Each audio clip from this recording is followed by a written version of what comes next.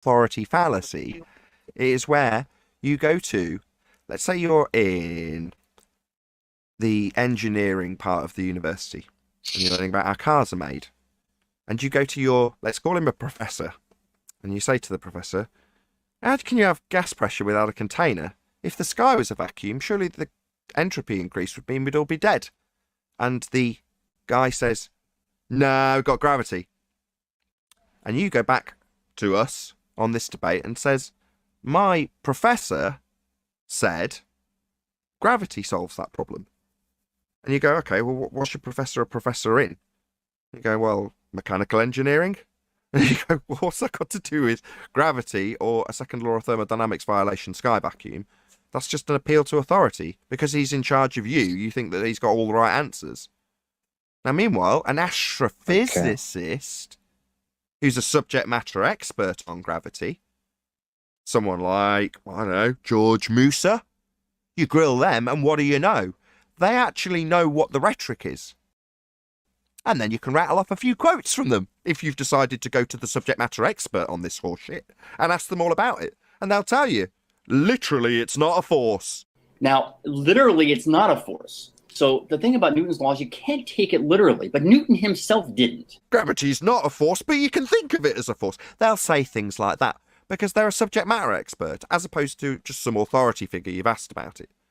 So the fallacy is to just ask your mom and say, well, my mum said she's in authority, she's in charge. Therefore, her answer is correct. Nothing wrong with appealing to a subject matter expert or challenging a subject matter expert. That's when it gets excellent. That's when it gets the most interesting for us. The problem we have is we're just scum. We're the dregs of society. We're flat earthers.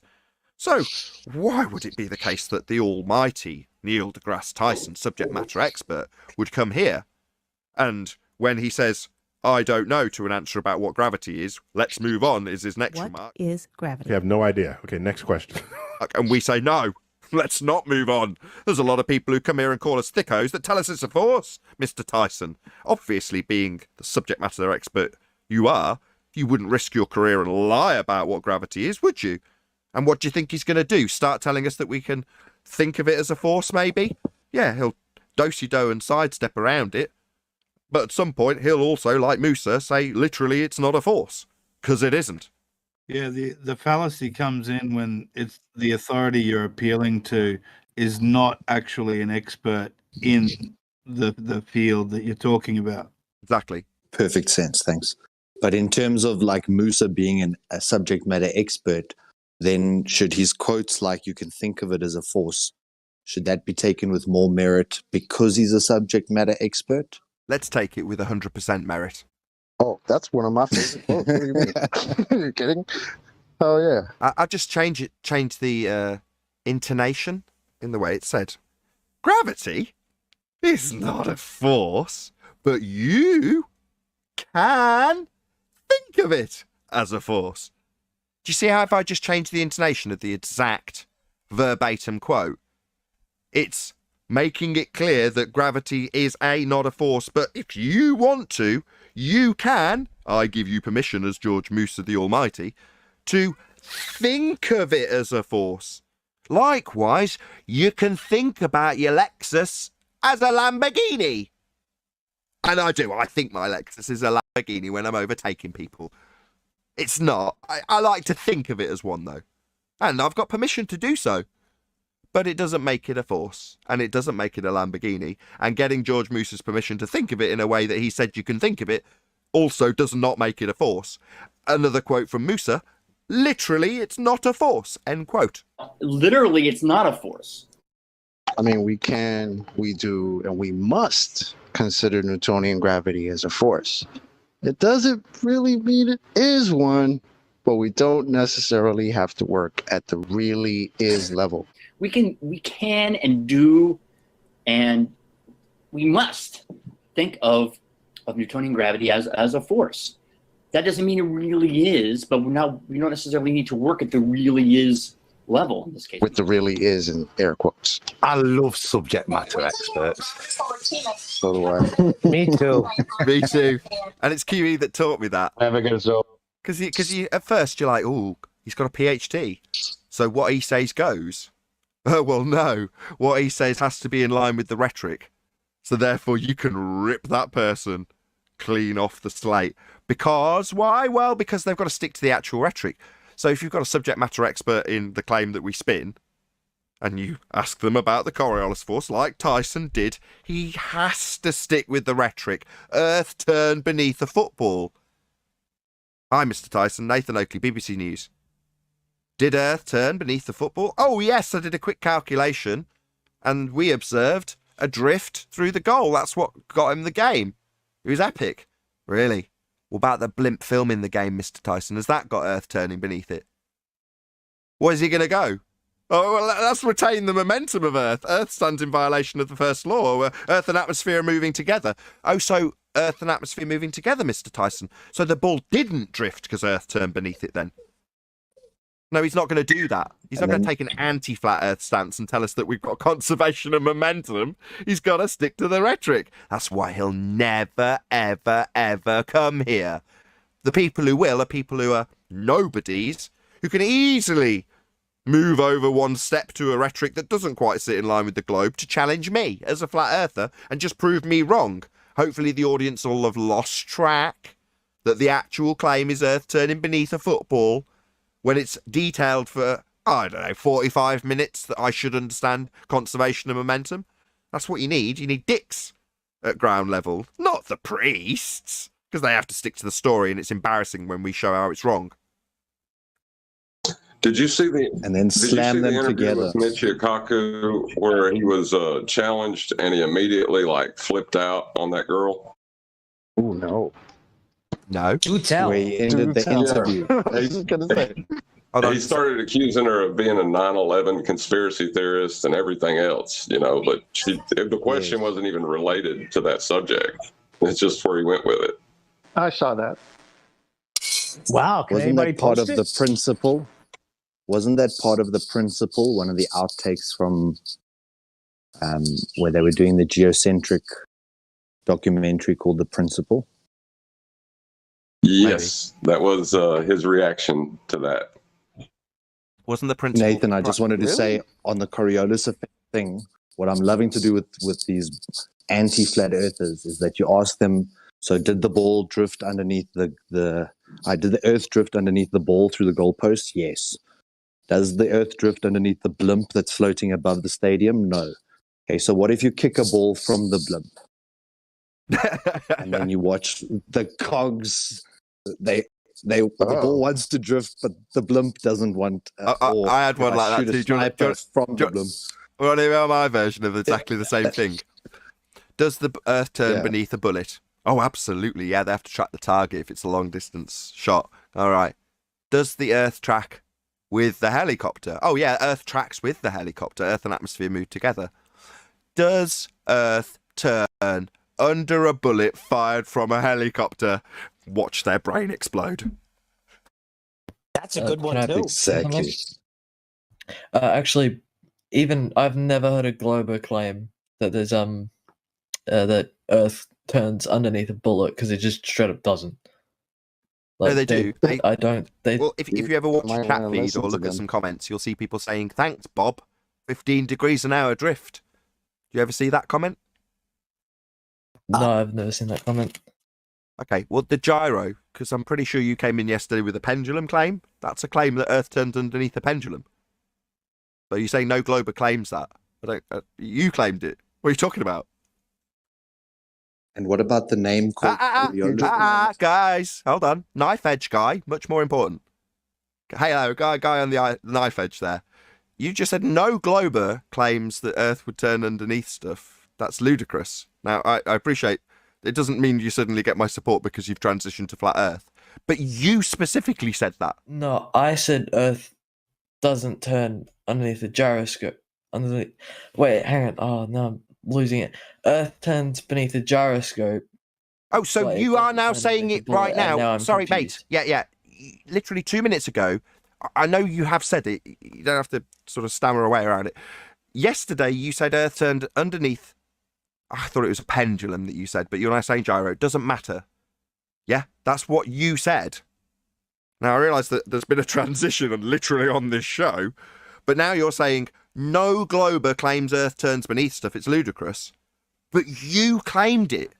You literally yourself claimed that yesterday and today, literally about 3 minutes ago. No, I just specified bullet because I've never heard one say specifically about a bullet.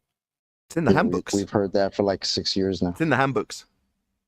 Snipers' handbooks apparently have got a claim that you need to track your target because Earth's going to turn beneath, and they cite Coriolis in the handbooks. So you might not have heard of it, but it's certainly something that they like to dig out and go, look, it's in the handbook. And that's an appeal to authority also. A claim that your entire world moves in a handbook of a sniper. All right, well, obviously, snipers are the authority on the entire world moving at 1,000 miles an hour on the equator. That would be an appeal to authority fallacy.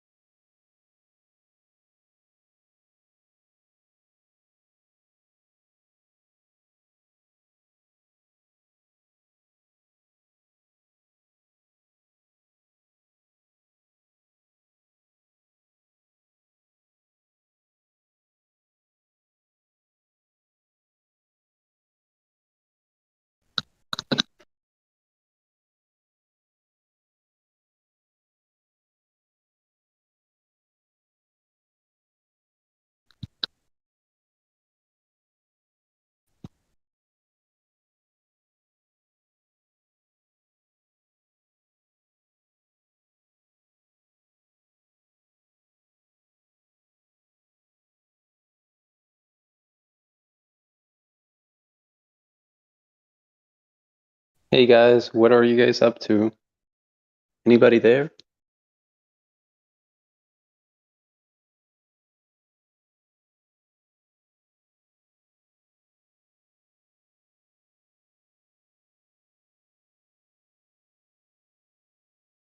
Hello? Anybody on Earth?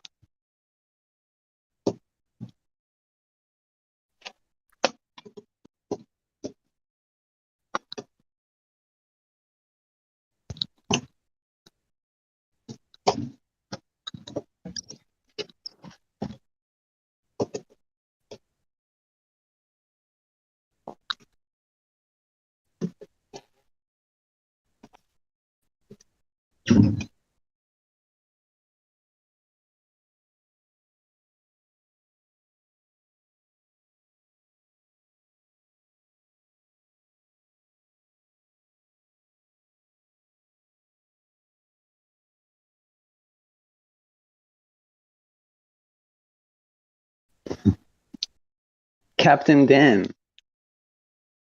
Oh, Captain Dan's not here. Oh, yes, he is. Why is Captain Dan muted?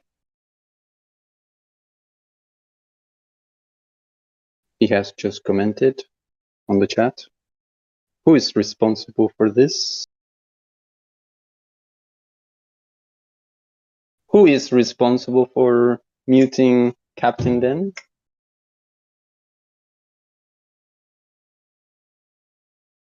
Absolutely, I completely agree with you, sir. It's a complete outrage. What a shame, these people. What a shame.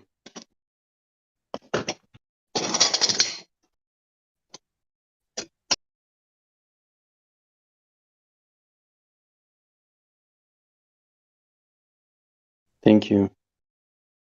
I don't have any authority. Otherwise, I would unmute you. I don't know who is responsible for this, to be honest. I just came in to say hello.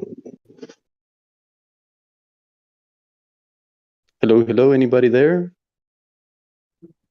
I'm here. What's up, dude? What's up? Just working. Hey, do you have any idea why is Captain Dan muted? He shouldn't be.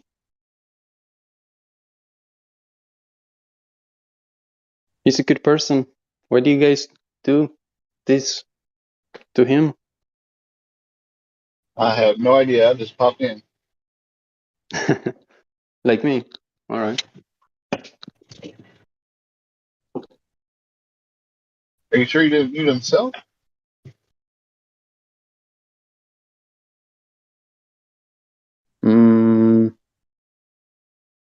Let's see. I'm a rock star in the flat earth movement.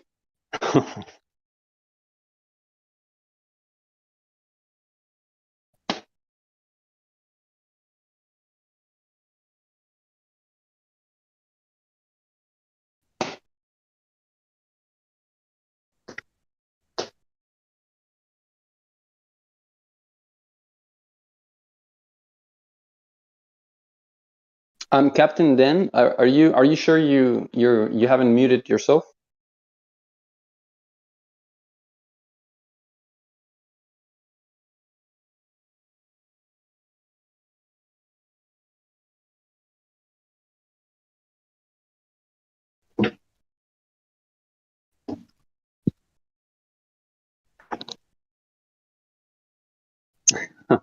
Censored in my own America.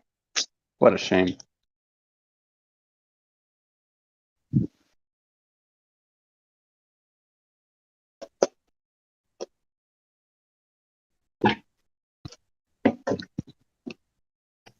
What a shame.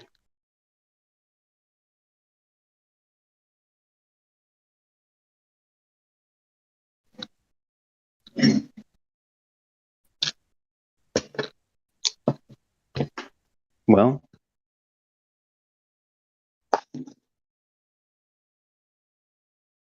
it's really no fun having people muted, man. It's really no fun.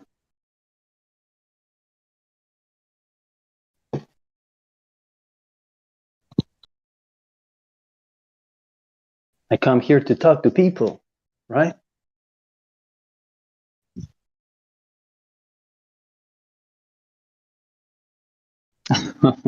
That's right, sir. That's right. First Amendment. Violation. Freedom of speech, guys. Can't believe this is happening in the flat earth community, eh?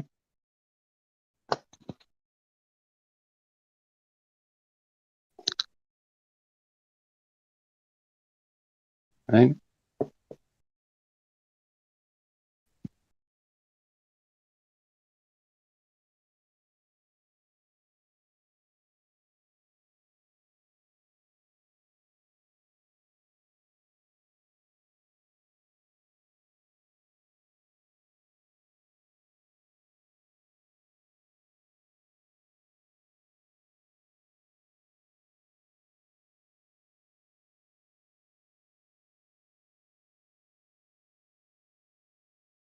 No, you know what's crazy? There doesn't seem to be any moderators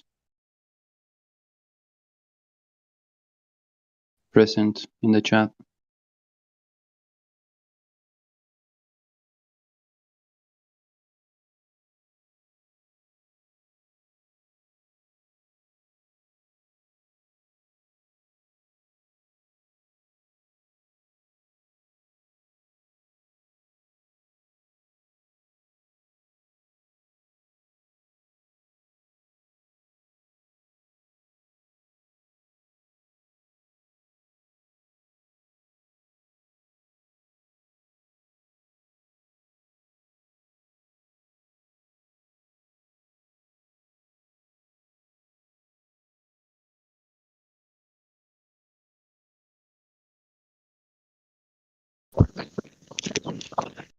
Do we need a moderator in here? I'm sort of one.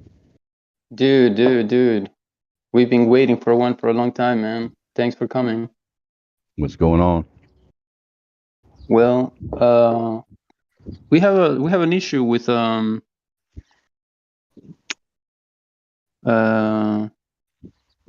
Captain Dan seems to be muted. Can you do something about it? He's a good person. For a reason? What? Was he muted for a reason?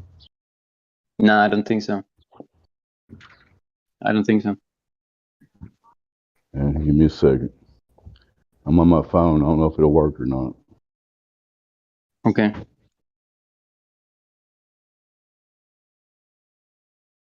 Okay, he should be good. Are you there, Captain Dan? Still muted. Captain Dan. He should have control of his mic unless it didn't work. I unmuted him. Oh well. Anybody get a globe proof today? No? Okay. What? Proof of the globular object that everybody thinks they live on. We need that. Do not have that, do we? No.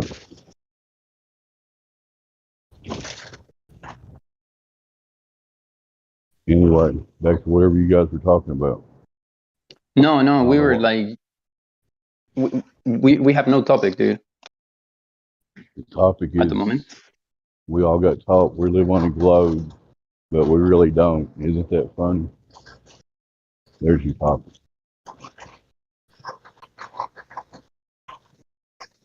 Y'all taught us a fantasy as fact. That's not fair.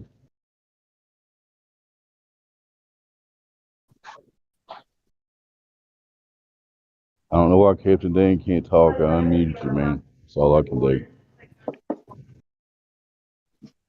Captain Dan, you have been unmuted. Apparently. It says on my phone. Hello, Flat Earth. Oh, Ray, you came to what life, were you man. muted for? All right, why were you muted, Captain Here we Dan? go. Why were you muted, Captain Dan? Everybody's just sitting here lurking for like 10 minutes straight. Can you hear me, Captain Dan? I hope everybody's having a good day today. Can you not hear Grateful me? for your blessings in this life. Captain Thank you. Dan, want to go Hi, fish for baby. some shrimp? Say what?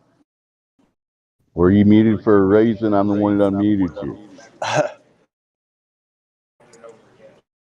I'm hearing an egg. really I'm like hearing an shrimp. echo. I like fried shrimp, cooked shrimp, and shrimp salad, That's shrimp not tacos. answering my question. Can you hear me? Okay, try again. Were you muted for a reason? Because I'm the one that No. unmuted you. Yes, thank you for that. Right. No. Okay. Right now I'm hearing an echo. Is that coming through your mic? Oh my God, am I echoing? Does anybody else hear that? How about now? Okay, that's better. All right. Continue. I think Leonel had a question for you. I'm all ears. No, I don't have a question at the moment. Oh, now I'm disappointed. Sorry. Welcome to Ask the Boomer a Question. I've got a question, Captain Dan. There's apparently a lot of people that still think they live on the exterior of a spinning oblate water paroid thing zipping around through nothing. Have you heard of Living this? in this fantasy world. All part of clown world.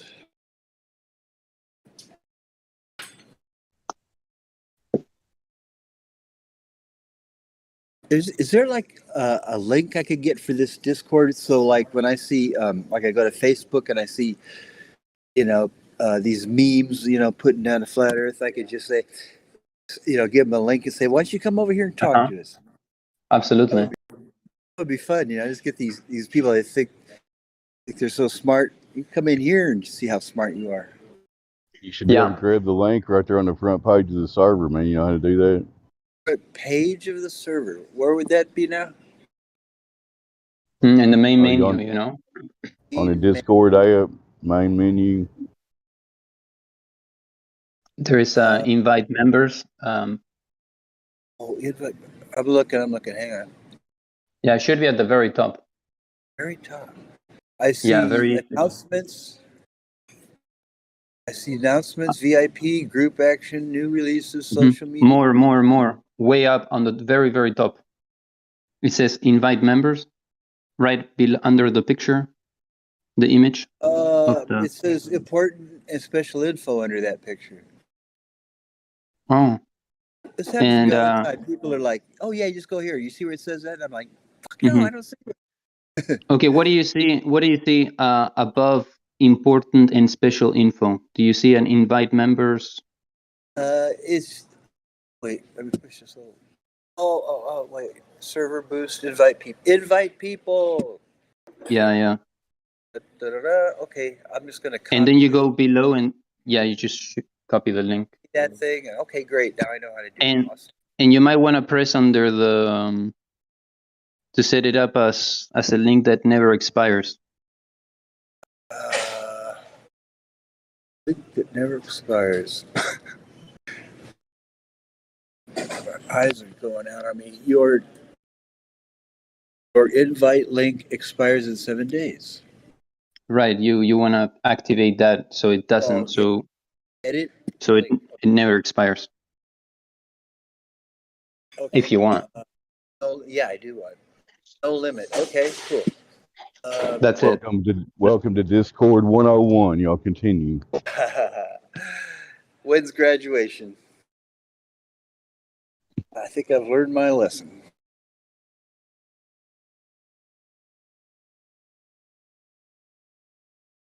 It says, old dude says, Dan got muted for echo and he doesn't hear us. Yay, good news. Thank you, old dude. I'm an old dude too. We should hang out. We're going to start an old dude club.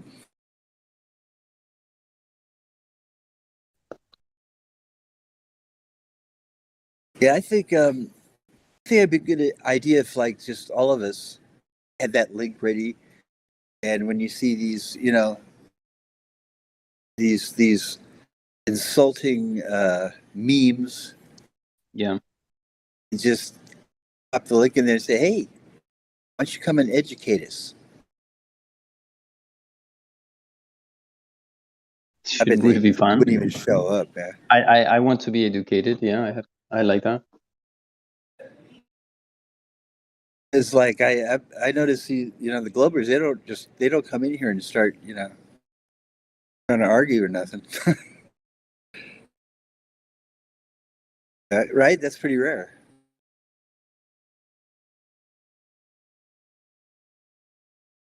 It's quite rare. Yeah, actually. They know better. No, I want to see Neil deGrasse Tyson come in here and try to talk his shit. He's really famous. All you Famous. have to ask him is, what is gravity? It's like, I don't know. Next question. Exactly. He knows that there is no such thing, so he doesn't really even like that topic. Okay, Mr. Astrophysicist, what is gravity? I don't know. Ask me something else. Now he proves gravity. He does a mic drop and he says, "See, it fell downwards. The ball Earth sucked that microphone downwards. Proof." Can anybody give me like any idea on like what is this thing like? For example, this up and down, like how there is an up and down. Like, is that just? I think that's. I've been thinking about this and I find it difficult to articulate. Up and down, down, right? Gravity pulls things down, but there's not like this. Either things go up or down, right? What is this? Well, see, on a ball, up would just be in any direction, depending on where you are on the ball. It could be going straight out sideways. If you're in the North Pole, it's going up. If you're in the South Pole, up is down. You know what I'm saying? Right. Very confusing. But in reality, there Yeah. is an up and there is a down. Wow, that's amazing. Right, I like that. That's, yeah. Problem solved. My work No, is but I done. mean it's. How do you define up and down in the heliocenter helio I don't know. Earth model? The heliocentric shooting through space at 666,000 miles an hour model. Hard to get anything done in that kind of movement. I wonder how they define up and down.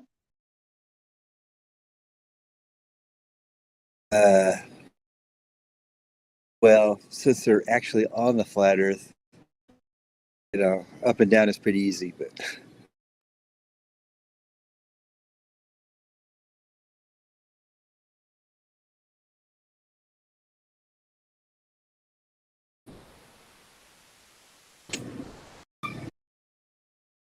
so it used to be an old adage that everybody knew, and it goes like this: "What goes up must come down."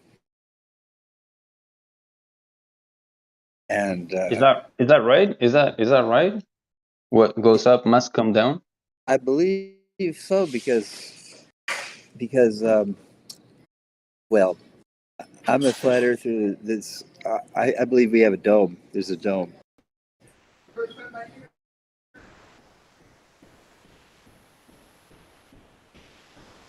It's part of the ecosystem, So no? it's a close. It's a Mhm. close.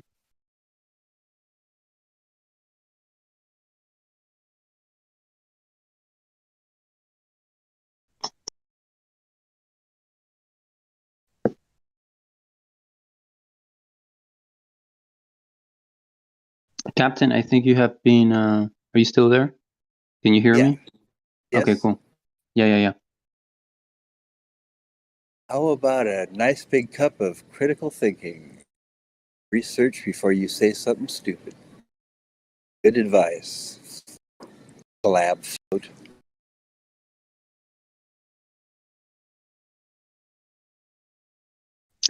Do I say a lot of stupid things sometimes, man. I don't mean it. You know, we're among friends.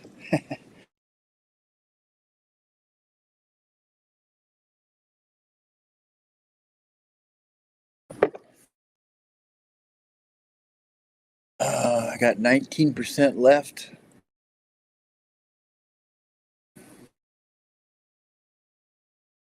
Quetzalcoatl is with us. The feathered serpent god.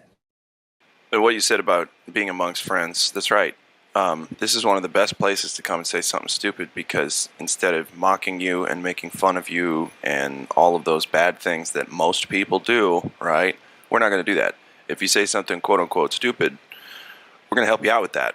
Make sure that you can have the true information instead of the untrue information, It's such like, as. you know, So hold on, I'm almost done. Such as, Earth has curvature. Well, that's so far as we know an ignorant statement. I guess you could call it stupid, but it's ignorant because it lacks knowledge of truth, which is there is no measurable Earth curvature anywhere to be found yet, right? So it could be me making the ignorant statement that there is no Earth curvature, and you have found some Earth curvature. In that, I'm willing to say, oh, I said the stupid thing, and you've corrected me. So far, it's vice versa. We can't find any Earth curvature, so if you have some, and you bring it here, and we say, ooh, that's actually not Earth curvature, can I explain to you what that really is?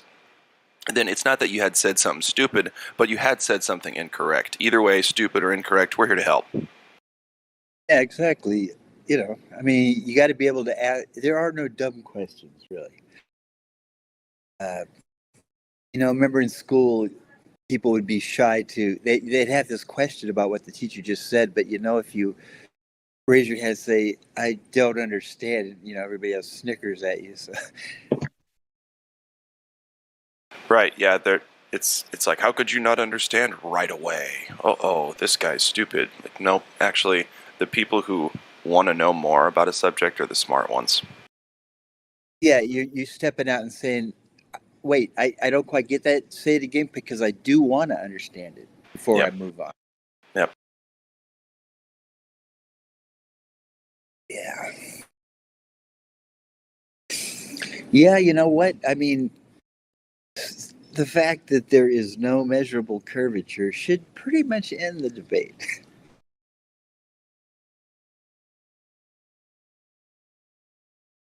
Wouldn't you agree?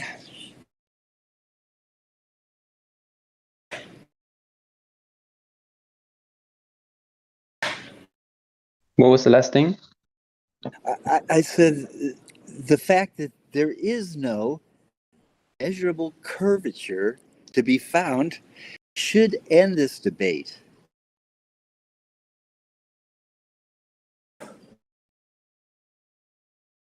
I'm in a really funny position because, like, for example, a scientist, comes to me and they explain to me about the curvature, and I'm just like, I'm able to listen. I mean, I'm able to do critical thinking, like, Yeah, I but want to hear it. but I'm kind of more on the. I think I have to be on. I'm more on the belief type of thing, because in order for you to know something, like, you need to actually understand it and you need to have proof. I'm in a situation where I'm learning how to conceptualize this concept. Sometimes I definitely know that, for example, I don't believe that I'm on a sphere, so I don't buy it. But then once again, I'm not really able to. I wouldn't be able to have a debate with a scientist. No way. I mean, I would just. Yeah, well, that's fair. That's fair. You don't want to bite off more than you can chew. You know what I mean? I'm just like listening and learning from everybody, like pretty much. I do have my beliefs, though. I do find it fascinating. It's just I've never seen anybody come up with some kind of proof for curvature. Maybe it's been done, but since I have never seen anybody with that kind of, I just go ahead and say there is none. I mean, if you like the other brother was saying, if someone does come along with some super good evidence and showing me some, I'm willing to say, wait a second, maybe we're wrong. Look, that looks like curvature. When they look like when you say curvature, like, do you mean like the way I understand it is like when you ascend, to a certain altitude and you start seeing the horizon like descending, right? That's what it means. No, that's not it. Curvature. I don't even understand how there can be like. I even have problems with that question. Where is the curvature? Like, where the fuck is the curvature? Like.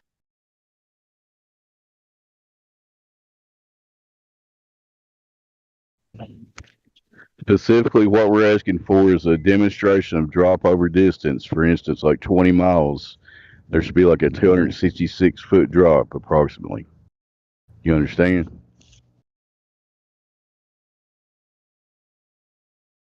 So where is the drop? Should be the question, no?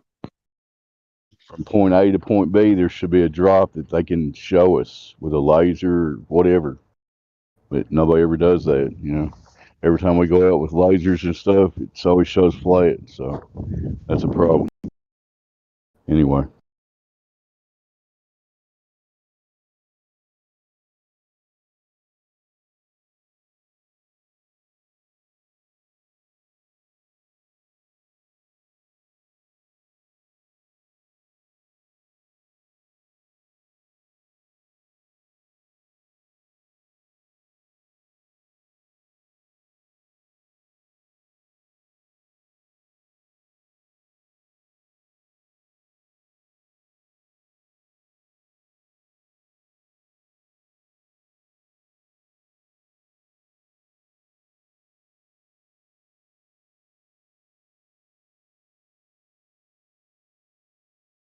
It's like in the old times, like people had. I suppose that even in it's always when you hear it's in the past people had to keep things secret, knowledge, because otherwise they would be killed for it.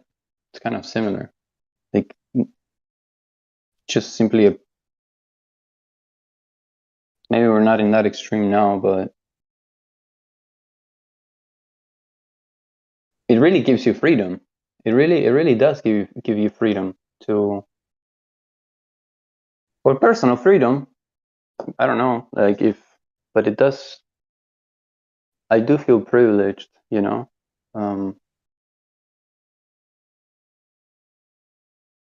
like lucky, I mean, in comparison to the vast majority of the people, in that sense.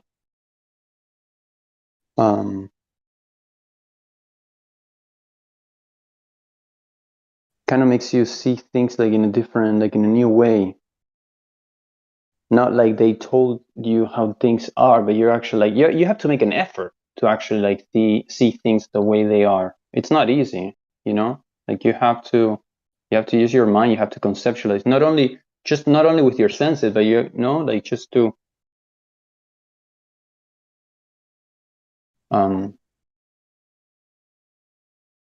I don't understand when people say, for example, like you can see it, like you have to trust you have to trust your senses, but what is the process after that?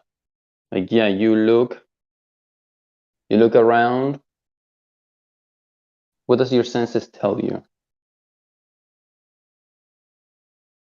I mean, obviously they don't tell you that you live on a spinning Earth, but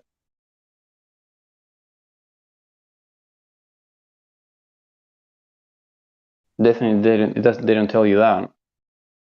But they don't tell you that the whole Earth is flat, no, either. You have to conceptualize that also. Maybe I'm speaking too much.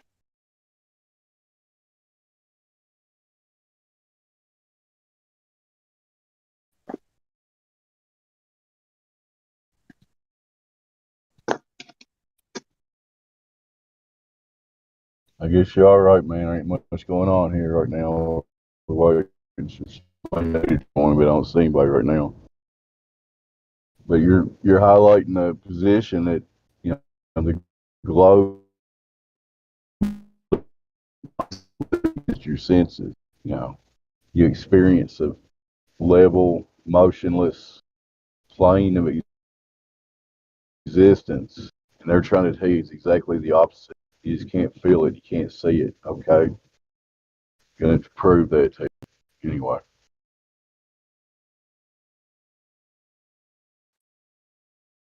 They separate you from trusting your own senses and then just deferring that trust to the experts. It's a mind trick. It's mind control. They trick Big you to time, do I it when think. you're a little kid.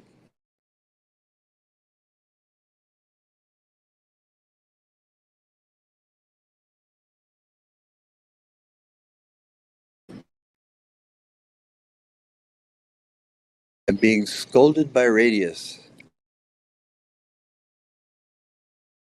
Yeah, man, just gain control of your mic so others don't have to.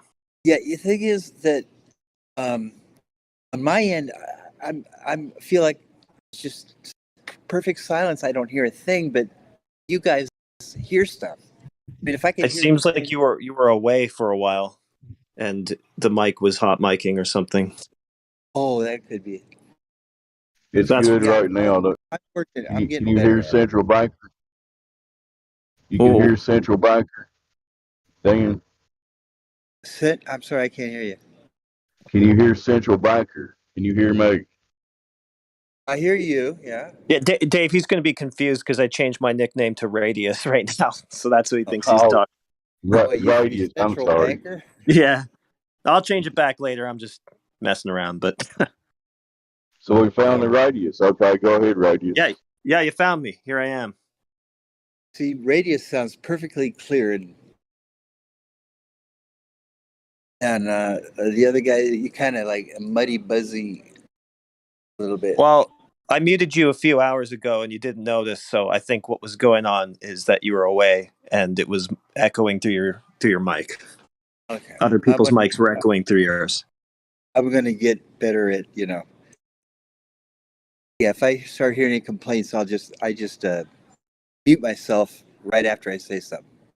To be honest, I didn't even hear it. There was just a bunch of people complaining in the text that that was happening. So Like, I wasn't mute here, that but motherfucker, ban that dude. Was that Michael Jackson, dude?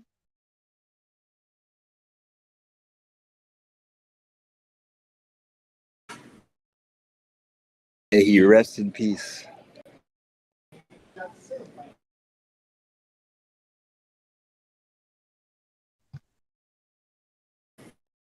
He's resting in peace on Tupac Island.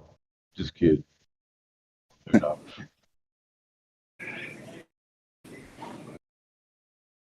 Hey, a jury of his peers found him innocent.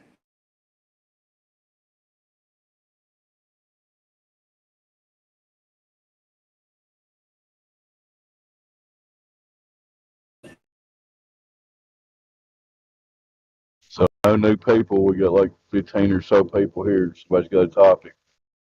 Just ask Captain Dan. He's got all the answers, don't you, Captain Dan?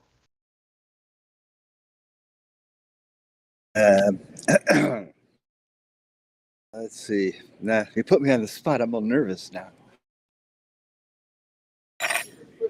You're claiming that you have all the answers to any question anyone could ask you? Well, not quite, but I do know a lot of stuff. Okay. I don't think you're 100%. I'm not claiming to be. I claim to be like 30% at this point. That's just me, though. Like sciences and stuff like that.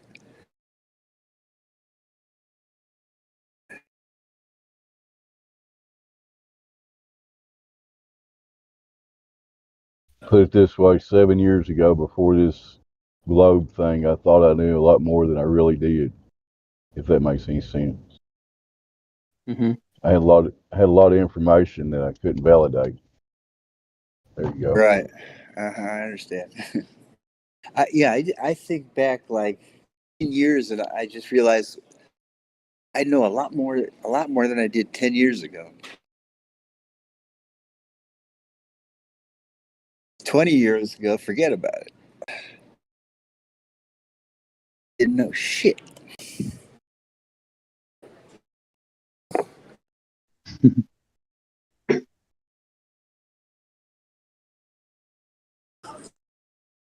You have to learn how to reset yourself. That's part of the process of learning, no? Yeah, you got to be able to let go of ideas that you have. Just be ready to let them go if you get new information. I see a lot of people that real reluctant to let go of ideas. You can just have solid proof right in their face, explain it all, and they're just like, "Yeah, I don't want to have this conversation." They got Yeah. some reason why they don't want to make their mind go there.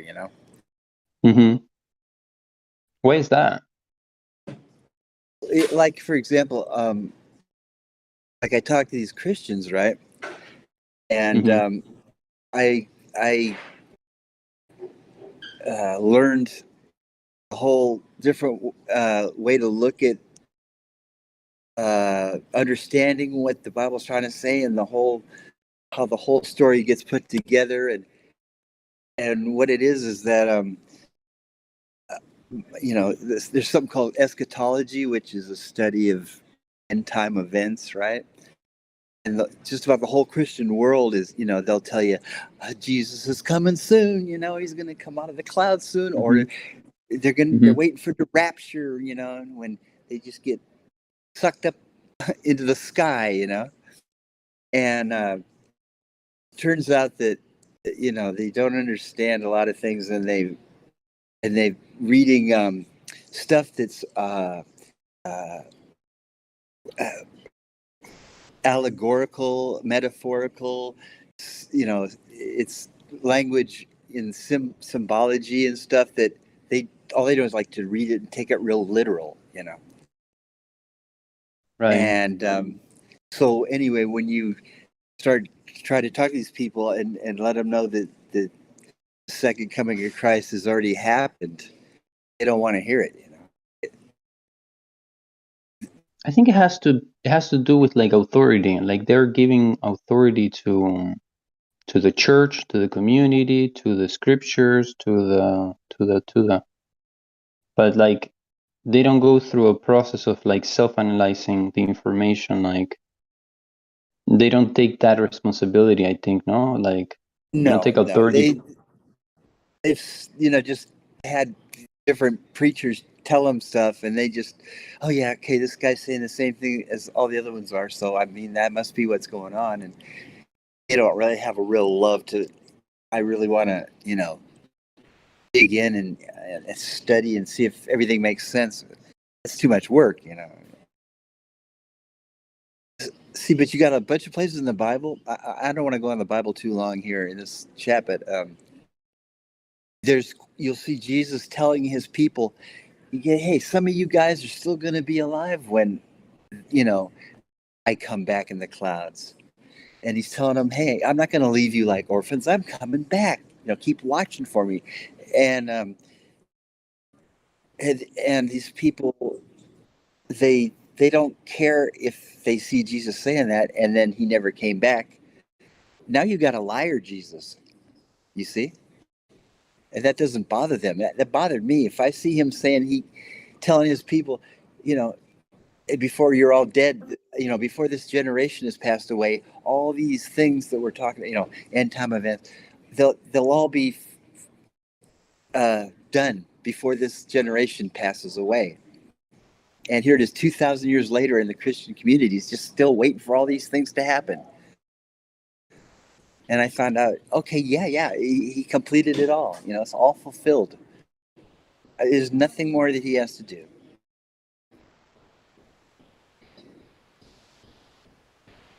Hey, the guys, End of Captain religious Dane. sermon. I'm gonna leave for an hour. I'll be back later. Continue with the conversation I'm in a without me. restaurant. Okay, yeah. Anyway, I gotta bounce because I'm almost out of juice and I'm in a restaurant now. I'll talk to y'all later. Thank you for unmuting me. Talk to you later. Later. Later.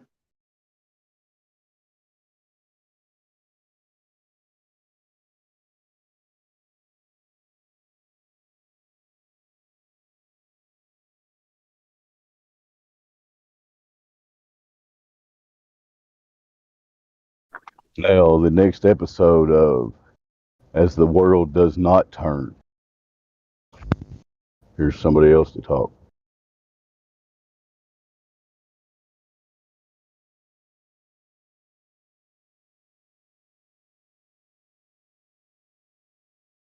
Or we could go with silence. That's a good choice, too.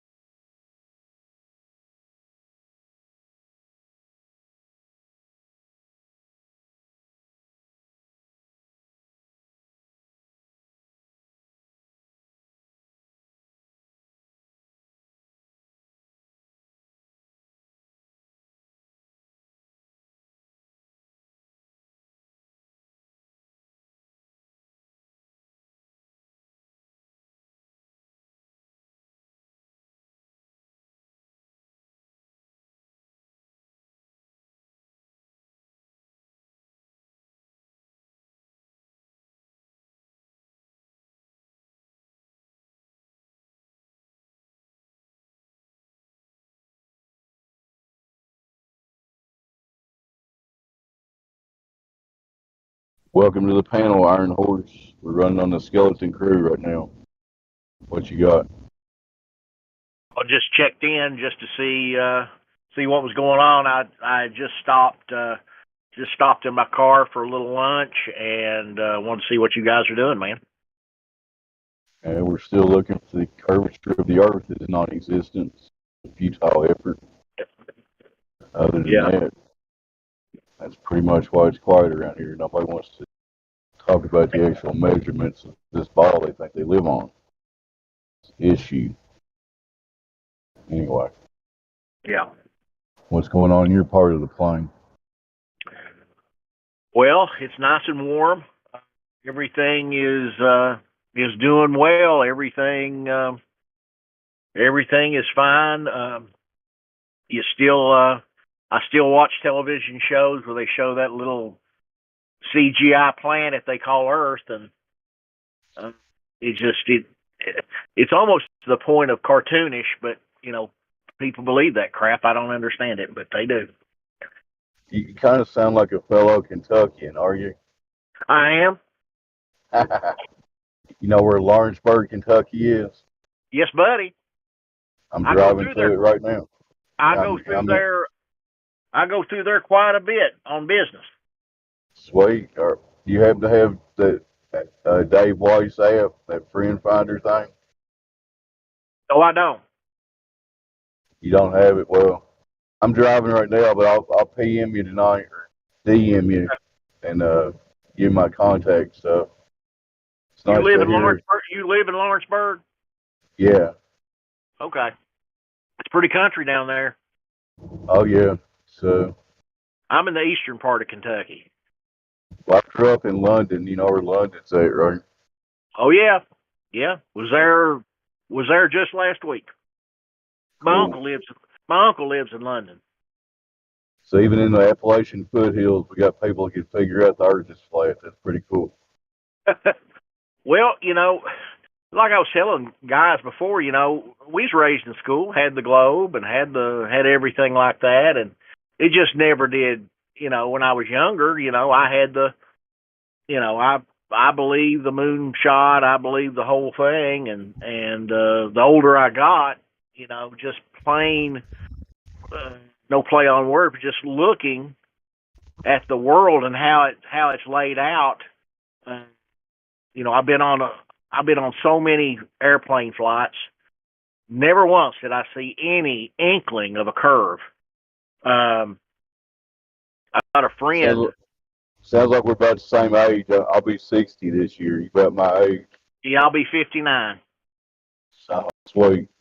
So we're late boomer generation. I was 6 years old when they landed on the moon. But Yeah, go it was ahead. 60. I was born in '63, but I've got a friend. He's a jet pilot for it's a UPS. It's either UPS or FedEx, and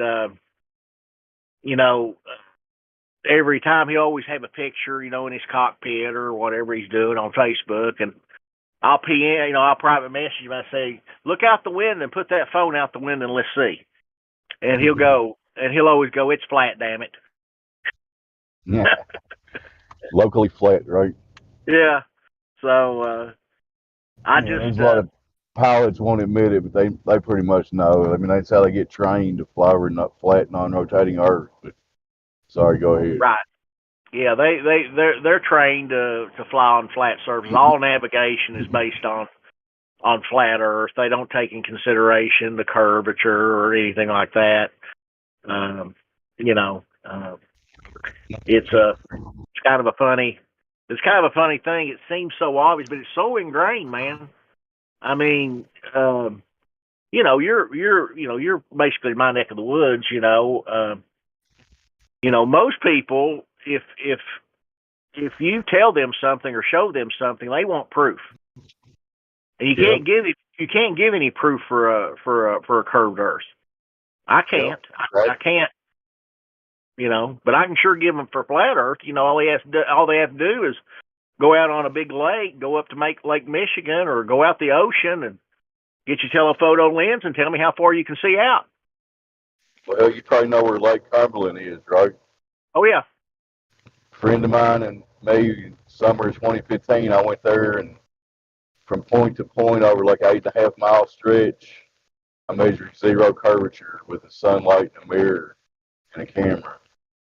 Yeah. So, anybody can do this, even if you're in the hills of Kentucky. The water is not gonna be convex. I mean, I had to prove that to myself. And the funny thing is, the guy that went with me is still a glober. He thinks it was refraction that made that sunlight travel along the water. Whatever. Yeah. Well, I had a sunlight with a mirror like 2 foot off the water reflected across 8.5 miles. So and it was perfectly straight right across to it. But anyway. Yeah. Yeah. I can't. The thing about it is, the oldest question that everybody says, well, why would the government, why would education, why would they lie about that? What's in it for them? But I have found that, if you can be fooled into believing something is where you're at, and how the whole world is laid out, they can make you believe anything. And it's just the constant lies. It's just it's comical, really, but it's not. I mean, I don't think people think about it a lot. I think in their heart of hearts they know there's something not right. I didn't know that. I knew in my heart of hearts something wasn't right, and it wasn't until the last 2 or 3 years I really started kind of really researching. It was hard to find stuff. That's why I got here. That's how I wandered in here. You landed on your feet in here. There's a lot of resources in the bottom of the server and stuff. So Yeah, there's a lot of research. A to Z, a bunch of stuff down there, observations, all 9 yards. Yeah. How long have you been on Discord server? Well, I first heard about this summer or spring of 2015, and I think this first server started in late 2017 or 2018. Don't quote me on that. Somewhere in there. Yeah. Maybe 2018, something like that. This is the second version of it because some idiot hijacked the first one. This one's back up to around where the other one was, around 30K, something like that. Yeah. Yeah. It's a good place to come and generally talk about the topic as long as you don't wander off in too many directions. If you're going to make any claims on here, you want to be able to back them up. I guarantee you that. Oh yeah, Somebody will call you on it. Oh yeah. Claim something, you better be ready to back it up. There's a lot of smart people, man. They got their stuff together. You got surveyors, mathematicians, engineers. We represent the entire spectrum of human existence, pretty much. Yeah. Yeah. There's all kinds of people here. There's all kinds of opinions about stuff, but I like how we pretty much agree that you demonstrate to be in reality. And a demonstration of this. They keep saying it's there. Yeah. Yeah. I've. Anyway, everybody else want to chime in here? Go ahead. Sorry, go ahead. I'm probably getting ready to hit spots. I usually don't talk a lot on here. It's good to meet a fellow Kentucky, and I'll hit you up with my details later. Okay, man. Okay, man. No problem. All right. All right, brother. I'm just going to listen for a minute. How's the weather down here? Got a few clouds in the sky. At least they're not straight line clouds. You know what I mean? No. Yeah. I'm in West Virginia right now, and looks like we're going to have a little rain, but the leaves are turning over. So looks like we're going to have some rain this afternoon, but hopefully I'll be home before it gets too bad. But we get, everything comes, all the weather comes west to east. We get some stuff out of the south, but not. So you're not far from the famous Hatfields and McCoy's battlegrounds, are you? No. Big Sandy and stuff. Yep. That's where I'm at. I'm just north. I'm north of Pikeville, Kentucky. Yeah, that's where the Hatfields are from, just north of Pikeville. Yep. Anyway. But yeah, good talking to you. I'm probably getting ready. My mug's probably already fucking up. Yeah, mine. I just stopped to have a little lunch and thought I'd get on and see what's going on, see what anything new is going on. Nobody in here coming in here challenging, because it's tough, man. You come in, like you said, man. If you come in here with a claim, you daggone better be able to back it up, because they're gonna skin you alive in here. Yeah, that's why we have very few of the heliocentric enthusiasts being very enthusiastic about their model anymore because they know they can't prove any of it. That's a problem. Yep. Yep. Yep. When did you first realize? When did you finally, really start thinking about it and actually understanding what was going on? Probably that day at the lake when I saw that sunlight flash across 8.5 miles, and I gave up the slight little chance that the water was actually in a curved shape. I was like, that's it, it's over with. We're on some kind of plane. I don't know the entirety of it. I know in this section right here, the water's not staying in a curve. That's impossible. Yeah, So, there's no bend even on. I the saw Atlantic Ocean and the Pacific Ocean are not big balls of water. That's ridiculous at this point. Yeah. People believe that though. They think it's a big hump of water all across the Atlantic. Look to dirt. Come on, people. Anyway. Yeah. All right, man. It's good talking to you, my brother. Yep. Have a good one down there. You too, I'll bud. hit you up later. All right, brother. Yep.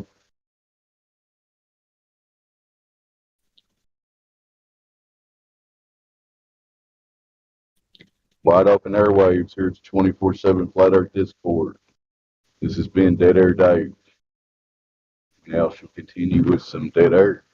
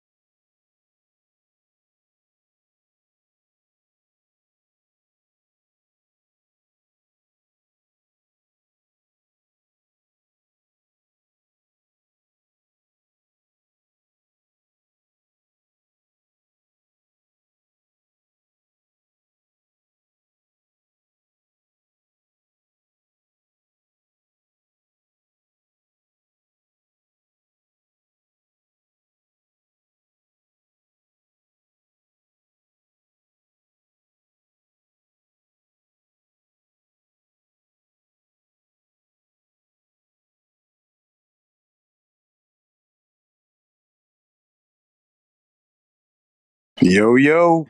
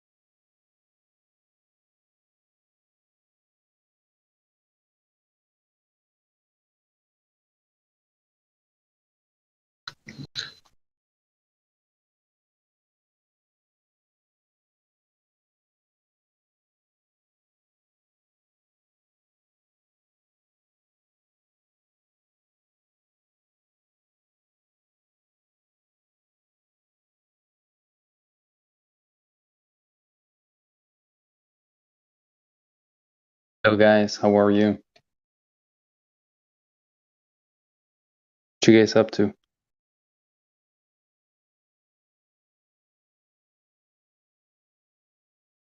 Little G, are you there?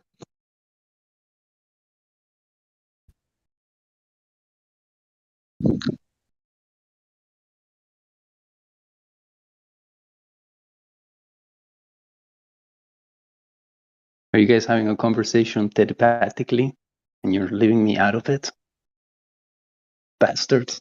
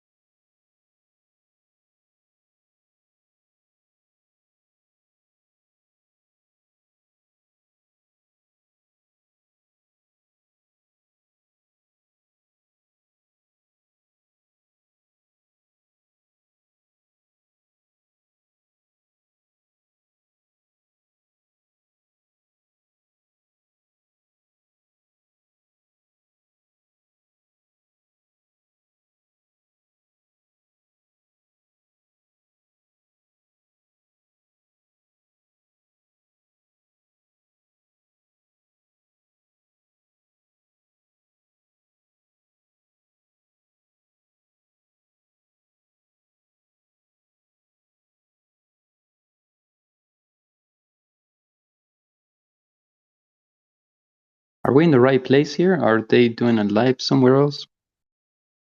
Live stream is running.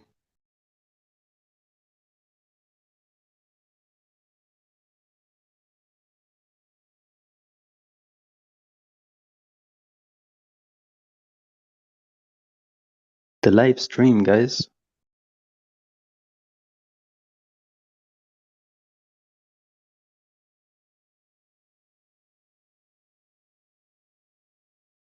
What's the topic for tonight? For this evening?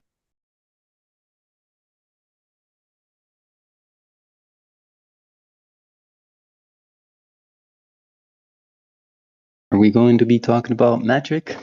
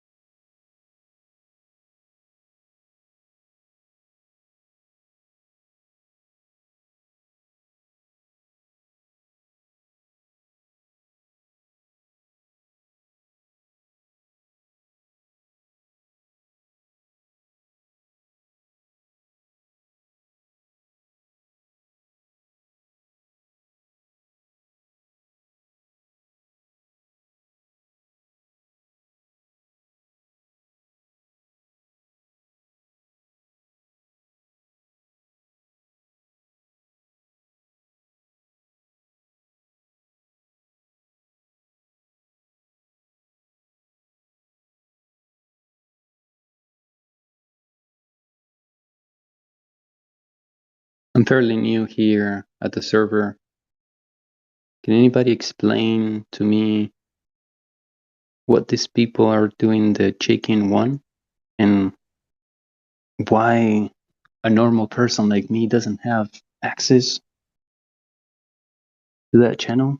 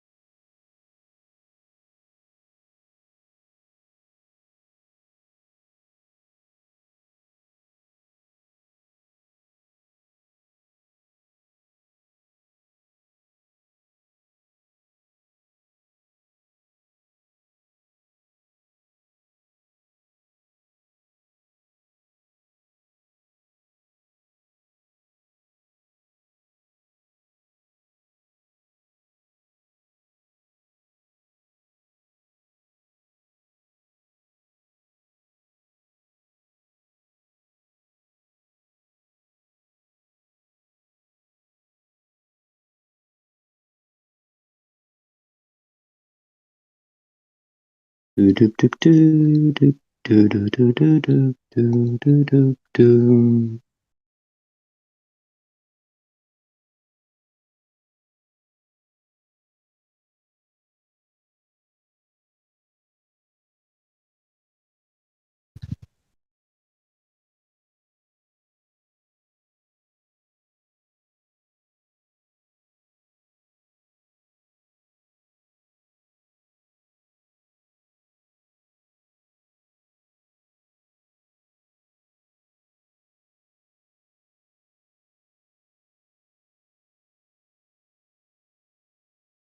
Glad Probe is typing. Certification on vaccine identification. I don't have one. It's not fair. I don't have it.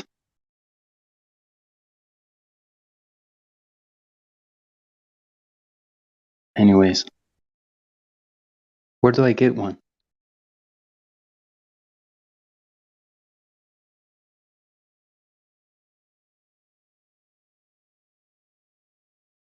I'll do anything to get it.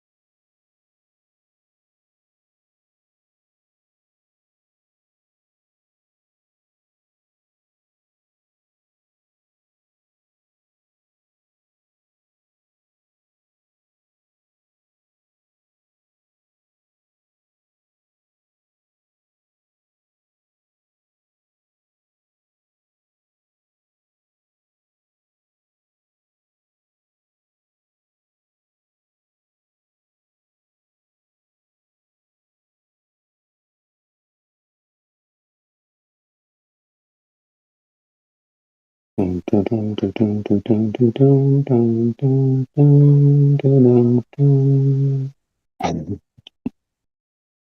is channel 1? What is channel 1?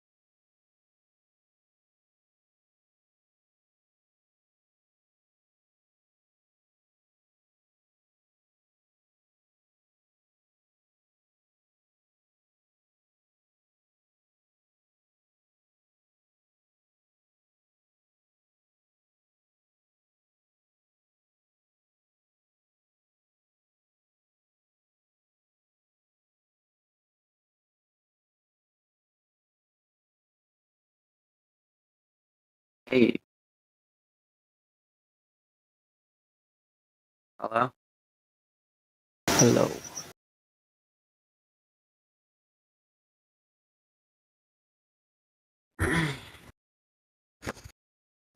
Is nothing happening right now? Are you addicted to lying? Am I addicted to lines? Lying. Oh, lying. I hope not. That would be pretty unfortunate. Well, the Earth is not a globe. Okay. Why do you think that? Because it's not. Are you addicted to lying? I don't think so.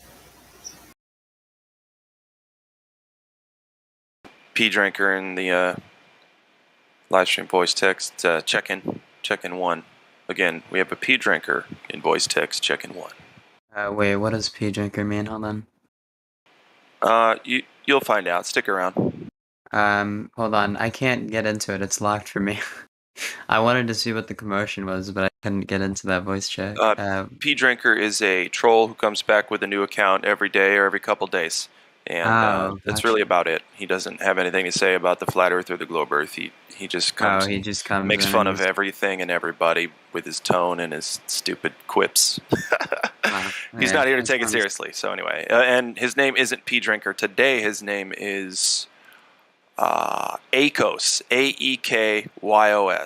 Akos. So yeah. Anyway. Very interesting. I'm gonna go take care of some things, but yeah, have fun. Okay, I'll have very much fun. Okay, why do you think that the Earth is flat? Because it's not a globe. Because well, I mean, sorry, I'm asking you why you think it's flat. I guess I should also prove that the Earth is round. We'll start with the good old fashioned ancient Greek Aristophanes thing of the. Sorry, I have to interject real quick. I ask a quick question, and then I do have to go. But Hunter, were you alive back then? I was not, but you can actually repeat the experiment yourself if you have a friend who lives. Okay, and have you done that? No, but you can do that as well. And also, I can do it, but have you done it? See, the thing is, you need to provide a backing, some kind of empirical, physical, something you did, right? What? Something you did, an experiment or measurement that you did or took to validate that the Eratosthenes experiment actually proves a globe Earth. I don't think it entirely does, because the same thing can be achieved by a local sun, right? But I was getting there. Sure. Yeah, absolutely. So that's I mean, great. assuming that we have these two models, right? And you have a local sun or around Earth. Yeah, but see, you already fucked up when you said assume. We can't assume anything. You know what I mean? Well, we just need direct what other empirical proof. what other model can explain that kind of difference? We don't need a model for anything, my friend. We have a what? How do we have the flat Earth model, right? No, Or there we is have no the flat Earth globe? model. What do you think that it is then? We don't need a model. Okay, so check this out. If I don't have a model Ferrari, does that mean I don't have a real Ferrari? No, I don't mean like a literal physical model. I just mean like a way that we can like describe this. You know, like I don't. I You don't say have model. to I use use a model. it Just use your senses. Yeah. What? Yeah. What does So that mean? when you go outside, is it the sun moving or are you moving? Well, personally, I believe that I'm moving, but Okay. we But obviously really, disagree on but that. but really, you stand in one spot and the sun moves above you, right? So it would be kind of a Well, leap to from say you're the my- one moving. Well, yeah, from my reference frame, it appears as though the sun is moving. So why would you think anything else? Because it seems like our observations don't match that. Like on a flat Earth model, if we have a sun that's There's no model, rotating once overhead. again. Sorry, on a flat Earth, if we have a sun that's rotating overhead, we would expect to see that sun light up exactly half of the Earth at a time. Why would you think that? Because I know people who have gone to different places, people. and we can actually see the different My friend, times when did you that the go sun outside rises and of the Earth sunset. to falsify that? When, from what vantage did you see that it doesn't light up half of the Earth? No. This isn't about. seeing the entire Earth at once. Yes, but it I know, is. Otherwise, no, you no, can't make a it's not claim about that, dude. I Do you can understand what actually. hyperspecificity means?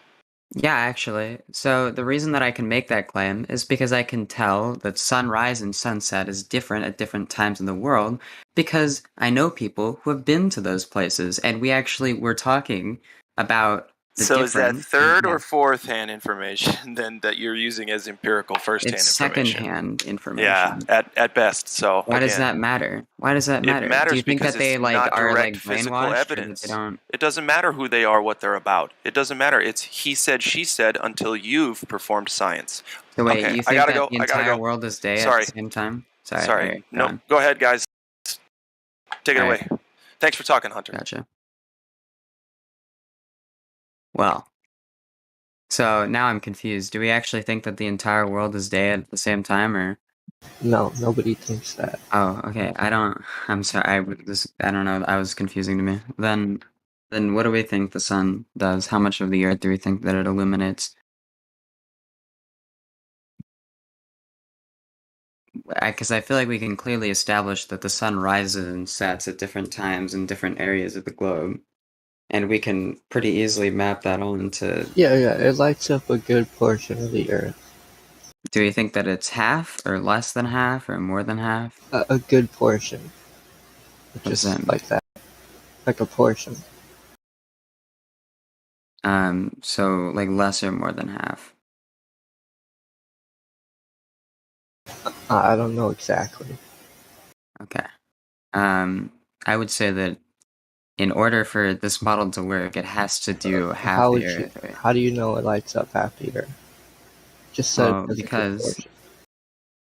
because as I said, I know people who have been to different areas like Europe and Australia, and we have been able to compare and contrast the times at which the sun is rising and setting for them compared to me.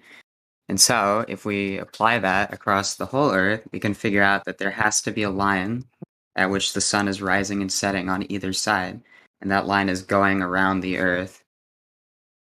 Did you measure that? Do you know that's truly half the Earth, though? If you measured the It's entire Earth? technically a little bit bigger, but just a tiny bit. But I mean, we can go with that if you want. But I still don't. The issue that I run into is I don't understand why the sun would do that if it was a point light. And also, I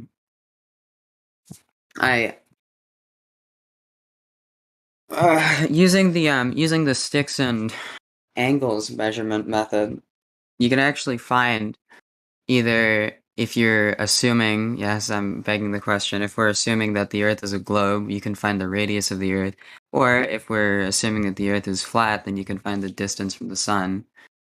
I don't. My issue is that sorry, let me back up. You can actually solve for these things, and you can find the sun's distance away under the flat Earth, and it has to be very, very high up. So high up that you would actually be able to see it from every part of the Earth at any given time. I don't know how you have a point light that can do that. So you think over the flat Earth, the sun would light the whole entire Earth up? It would have to be because of the angles of each of these, the different angles from the latitudes. If we're assuming that it's because of divergent rays, then that's just a triangle. You can solve for one of the sides of the triangle since you know the distance between them, you know the angles there, and it's a right triangle. You can solve for that final side, and you can find how far away it is. It would have to be like way, way, way above everything. It would be visible from every part of the Earth. Like easily visible. So I don't know how you reconcile that. Because I mean, assuming it's a point light, which it has to be if it has divergent rays, or it could be a spotlight, in which case you run into the issue of it squashing and expanding overhead. I don't know how you deal with that. Shut up, whoever I don't know what that name is when they sound like 10, okay? I am 18, okay?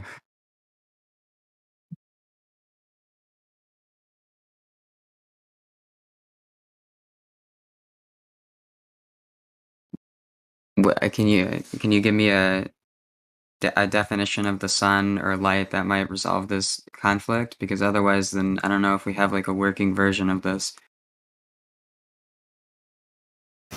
Well, we can demonstrate that with like a flashlight over a flat surface, how it doesn't light up the whole surface, and we can raise or lower it. All right, gotcha. So with it being like a spotlight kind of thing, you have it moving around the earth and it only Yes. illuminates certain regions. Okay. My big issue with the spotlight is that if it was coming overhead, you would see just as it came into view from the side, it would be like very flattened, very squashed, and then as it went and passed overhead of you, it would expand into a full circle, and then as it continued on, it would begin to squash because of perspective.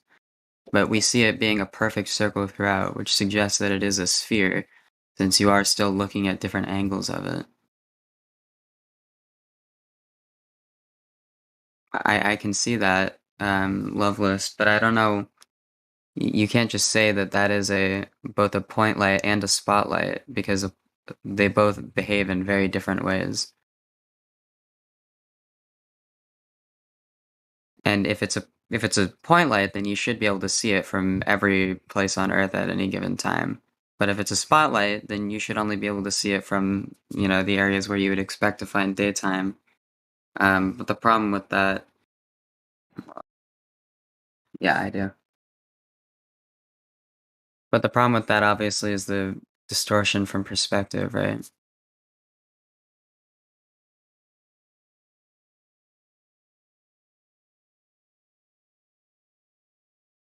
By the way, I'm genuinely looking for information right now, okay? I'm not just trying to I just need to I'm looking for a version of the model that would work. Okay, I know you guys get mad when I say model. This, I don't know. Okay, let's pretend you're in a giant warehouse. Okay. And there's lights above two people's heads on each side. Okay. You're not gonna see. Both of you are not gonna see the same ceiling, right? Yeah. Well, kind of, but sure. Well, that's kind of like the flat Earth is. Nobody can see the same ceiling unless you're absolutely but right next to each other. Yeah, but I mean, if the ceiling is tall enough, which it needs to be in order to fit in the sun, then yeah, everyone would be able to see the same parts of the ceiling. We might not see exactly the same thing, but we all have to see the same parts, right? But that's more like getting into the star thing. My other issue with the warehouse thing is if there's a spotlight standing right, or spotlight sitting right above your friend, and your friend looks up, he'll see a circle of light, but when you look at that spotlight, since you're viewing it at an angle, it's gonna be like, it's not gonna be shaped like a perfect circle from your, a little short-staffed at the moment, I will say. You seem to asking, please look below at the vids, try not to strawman our arguments, I'll, try. Thank you. I don't know what vids I should be looking at. I can't believe I just said vids in a normal conversation.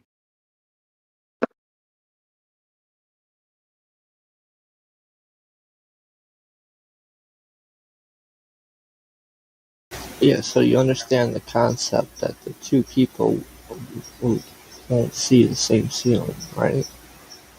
Yeah.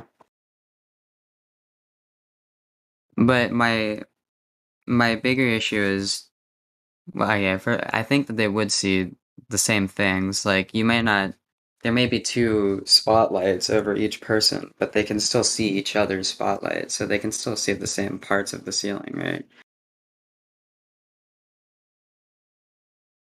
But if you move south, right, you should always still be able to see the North Star Polaris, right? Because it's so high up, it's in the middle there. everybody should be able to see it.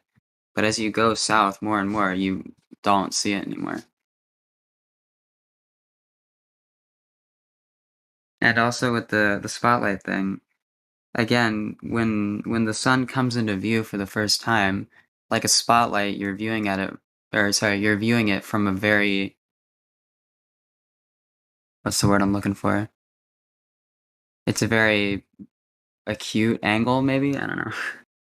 So your perspective of it, if it's a circle, like it should be really flat looking. And then as it continues to move overhead, it would expand out into being a perfect circle above your head. And then it would continue on to flatten. This is assuming that it's passing straight over the equator and you're in the equator, but you know what I mean. But instead of that, we see it looking like a circle all the time, which would suggest that it's a sphere. But then if it's a sphere, it has to be a point light, right? Because then it's projecting light from every direction. And then we run into the issue of everybody can see that point light from any part of the world. Does this make any sense? Am I making any sense right now? I don't know if I am.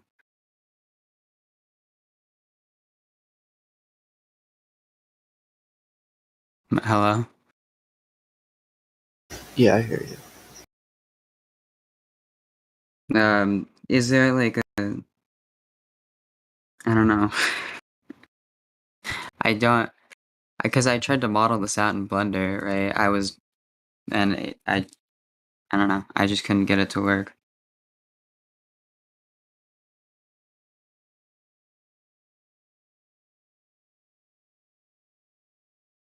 Does somebody else want to try to explain the sun's movement? Well, why does every glober think that if the sun is above your head, you should see it at all times, 24/7? If the Earth is big enough, you wouldn't be able to see it like that. I used to agree with that, actually. The sun is pretty local, right, in order to have visible divergent rays. But I did the math on those divergent rays, and I found that it has to actually be pretty dang far away to get the divergence that we see. And Well, in you order can for it to be track that it. far... Like you said, you can track it. It Oh, can do you think go... it varies in distance or something? No, but you can track it because it's going to the north side and then to the south side, Australia, every day. Yeah, but the problem is just that it would be so high in the air that it should be able to be seen from any part of the globe. Sorry, world. I didn't mean to say. I'm just used No. to saying globe. When it's light outside in Australia, it's dark over here, and you can track that. You can look at that on the Yeah. map. But we can say in the globe model that works pretty well, but in the flat Earth thing, it doesn't seem to work since the sun is so high up. It should be able to be seen from everywhere, like regardless I'm of where telling you you, the ceiling is so big. The ceiling is big enough where you can't see the south side from the north side. Well, the ceiling might be really big, but it's empty. Unless there's something that like So comes therefore, down you around the can't North see Pole. the sun 24/7. But I from mean, one the side. ceiling has to You have be... to track it. The ceiling has to be tall enough to allow for the movement of the sun, right? At least I assume that the sun is probably not within the ceiling. So you should still be able to see, unless... Ooh, I should actually try this. Maybe if the ceiling dips down near the North Pole, it would block out the light from reaching. Maybe. I'm actually going to try modeling that out and see if that works. All it does is go around Australia and it comes back here to the north. Okay. Well, I still don't know if that would work yet. I'd have to actually put that into a model. Well, you can't see Australia from North America, can you? So you have to that's true. track it. But if Australia had a really, really really tall building, like a super duper duper tall building, on a flat Earth, you should be able to see it from anywhere, like an insanely crazy, wacky, tall building. And the same thing goes with the sun. The sun is really, really high up there, and it's also really, really bright if it's able to illuminate so much. And if it is both of those things, then we should be able to see it. At the very least, if you go to Mount Everest, the top of Mount Everest should always be lit up. No, you don't have an airplane that can travel that fast, dude. An airplane? What about an airplane? As in, like, an airplane that can outrun the sun? I don't know. Actually, I don't know if we have that. We may have it, but it would be, like, a whole thing. But, my big thing is just, it just has to be so tall. It can't be, because I used to be like, okay, if it was close enough to the ground, then I guess it wouldn't be visible from everywhere. But it is not. It isn't close to the ground, right? It's really far away. It has to be around at least 6,000 kilometers off the surface, which is really, really tall. And I just don't know how you get It's that off with a the plane. ground. It's just hovering over Australia and coming back here. It's hovering over Australia, but it's hovering over Australia like really, really, really high above Australia.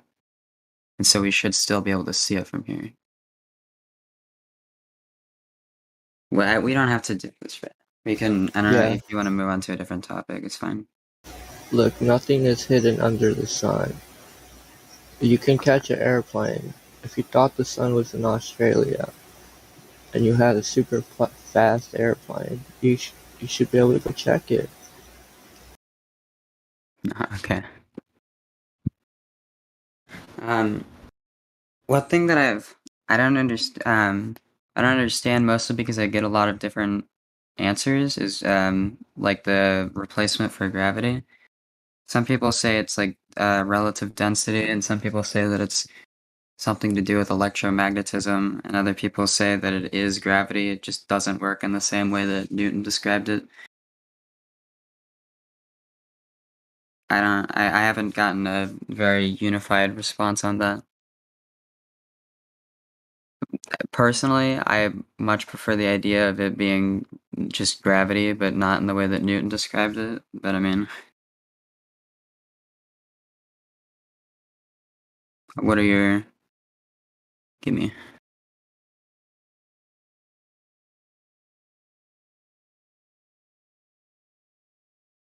Hello?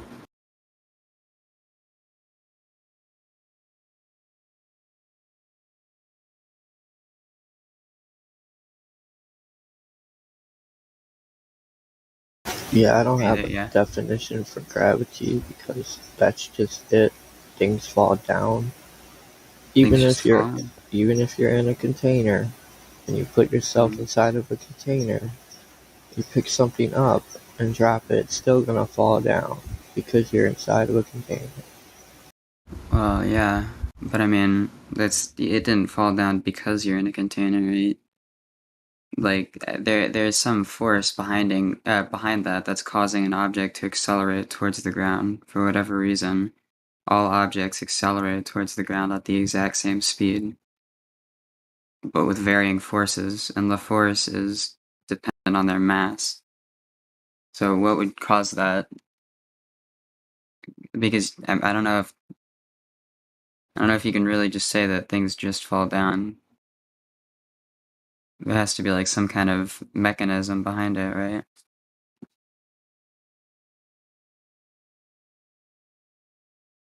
Also, I feel like no, I don't know. I don't know the whole electromagnetism thing. I got it explained to me, and I feel like the way that I got it explained to me was not the way that most people see it. Oh, geez. What a wonderful video.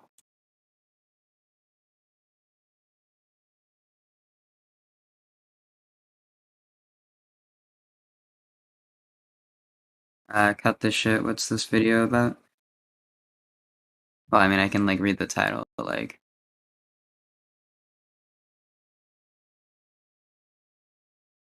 Gases aren't controlled by. Oh, they do. They are controlled by gravity. They rise because gravity is dependent on mass, and those things are not very massive. So the force of gravity being applied on them is very, very little.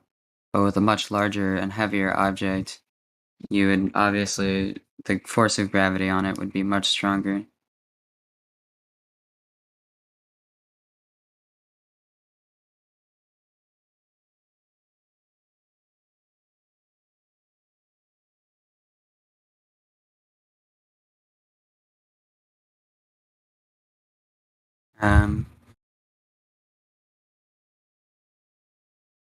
Yeah, I see the in a plane video chasing the sun. I don't know if assign the you've probably already heard this before. Could I call you Tex? PC Tex? I don't know. You've probably already heard somebody say this before, that a theory is like a very rigorous kind of thing. It's not just somebody made something up one day.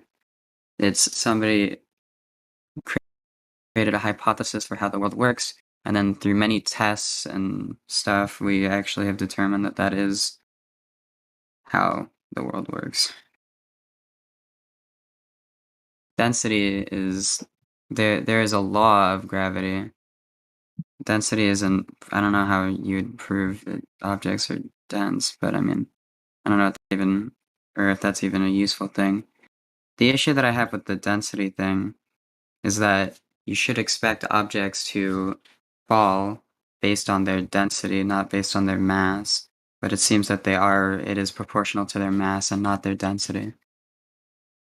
And you can see this by dropping things in a vacuum where you don't have any air resistance. Since things always fall the same, proportional to their mass and not proportional to their density, we would see that the thing that is causing them to fall is proportional to their mass.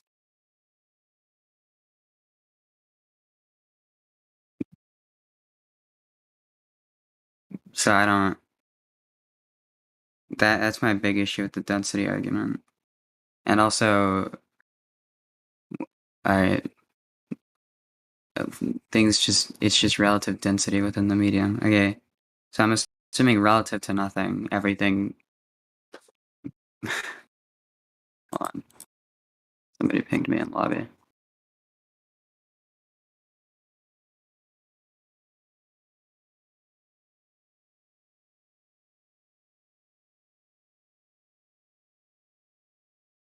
Okay.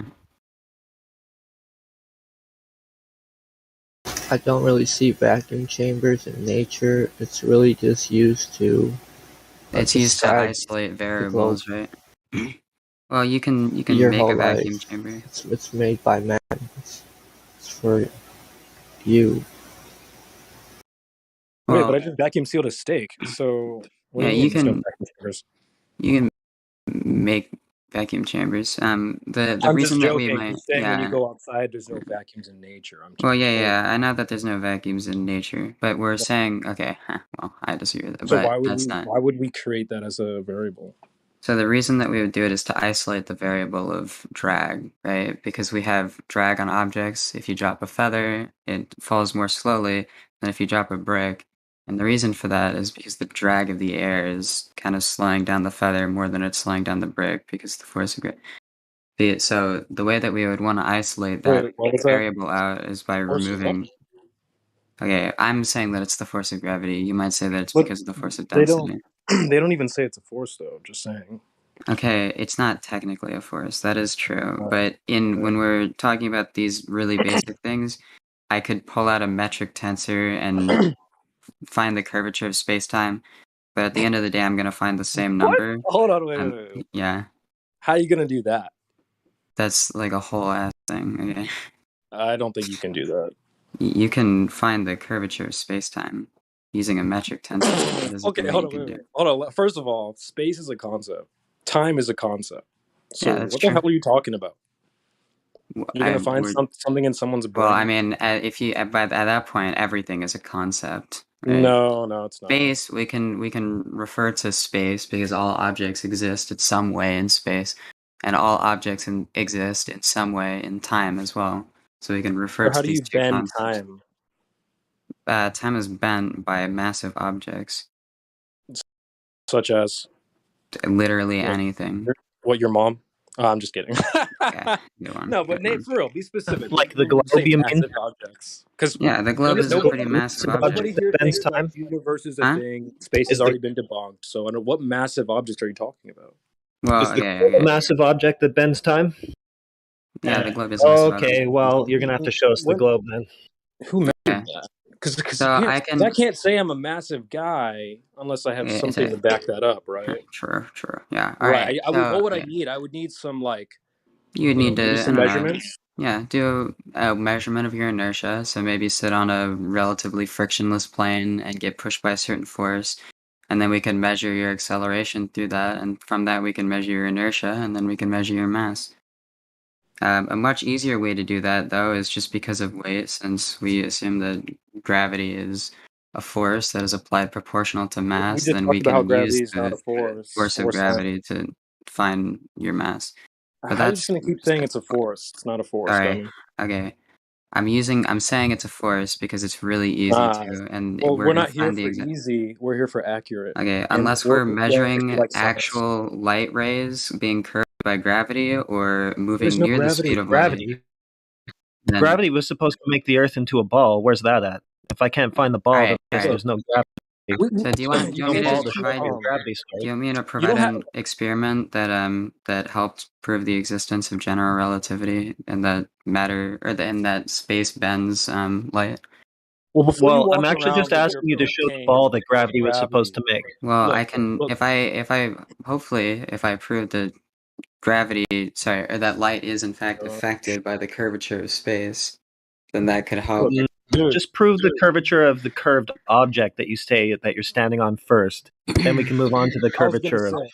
hypothetical Look, concepts. Central's Alright. exactly right. Look, you've got like 5 pimp canes right now: gravity, space time, curvature, globe. You're leaning all these, but you're leaning on them, but nothing's been established. We haven't established a foundation of, all right, well, here's the curvature. All right, so therefore we have a globe. All right, now here's this, here's that, and the other. You're like, well, we already have these 5 things, so let's just assume them. Let's just roll with them. No. So of course not. We're not going to do that. well, the thing that I was going to establish before is that we can't have objects falling without some form of gravity. But if we wanna go to the You have to prove gravity first, dummy. You can't just say, well, there has to be gravity, so there's well, gravity. so we can observe a force, right? There has to be some kind of force there. Whether we agree what the cause of that force is or not is to be debated, but we have to have a force there. Why And do you that keep saying force has force? to be. Sorry. We don't observe We can force. okay. It's not even claimed to be a force. My guy, we're not measuring objects like right next to a black hole where we're not There moving at is the no speed of black light right now. holes. This is what I mean. Look, Okay, black I holes. know, I get it, Cho, you keep get trying it. to lean on things The that have reason not why been we use established. general Look, relativity black is holes. for Wait a minute. really, Why are you really bringing up black complicated holes? parts You of use like general observing mechanics. relativity to reify your globe story. Can you please just show us the globe? Okay. What all this starts and ends So with. we can So if we start have and end black with holes, then therefore globe. No, goofball. No. That was There's not no what I was. That was not what my point was at all. Okay, but all right. You're trying to prove one thing, and then you bring up something else like black holes that hasn't been proven. You can't keep proving things with non-proven I'm things. saying that that's the only reason that we use general relativity. We don't use general relativity to measure like how fast an object is going to fall, because Newton's laws are a really good approximation for how gravity works. So we use that instead. But I know that you don't believe in it, so we're just going to move on. So your models are totally incoherent with each other, and you have to use one for some things, others for other things. They're not incoherent with each other. This What isn't we about know, we knew You're that like- Newton's laws, we proved that they were not actually exactly how the universe operated, and so What they were universe? Right, substituted because by you're general starting with the relativity. assumption that you're on a ball. That's why I keep asking you to show me that. Okay, I know. We keep going back to that, but then you like bring me back to why this, would and I'm you like, not? okay, well that's why we do it. But anyway, we can go back to the ball. Everybody Yeah. knows the Aristosity story. Okay, it's fine, and I understand that it can be done with both a ball Earth or a local sun. But my so why are you issue. starting there? Well, Why I'm bring it starting up? there because there's some things that we can say about said local sun if we actually do the calculations on it, right? We can, from that, determine the distance from this local sun. It's a First of all, triangle. When you say sun, what do you mean? What is I the don't sun? know. I'm assuming. I don't know what you think the sun is. I would Well, assume that we're it's a asking point you. light that has divergent rays, right, for you. No, we're And not saying what the sun is here. I'm asking you. When you say what I think the when you're sun like, well, the is. sun is this, the sun is that. So okay, let's just pause. When you say the sun, what's that? I'm just talking about the light source above our head. Okay. Okay. Well, I'm just We being more can specific. agree or What is it? disagree on like what is causing that light source or not, right? But like, So we're the just. only I'm thing just you talking have to about. do is measure drop over distance on the Earth, and you've gone right in the opposite direction to the sun. Yeah. So you've already failed. What? Well, can we just? This is a really simple thing. Drop over distance on the Earth, right? You are claiming a model which claims at 10 miles, 66 feet a drop. Should be really easy to just go out and show us. Instead, you're pointing around at the sky and drawing inferences based on assumptions about what the sun is doing. It's kind of retarded. Just show us the Well, drop this over isn't. distance.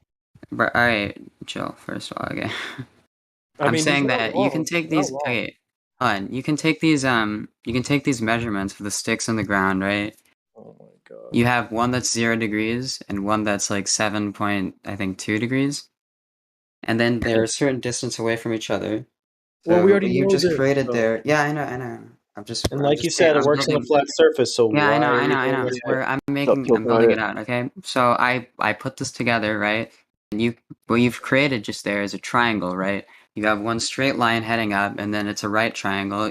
You have the hypotenuse also heading up towards the sun. So if you solve for the line just above the pole is 0 degrees, you can actually find the distance from the sun to the Earth under a flat Earth, right? What is the sun? I don't know what the sun is. It's a light source, okay? We can agree or disagree about that. Personally, I think that the sun is a giant ball of plasma, but that's a whole other thing. Who told you that? What would do Why that? did you Make the believe ball them? of plasma? Yeah, who Well, told you because that? And why did you believe them?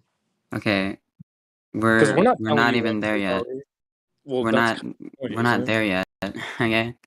A lot Well, of these that's notions that I have are based on what I'm trying to explain to you right now. we don't They're need all We based on can't the explanations. just So I'm assumption just that the Earth asking is a you. curved, spinning, spherical object. So just show us Yes. that, please, and then we can move Okay. on. What I'm trying to do right now is explain to you why that we can't have a You flat don't need right now. explanations, okay? You Okay, don't well even know then what flat is. You don't even know what I'm flat Earth trying, means. bro. I can show you horizon measurements that show us why we can't have a spinning ball. I can Earth. also That's provide okay. you with To be studies that honest, can show bro, that atmospheric if Earth was refraction really a can globe, be so great that it can actually allow you to see over 100 miles in No, some areas I in don't think you know your Antarctica. refraction claim very well because it doesn't even actually patch that hole. And the other main problem with it is it just simply begs the question of R. So I understand that it's begging the question, but okay, the then reason why that would you try to hold float on. it? So the You reason that understand you're begging the question. You understand that it's just fallacious. So Can I finish? Can I finish? The reason that I am is because in this case, my goal isn't to actually prove this argument. It's just to disprove your disproof of my argument. Holy okay? shit, dude! You don't even I'm know not what trying flat you're Earth not going to do that by begging the question, though. Okay, the reason that you might beg the question in this scenario is to assume a not certain model to see if it works in this model, and if it It does, doesn't. then we can say that it didn't disprove, and therefore You we have don't used know begging the what the question flat Earth not is, as a way bro. to prove a Please. model. Okay. It would be a fallacy. Okay, goofball. You don't know what flat Earth is. You keep saying model. You're not disproving anything. You haven't even asked us what it is. Okay, what is the flat Earth? Tell me. Okay, so wait a minute. But you were just 2 seconds ago. You were about to just disprove us, right? I wasn't trying to disprove you. I was That's trying to disprove your disprove. It's I was not. actually in You're the not. process You're not of saying disproving anything. You told us up front that you're just going to beg the question and reify your globe. That doesn't Well- disprove anything. That just keeps you in fantasy land. The horizon is objectively too far for it to be caused by Earth curve. It's a geometric fact. You Okay, got to deal with it. can I please explain to you why I don't think that this is That's all you can do is explain. You can't measure anything. You just keep You don't giving us need that. excuses. Well, no, and no, no, no, explaining no. it. This is like a Look, I know philosophy your refraction model No, probably we're not better here than for you that. do. It begs a question, like you said, and on top of that, it doesn't even patch the holes that your globe model has. You know don't how much understand. We refraction don't need that you need to get a 10-mile horizon at a 1-foot observer height. You know that we've actually observed refraction that can actually allow you to see over 100 You miles in haven't some observed areas of a Antarctica. globe, so you haven't observed the kind of refraction that depends on a 39, 59-mile radius globe. Okay. Yeah.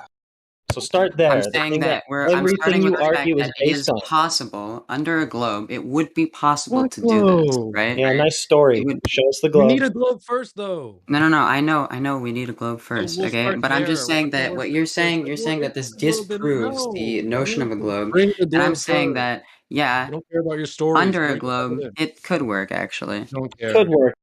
Okay, so it's been reduced to there could be some curvature out there. Okay, nice globe claim. Nice story. I'm not Waste your claiming time. that this proves the globe. I'm just saying that it doesn't disprove it. Well, That's let's get all to my the money. argument. Then. Let's get Okay, to the let's money. get to the money, please. Let me get to the money. Okay. Jesus, let's get to the money. 'Cause we're I talking like used the polls. philosophy Okay. here. Bring All some right. I evidence. used the polls thing, right? And we can agree that at this time, with void of any other thing, let's just say, let's clear our minds of anything else. At this time, if we're looking at these two sticks, there are two models that we could. Sorry, I know you get mad at when I say models. I didn't mean. Okay, there are two possibilities, right? I don't One care. is Just go that through it. I know you dislike this idea. One is that the Earth is curved, and the other one is that you have a local sun with divergent rays. And with one, we could calculate the radius of the Earth, or we could calculate the distance from the sun. So I did that. We have these two ideas right now, right? One in which you have a very local sun, and the other one in which you have a curved Earth that would cause these shadows. My issue when you when you calculate the distance that the sun would have to be, is that the sun would have to be very, very, very far away. It would be so far away that it would be visible, assuming it's a point light, from any part of the Earth. Okay, that's a nice thought game that you're playing, but have you checked whether the Earth is curved in the first place? No. So there were only two options within Yeah, that. You the answer don't. is What is no. the third option? Okay, correct. He did not check. And also, let's make this clear. You highlighted the fact that if it was a localized sun, there'd be Yeah, I divergent did. rays, but you didn't mention I the did. opposite. You didn't That mention is the true. opposite. So the opposite is that if it weren't, we'd be having what Eratosthenes requires parallel rays, right? Yeah, parallel rays. And We what would we we would don't expect to observe in see reality, parallel rays. what we do not observe in reality, if you go and check for yourself, is what? Parallel rays. Parallel So, ray. We see parallel rays all the time. no, you don't. Are you going to talk about crepuscular rays? Because if you get in a plane and you look down, you can see crepuscular rays are parallel. They just appear to diverge because they're so huge and they're coming towards you. So Wrong. Parallel is not the same as diverging. Well, I know that they're not the same, but perspective can make something that is What's parallel happening in appear to be reality? diverging. What's happening in reality is that they're parallel. But how do you know that? Because we can get in a plane and we can look down and see where we would normally see crepuscular rays, and you can see that they're actually parallel to each other. There's something you can. No, that's not true. Another That is chanter the other actually day true. tried to make this exact same argument, and they totally own themselves. I'm just going to post the pics that they tried to post as the same proofsy that you're using now. Hunter, do you have something that you could post that you know? Are you just saying this, or did you have something that you're I think leaning I on? saved the images somewhere. Hold on. Oh, let me here they see are that. actually. But yeah, I want to see what Central's posting also. He still needs to show Why us the can't I put ball. this Where's in the the? ball at, man? Hold on. That why is true. can't We are kind of skirting away from the fact that there ain't no really, there's no Yeah. water hills out there. You know what I mean? That's kind of what you Yeah. need. But So the issue though is that we had two potential ways to explain this this difference in the angle of this light coming from the sticks, right? We had two potential ways. Either the Earth is a ball or there's a local sun.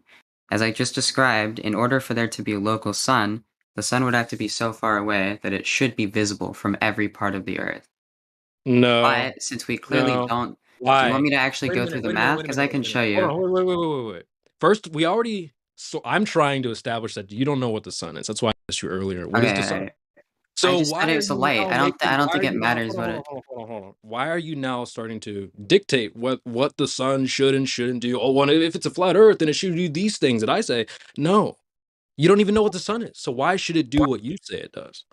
Yeah, It's what you're just trying a to light. do. We know that it's You're a trying light. to- It doesn't matter what That's where it light ends. how the light That's is where it stops. created. That's You're where it trying stops. really, really hard to just avoid looking at the ground because it doesn't turn out to be the thing that all of your stories need it to be. Why can't I post images, by the way, in this DM it. in You the can live DM it. stream voice text? Oh, so you can DM it to me. Okay. Wait, who said me? I just messaged you. Gotcha. Yeah, I mean, no, we can't say what the sun is. Your boy so- CB, DM to CB. That's your boy right there. Go ahead. Gotcha. All right, I'll post these in the chat. What is the argument here? Well, it's him just avoiding the Earth curve that doesn't exist. No one's going out into reality and observed any water hills. We're just gonna Okay, so probably just gonna why? avoid that for another 30 He has more an minutes. excuse for that too. Okay, Everything is so bendy, it just looks flat, right, Hunter? The Earth is so bendy, the light is so bendy, everything is just bending so much that it just looks flat. It's definitely my argument. Thank you. So the globe appears to be a globe, but it looks flat. Is that what you're saying, Hunter? Well, when you're on a really, really, really, really, really big sphere, it doesn't It's look. not. That's not even a claim. They gave it specific dimensions, and it's not too big that you wouldn't be able to tell. You'd be able to measure the horizon at 1.2 miles really easily. We're not children, okay? We're not tucked up in bed. You don't need to tell us bedtime stories. Well, if the Earth was really, when did you do that? And also, your Well, argument is okay. basically it's just so We big can- it looks like it's flat. Well, how would you know But it's we curved can. then?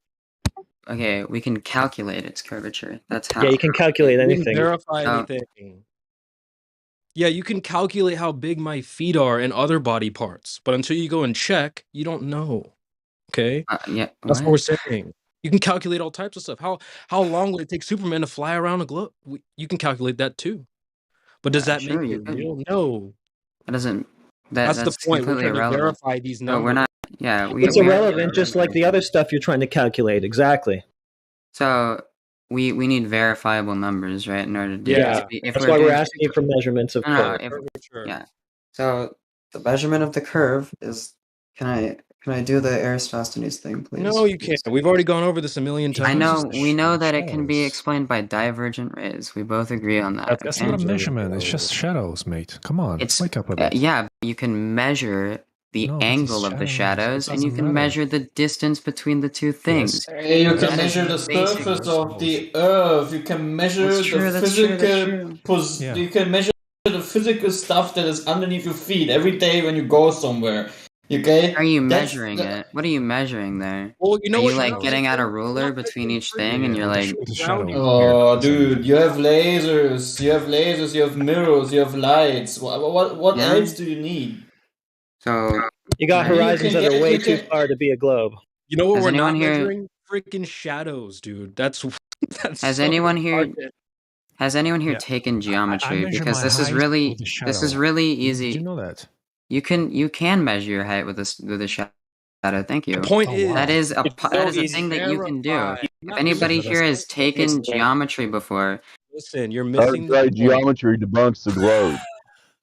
It's Yeah. about verifying. That's what we keep trying to like put in your brain, dude. You can do math all you want, but hitting enter on a calculator doesn't verify things. You need to go and check, verify, make Well- sure, measure. Okay. That's what we're Since- saying. Okay, Okay, since my you said point- you don't know geometry, has anyone gone through Black Swan with him to see if he understands that geometry lesson there? okay, chill. Great This idea. is like basic Yeah. geometry. Anybody? Yeah, it can is. do I this. agree. Have It's you ever done basic one of those? geometry that there's no globe. Have you been through the Black Swan, like he asked? Yeah, black. I don't know is what the basic geometry. So what let's is talk the about black that. swan. It's basic That's- geometry. You know. Yeah, Okay, basically. is it really? It's probably not going to be very basic geometry, but we'll see. All right.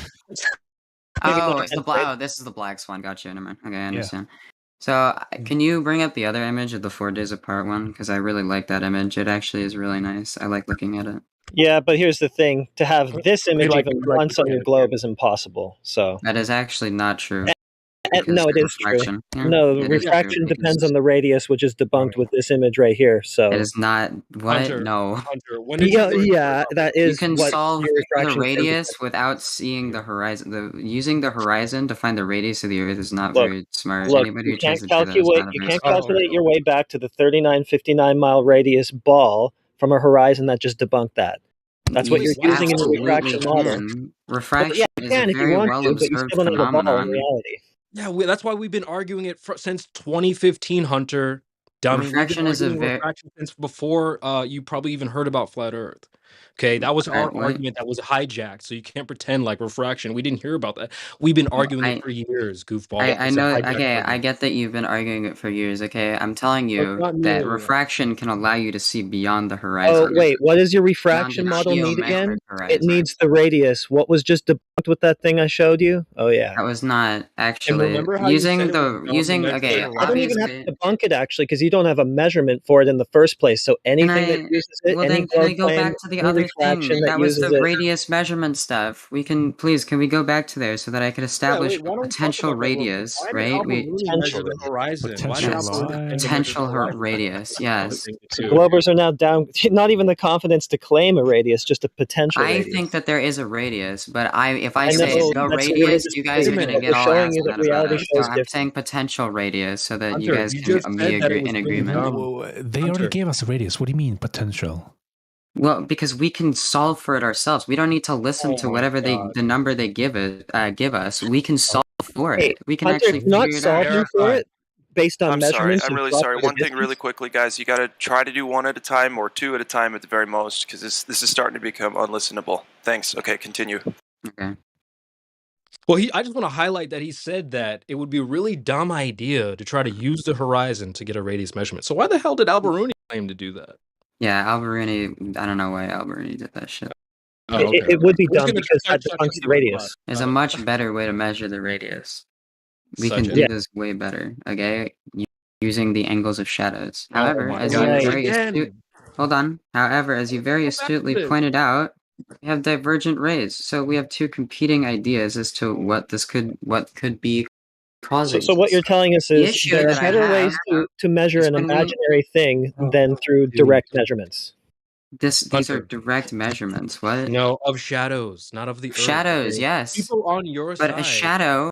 People on your side have already said that this isn't proof for the globe. So we've been on this for like 30 minutes, and I think you know that we all know about Eratosthenes. So is there anything else? Okay, Eratosthenes is garbage, dude. Move on. Okay, he's yeah. Okay, People whatever. on your team say that. I know those people are Let me dumb. get Okay. the soundboard out, okay? I will. I mean, there's Okay. people on your side that say, all right, well, it doesn't work for the globe, so It flat Earth does can't use work it for the either. globe. What? No, it doesn't. We Okay, we don't use it because whoever it works said for that globe. is not a very smart person. Okay, All right, I'm well, here sorry. you go. Whoever thinks that it does work for proving your globe is not a very smart person. Anyway, so you smarter Is than that- Eratosthenes? Wait a minute. These are your I don't think these it are works for two- proving the globe. My Listen, point Why is are that you we can using it? Because that's establish the two. only thing you have to do. Can I please? Can you? All right. No. Can everyone Well, just we're just gonna explain why the chill? people And that they punt out on TV to tell people like you what's up are telling you that explanation. Oh shit! Hold on. My bad. I'll lay all of it out. Okay. So the argument that I'm making, right, is that he observed two different angles from What happened? Simultaneously 500 miles apart, right? Wait. There Why you is go. it muted? Because nobody else is talking. Oh, he cut out. I think CB's trying to talk and he doesn't know that he can't be heard. Someone muted him. Yeah, because he was talking over the clip, bruh. I mean, I can unmute, but Okay, yeah. I didn't know there was a clip playing. It was cutting out. Nothing was coming through. That's all. So we just didn't know. There wasn't. All right, let me try again. Well, there are two possible explanations. First, we could have a flat Earth with a sun that's small and close by, so that the same phenomenon Eratosthenes measured could be explained by a flat Earth. Okay, so now these are the two people that they'll punt out millions and millions of views for normal people like you to come in and debunk us. They're telling you that this Eratosthenes thing ain't really proof for either side because it works for both. So why are we on this? It's been 30 minutes now. We're going to talk I about understand, Eratosthenes. How much longer? Hey, we I all understand. know about this. I get it. If we were going to be back on the globe, which I would be proud to be a baller, I would not be bringing up Eratosthenes, dude. Come on, man. I know. What I else? know. I know. Something else. Please, can you please let me? Ridiculous. Alright. I'm gonna bring up Eratosthenes. I know you're gonna get mad. Okay. I'm with it. So we have these two competing theories, right? Either one can work to explain what we see What in are the you doing? Eratosthenes. Are you fucking kidding me? The leading Okay, I'm astrophysicists are saying you cannot He's fucking stalling do because that. that's Are all you he coming has, here? so he's trying to bullshit his way out of it. I just don't understand. We've already covered this, so why are you trying to just regurgitate the same bedtime story we're already familiar with? I don't get it. Let me ask him a question. I swear to God, I'm not. Please, I swear, You are, I'm not though. trying What to are you going to regurgitate tell it. us that we're not aware Okay, of? yeah, ask your question. What are you going How to did tell us that we're not Eratosthenes aware of? look at two different shadows from Siam, 500 miles away to Alexandria, and see the sticks making a shadow at the same time? They can tell the difference. Yeah. They're 500 miles away. How did he know what the shadow looked like in a distant city? Oh, his assistant. It wasn't actually him doing it at the exact same time. He had his assistant measure one, and he measured the other. Yeah, they just got on FaceTime. So easy. You Did realize they it have needs to like be at the 5G same They time, or right? can. You can cell record them, and phone? then they can meet How do back you up. know? How do you know they're at the same time though? They could have been Because off they by had what, clocks at 15 the minutes? time. It They You had could realize be they time. off have by to be at the 15 same time, minutes, right? in which case the margin of error would be very, very tiny. Bullshit. Oh, you just sync up the sundial. Yeah, sure, whatever. That Does would. it say in the story that his assistant did it, or does it say Eratosthenes did it? It says his assistant did it. I've always heard the assistant. If you've heard the Aristophanes one where he did it, both of them, then obviously that doesn't sound very correct. But I've always heard that his assistant went to one and he went to the other. But this There's is no irrelevant. This is not. primary documentation Not of it anyway. irrelevant. So it's probably just a made up story. Okay, Do we all believe in a horizon? I mean, yeah, that is kind of Real quick, It's a horizontal nobody is ever going to agree on the pronunciation of Eratosthenes. Thanks. I think that's probably What do true. you mean by believe, bruh? I mean, do you believe how tall you are? What kind of I do question is believe how tall I am. No. Well, how tall are you? Big, medium, or small? Do you believe you're Pretty big, small, medium, or small? generally. All Like, right, so how would we but go and verify? How would we know for sure how so tall instead of just so believing that you're medium or small? well, there's a lot of ways that Maybe we we can do can it, but know. usually Maybe we we do it can with a know if we measurement. measured it, right? Maybe we'd know Yeah, for but sure. so we can measure things in a lot of different ways. Right. There's a So lot that's of why we different don't ways that we can believe in measure things. something. So just So for that other usually when dummy we that don't said have that, access to the Hunter, object directly, quiet for a second. Just for that other dummy that asked what we believe in, we don't believe in stuff. Just like I don't believe how tall I am. Continue, Hunter. okay. If you want to say that we don't believe in stuff, then I guess that would work. But all right, that's not what Yeah, we're. that's me. I don't believe in stuff. I'm a Oh, flat earther. I You're the wasn't. believer That's not because you what I believe in was curvature and trying to other say. weird stuff like gravity. Okay, you're the believer. I'm not. That's not what I was trying to say. But okay. Well, that's what I'm saying. Just so you Okay. know. Gotcha. So we have two potential explanations for the Eratosthenes thing, right? We have Again, two. why are we doing this again? Dude, pick Can something I? else. That's the fifth time you started that sentence, man. That's done. Try something else. Pick something else, dude. We're not talking about Eratosthenes anymore. It's already been just completely fleshed out. Search the server function if you want to hear more. Where's the curvature? Yeah, there's two potential explanations. We can solve this real easy. Let's see if yours is right by going out and checking the ground for curve. Oh, there's no curve. Okay, well that rules that out. Good to go. Okay. So you guys haven't let me actually do my. You guys are assuming the thing that I'm trying to say with the We already Eratosthenes know, argument. dude. You Look at the don't. server You really numbers. don't. Okay, look at the. Okay, just stop for a second. Look at how many people have joined this server. Mhm. Over 25,000. You're not contestant number 1. You're contestant number know. 25,000. So the last 20,000 people came in here said the exact same thing. Well, Oh, is that Eratosthenes, Tim? goofball. All right, now pick something else. Hold on, is that Tim? I'm sorry you got banned on that one server. I swear to God, that wasn't intentional. Okay, we were trying to do a nice conversation, and then they banned you. I don't know why. Anyway, sorry. I was really sad when Tim got banned. I'm sure Anyway, he's pleased to hear that. Try to keep that stuff in the DMs. Thank you. sorry. All right. Saying, dude, like, look. Yeah, but the reason that I know that you don't know what I'm arguing here is because every time you say it, you bring up a whole different thing. I'm not talking about that. Projection. Can I please just? I'm not. What? How's that? Well, you've told us yourself it's not even a proof. It's just a hypothetical scenario where one thing or another thing could be true. So we need more information to determine what's what. that's And the true. best way That's to do true. it is to go out and measure direct drop over distance of the Earth. And we've done it many times, and there isn't any. So that's the end of your story. Well, there is some Regardless, because okay, clearly, regardless, whether you wanted it, whether it takes like 100 miles or it takes 10 miles, there's still things still fall off over the horizon. No, they don't. But They do. What? Yeah, and then we can zoom them back in, which wouldn't be possible if it was a physical Earth curve They can't be obstruction. zoomed back in. Yeah, if they okay, go here's far the enough, check. you will never be able to zoom it back in. Really? Yeah. You provide a Right. citation for that. So notice those oil rigs before, right? I would really like to see the original picture. The And then the video. 4 days later. From a video. Well, there was like the 1 day and then 4 days later. One There's of those many pictures days. There's showed not that it just two was. pictures. There's multiples and multiples and multiples. This isn't just like a oops, we did it once. Oh wait, let someone else go back again tomorrow. They've done it Okay, many so the times. reason I like those two pictures is because it demonstrates how we can isolate a certain variable. Clearly, at one point it looked You're like the just oil saying rigs words, were dude. sinking under, and at the other image it looked like they were not sinking under. And the Yeah. variable was time. No, it Different doesn't look like that. atmospheric What are you talking conditions can about? allow you to see further. This has been established. We already No, know you know that what the light variable refracts. wasn't? It wasn't Earth curve because that would be a physical, objective obstruction that would always It be would there. be It an would be obstruction. geometric and it would always be limited by that because it's a physical thing. So that's not the variable that has anything to do with the horizon, and that's what those two observations prove.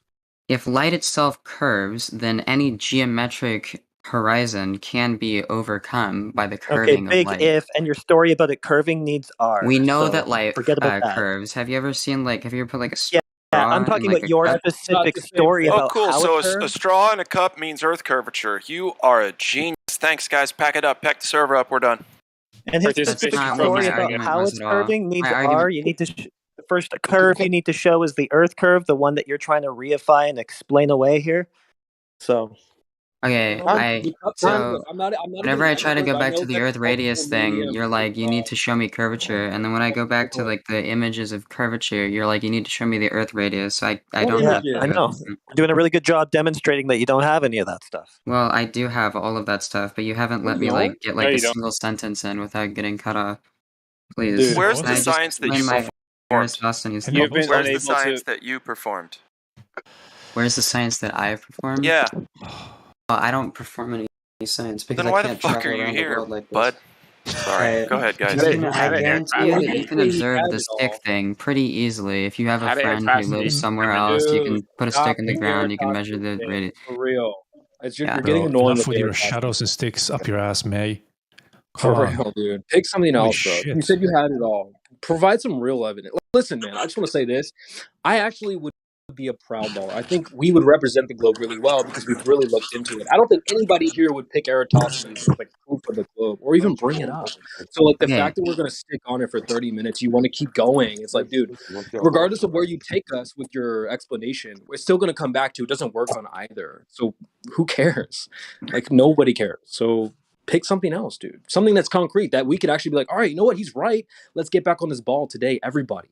We're not anti-globe. We just want real evidence, not explanations, not stories, not just believe me, bro. Something concrete. Okay, and it starts with foundation. Curvature. Okay. How you doing? I'll just skip to it. Okay. The reason I keep bringing it up is Hunter's because back again. Hunter's back again. I am back again. Back again. All right, so Alright. it seems like You can we can please pick up hold on where we really left quickly. off because I think that Hunter. Oh boy. Maybe forgot what we talked about. I do remember what we talked about, and I actually did right. pick up that homework, but I'm trying to do Alright, the homework well, right now, like show it to the teacher, you and it's not can't do- working, and I'm crying right Yeah, now. but I'm saying you can't do that in here. You got to actually go out there and do it, then come back and tell us what you did. Remember? Well, okay. The area that we left off before was that we agreed that the Eratosthenes thing could be done using divergent rays or using a curved we earth. weren't We talking agreed on that. No, Which no, no. proves nothing. No, we weren't talking about Eratosthenes. We skipped that. We said that was inconclusive evidence. Well, Remember, I said. I did not agree with that. Hold on. Well, I know, but it's here's I the thing. said that it still means something. We can still do some geometric math with said he it. had an Right? assistant. I'm gonna have to mute You you. said he had an assistant. What was his assistant's name? Hold on, guys. Everybody, What his please assistant's settle name down. was. Hold on. The man Settle didn't down. have All a right. name? So check it out, Hunter. Here's what happened. We talked about Eratosthenes, and we figured out that you can't measure anything with what he was doing. So we said that there was something that you can do, however, to do a line of sight test. That's what we agreed upon. He said, all right, I'm going to go and do it. But it seems like you're in here talking about the very thing that you said. What's it conclusive? So it's not about agree to disagree. It's just there is nothing conclusive about Eratosthenes or what he did. Even if he was alive and if this guy actually existed, nothing that he did provided us evidence that the Earth is of a particular shape. You know, he didn't do anything to give us that understanding. What I'm trying to do is I'm gonna take his thing and I'm going to assume a flat Earth, right? And I'm gonna use his calculations to figure out the distance from the sun. And I actually did that. I've already done all of the work. You don't need to. I can also show you it, the work. You Hunter, it cannot doesn't use matter. I've calculated the you cannot distance that the sun has to be from the Earth in order to You achieve can't. those divergent rays. Hang on. Who's you trying to cannot overtalk? One second, Sasha. I know where you're trying to, bro. I know where everybody's going. But look, Hunter, we've had this conversation already, and it's exhausting to actually think that you're going to make any progress with what Eratosthenes has done. So you can't go to something that's not conclusive evidence of the curvature of the Earth. Because I told you, remember when I said you can do it on a flat surface and get like a flashlight and put two objects, one closer to the flashlight, one farther away. And because you can actually do it with a flat surface, it does not going to give you a conclusive evidence that it's either curved surface or flat. So you can't, by just doing what he did, give you conclusive evidence that the Earth is curved. I agree. I agree. But what I'm trying to do is okay, but I'm not trying to use that for conclusive evidence. What I'm saying is that since we know that it can only be these two options, we can use that to tell ourselves about these two options if it were each one, right? We can use this to either determine the radius of the Earth if we're assuming it's a globe, or we can use it to determine the distance from the sun if we're assuming it's flat, right? We don't know which one it is yet, but we know basic geometric properties. Light travels in a straight line, okay? We know. I thought you said curve. We can figure this. Okay, if it's coming basically straight down, it's going to be a straight. If it's what? Coming curve? basically straight Go down, straight? it's going to be straight Basically line. straight down? Okay, Yeah. but unless you need it to curve. Well, no, because when you're looking at it at a horizon, you're looking at light that's coming in at a pretty extreme angle. Yeah, I understand what you're trying to do, like the far-reaching, little details that you're trying to get in here. But we agreed that even if you did both of them and you came out, and I could do the same thing that you're doing right now, and I could do everything for a local sun, I could do everything for flat surface, and I would come out with the same evidence that it would show me the same thing, but for a flat Earth, and you could do this. That's true. Right. So but what it does is that it tells us about that flat Earth. It tells us a few things that we need to know that's pretty important to know about the flat Earth, and that is the distance from the sun. Well, because in order for those divergent rays, What is the sun? It's a light source, okay? All right, I don't even know what it is. Hunter, what do you mean? It's a light source. It's a source of light. Guys, don't jump in with like what the sun is or anything. Like, listen, Hunter. Even if you were to find out the geometric shape of the Earth, it's still Eratosthenes was using an unlimited. Like he didn't know how far the sun was. He didn't say it was 93 million miles away at the time he was doing it. So this is like, if go ahead and look at the information. If you actually looked it up, you're gonna find out that he didn't even know what the distance was. He didn't put that in figuring out that the radius. So it had nothing to do with the distance of the sun. But he was assuming, because of the unlimited distance he was working with and the parallel rays, that's what he was going to figure the shape of the Earth. All this were built on, right? But even if you know the size of the Earth, you're not going to be able to figure out like what the distance is to the sun. You can. It's just, since we know, all right, we know basic geometric properties, we can use that to solve it, all right? But you don't know what the properties of the sun are. Look at the information. You don't. You got to look at the sun is light, right? Yeah. Sure. What'd you say? You got to look at both of the sides of information. If I come up with a flat Earth and you come up with a round Earth, and you're going to measure the distance or whatever, and I'm going to measure my distance, like we're both going to come up with two assumptions, because what he's doing and what he was actually assuming was that it's because he's looking at these shadows, he's assuming that it's a globe Earth. It's round, right? And then on my end, I'm going to say, well, just because it sticks in shadows, I'm going to assume that it's a flat Earth because of what I do. So either way, we're both going to be locking in with the information, thinking we're right. That's not conclusive evidence, though. You need to measure if there is any curvature on the Earth. The curvature has to present itself over a large distance. And I told you, if you go do a line of sight test, the curvature would be present between point A and point B over a large distance. And if it's present, if it's obstructing the view from the person standing at point A and trying to look at, I don't know, a building or a person in a far distance, then of course you have more precedence to say that the Earth is curving, because that obstruction would be between point A and point B. But if you don't have that obstruction, then there would be definitely no curvature. So here's the thing. Eratosthenes, what he was doing is I mean, the thing that I can do, it would not give us conclusive evidence either way. And you could stay there till you're blue in the face and convince people with Eratosthenes.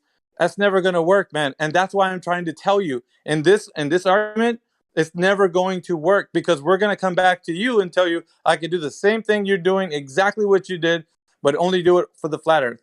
So you're going to be like, well, that's my evidence. And it wasn't, because it didn't convince anyone. So convincing somebody is when they go out and do the method themselves. They can then themselves say, okay, I verified that this information that I can measure from point A to point B, that there's an obstruction. Now I know that the obstruction that's present is going to indicate to me that the obstruction can only be there if the Earth is curving. So if there wasn't anything obstructing my view, however, with line of sight, then I know that it's not curving like the metrics are telling me, because that's what we're using. So that's the standpoint that I'm telling you. So when you're coming in here telling everybody in here to look at Eratosthenes, we're like, dude, we've already said that Eratosthenes does not provide evidence of the Earth being flat or globe one way or the other, because the shadows that are being cast are just being cast on the ground. It's not going to tell you the geometric shape of anything. It's just a shadow cast on the ground. So you can do it with a curved surface or a flat surface. And we've talked about it already. Either one is fine. The shadows would cast on the curved surface and the flat surface as well. So that's why I'm saying you have to actually measure the distance, the curvature drop rate in between point A and point B. That would, and I said, go take a friend or go see something at the far distance. Do your measurements, 8 inches per mile squared. Simple algebra will get you there. And, elevation height from where you're going to be viewing, a camera or binoculars or whatever. At which point you're going to have some conclusive evidence. And then you can come back and tell us your data points and, possibly tell us the method and by which you did it. And have us, one of us would probably go verify and check to see if what you've done was correct. If, let's say, you came out with curvature. But most of us have done this, and the metrics don't pan out. They just simply don't add up to a curved Earth. I mean, we got people from all over the world here. So everybody can do a line of sight test. You've been doing it all your life. I have as well. And when I drive somewhere, I can see something in the far distance for like 20 miles away. So I know that this is already possible, that it's not something that is impossible. So just go somewhere and do the line of sight test, man. Get it over with, and then come back and then tell us all about it. Because Eratosthenes, I'm telling you, Hunter, it's not going to give you a conclusive evidence. You're just going to come in here and everybody's going to be upset because you're going to be advocating for the globe. And we're going to be like, dude, you got to go all the way back and do the measurement, measuring the distance between point A and point B. See if you can see something in the far distance. And that's the only thing that's going to be able to stand up as far as like empirical evidence where you can show somebody what you've done. Because obviously, if you're going to tell me about Eratosthenes, I'm going to go do that. I'm going to measure some shadows. I'm going to tell you, like, I got a flat Earth, man. That's what I got. What did you get? Round Earth? Well, you're assuming it. So am I. Miggy, can I jump? Yeah. Anyways, I'm about done with my rant. But yeah, that was basically it, Hunter. I mean, like I said, you can be in here till you're blue in the face about Eratosthenes. That's not going to change anyone's mind, man, at all. Go ahead, Sasha. Sorry about that. Yeah.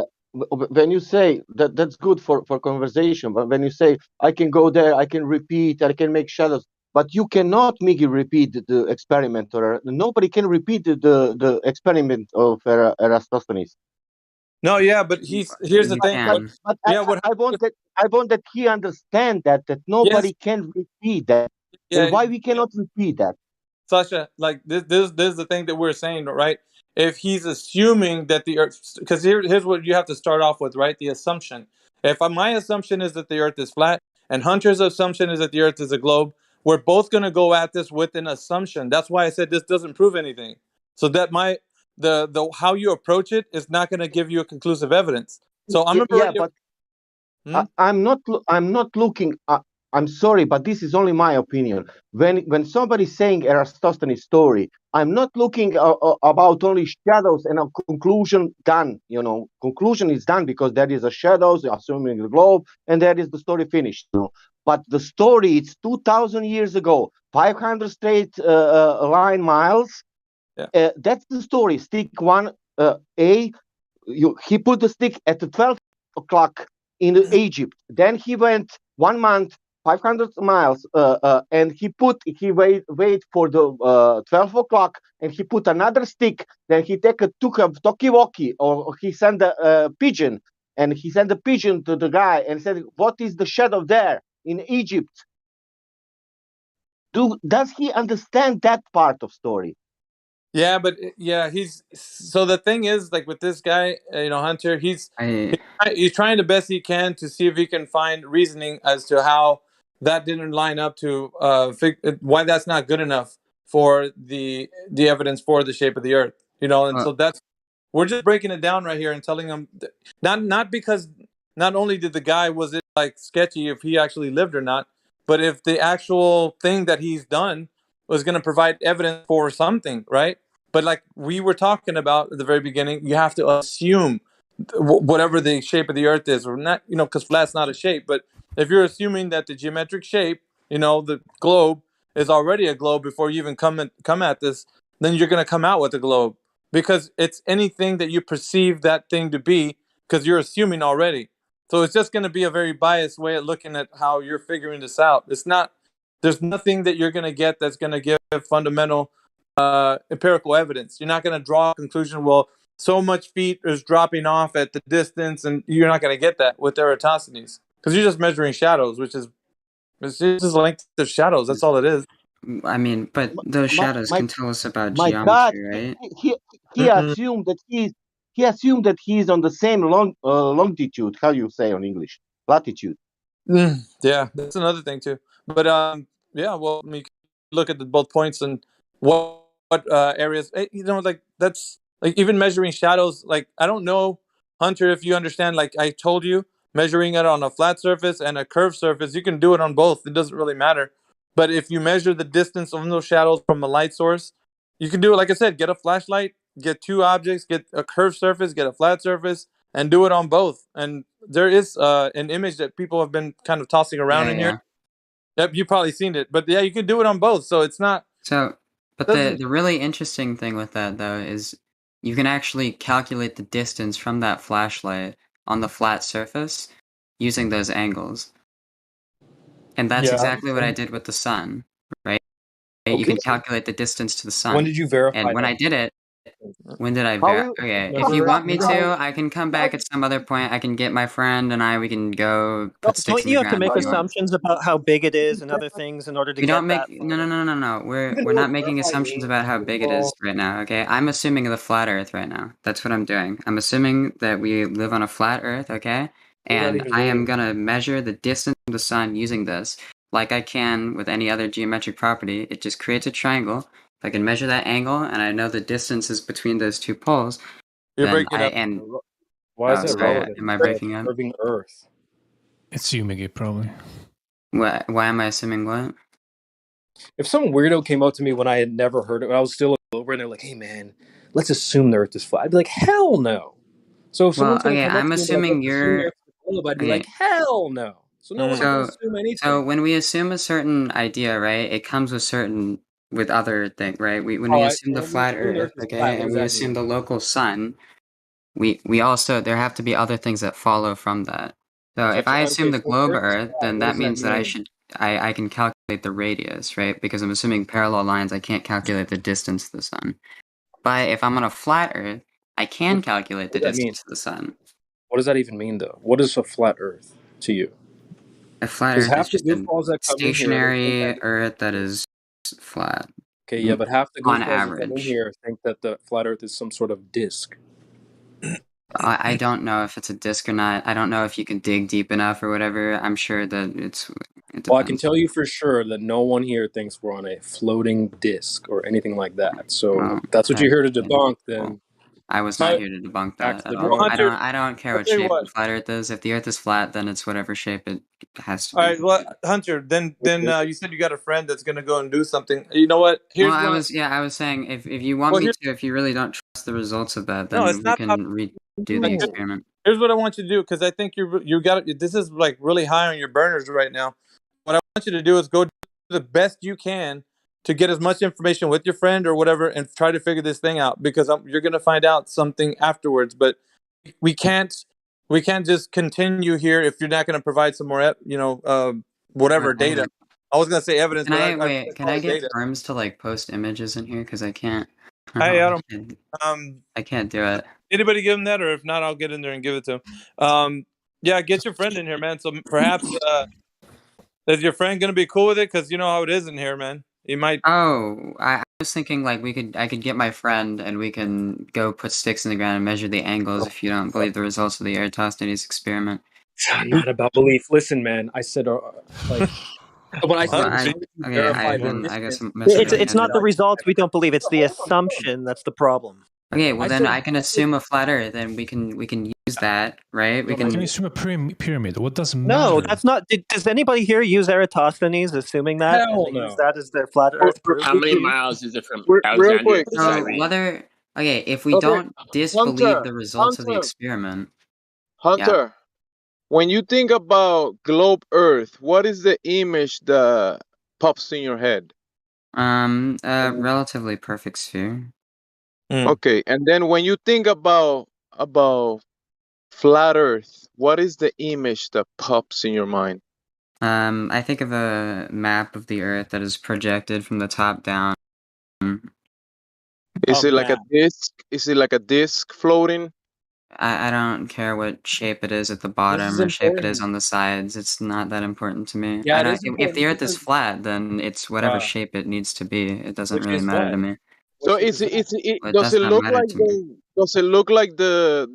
the results from the, you know, when you search in the Googles, you search globe Earth, you see I this don't know. weird, Some people say that there's like a firmament around it. Some people say that there's not a firmament. I don't know. It's whatever. If I decide to become a flat earther, then I will figure that out for myself. But right now, I don't. No, it's not about that, because when you're saying you pre-assuming a flat Earth, what does that actually means? You're pre-assuming Well, what? in this scenario, I don't actually need to know the shape of it because all I need to know is that there's a local sun and that the Earth itself is flat. But you can All that I need understand to that know in this flat, scenario. flat is a Well, where descriptor. would the sun be is really easy to calculate, as I was just describing. I can figure that out Flat, using basic trig. flat is a description. Real quick, guys, 1 second. So flat is a description. It's not what the Earth is. The Earth is not flat Earth, 2 words put on a piece of paper. That's not what the Earth is. It's not an image in Google. It's not this depiction that you might have in your mind. That's not what the Earth is. What do you think it is? Yeah, that's true, Hunter. You know, I just want to say Jimsy is so spot on because I've been trying to get this to you as well, and you keep saying, "Well, it doesn't matter." Which it does matter. If Right, you're what- picturing some weird object as your flat Earth to debunk, well, then you're debunking something you made up in your head because we don't believe that. What do you believe then? We I don't believe. imagine. Okay, Okay, that what do you Jemsy's trying to believe? highlight that exactly. We don't I have can. Hot Wheels that we can provide you and say, "Here's the flat Earth." There isn't one. You keep saying, Yeah, "Well, whatever shape it has to be." What shape is a lake? We have no idea what shape this place is. How would we know that? We're just saying there's no curvature. Okay, the surface is flat. Basically, the gentlemen in here are talking about a realm of existence, a level plane that's a realm of existence in which we all are in right now. So, with that, there's no like description of like how far or how wide or anything else. So, if What do you mean you're we can describe how far or how wide? well, no, there's a thing though that I mean, you're assuming like the surface, right? But with on the one hand, you're assuming the surface. On the other hand, you're assuming the shape. You understand? So that's the difference. You're coming at this with two assumptions. One assumption is going to be about an actual shape of the whole entire Earth, and the other one's just going to be about the surface. So with topography, of course, because you know there's valleys and whatever, Yeah, but on average flat though. but we're talking about a plane that we're all on, which is the same all across the surface, you know, with the same plane. Obviously, you're going to have different inclinations and declinations, but you're never going to deviate from the fact that we're going to say that line of sight is going to be how it operates. If you're going to use radio towers, you need a tower tall enough so that it can shoot straight across to, you know, miles and miles away. Whereas if it was a globe, you'd have to account for curvature. There's a whole bunch of other stuff that comes involved. But needless to say, we're not going to be able to do it, even if you're using Eratosthenes, because Eratosthenes would have to say, well, he's trying to figure out the shape according to what the story goes. He's trying to figure out the shape. So Yeah, that's true. But you can still use the results. But no, here's the thing. You don't go in with an assumption.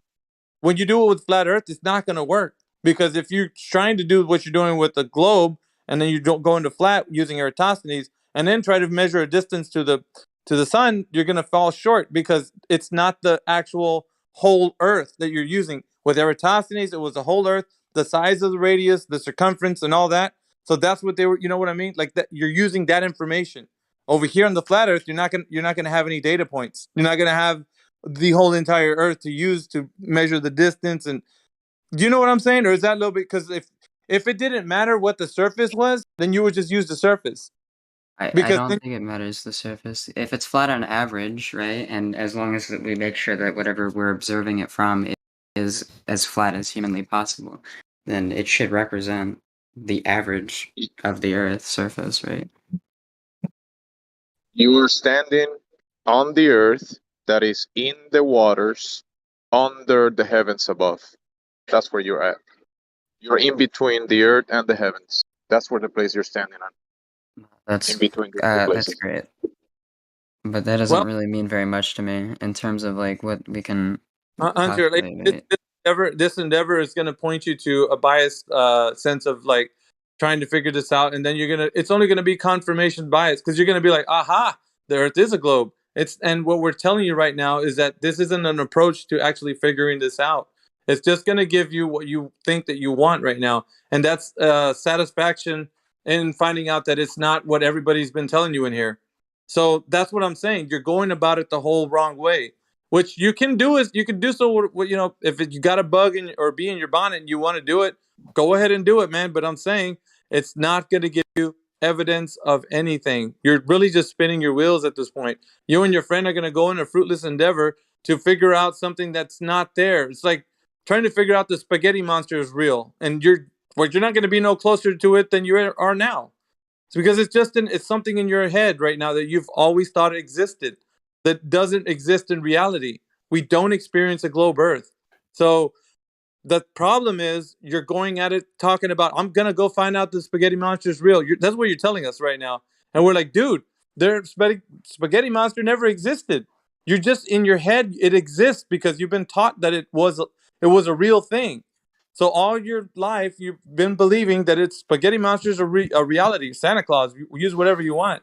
But because you're going about it that way, it's going to only be confirmation bias. So the way that Eratosthenes was talking about it, it was like so he can settle that understanding. This study is like one of those deep esoteric like mystery school teachings. It has nothing to do with like actual measurements. But I mean, like I said, if this isn't satisfying to you, go ahead and do it. Like none of us are going to stop you. We're just trying for you to realize that it's not going to be reality that you're actually like checking this on. Because shadows, I mean, what are shadows doing? Are you just seeing shadows on the ground, measuring the length of the shadows? Like that's really nothing. But the shadows come from the sun. But what is the sun? It's a light source. Yeah, but so what? Where is it? Well, so what? Light generally tends to travel in a pretty straight line, so we can use that. Actually, light curves earlier. Well, he keeps saying that the sun is a light source, and you don't even know that. You don't even know. It's producing light. It is a source You don't of even light. know. Listen, you don't even know if the source, if the sun is an effect of a cause. You don't know that. It might be an effect of a cause, but regardless, regardless of that, it is still producing light. Maybe that light is being maybe the light is being produced somewhere else, but the light is still coming from the sun. What is the sun? It's a light source. Yeah, but we can just say that it's the source of the light that we see, right? Ask you questions right now so that you can realize that the thing that you think is the actual thing that you know, like the sun, what its composition is, and what kind of light. I don't care what its composition is under a flat Earth. For me, in the heliocentric model, I would argue that it's plasma, right? Well, how do you know that? Well, because of a lot of other things that you wouldn't let me explain, but we don't need explanations. We want evidence. Because you were told. Well, I was going to, but you keep saying that I just can't use the Aristophanes argument. Everything you're saying to us because you were told. Yeah. No, I'm not saying that. I actually You're not saying that? What did you on my own. Anything that you said today, did you come up with yourself? My friend. What? Anything that you said today, did you come up with yourself? Yes, I actually did this on my own time with my very own DesmosGraphingCalculator.com.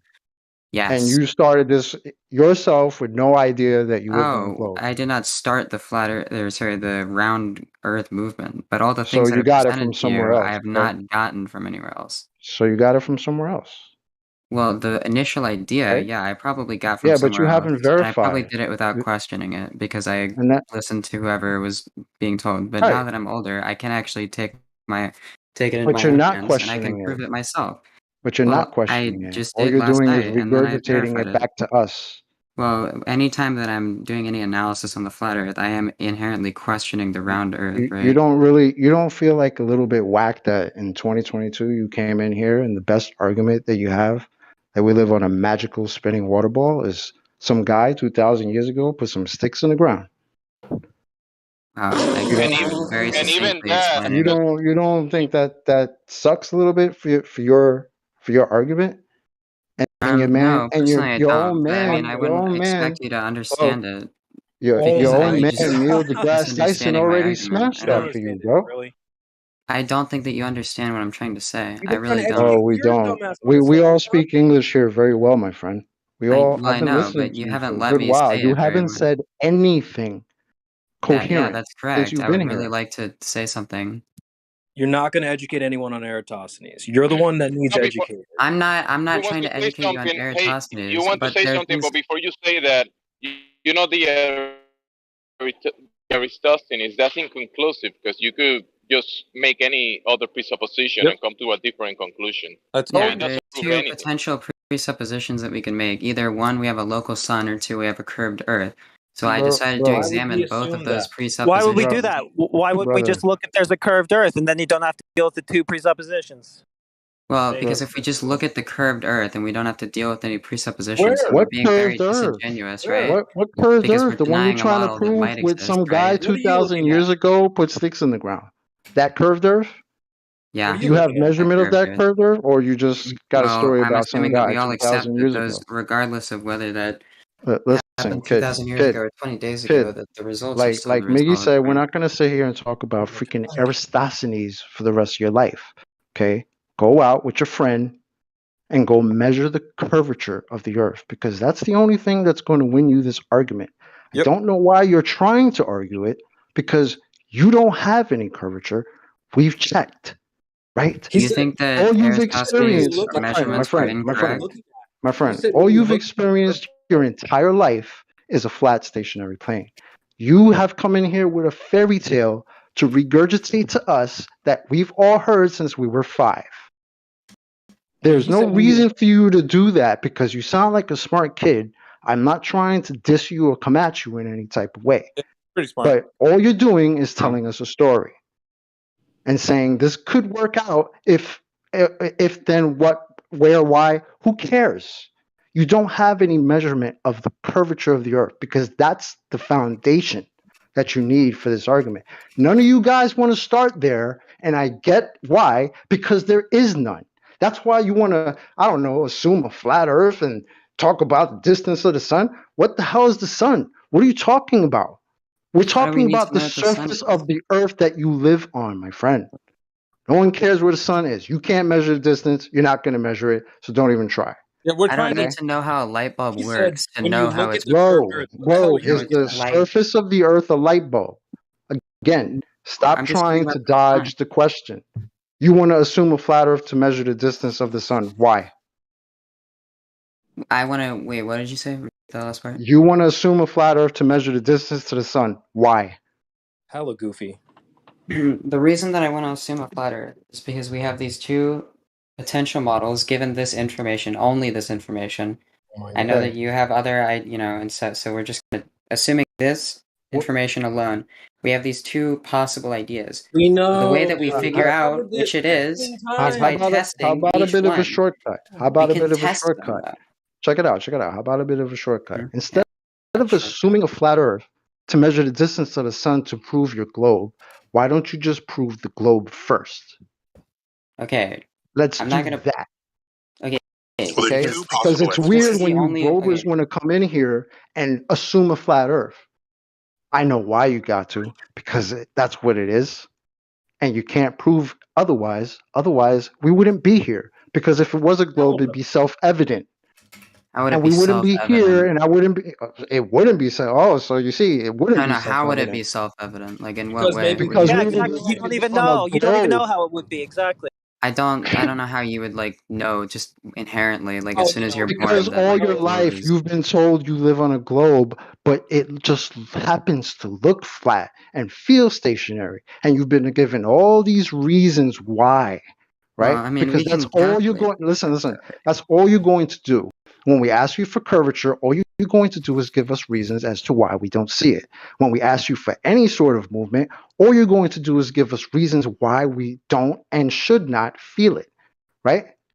Well, Exact opposite of what you're supposed to try to prove is that there is curvature and there is some type of movement, and you cannot prove either or. Hunter, You know let's why? let's I appeal got to a good reason why you wouldn't feel it. Hunter, let's appeal to your sense of reasoning, man. For yep. just a, Yeah. you're a reasonable guy. You Like said no. let's not, Oh no, I didn't dude. say no. Let's I said yeah. let's not go to those assumptions, man. Let's appeal to your sense of reasoning. I think you can reason with us, man. Which is Okay, why I'm saying, like, reason. dude, like the information people are telling you is very logically consistent. It's I practical. disagree, but I know you Bro, do because you're hanging, bro.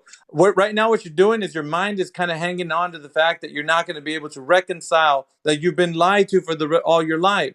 I get that, but that's why I'm saying you need to detach from this conversation, go out there and figure it out for yourself. Because in here, you're just gonna spin your wheels and try to your confirmation bias and try to make it sound like you know what you're talking about.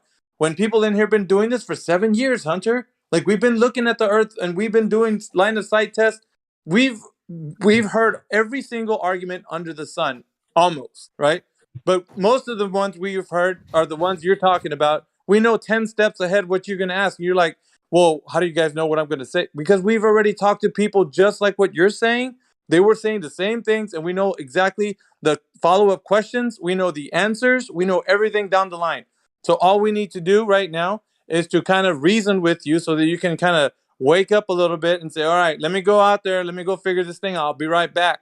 And then go see if the earth is curved or flat by way of measurement of a line of sight test.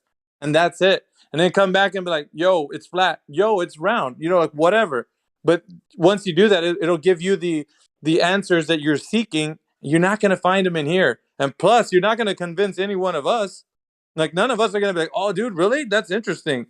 We're not going to do that. We're going to be like, dude, it measures flat.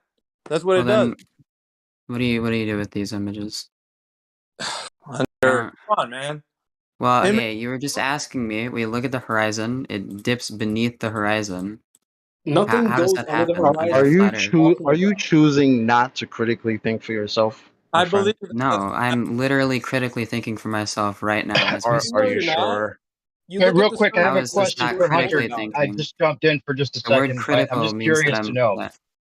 Yeah. Hunter, could I ask you a quick question? I just want to know if you're aware of all the different vectors of spin and orbiting and all that, and the speeds. I just want to know if you Yeah. can recite them, or if you're okay. What are they?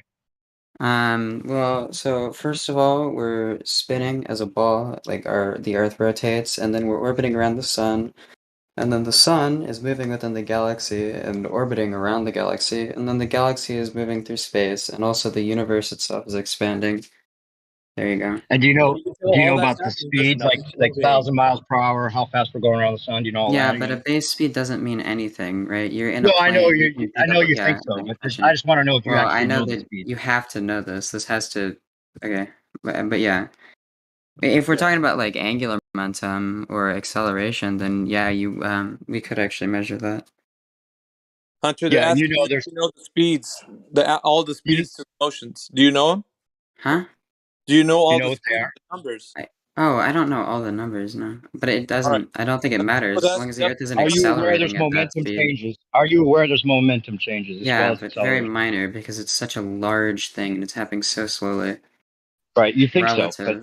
just to be sure, I Well, want to it's know if you're aware of it. relatively slowly, relative to the Right, size that's of what you're everything. told. Right. Well, you want me to? I actually did the math on the centrifugal force of Oh, the you Earth. did the It's really math. I tiny. know about vector math. It's I know really you tiny. make them all into one vector, and it makes it seem like it's possible, and then you use little g, and you use that. Do I any understand vector how math the for math this? works. the math is part of the reverse engineering, in my opinion.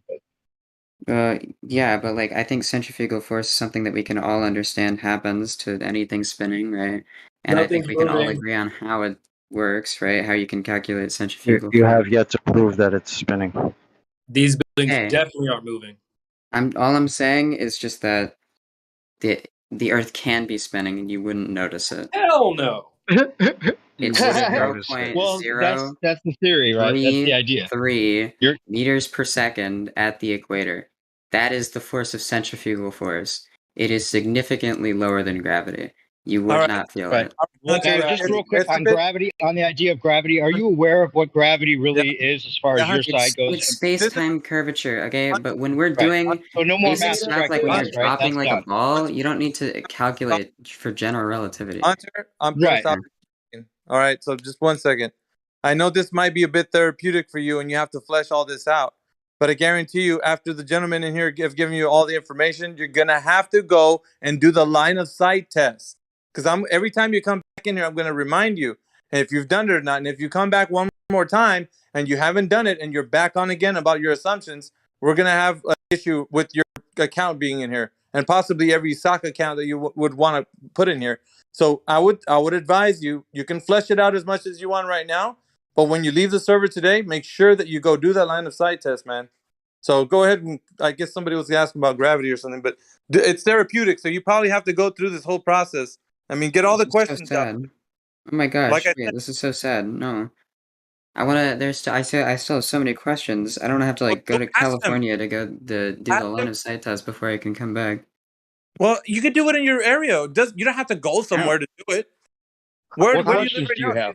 You know, Go there's ahead. these things called lakes. I guess I could go into a town lake. Yeah, just go somewhere that you just do a line of sight test. Make sure that you get all the information, because we're gonna scrutinize it. It's gonna be peer reviewed when you come back. So make sure you get it all like documented and all the data points. So anyway, go ahead and ask all your questions, because I think you're gonna ask about gravity and all kinds of stuff. I do want to ask about gravity. Go ahead. What is gravity? Okay, I assume that it's gravity. Okay, but what do you think would What replace is gravity? Can we establish first that you know that gravity is not a real force, right?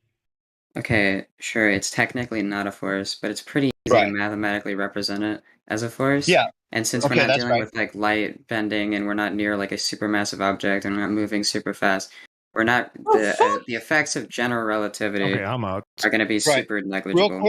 Real quick though. Okay, we understand what we were all taught to think about it. There's been some changes as far as what the Einsteinian gravity and the relativity, all that. But are you aware that it's important that it's not a force, that it's not a real force, because then it would have to follow the laws of forces, which would be equal and opposite reaction, and space-time then wouldn't bend, it would straighten out, and that's why it's important that it's not really actually called a real force. Are you aware of that? I've never heard that description of it, but yeah, sure, it's not exactly a force. So it's important that it's not a real you can't force, have a field. that it just acts like a force mathematically. But does It's that like really make it's sense an to you that emergent it's not a property. real It's force, more but like it actually contains, it's more that like it actually makes centrifugal force, everything and work? that So, Hunter, but you stop think about it. speaking If it's over not a real people. force, if it's not a real force, and it's holding everything together and making everything work exactly like it does, how could all that be possible if it's not a real force? well, it's not a real force in the same way that centrifugal force is not a real force. It's an emergent property of spinning objects, just as gravity, or what we experience as Math. gravity, is an emergent property of the bending of space-time. Like you said, it's math. Sure, That's it's all- math, but that's- we can prove yeah, that yeah. this math It's actually not a works force. to It is describe just our math. universe. Exactly. You don't just Actually, get what's to supposed to be exactly the exerting point. this non-force is a big globular mass that you think is the Earth. So where's that at? Can you just show us that? Okay, we're not even there at the current what? That That's is the point. basically the Yeah, we're crux not of there, 'cause everything there's you no talk globe. about. So why aren't we there? My question is just what makes things fall down. Well, not a big globular mass exerting this non-force Okay, I on things, understand that because you haven't believe shown us that. that. I understand that you believe that, but What do you mean? What You haven't makes demonstrated my it. helium balloon go It's up? not that we just believe stuff. What makes my Okay, helium balloon go up? buoyancy. Oh, Right. so So like I said But not before, a reason for why the thing that you claim is not there, right? So that's what you Oh, just did. buoyancy Like I has told to. you, you were. Yeah, yeah, it has to be there because things do go up. No, But you no, like no, to no. say that things go down, ignoring all the things that actually go up. See how immediately you gave me a reason for why the thing that I named doesn't do what you say, which is fall down. Well, So why do you so have a reason for that when your so claim is everything goes down? a helium balloon does have a force of gravity on it. The idea is Does that it? So it's reverse gravity? If that no, makes it go it's up? just the force of No? buoyancy. So you, for Which way does example, whenever which way you does gravity pull again? it pulls Which down, but down. the force of But gravity but it is not also makes pulling things the go up balloon then. up. So It doesn't gravity make just anything go up. decides. But you just said gravity makes the helium balloon go up. Just So said it the has a reason why force I of say gravity. that it So doesn't the they believe reason, all the yes, literally. molecules exactly, around it. another reason. Do you see Can what I I'm please give a do you see what I'm please, doing? I I'm understand not what trying you're I'm doing. not trying to be annoying, but do you see what I'm doing, bro? Yeah, can I Like what I told you explain it before, succinctly? all you're going to do is give us reasons for why your claims are not substantiated at They're all. not substantiated. I can They're explain to you not why substantiated. buoyancy exists. Regardless of that, we'll let you answer real quick. But I want to Go let you ahead, know, Inspector. as far as pull goes, is your interpretation that it's being pulled towards the ground? Is that really your interpretation of it? I don't care if it's being pushed or pulled or Wow. whatever. We can Okay. just say You Right. it's don't Okay. care. If you don't Oh, care, it's kind of get out of here. important, right? Because there is no I, pull technically. Do you understand that? yeah, I understand that. I don't Okay. So you realize think that that important and doesn't matter. anything you're talking about is being pushed, right? Sure, yeah. If anything, right? Okay, As far as the then bending of space time goes, because there yeah. is no more attraction between masses, right? That's done. It's over. Well, in a roundabout You way, have to there realize still that. is. We're beyond that. Even on your side, we're beyond that. Well, They have to yeah, interpret it in a as the bending roundabout of way, space time there acting as still though is. we're mass attracting mass. Are Okay, you over that? Mentally, you need to get beyond that first. okay. You can't Sure. interpret it So, as a pull. yeah, sure. All right. So, the reason that helium balloons go up is because of a pressure gradient in the atmosphere. Whenever you have, oh, hold on. Whenever you have gravity acting on a fluid, okay, the fluid particles on the top slightly press on the fluid particles beneath them, and those press on them, and those press on them, and those press on them, until you eventually get denser and denser and denser as you go down exponentially. So, when we spin a helium balloon, there But, is that pressure but you're differential even describing on up. you. So what I'm But you're describing is describing up. how buoyancy has to have gravity to Yeah, work. In that's order why for that's that why the pressure helium gradient balloon to goes up. yeah, in order for a pressure Yeah, gradient yeah, to I exist, you know. have to have that See, gravity. why don't you just stop at yeah, right? What Because all what that you're going to give after that is another reason. Like I'm what tired of the reasons, bro. what? Prove your claim. How can I prove something without reason? Listen, do you know what your claim is? You live on a ball. Been How? told this already. You need to come back, right? My boy Miggy gave you homework. Come back when you measure the curvature with your man and bring that measurement here. And we'll go out and verify that. Okay?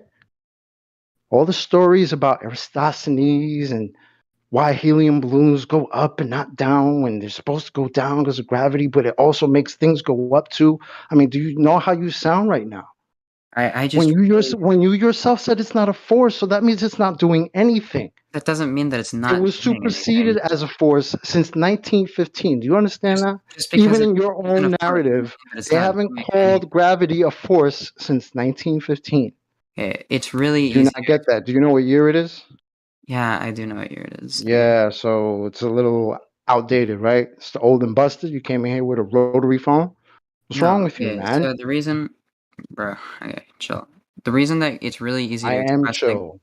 Is okay, it's that you've really been going, all I've heard is you. You've been in here for hours with this crap, our right? Newtonian gravity I'm is a sure there really, are really good other people approximation for, that yeah. would like to speak. Okay? Are there any Okay, other can you people go do your homework? Please.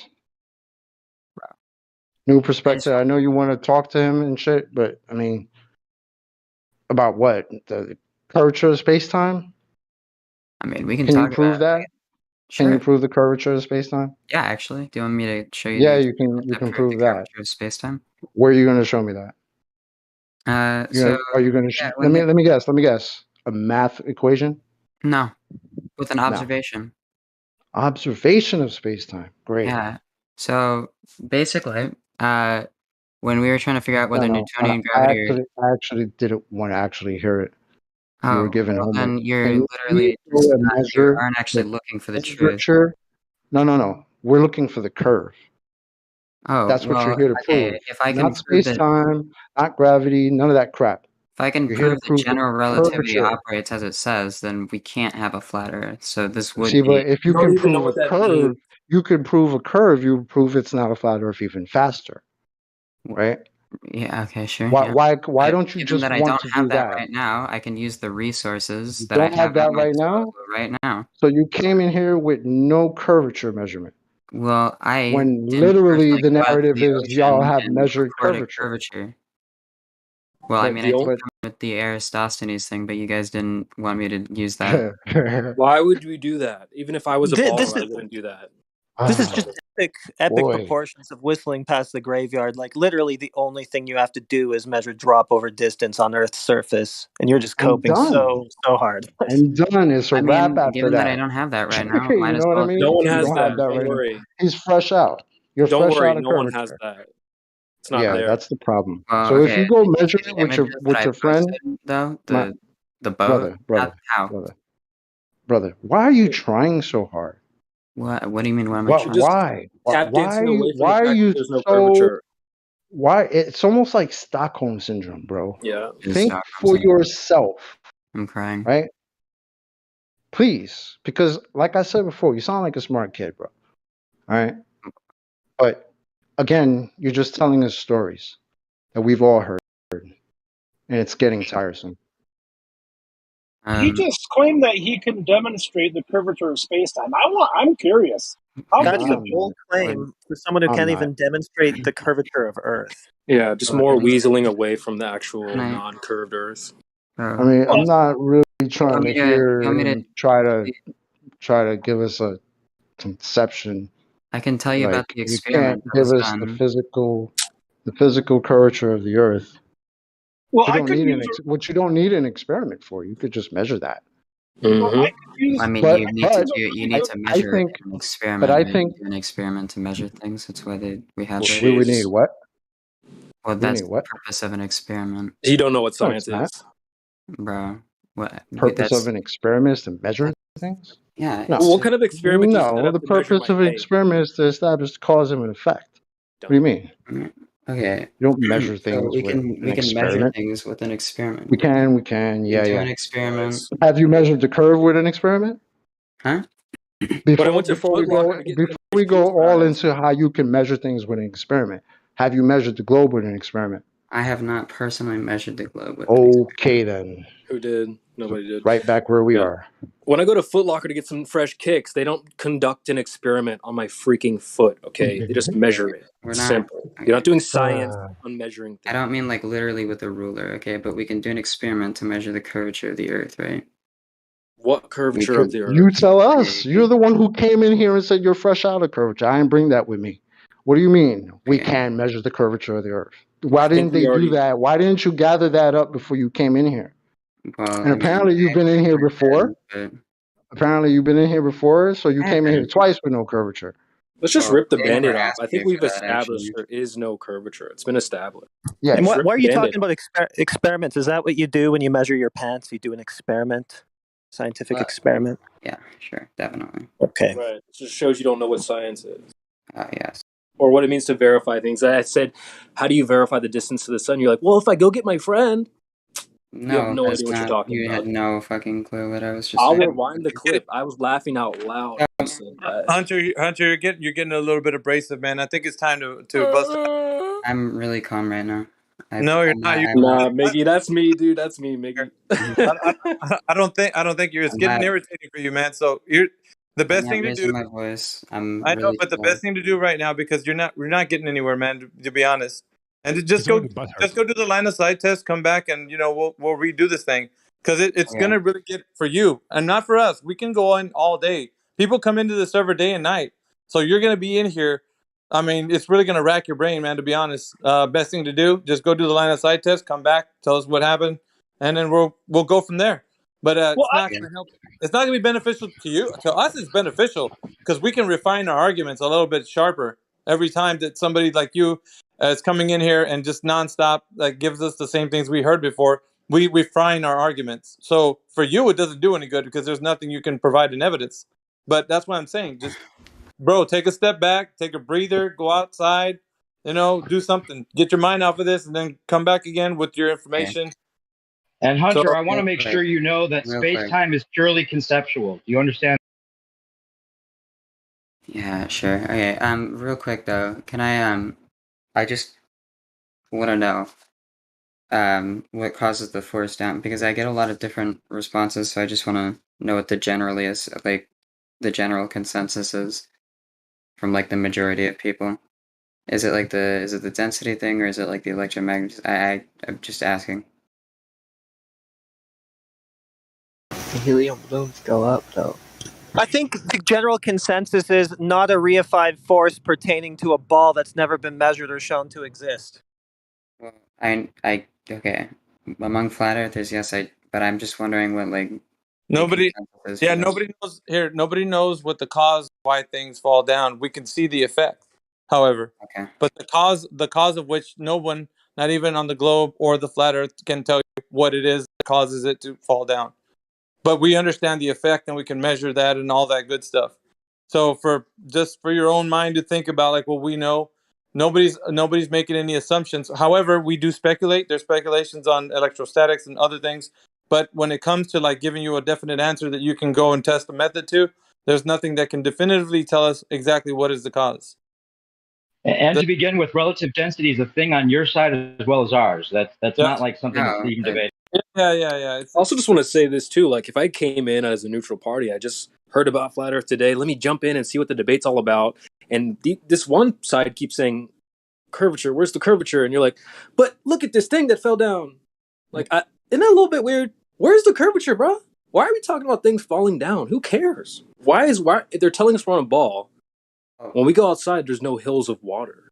Why? Yeah, so you got the information already, Hunter. You gave you the answer. It should be sufficient. I'm gonna do with this what I can. All right, man. Have a good day then. Okay. See ya. Adios. Peace out, Hunter. Bring back evidence, bastard. I was hoping for him trying to demonstrate the curvature of space-time. I could have used a good laugh. Yeah, you guys are playing with your man. He said that was like one of the first things that he said when I joined, and I was like, "And how the hell do you do that?" He's like, "Well, do you have this special tool?" I mean, I can rewind the thing, but obviously, I was like, "So how do you bend time?" Well, just okay, so you're not doing anything. All right, it's more made up nonsense. That was just stories, man. Hey, real quick, I want to say what's up to Chocolate. What's up, Chocolate? How you doing, bro? It's been a long time. Yo, what's good, homie? How you been? How you feeling? Good. I'm good. I'm at work right now, but I just want to say what's up. And I want a new track from you here soon, if possible. Bro, if he said it's possible. It's possible. I got things going on in my head, so it's possible. I don't know when though. Just a little encouragement, man. We're all hoping for. Any new songs coming up soon? Maybe. Chocolate. No. I don't know. Possible. All right. Keep us. I might have to start one and shoot it over your way, Chocolate. Hit you with a feature. I might have to start one up. It's been a while. Yeah, sure. Why not, man? Send it over. We need to get some mumble, some mumble flat Earth rap or something. Mumble rap, crazy knucklehead. Dude. I mean, if you wanna handle that, that's cool. I can't mess with mumble rap. Mumble rap out of here, man. Man, I love you guys dearly, but please don't do that. Nah. CB got you. All right, I got it. I'll cover it. Don't worry. No doubt. Yeah, man. Nice to hear y'all. Sorry I went off on a kid for a bit, but I mean, after a while, it's like, come on, man. You're just telling us the same shit. You remember a guy used to name a kid used to name his name was Kenny, I think. Remember Kenny? Yeah. Anybody remember Kenny from the old days? Yeah. He He was sounds a like lot more annoying than this kid. This kid wasn't as bad as that guy. That guy was. Yeah, this kid wasn't all that bad, I would say. He wasn't too bad. It just bothers me because it's like, bro, you're not even trying to think, and then you try to play it off like you're trying to have a back and forth conversation, but you're not. You say you got questions, but every time you ask a question and you're responded, you fight it instead of thinking about it. You're giving the already programmed answer. I know. It's like, Yeah, he well, doesn't. He just wants to save his globe. That's all he cares about. well, did he And I even get said it, like, but well, I'm why not is he trying to holding prove on to globe. it so bad? Like he sounds young. Like I don't like. Yeah. I don't know. Maybe he's a Star Wars head or something. I don't know. I mean, he even said, I'm not trying to prove the globe. I just want to disprove you guys. And then we ask him, okay, Jemsy and I have been asking him, all right, so what's the flat earth? He's like, well, I don't care. Like, so dummy, you're just debunking some stuff you made up in your head then. You have no idea what you're talking about. Yeah, you don't even know what this thing you're disproving is, huh? That's why he was 2 seconds later when I called him. I was like, oh, so what is flat earth then? Yeah, not the thing you were trying to debunk 2 minutes ago. That's what happens every time. It's goofballs. His last question was interesting. he got a little at the end though. Started cursing. I could tell that it That's all right. Feelings, man. was rising. And I was probably annoying. Me too. which I kind of meant to do because I was kind of tired of it. After a minute, it's like, bro, you're a kid. I've been in love how long, and you're just telling me the same shit I heard since I was 5. That shit aggravates me after a while. And it's like you're probably just learning this shit now in school. Like, are you serious? He said there are 2 possible explanations, like 15 times. I swear to you, if he said it one more time, I was going to lose my shit. Yeah, like have you tried checking the surface to see if we can rule one of those out? But there's 2 explanations, Central. There's 2 explanations. He said 2 models. There might be 2 models. Just throw the models away and go to the real thing. Right. The real East level. Jemsy for president. He was already kind of doing that earlier when I was listening. I was in a meeting listening to him, and he was kind of as he was talking about Aristotle, he was kind of throwing it out like, there's better ways to measure radius, and I'm like, really? You're like, bro, there's better ways, but you chose this one. Oh, okay. Yeah, it's like he was remixing the story. I'm like, bro, you guys, this is the problem, is that their story is so whack that it's hard to actually defend it. So they have to start changing it and flipping it and bouncing it to make it coherent enough to try to win an argument. That's all they're doing. Me and Quetzal practically begged him to move on past Eratosthenes. I think we stuck on that for like an hour, dude. Like a whole when hour. I jumped in here, man, because we fleshed it out when last time we talked. Man, and I was like, "What are you doing, Hunter?" Because I know that we've talked about this before. So, plus, I'll remember when he comes back. If he hasn't done that line of sight test, I'm gonna give him like a minute or two to kind of settle up with the server. If not, he's gonna be out of here. Because I think he's got potential, though. I think that he was. I'd say seems sincere, right? Let's have some hope. Doesn't he seem sincere almost? Obviously, that's the thing we want. We want to have hope in humanity that people are actually going to do the thing that we're asking them to do, so they can provide the evidence for themselves, and then come back and then tell us, okay, I already done it, guys. You were right. I checked it out. You didn't have to tell me because I looked at it myself. It's flat, but we can't. In this discussion, it's not going to happen. I mean, it's just like the mind will not allow it to be the thing because pride and whatnot, right? So just got to allow him to if he needs to flesh it out, because that's what I want him to get it all out, man. Talk about how your story is, is true in your mind, and then people in here can give him logically consistent arguments.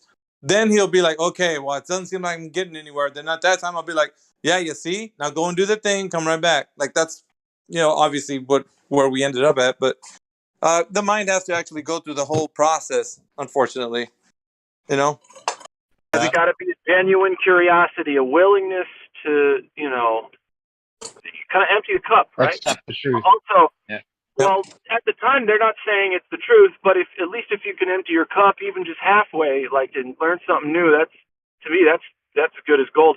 Another thing that I thought was pretty trippy, line of sight. You know how I like to do spoonerisms? Line of sight. Sign of light. Well, that's neat. Flip that around. Yeah. That's a good one. SIN. Nice. Listen, hey, Chocolate, real quick question for you. Chocolate, what's the latest from Nathan Oakley's debate channel? Anything interesting come up recently, or what's the latest big cool thing that's happened over there? I haven't gotten a chance to check in, so Neither do the Globers much. Because when they come in, it's they're pretty absent. basically, they don't want why that would smoke. you? We're just like, they're just asking us why we expect to see all their claims. I mean, that's where we're at this point. But a lot of them don't come in because they don't have much. They don't want that smoke, Chocolate. Nah, they don't. They don't like it. If you guys are listening on the live stream, make sure you do a line of sight test before you come in here if you're going to argue for the globe, because I'm going to ask you about it if you're listening in the live stream. And that's any of y'all, man. Like, don't come in like this guy and be like, when I ask you where's the curve, oh, I don't got that. What do you mean? That's your argument. How you gonna come in here and be like, how would it sound if you came in here, we were like, we don't have no measurements of flat Earth, like we can't give you nothing. Like, are you serious? It would be even worse if we started off with the whole "let's assume" thing. You know? Yeah. Let me assume your side. Imagine me like, starting an hell argument no. with, let me assume it's a globe, to argue that it's flat. And then when we ask you guys, if the Earth is a sphere where a radius is 3959 miles, you'd be like, oh, that's a straw man? Straw man? Bro, that's your argument. That's what you tell us. And when we ask it from you to provide to us, we ask you, why the hell is this horizon not where the hell it's supposed to be measured by the geometry of your own silly globe? And you ask us, then you tell us, oh, why would we expect that? What? Nah. We expect it because you tell us all the time. That's what we're on, a ball. So we expect curvature. Please provide that for us. And you could, we'll gladly shut the server down or change the name or something. Have a party. I could be like, welcome to Globe. But no, you guys come in and you sound like the last guy and tell me, oh, I don't got that. I'm fresh out of curvature. So let's talk about the sun and things in the sky. Let me talk about how you're not supposed to feel all the movements that we tell you that we believe in. How do you not believe all the movements that we don't feel? Are you serious? Like, it's 2022, guys. You gotta step your game up with this globe crap, please. I'm done ranting. I'm sorry. I just got out of work. Fascinating. 2022, he went back to shadows and sticks. Like, what the Sticks and shadows, bro. Imagine. Dude, we were on that for like an hour and a half too. It's crazy. Nah, I'm good. You had Hunter for an hour and a half in here? Damn. Well, next time he comes in here, that's the first thing you're going to ask him. All right, man, line of sight test, let's go. What'd you find out? If he starts going to gravity, other derivative argument, you better hold his feet to the fire, guys. Watch him start off his sentence. Well, there's two possible explanations. Yeah, if he did. Yeah, one of them is going to go out of the server, and the other one is going to be kicked immediately. So find out which one you want. Exactly.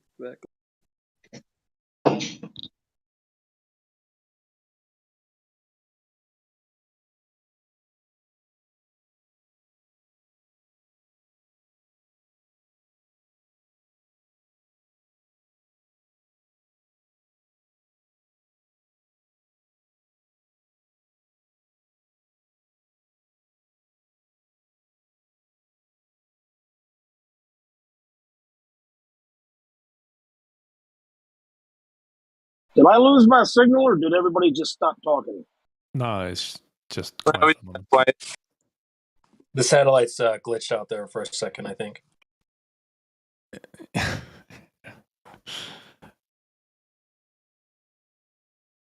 Hey, real quick, mainstream reference, if anyone's interested, I'm going to put a link in the live stream right now. The live stream here. Kendrick Lamar's song, All the Stars Are Closer. Anyone heard it? Yep. Yeah, and the first time that she goes through the chorus line, she says, "All the stars are bullshit. All the stars are bullshit." And the second time, it's "All the stars are closer." So they're telling us in the mainstream, all the stars are bullshit. What they told us is bullshit. The stars are closer. Now the line doesn't say bullshit in the closed captioning or in the official lyrics, but that's what she's saying if you listen to it. Just to let you know. Nice. That was a nice catch there. That's a nice catch. Kendrick Lamar also is another reference too. I don't think it's directly flat Earth related, but if it is, that'd be awesome. He says something like, what does he say? On my toes like a ballerina. Who knew I'd be Black Swan? World in my palms. Ironically, I am the Globetrotters best because I didn't drop the ball. So he's talking about Globetrotters, balls, and Black Swan, which is dude made me turn my eye. I was like, what? That's awesome. It's funny, because like that there's a lot of famous people that are tuned in enough to know what we're talking about and that we're right, and they're probably listening to us. And in fact, we're kind of like celebrities to the celebrities in that way, That'd be sweet. in a way. Yeah, like I have another rap song, like one of my favorite groups. He's like, had to stay up on my toes, Black Swan with the team. And that's exactly how I feel when I'm in here. Like got Black Swan with the team.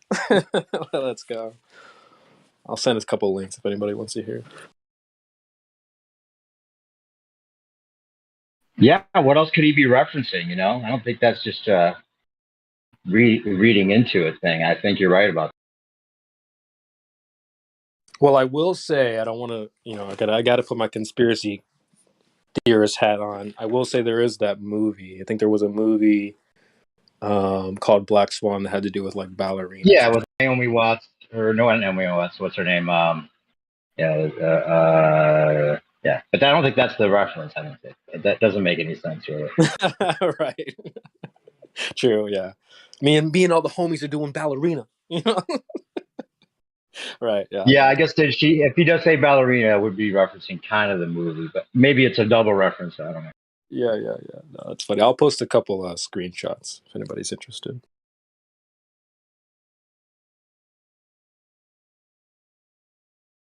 But the All the Stars reference, I've definitely heard that song before, and I always thought that was like interesting. You can tell when they're not. And aren't there some other songs too, like that one Butterfly song, "The World Turns Slow"? It's like, man, this world ain't turning. I'd like to make myself believe that the world turns slowly, right? That's what he's basically saying. I have to make myself believe it. But there you go. Truth. Natalie Portman is what I meant to say. Mm-hmm. Oh, Natalie Portman, Black Swan. Yeah. Hey, CB. What's up? Why don't you try to talk to OG? Take notes if you want to. I saw the name on the list. What's up, OG? Are they muted? Oh, they are. They need to get verified or whatever you want to do. Mr. Bank the Bank, how are you, sir?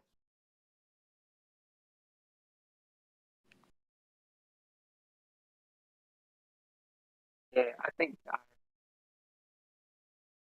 everybody doing? How you doing? Yeah, all right. You're coming in a little low for me, but what's happening? Figured that happened, sir. Yeah. So, we take notes. I don't know. I'm just here, just listening to you guys. And you guys definitely show with this other guy earlier. Is he real low and cutting out for everybody else, or is it just me? Yeah, he's pretty low. I had to listen closely. I heard you mention the last goofball that was in here. What did you think of our conversation? I don't know what he gets stuck on. Yeah, I don't know. Sometimes I think he's thinking like the Earth's been so fast that we're just like stuck on the floor with that type of gravity. It's just funny to me. Yeah. Can you guys hear me or? Sounds better now. Anybody else? Dave, can you hear him? All right. Yeah, he's good now. Go ahead. Cool. Yeah, I mean, honestly, man, when it comes to this whole topic, I've really shifted my attitude lately. It's like I don't even care what shape this place is; it just doesn't move. Right? If you're gonna come up to me and tell me my house is moving, I'm gonna laugh in your face. Okay, so that's about it. If the Earth doesn't move, then it can't be a globe in space spinning around all this ridiculous stuff. Who cares what the shape is? I'm not telling you what shape it is. I'm just saying it doesn't move. If it doesn't move, it's not a globe. Okay, so that's it. I'm just a non-moving earther. Try not to Really bring it. funny. Try not to bring it like a claim. Maybe whenever they make the claim, try to point out, hey, where's the evidence for that? Yeah. That's a good point. Like the motionless the motionless fact of the Earth is a huge point that is kind of underrated. Gemsy for I mean, all three of the points are underrated. Black Swan is underrated, but like, that's just my new argument. Do these buildings move? Yes or no? If the answer is no, great. Nothing's moving. Clearly, duh. But if you want to tell me these buildings move, well, like I said, I'm just gonna laugh in your face because that's dumb.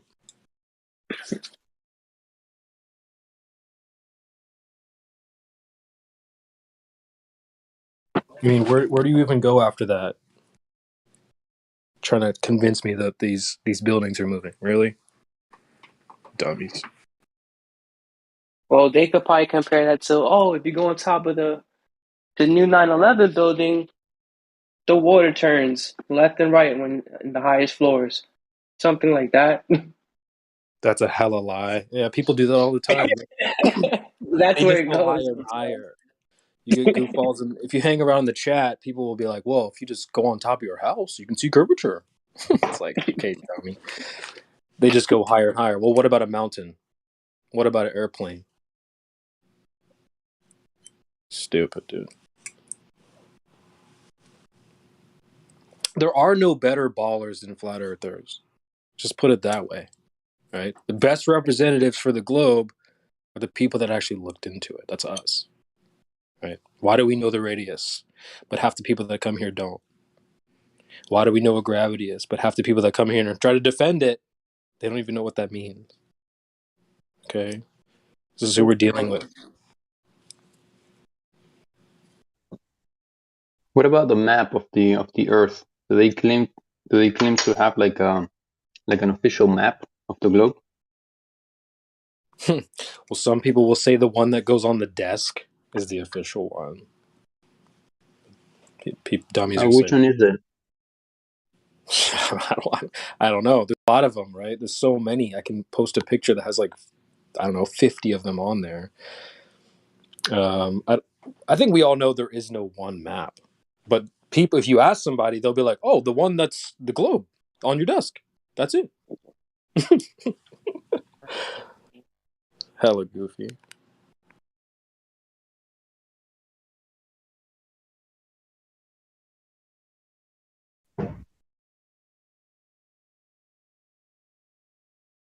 Because the size of the countries change a lot, no? Or what? I mean, Right. like when you take a globe, it's always the same. It's always the same map on a globe, or they change. No, it's always the same. No. No, they have many different ones. I'll post something in the chat. No. Really? Yeah. Because they're all projections. There's a bunch of different ones. If you go on Google Maps, right, they're going to show you Antarctica across the bottom, like straight across the bottom. You go to different, what is it, Google Earth? They're going to show you something else. So they have a bunch of different quote unquote projections, different maps and stuff. But I'll post something in the chat for you. So they have different ones. Mm-hmm.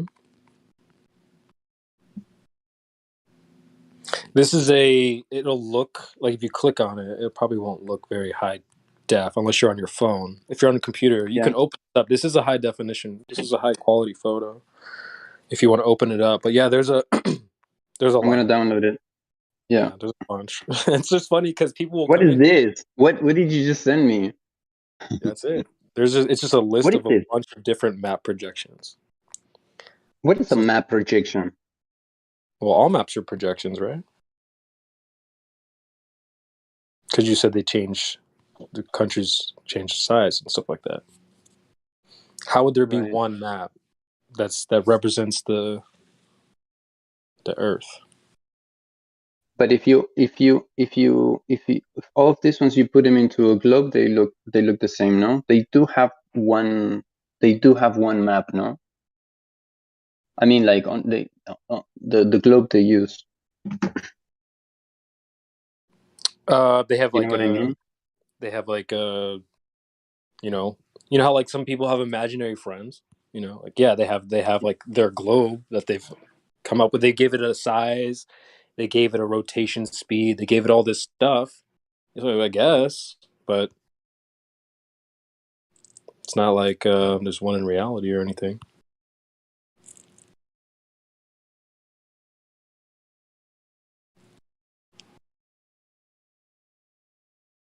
Yeah, but it's just funny because Glovers will come in here and be like, "Well, where's your guys' map?" And I send them this, and I'm like, "Well, so which map do you use?" And they're like, "Oh, the one that I put on my desk." I'm like, okay, really? You use that to navigate the world, dummy? Okay. Like he said a second ago, the globe they use, you got to provide some. Nobody uses a globe to do anything practically in reality that I know of. It's just. Is that right? Not in 2022. Yeah, when I go drive, I need to take a road trip, so I'm gonna grab my desk globe and give it a spin. Like, what the fuck? Hell no, dude. No one uses a globe to navigate. What are you talking about?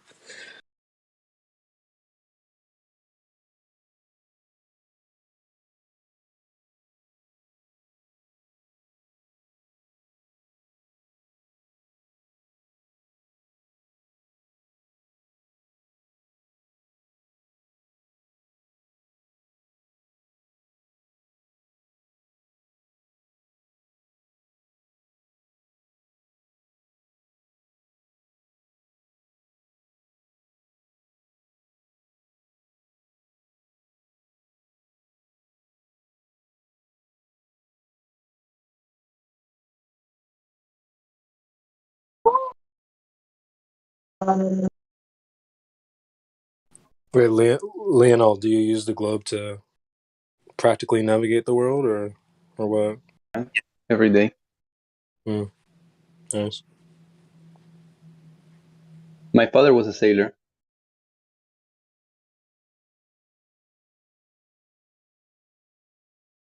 Oh yeah, did he sail off the Earth? Is that why he's not with us anymore, or what happened? What happened? Sorry, shots fired. Are you on our team or are you Team Globe? I can't quite tell. Yeah, sometimes I have the same problem too. No, I'm flat. All right, cool.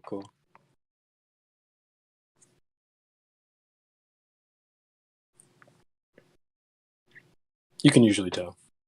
I had a feeling.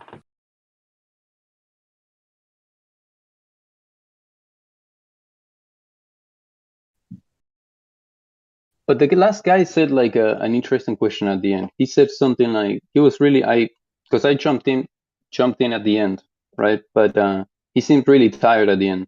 But he asked his last question was related with, so you guys go for the density or like electromagnetic energy or something. I didn't really understand it, but it seemed interesting. I was gonna say density. I thought that was the answer. Mm-hmm.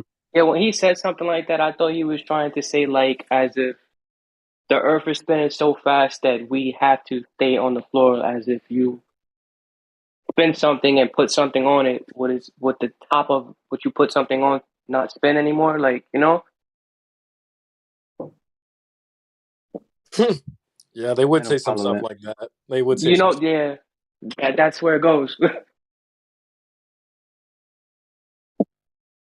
I mean, so it's like a type of question that they lead you to something else, or no, not a legit question. Well, instead of providing evidence, they should just frame the argument in weird ways like that. And it's like, no, I'm not going to allow you to frame the argument here. Right.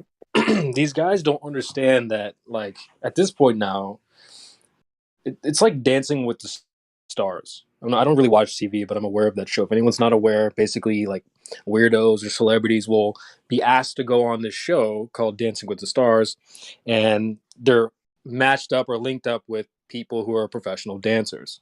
So it's like, we are the dancers. These guys have joined the show, and they're trying to lead the dance. Okay, stop. You're stepping on my feet.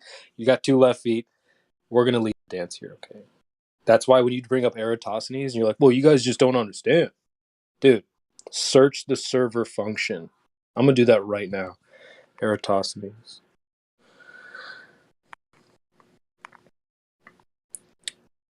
And 231 pages, okay? Yes, we understand what we're talking about. Yes, we've covered this many, many times. No, it doesn't prove anything. Especially CB, like that last guy did, he agrees that neither one of them will prove anything, but they continue to argue it. They For don't 30 minutes. understand that logic, you know? Neither one of these is going to prove anything. Okay, I agree. But, you know, blah, blah, blah, blah, blah. Come on, man. Come on, man.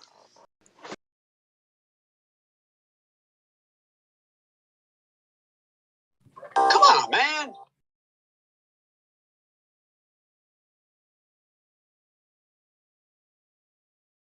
Give me the concrete stuff, man. For real. Like, I would be a proud baller. I really would. I would represent that no problem. But I can't do that if I have to, like, believe you, bro. You know, I need some evidence that I can go out and check. Like, no.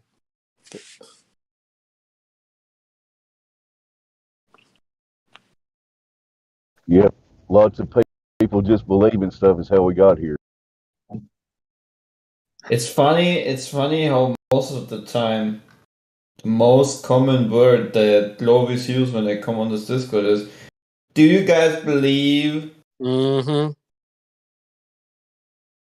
Like if they want to check out if you're the same kind of person, like just believing things instead of, you know, trying to figure out what reality actually is.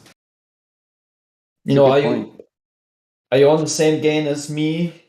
Just believing stuff?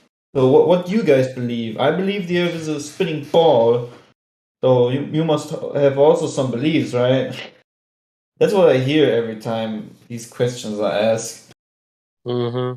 Yeah, my new thing now is I just ask them, all right, well, do you believe you're big, medium, or small? Okay,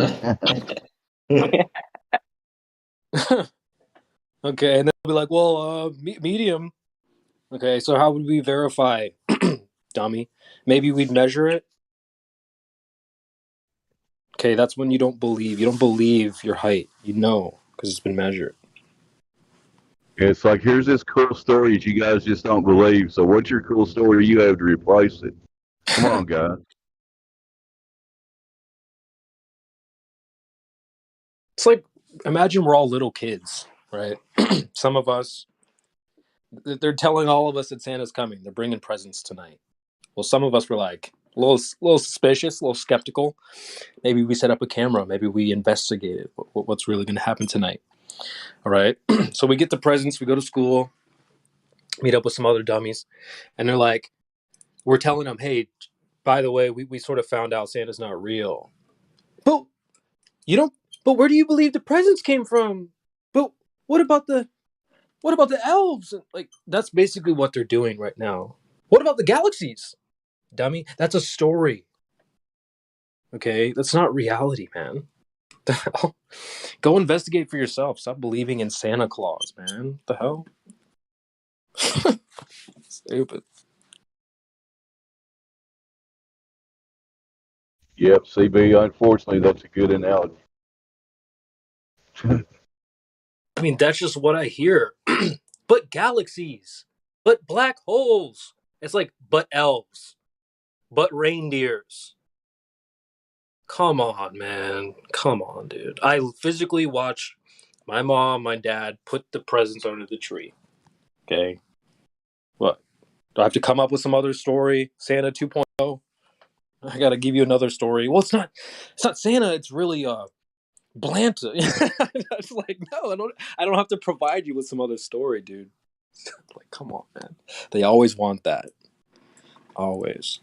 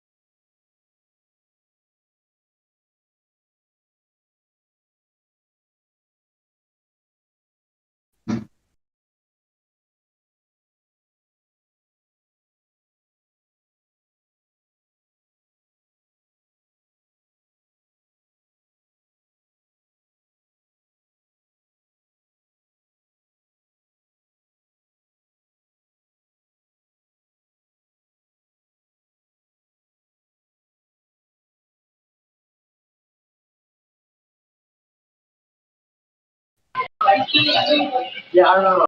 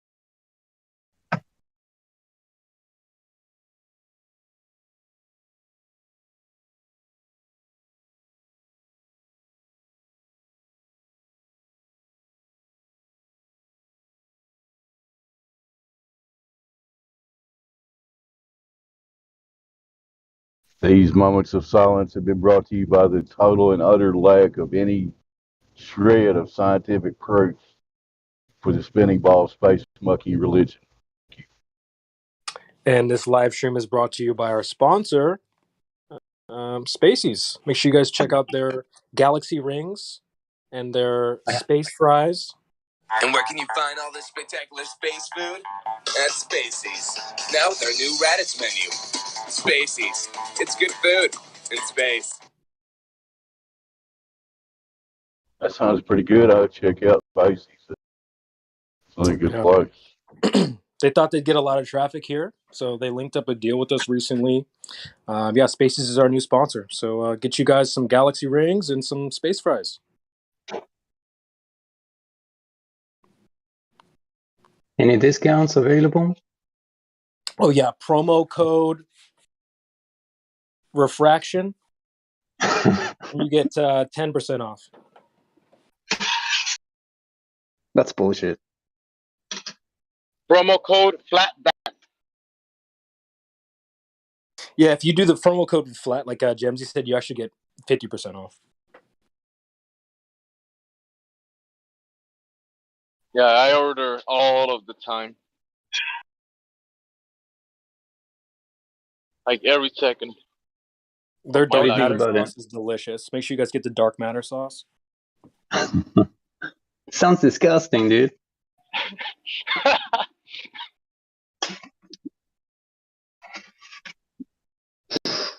What else are you gonna dip those space fries in? Dark matter sauce.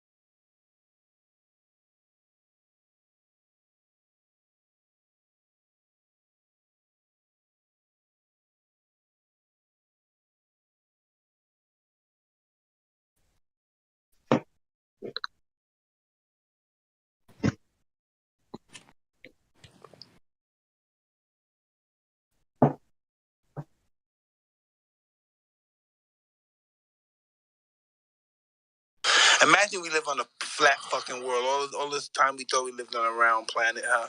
We have no fucking evidence to believe that we're on a round planet. That's badass, dude. That's true, Mr. Tyson. Thank you.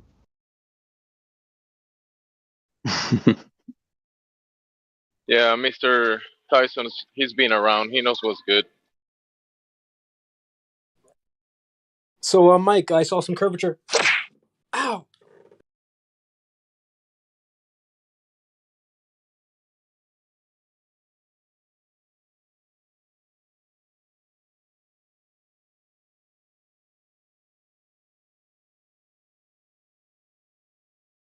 There's no BS in Mike at this time.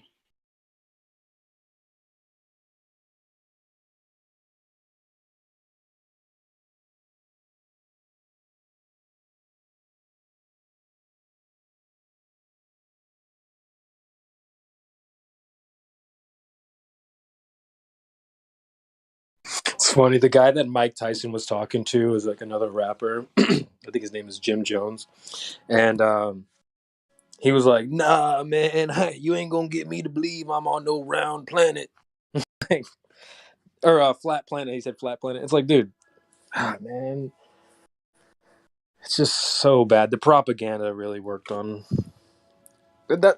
That's one thing I find really funny, right? It's like the new people who just heard about flat Earth think that we fell for the disc propaganda, but it was them. It's not us. It's them. They're the one who falls for it every time. Just like this dumb rapper that Mike Tyson was talking to. Hey, what if we live on a flat? You know, what if it's flat? Nah, man, you ain't gonna get me to believe I'm on no flat planet, cuz. Really? First of all, we're not even on a planet, right? The Earth doesn't move. But everybody wants to think flat Earth is a disc. Okay, you're the dummy that fell for the propaganda. If you think that it's not the flat Earthers. Sorry.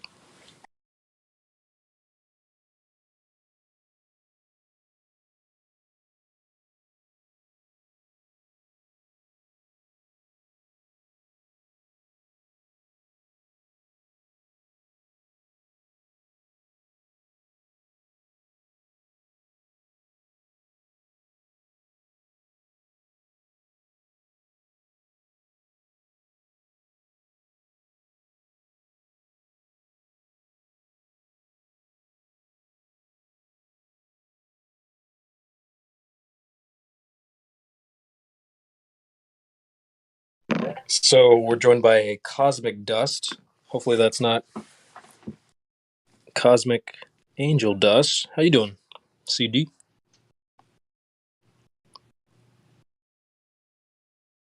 Cosmic, can you speak?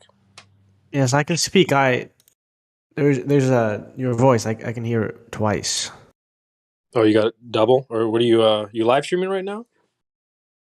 No, I was watching this live stream, Flat Earth something. That's you, right? Yes, we are live on air, my friend. So you'll have to mute the watch page and just listen here. And if you want to go back and listen to our conversation, you know where to find it. Yes, sir. I'll do that.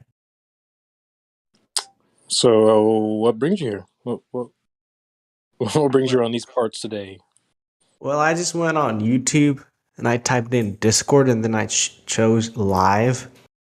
And then I was like scrolling down through and then I saw Flat Earth Discord live and I was like, wait, is this a troll server or something? And then I just came in to say hi and see if I could like, if I could say something and like get famous or something. I don't know what I'm doing, honestly. Well, you probably won't get famous, but we might put you on our Golden Globies if you say something real stupid. So, feel free. But we would rather talk about why there's no curvature. Or, maybe we could talk about how these buildings don't move.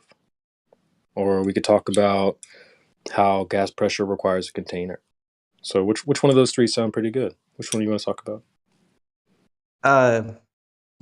Well, I was hoping we could talk about something else. I mean, it's like I flat mean, Earth. that's pretty much all we talk about, though, Okay. really. What else is there to talk about? If these buildings don't move, then we're not on a globe. It's the end of discussion. We just, everybody go home. Okay? The opposite is also true. If there's curvature, then we can also all go home. Right. So, do you maybe you ever seen curvature or anything like that, or? Yeah, I've seen curvature before. All right. Do you think anyone else in this chat, Glober or not, has also seen what you saw? I think it's not about everyone's own personal experience. It's rather what can be proven through science experiments. Science? Yeah. So if I want to know, if I want to like measure my feet, what kind of science experiment do I need to do? If I want to measure how big my foot is, what kind of experiment are you going to conduct? Well, I wouldn't be the one conducting the experiment, but you would need a measurement tape. So not science then. I'm sorry, I don't follow. How's that not science? Well, real science is about determining cause and effect. So what's the cause and effect of the size of my foot? What does that have to do with the Earth shape It's not being science. flat? It's not science. Right. So we're talking about measurements, right? Just like my foot. If I want to know how big my foot is, I measure it.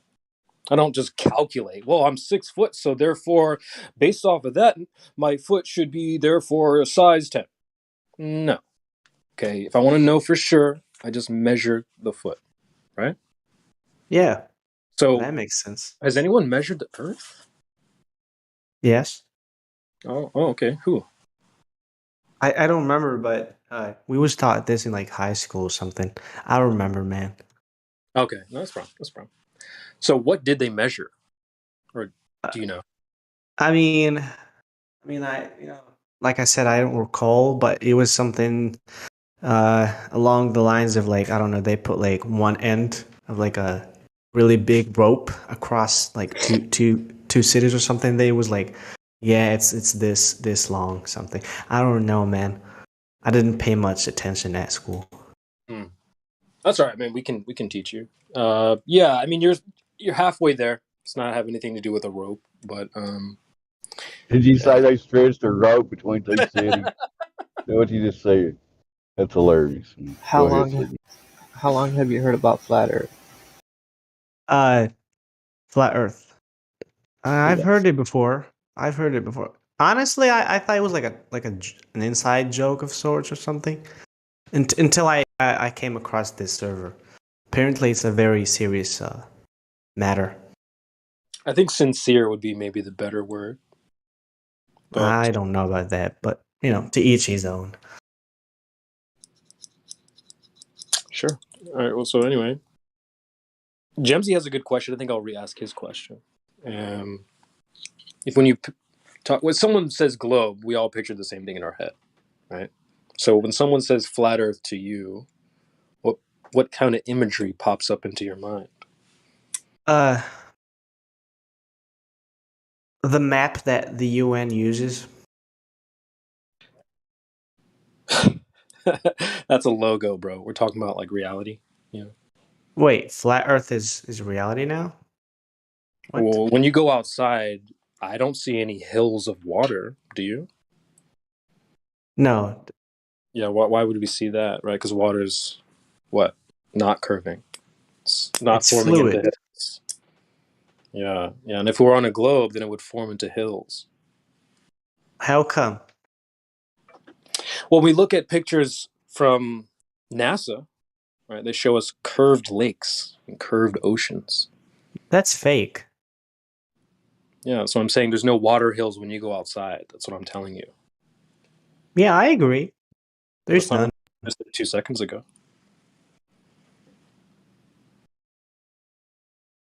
Okay. Did I just confuse you, or? No, I'm just like trying to grasp all this information. So we're on the same page. Water does not form into hills. I mean, as far as I know, no, not really. Okay. Would you agree that all bodies of water are level? If I put water in a cup, maybe let's just go bigger from there. Cup, sink, bathtub, pool. Maybe let's try natural things. Pond, ocean, lake, ocean. Yeah. So we cool with these are all level or what? Yeah, they are. Well, rest my case. There's no curvature. So why don't we move on to step 2? Do you think these buildings are moving? Yeah. You do? Yes. Okay. Why? Why? Okay. So, have you ever gotten in a car and you're just like, I don't need like a magic trick story to like sort of. I'm it's just not asking you, like, when do magic. you experience? It's not When magic. have you experienced your That's house? not my field of expertise. What direct experience is what we're asking you? I don't need like a magic trick. Well, if you do this in the no, like I'm asking you. Okay, you said your house is moving. So what can you go off of directly to say here's how I know it's moving? Okay, so everyone. So you go to your work. Do you go walking or do you go? What does that have to do with your house moving? I'm trying to convey that to you, but you're not letting me. But I think you're trying to cast a spell. I think you're going to do a magic trick. You're going to talk Ooga about cars booga. moving I'm not and gonna do that. walking I and stuff like that. promise. We're just asking you to like directly, how do you know that your house is moving? Yes. It does move. Relatively to your perspective. It's about the way you perceive it. Like we want direct knowledge, right? We don't want like just stories or you. We're not just going to believe you. Like, what evidence do you have to provide to say here's how my house moves? I mean, I could ask you the very same question. What evidence do you have to support your theory? Well, I don't really have a theory. I just experienced my house not moving. Okay. No, I was referring to magical claims that my house moves. Okay, that's a ridiculous claim that you have yet to back up. No. I was referring, the Earth being flat. Well, we haven't got there yet. We already did. First of all, we already established there's no water hills, so we're already on the same page with the Earth's flat. First of all, so second, we've already moved on past that to how the Earth doesn't move. But you're now going to tell us how you know that your house moves. So we're just waiting on the evidence for that. Well, hang on real quick. I want to see, and this continues this. If I could ask, please, can we see if the young gentleman here cannot use the word if or go to a fairy tale hypothetical in order to demonstrate scientifically, empirically their claim in reality? Thanks. Yeah, what Glass said, I reverberate. That's what I mean by magic trick or casting a spell. People do this all the time. We ask people, hey, how do you know your house is moving? Well, if you get in a car and do this, no. Okay, we're asking for the evidence that your house is moving. We don't need a spell or a magic trick, some type of track. If you are in train, then it's not in a car. Yes. There you go. Thank you for the backup. That's Man, even are you better. kidding? Man, are you kidding? Wait, Yeah, I thought you was backing me up, man. Okay, he's, never mind. he's definitely not backing you up, buddy. No one's gonna back you up on the whole my house moves thing. So you're on your own with that one. So we're just waiting. It's all right. I think I'm enough. I can do this. So, all right, cool. So try like this. Let's So say that what do you are in, mean? let's say that you are in balloon. Does house move? I'm sorry. I'm sorry. Yeah, I don't follow. great question. Let's say you're hovering in your backyard in a hot Right. air balloon. Who's moving? You or the house? Well, let's say you're drunk and you see everything moving around you. Are you the one? Is that in your dude. head or You don't need a everything? magic trick, or See? you don't have to cast a spell. That's what I'm telling you. It's a direct question. No. Let's Moving say, your house. Hold on. let's say you're conscious. Look, his rebuttal is fallacious because when you're doing any kind of science or observation, you're in your right mind. You're not delirious. You're not inebriated. So we're not talking about a manipulated situation where your senses don't work. We're talking about when your senses do work, right? Can we agree on that? I guess so. Okay. So then answer their original question. What was the original? Yes. Why is Hot air my house balloon. moving? Okay. Well, yeah, that question too. Okay, which one? Well, the recent question was: you're in a hot air balloon. What's moving? You or the house? Of course, the house is moving. It all has to do with no. It all has to do with the perspective, man. Like it has to do with the way you see it. You know what angle? Talking about reality, not perception. How it is in reality, not the way you see it. Okay, how do you know the house is not moving? Why would I think it's moving to begin with? What evidence do I have that it's moving? What evidence do you have it's not moving? When you are in the hot air balloon, you how about feel the motion. Can I answer? And How you about understand. You have a vestibular system. You have something called a vestibular system. When you're moving, you know you're moving. It's one of your senses. Are you saying that you cannot? Are you saying when you see the building, you standing, you cannot realize does that building moving or car who is passing near the building moving? Which one is moving, car or building? Of course, the car is moving. No one is saying otherwise. Okay, but why house is moving? Well, because you're in, an object that is moving. That would be the car. See? Okay, well, you just answered it. You're in an object. No, you just answered it. You said you're in an object that is moving. In fact, you can't answer it without saying that first. So you do agree. Whether you want to or not, you have to agree in order to answer the question. That's what I've been saying. But that would be the answer to. Okay, so you agree. You agree with us then. I don't know why you're arguing. Just agree. I'm not arguing. Yes. He asked me if the house was moving, and I said yes. Cosmic, how you prove? No, the house is not moving. Cosmic, how you prove? By something? definition, the house. I'm sorry. So many people talking at once. Mimas, is Mimas roboting for anybody else? Yeah, definitely. Yes, he is. Okay. Just Sasha, what were you saying? Okay, Cosmic, how you prove something what is stationary? How do you prove something is stationary? I really don't know. Honestly. Are you serious? If it's not moving. Are you serious? I mean, how do you prove anything is anything? I mean, come on, man. I told you, I wasn't paying attention. Man, if it's something not moving, it's stationary. Yeah, but you said how do you prove it's stationary? Let's house. That's house moving. How do you know the house is moving? A house is stationary. Yeah. That means it's not moving. It's not moving. You are. You know, the person who's viewing the house is moving. The car is moving. Yeah, you're moving when you're moving. That's true. Okay, let me ask you a question. How do you know the clouds are moving? They're not like stationary. Well, just like I know a plane's moving when I see it flying overhead. You know the clouds are moving. Okay.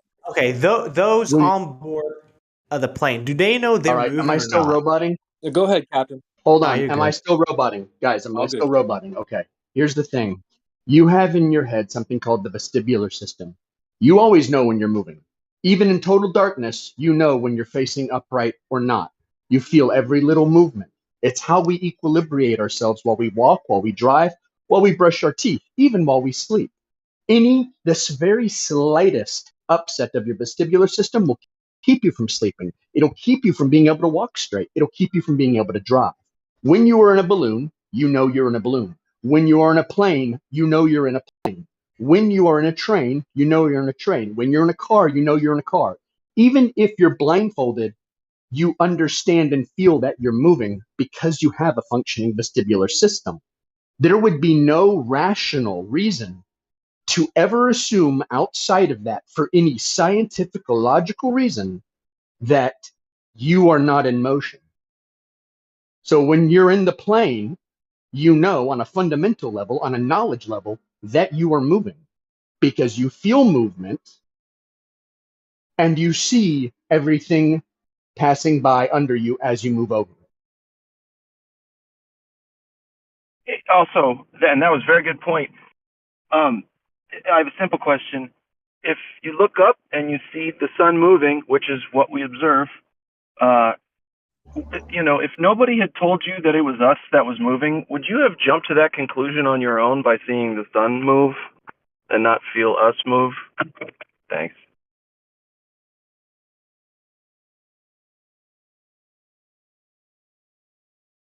Yeah, well, when I turn my ceiling fan on, that's when I feel my room start spinning. It's not the fan that's really moving and spinning. It's my room. Of course, that's the simplest explanation and the easiest to reproduce. Yes, indeed.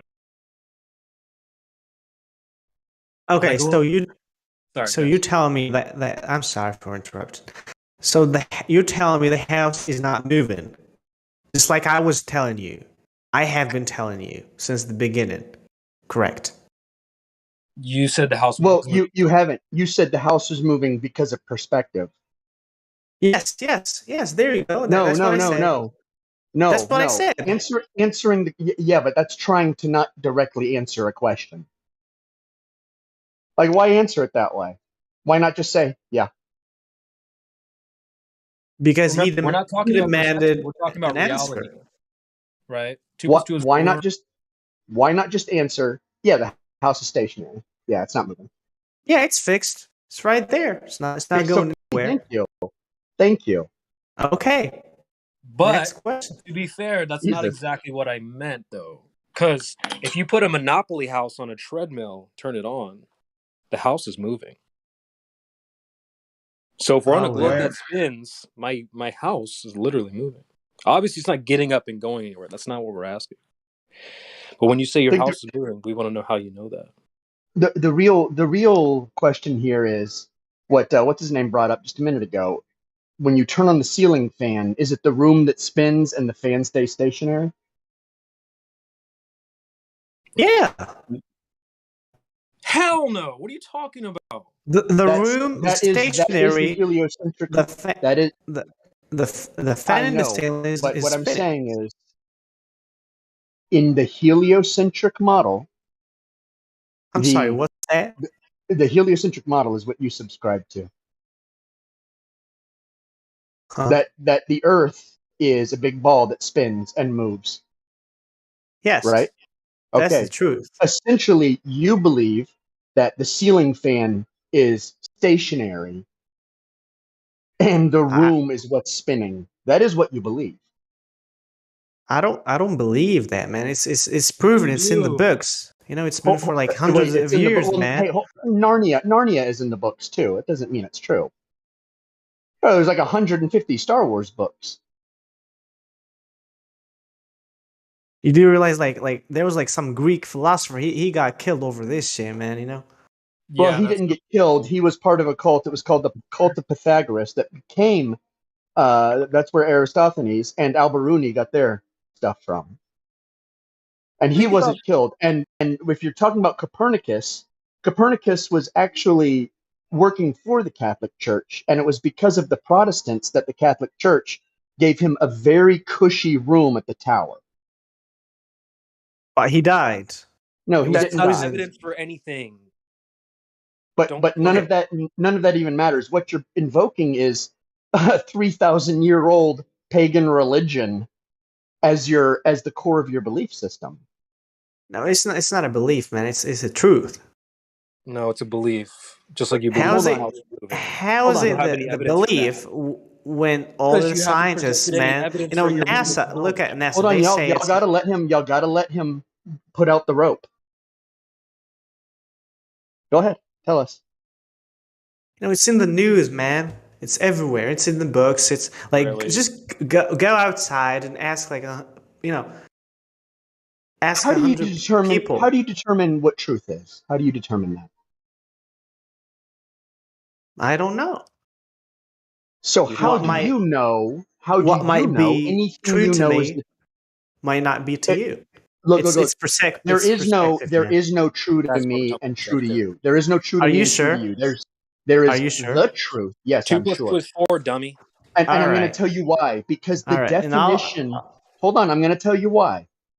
Because the definition of truth is objective. It's not subjective. In order to say my truth, you have to deny the definitional language that we use. Truth is objective by definition. You cannot say my truth. But Emus, my math, my 2 + 2 equals. Yeah. No, objectively 2 + 2 equals this, dummy. It's kind of like when people say, according to your logic, when there's no such thing. Logic starts with axioms, and someone can have a flawed axiom that they start from. And so you don't attack the logic, you attack the axiom. Is the axiom true? That's how we develop logic. That's how we develop knowledge. And that's the difference between knowledge and belief. So you want to convince me all these scientists and all these people, they have spent like years and years in the research Let me tell you something. I want to tell you something. I've brought a lot of just people. to lie to me and you and the average Joe about the Earth being. I want you to hear me. I want you to hear me. I've brought a lot of people away from mainstream belief, and I haven't told them a single thing. All I've done is ask them questions. I have not informed them of anything. All I've done is ask them questions. So how am I convincing you by not giving you any information? All I've done with you is ask you questions. Yeah, like how do you know that? How do you know this, that, and the other? Yeah. That's not convincing you of anything. We're asking you how you know what you think you know. And then you don't present any evidence, and that's why we say you have a belief. Because it's not like you provided any evidence of your house. Cosmic, let's do a little mind experiment really quick, okay? No, that's hypothetical, man. We want the reality. No. This is no, because what I'm going to ask you is presented as fact. Okay? Is the Earth in the Milky Way galaxy? Okay. Why do you keep muting me? Is this an echoing room? Well, you're not going to talk over the admin. The Earth. Okay. Well, he was interrupting me though. Okay. Is the Earth in the Milky Way galaxy?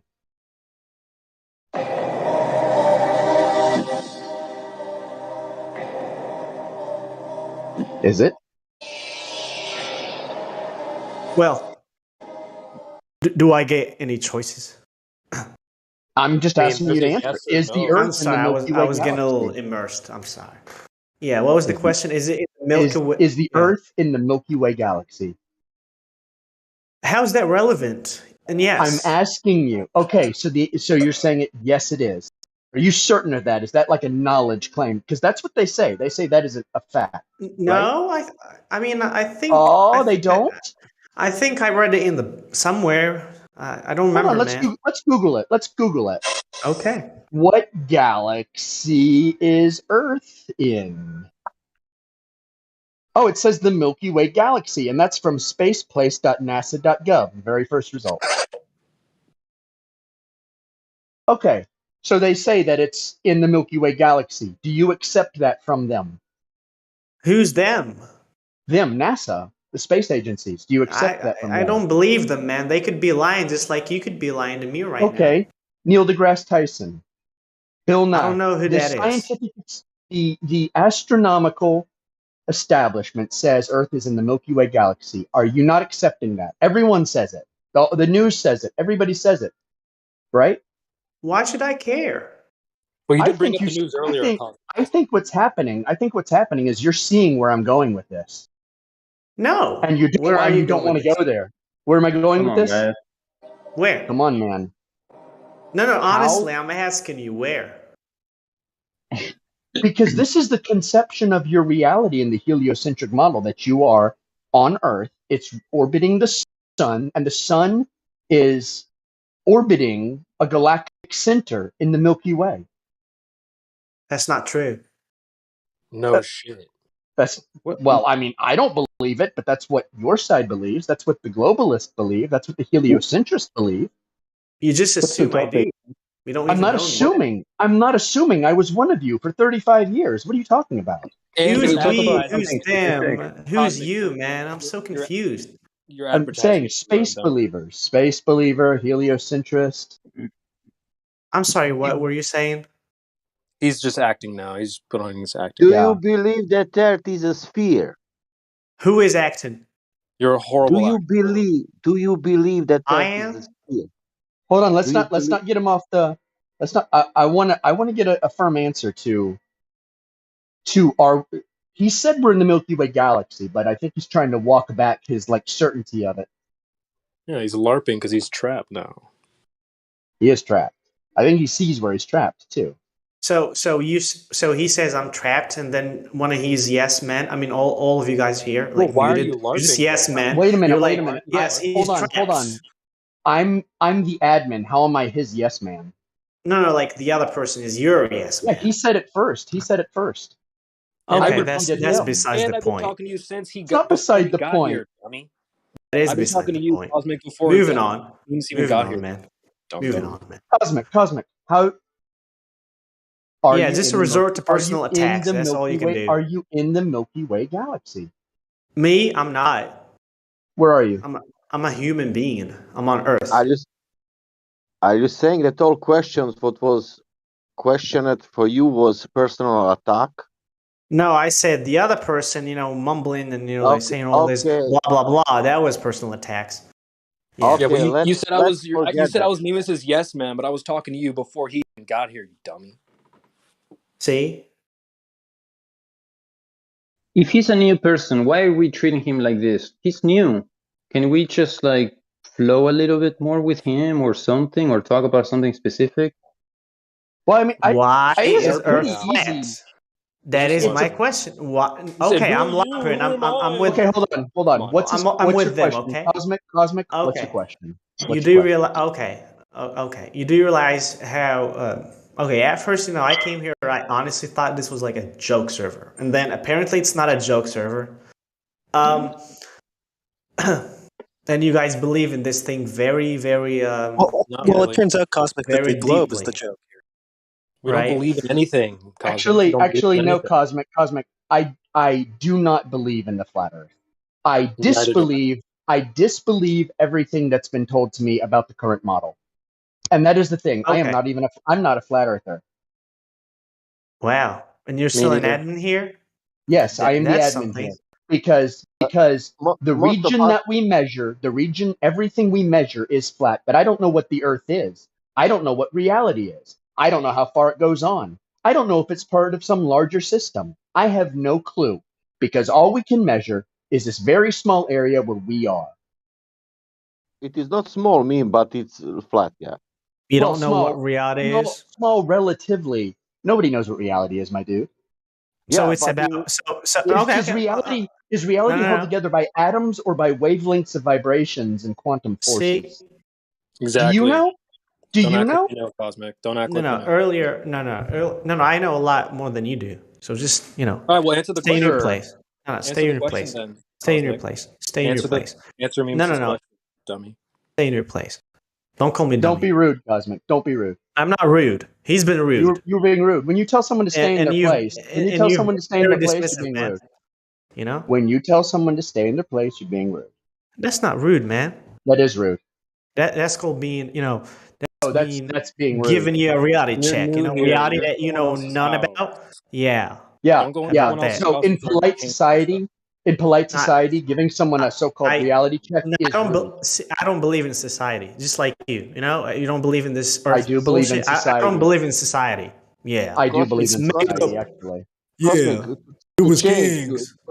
to relax you. You ask No, I'm not why. relaxed. I'm not gonna be relaxed when I'm being But listen, attacked, man. okay, You're but not even being attacked. I'm not We're going easy on you.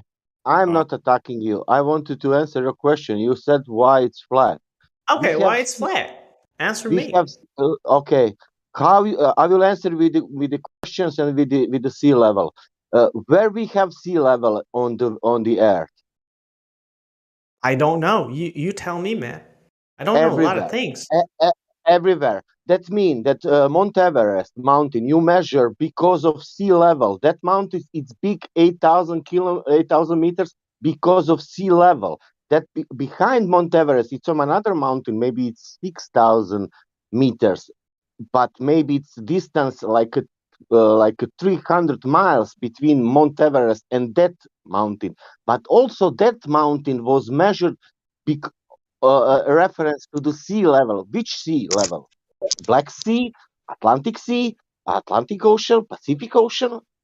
Which one? What do you think? How we can have sea level if Earth is curving? Because he thinks water curves.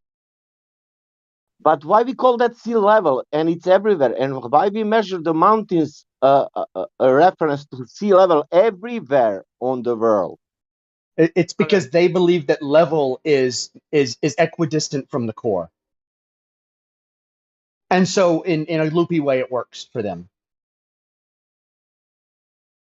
Right? So what you have to do is really what you got to do is you got to show the images. Yeah, continue. Okay, so Cosmic, I got to ask you something. If the Earth is a ball, right, you would expect things to disappear over the curve, right, as they went away from you. It's very large, so your logic is just flawed. No, but it's 24,901 miles in circumference, which would result in 8 inches per mile in the squared function, which Very means large. that at 1 mile that's 8 inches, but at 10 miles that's 66 foot, and at 100 miles that's 6,667 foot of drop. So no, it's not as big as you think. My point is, would you expect to see a 30-foot tall ship 10 miles out?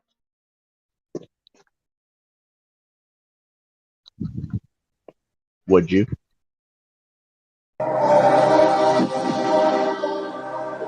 Is this being live streamed on Telegram? 66 minus 30. Yeah, it's being live streamed. Can you get the answer? Okay, so you have a 36-foot deficit there. So you have a 36-foot deficit there, right? This is an echoing room. You're not even listening. How we've been talking to you for an hour. What are you talking about, dude? Answer the question, Cosmic. Everyone here is like, you're yes, man. You're like attacking me. Every time it gets to where there's a hard, as in you have to be truthful, answer, you want to play the victim. Why is that? No, I'm not a victim. Did I attack you with the sea level? Please answer me. Did I attack you with the sea level and the mountains? Let me know when you have real questions for me to okay, answer. now I will post you something. We did. We had real questions. You told us to prove there's no curve, right? I asked you specifically to prove that is the Earth flat? No. To prove is the Earth flat? It's a question. That's not a statement. It doesn't have to be. Prove there's no curve, right? Sure. Okay. Yep. Somebody beat me to the mountains right there. Look at the image we're putting in. Yeah, Meme, that's you. He can listen and watch. It's 2 minutes only. Now you see the mountains in the background.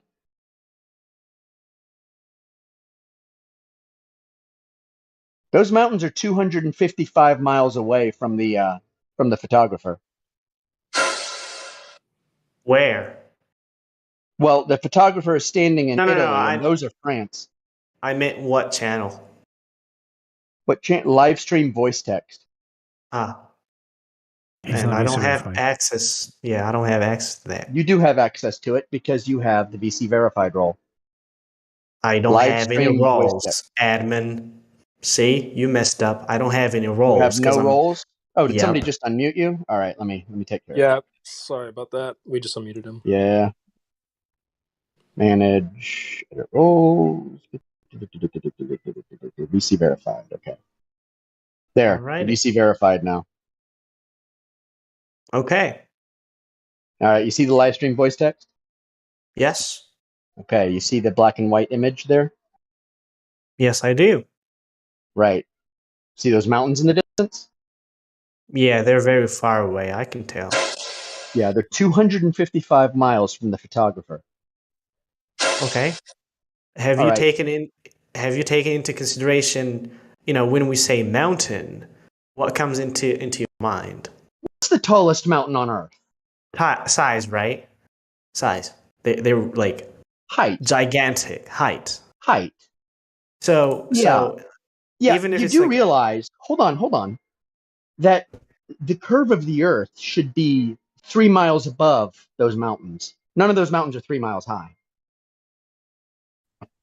So you should be able to see them. Exactly. You shouldn't be able to see any of them.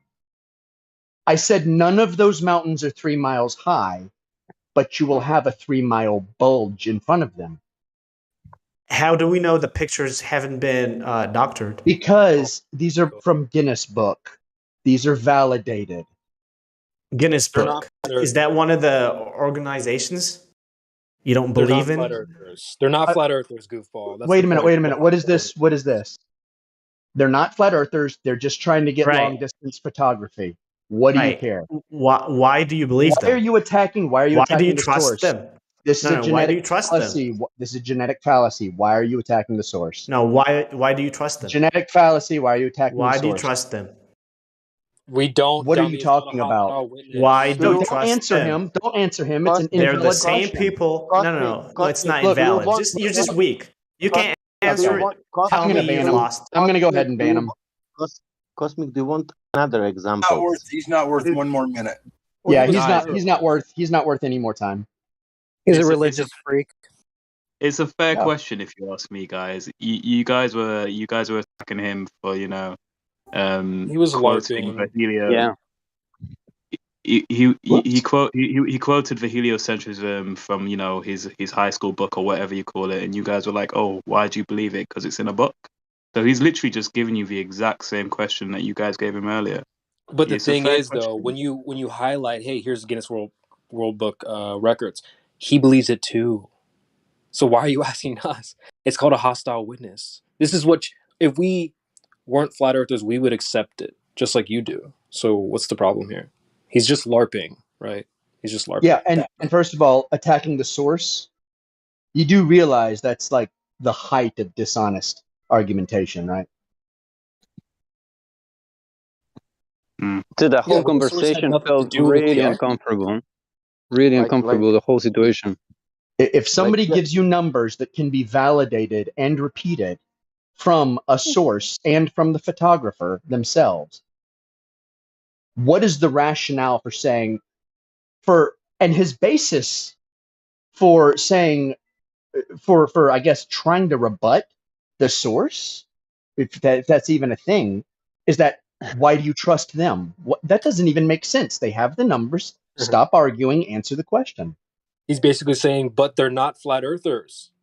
It's like, no shit, dummy. That's the point. What the... It sounds like we are like really tired of receiving people who don't accept the flat earth theory, and we're just like so tired of it. Why are we so tired of it? Like, why can't we just have like just a chill conversation about it? Can we do that? Oh no, we can have a chill that was a waste conversation. of time. We can have a chill conversation. They can't have a chill conversation. Guys, I was actually at the start of a conversation, and I think if I was a Glover and if I was in his situation, I'd find all of you very, very hostile, and that's just my honest opinion. Hey, Isaiah, I gotta tell you something really important. See that guy that was just banned? Talking to him would be a waste of your time. But what wouldn't be a waste of your time is going out on the streets of your local community and talking to them about the flat Earth.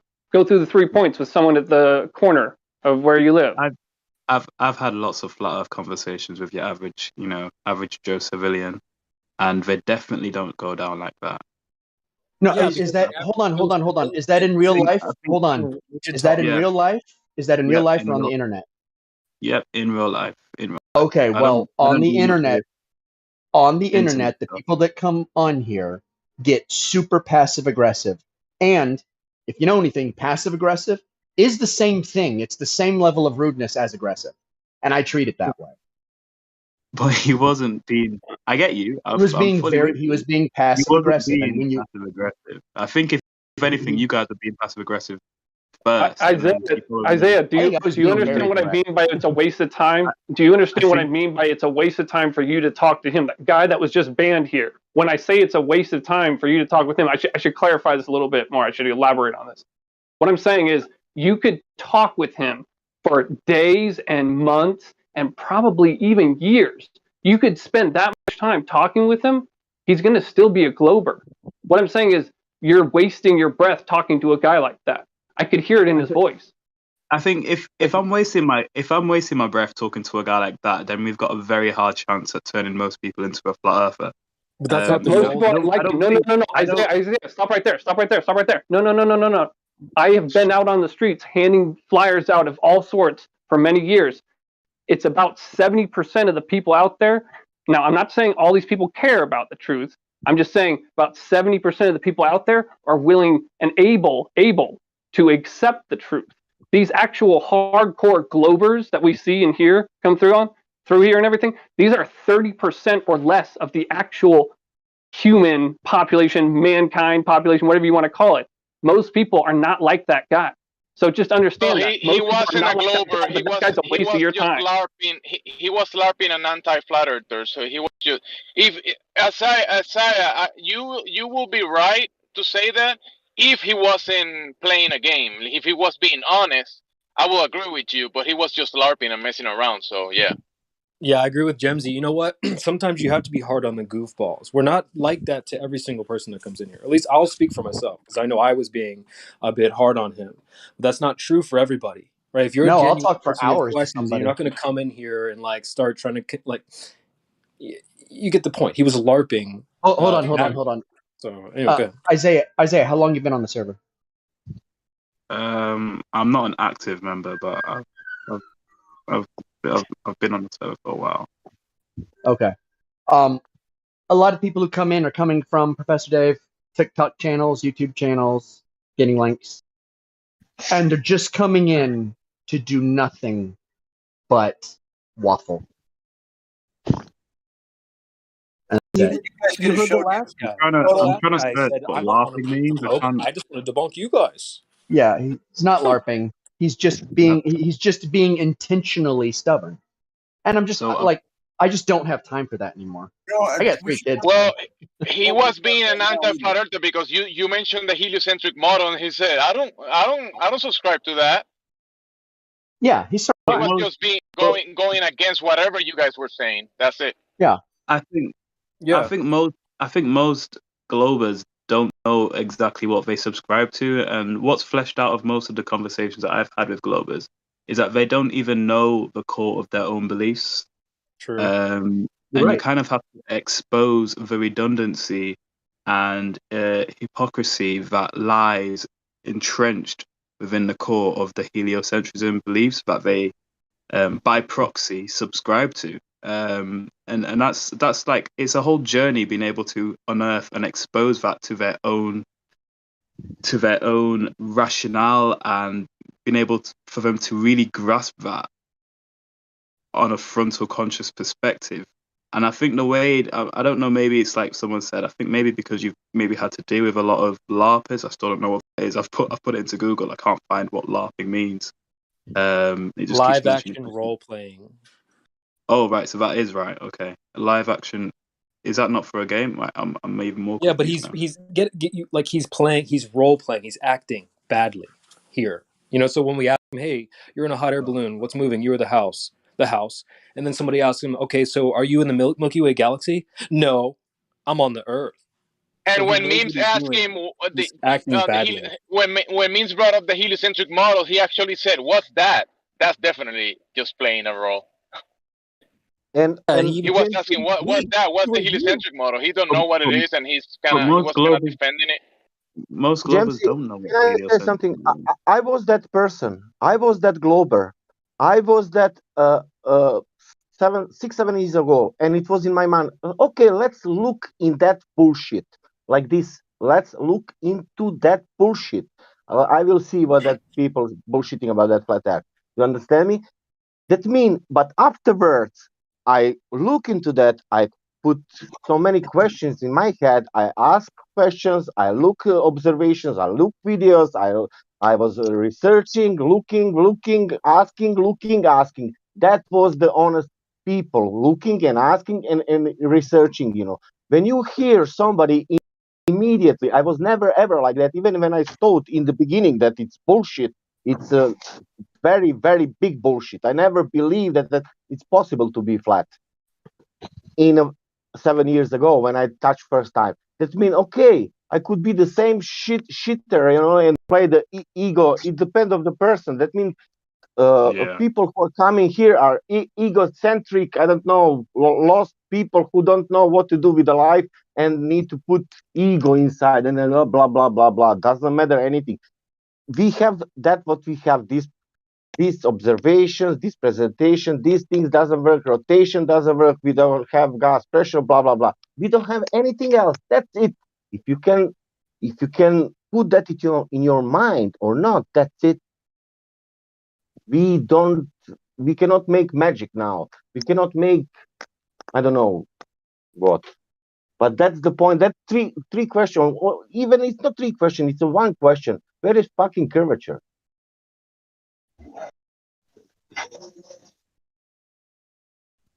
Where is fucking curvature? I don't know, man. Have we had enough of this conversation? Anybody yet? Is move on by chance? And he asked the question, why is flat? And then we answered the question. And then he started to present something. And then he say like, oh, this is like what this CGI. We could have showed this guy 1,000 photos, and he would have come up with the same thing. He was just He already had his mind made up. Sometimes you can just tell when a person's really not going to accept anything we say, especially, it was just right off the bat. And he acted like he didn't even know who Guinness was. He acted like, oh, you trust these people. It's just ridiculous. The guy wasn't worth 2 cents to talk to. He's too brainwashed right now. He's the kind of guy that's going to take a minute. In a sense, it's this first information. It's telling me about mountains on 270 miles. And I'm putting that in my mind. Oh my God. He's saying that I can see mountains 270, but that is not possible if I make calculation, blah, blah, blah, blah, blah. When Memes brought the mountains, and he said, but you can't trust the people that took that picture. Yeah. Meanwhile, he trusts all the other pictures coming from all the other places, such as NASA. Okay. It's double standards is what it is.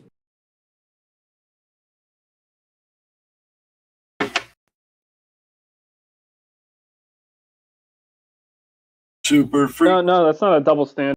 Because he's trusting CGI, computer generated image, over photography. That's pretty much all these Globers, what it boils down to. They just trust CGI over photography. Crazy.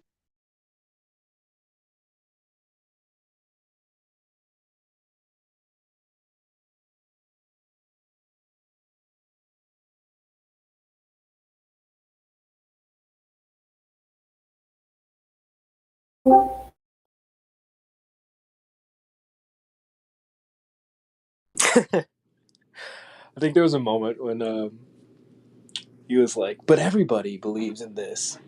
All you have to do is just go outside and, like, he didn't finish his sentence, but I think he was going to say, like, go outside and ask somebody. It's like, dude, wait, hold on. Just go outside. Go see the Earth for yourself. Why are you going to ask some other weirdo like to tell you what the Earth is? Half these people don't even know anything, right? You ask just a random stranger questions about history or geometry, they don't know. So why would you go ask them? What the hell?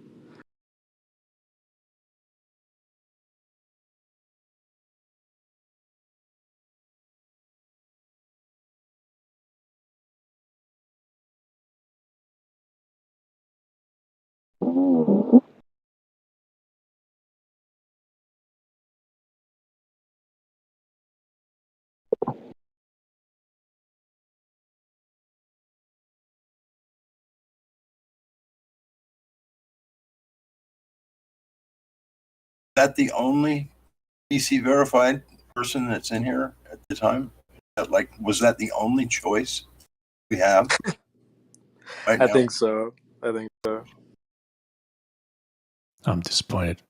That's a shitty choice.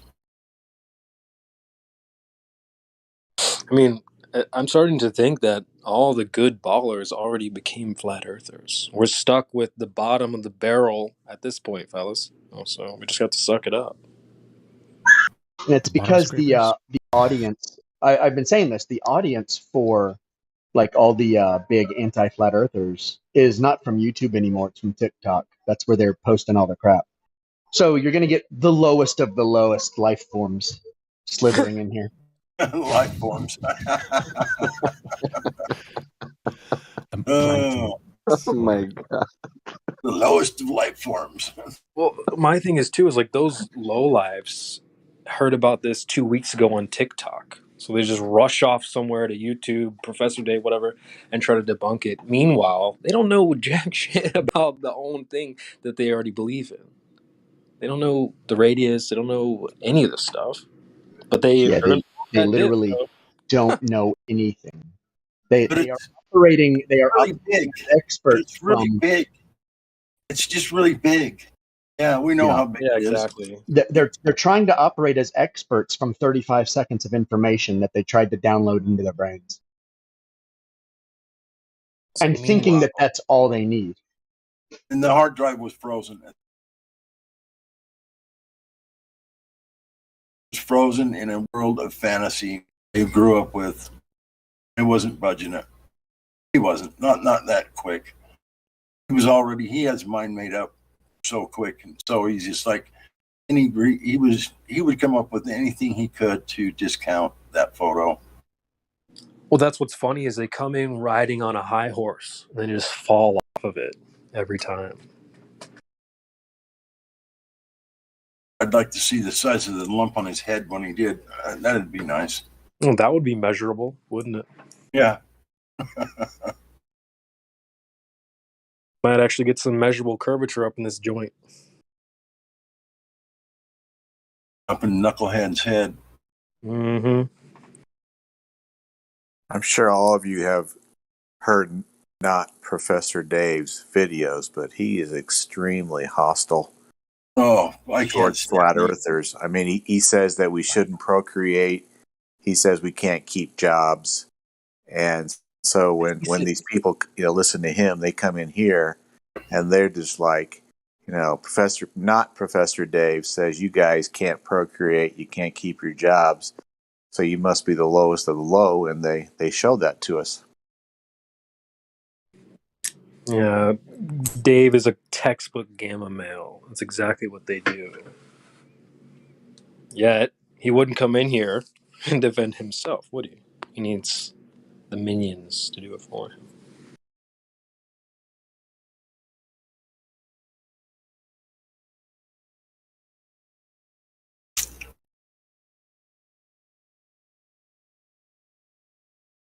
I said this a few weeks ago. Every one of us should have a professor day. We put professor in front of our names.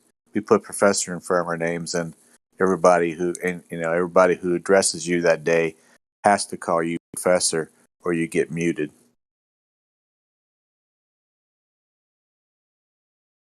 What would be the point? The muted part that's the best part. That's hilarious. You didn't call me Professor Jim, so moderator, Mute them.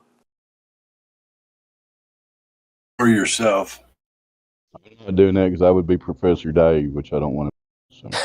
Wait, that actually might be a good idea. Dave, just start telling them, you might have to switch up your accent a little bit, but, just start debunking the flat earth in here with them.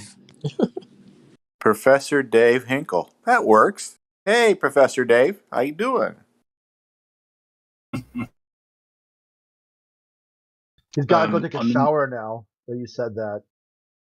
On the note of professors, where are the academically professional sponsors of Flat Earth Truth?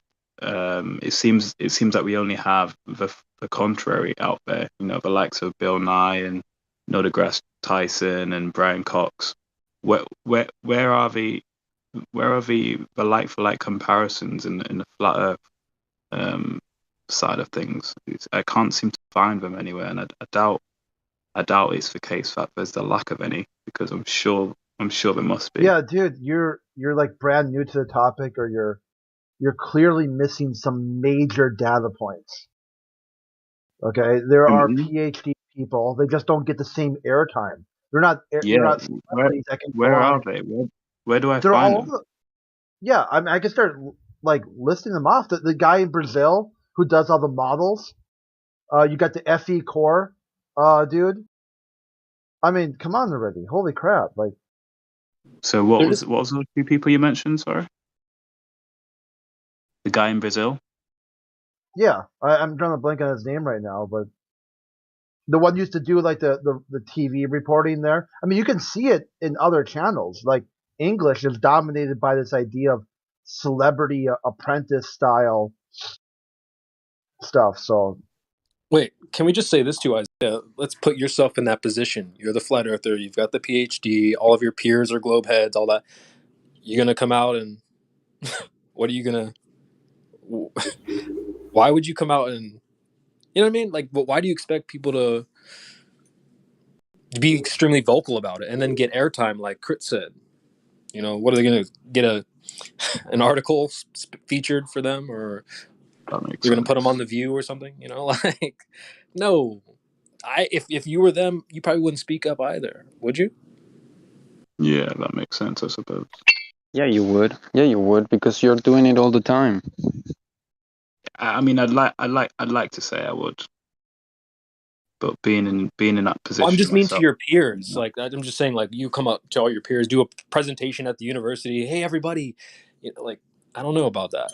That's all I'm saying. I wouldn't expect people to do that. I would like to think that at that level, there's a level of respect that's taken to any viewpoint or stance that you have on something in a scientific field, because you've obviously got the caliber to ascertain one viewpoint or the other with some level of notability behind it, and it shouldn't be that hard to just at least it's not. I don't know, to at least have something arise in some sort of dynamic where there can be conversation about the topic without it being. Not. You would think so. I agree with you. You would think, but it's like some people, their mentality is like, oh, why would you even question the globe? That type of thing. How could you even begin to question? Are you a conspiracy theorist? You're right surely though. at that level, what you're saying is no one accurate. reduces. People should be open to both sides, but they're not. I think at that level, no one reduces to that. When we look at evolution versus intelligent design and all that sort of stuff, we don't get the same argument. We do have professional, we do have academically professional debates out there that can openly discuss that same topic. Oh, yes, you are going against the status quo and the mainstream narrative that there was a Big Bang and the Earth is X billion years old and we came from a single cell bacteria, whatever they want to call it.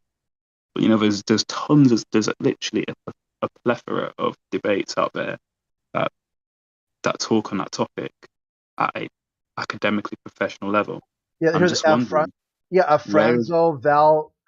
I'll post his name. PhD geoscience. He did a model showing how the Eiffel Tower would have to bend away from the different viewpoints. There's a full YouTube video about it and everything. PhD geoscience, did you say? Yeah. Yep. From the University of Sao Paulo. See, these guys get airtime. They just don't get airtime in America because America has this level of jingoism attached to space. That Make America Great Again was just a big campaign slogan not too long ago. And they're talking about the 1960s when America and only America was able to fly to space. So those people will not be given airtime here. But if you go away, if you get away from an American centric point of view, the majority of the world thinks that the lunar mission was faked right from the very beginning. Once you dip your toes into that, it's quite easy to see that a lot of the other things the U.S. federal government claims is also wrong. So that you've got this guy, here's a geoscientist says, I've got this model that shows what the Eiffel Tower should look like from different points of view around Paris. It doesn't look that way. What's his name? Yeah, I want you to look this up on yourself because your claim was these people don't exist. I can't find it. This will be for me. It's like an IQ test. Okay, if you can't find these people and you also claim flat Earth, it's a red flag for me because I heard about these people before I started really looking into flat Earth. So tell the story. Why are you a flat earther? That's interesting. I don't know how you found those people. I'd count yourself very fortunate, to be honest. Okay, so why are you a flat earther? Why am I a flat earther? Yeah, what is flat Earth? Because I've come to believe it's the simple truth of the reality that we. Okay, so why? We experience. Where do I start? I mean, I'm a flat earther. You don't have to quiz me, bro. I am a flat earther. I'm trying to find content. Okay, why are you a flat earther? Okay, you'll need to tell me you are. Explain to me. Pretend I'm this random person. Why am I a flat earther? Yeah, so you you're want my personal answer? Yeah, why are you a flat earther? My personal answer is because I want your business answer. I'm a Bible believing Christian, and my God created a flat earth. He created a firmament, and the firmament was his handiwork. First and foremost, that would be my reason. And then okay, well, if you follow that, though, the Globe side says they got the Bible on their they read from the Bible when they went to the moon. Nixon said God picked America. God of the Bible picked America to win the space race because God loves capitalism. So how are you differentiate yourself between a flat earther and a globalist when your reason is just a belief? You don't know any of this stuff. Before we were fighting against the globey, and now we're fighting against the flat earther, dude. What's going on? No one's fighting. Fighting is a strong word. Yeah, it's just trying to figure out that he's talking about he can't find one expert in science that represents a flat Earth point of view. You can just roll back the history book. I'm talking. You can just roll back the history book prior to Newton, prior to Copernicus. They were all flat earthers then. Every single one of them. I'm talking about living. Hey, Craig, can I say something that might help you explain what you're saying to him? Isaiah, just so you know, I know a lot of different flat earthers myself, some that are non-religious, some that are religious. I've met a few Muslims here and there. Most of them that I know that are religious are Christians. But I just want to let you know that I've had at least maybe 4 or 5 Christian flat earthers tell me, even some of them right to my face, some of them here on Discord, that they would never use the Bible to present. They would never present that as evidence for flat Earth. Just so you know. I didn't present. You're conflating two different things. I was asked why I believe flat Earth, so I told you my personal experience. I never was asked my first evidence to prove or to communicate or persuade someone as to why. As I said, I've had many flat Earth conversations with real life people, and the Bible is the last thing that will come out of my mouth when it comes to bringing this reality to them. It's just not the best approach. Of course I would love to start with the salvation that we find in Jesus Christ and how this earth has been beautifully designed for us with us being at the very center point and the very pinnacle of creation itself, well, that's just not going to get through to them. So your answer, the question, what you just posed to me is something very different than the question that was actually asked. And likewise. Yeah, I didn't mean to put words in your mouth, but I was just kind of letting you know. Yeah. Right, so you've got that then. You could go through and start listing PhD in theology as your source for experts in the earth. I can do that. Okay, well, get to it, dude. Don't come here asking some weird, but intelligent design. questions. This is what I'm saying. I can do that for. I think you're being a bit misguided in what I'm trying to get across here. I'm saying that there is a wealth of information out there. I don't know if it's something to do with the algorithms, but once again, if it was to do with the algorithms, then why would we allow it for for professional talk against professional discourse on the topic of evolution and the pros and cons? What I think happened is you're probably like my take. It could be wrong, but I smell a rat. That you're some Professor Dave fan, and as soon as people start ripping on Professor Dave, not Professor Dave, you said, "Where's a flat earther version of Professor Dave?" No, that's my take on it. Maybe I'm wrong. Listen, you've got people like. Listen, you really. I don't know what you're hearing, but you need to just listen and not hear with some inner perspective or with your Inspector Morse out. Just listen to what I'm saying. Wait, but Isaiah, we answered. I feel you. I feel like I heard it properly. I'm saying we've got. Didn't we answer that correctly already? To show that we did hear you properly, we already answered that question, right? Well, if he heard me properly, he wouldn't be thinking I'm a supporter of Professor. Well, I'm talking about. I also answered that myself, though. So we've got people like William Lane Craig. That's just someone I could mention at least 6 or 7 names, but I can't at this moment in time. William Lane Craig, Ken Ham. There's just so many. There's so much content out there of professional people having discourse on topics like evolution and intelligent design, creationism versus the Big Bang, and all this sort of stuff, which is great because it improves my knowledge on the topic as well. And I also get to, dig into some good, what I call entertainment. That's my type of entertainment. So I'd also love to have like the flat Earth version of it, but I just don't see it anywhere. Like I don't see those same people in the same sort of atmosphere of of your Ken Hams and your William Lane Craigs and all these different debaters that are out there. I don't see that same level of professionalism being openly discussed on the online platforms. It's just not there. I can't find it.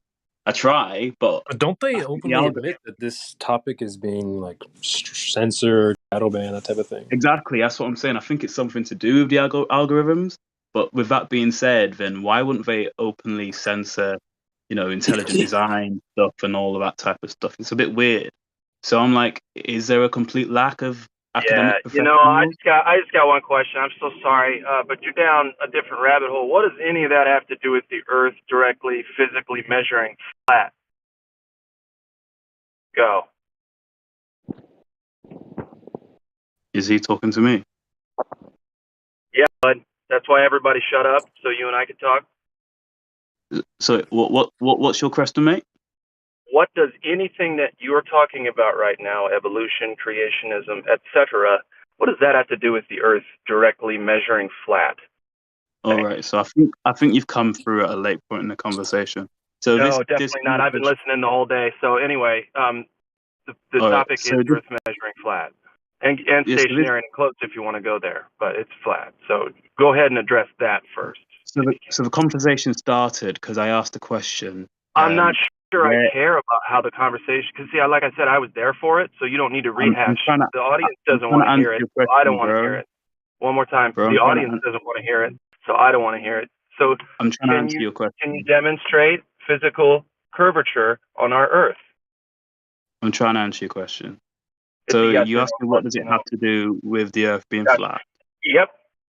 Right. Okay. So I asked, where are the flat Earth professionals? I'm sorry. It's a yes. It's not a yes or no question, but you still haven't answered it. What does creation or evolution have to do with a physical measurement and geometry? Well, personally, creationism has a lot to do with the Earth being flat. In my personal experience, Really? I'm not providing So it. how does creationism explain the Earth physically measuring flat? Let me just Do help you you out, see what we Isaiah. Let need me to do, just. sir? Do you see what we need to do is we need to stay hyper-specific and right on topic. This is a flat Earth channel. So if you bring evidence of curvature, we shut the channel down. If not, we talk about why we can't find curvature and all the different ways that we've gone out and performed measurements to find that out. Would you like to join us on that mission? Yeah, Isaiah, let me just help you a little I bit. for one don't believe Because- that the Earth is curved, Go ahead. and I still can't find the PhD that the other just before you guys do your thing. I still can't find that other PhD guy that the other guy mentioned. It's something about PhD geoscience, University of San Pablo. I've been looking all over for him and I can't find anything on him. So I don't know if that guy's still in the chat. Yeah, I'm here. Yeah. So I think you mentioned something about a PhD geoscience guy. Yeah. Is that his tag or? What do you mean? What are you talking about? His tag? Like Oh, who what are you was the looking on guy? Twitter? Are you on Twitter? Google. I looked on YouTube and I looked on Google. I mean, I don't know his Twitter handle, if that's what you're asking. No, I didn't. Like, how do I find him? Just like anything on him, anywhere, because I can't find him. Like, That's what I'm on saying. Google. I told. What did I call it? I You called it labeled. PhD Geoscience, University and I of San said if you Pablo. can't find it, it's a what? What would it be? A red flag. No, an IQ test. Oh, okay. So now you're questioning my IQ. Yeah.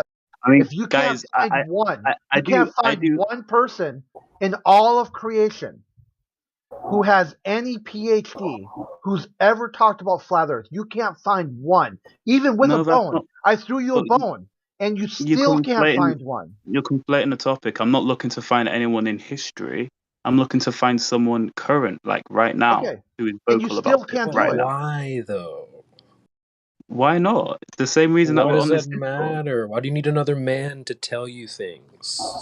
Go That's check a for key feature yourself. too. See, I haven't looked at this guy recently, but if he changed his mind, or maybe at some point got discredited, like say, like not Professor Dave, how he's been discredited. If this guy also got discredited for some reason, then it would be like, oh well, now you got to change your point of view. If you want to find this content, I told you where to find it. Where? Well, let's look into Professor Dave arguments, not about Professor Dave. But why would I look at someone like at Professor Dave, who is clearly superficial? Like, as far as I'm concerned, he's a paid actor. Do you want to speak with the Faulkner? How his name?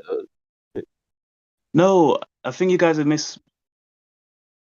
So you know, I don't know if you know when you first become a flat earther and that curve finally dropped, you're like, wow, this is a real thing. At that moment, all you want to do is just watch more content about flat Earth. So you'd be on your David Weiss's, you'd be on your Joranism, you'd be on your odd TVs. Like you'll just be watching hours and hours worth of content on it.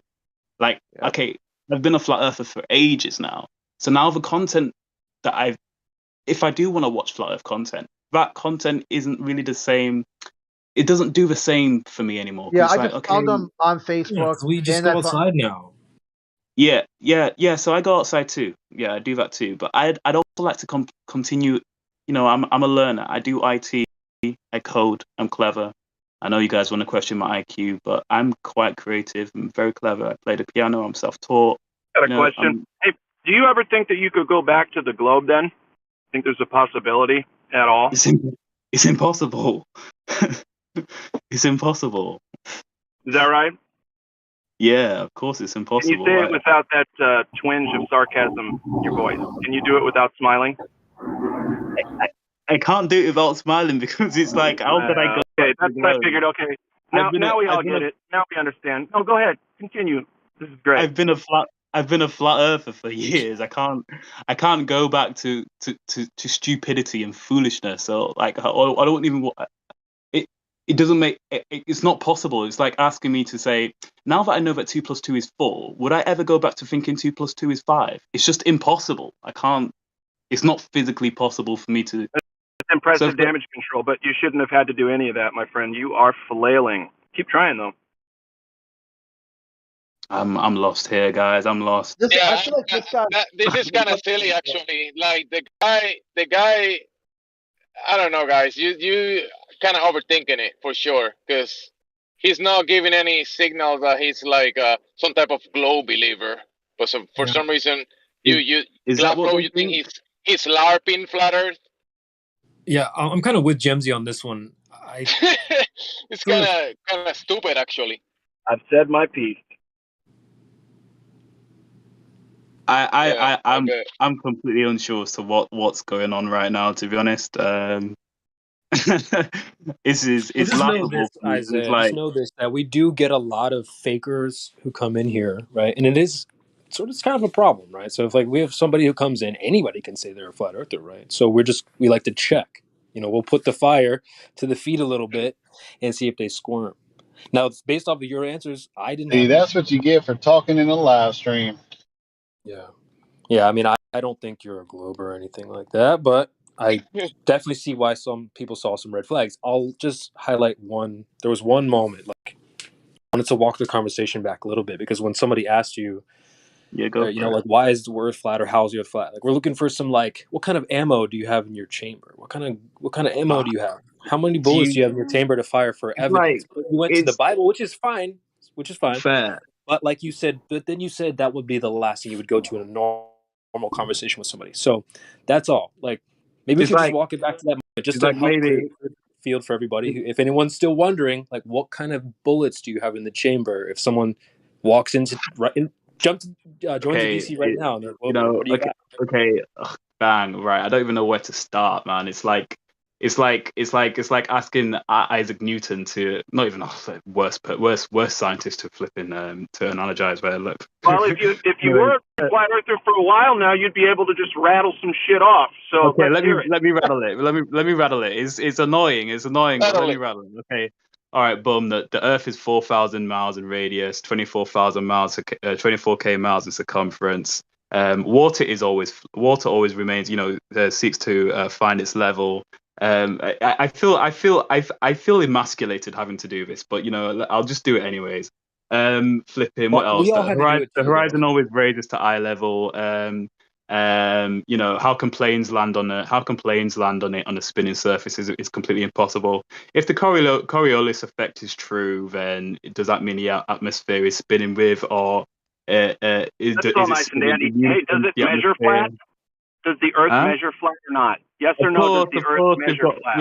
We've got the curvature theorem as well, which is 8 inches per mile squared. I think it's actually by the Pythagorean theorem. I can't remember what. And do you agree with that math, or do you understand that it measures flat?